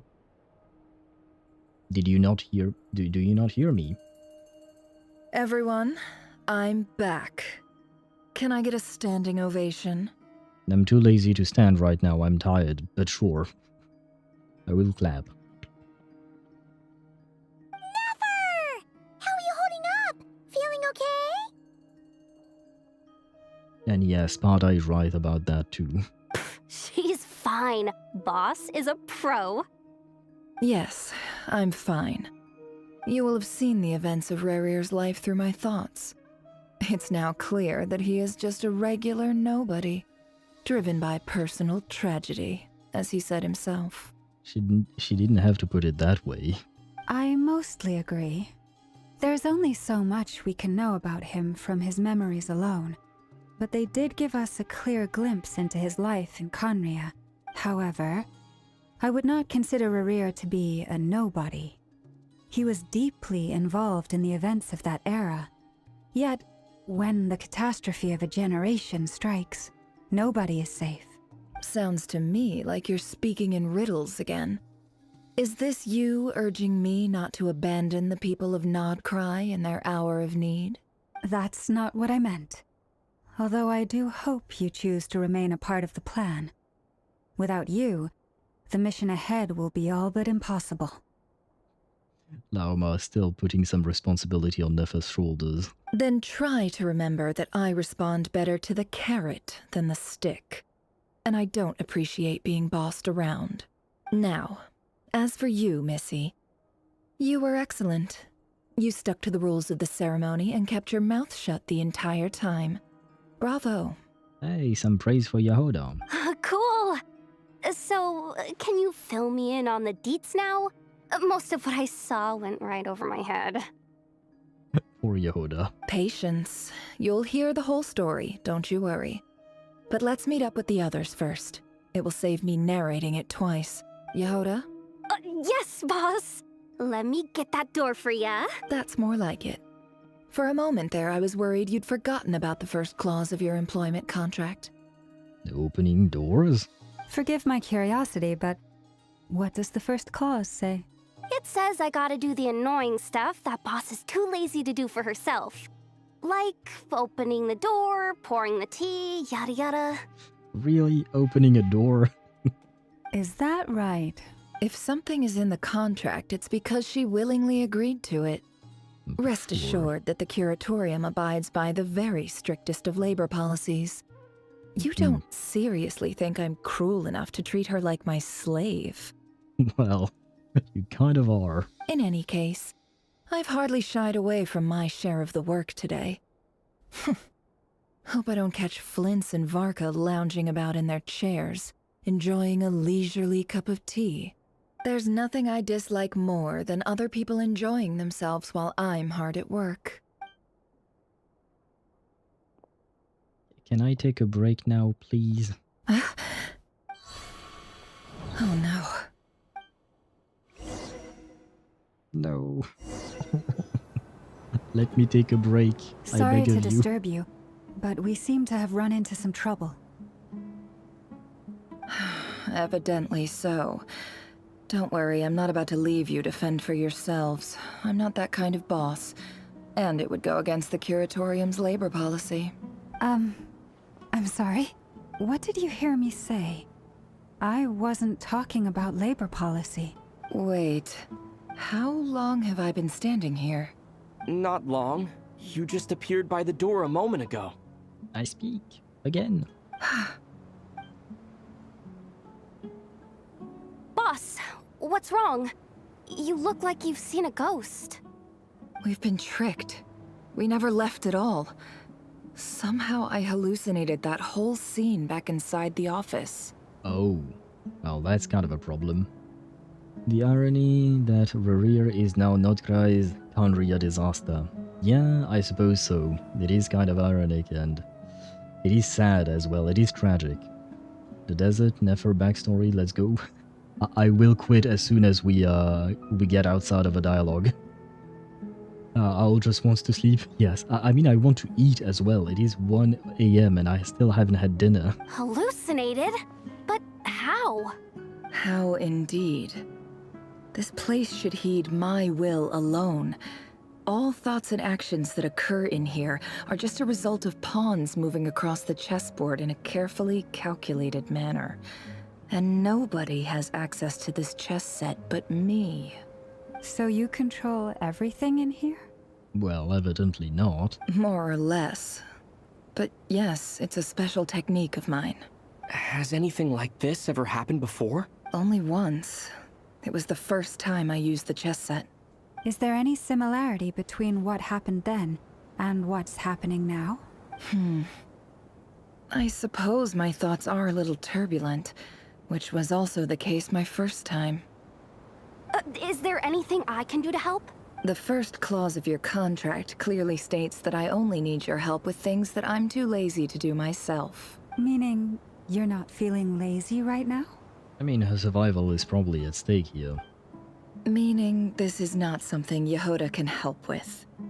The chess set is a personal treasure that I alone understand. I must be the one to find our way out of here. Boss, it's fine. Really. Let me do something useful. Oh, listen to you. Whatever would I do without you, Yehoda? What? Really? Yes, really. Where would I ever find another employee as obedient and servile as you? God forbid anything ever happens to you. She's kind of an asshole. Oh, okay. Well, anyway, I was thinking of fetching some water. There's gotta be a source around here somewhere. Right, in the desert. Because you find those very often, right? I suggest everyone finds someplace comfortable to take a rest. We gotta conserve our energy. Even though all this chess malarkey doesn't exist in a physical sense, mentally speaking, it's all real. And so is our tiredness and fatigue. You preach to the choir, Yehoda. I am tired. You don't want to dismiss mental fatigue. Just because it isn't physical doesn't mean it's any less serious. But anyway, I got your backs, so don't worry about a thing. Thank you. Don't I have the best employees? Jealous much? Well, I mean, you have Yehoda and a cat. If we can find a suitable time, I'd love to borrow Yehoda for a day to help out at the Frost Moon Scions. Would you be amenable to that, Boss Nefer? Depends how much you're willing to pay. Oh, Lauma. Have I ever told you just how pretty you are? Beauty runs from the tips of your antlers to the depths of your imagination. Time to rally, everyone. Follow me.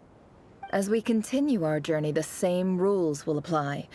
That means stay focused and no talking no matter what we encounter. And don't disturb the chess pieces. LT_Mihai played text-to-speech. You're right about that. I think anyone would be happy in Yehoda's place. You have my word that I will get us all out of here. Well, don't worry, I can find my own way out of here. If I quit now, Please tell me I just have to redo that last conversation and I don't have to redo the entire thing in Conria. Please. Please tell me I can just leave now. Because I don't think you'll show up here. Okay, good. Thank you. We are leaving. You should have sent that message earlier, I think. I won't retry. We'll see about that next Tuesday. But I am tired. I say ban Sparta if that's not the case. It's okay. Well, I know some ads are going to run. I wanted to say goodbye with peace in mind, but no. Ads are going to run. I wanted to snooze them, but I fucked up. You get to re-experience the tragedy of Rerir. No, thank you. Once was enough. No, in truth, it was very interesting. But I will not talk about it now. We can talk about it next Wednesday when we pick back the story. Sorry about the ads. I tried to, what do you call that? To snooze them, but I failed. I will still leave now. I wish you all a great rest of your weekend. 9 hours of streaming, that is a record for me. So, on that note, thank you so much for watching. Good night and good rest of your day to everyone. And I shall see you next Wednesday or on Discord as well. I do usually chat with you guys on Discord. Sleep in if you have to. Yes, I will. 9 hours of goodie. It was a good quest. It was an interesting quest. On that note, once again, thank you very much for watching, and I shall see you next Wednesday. Bye-bye, everyone.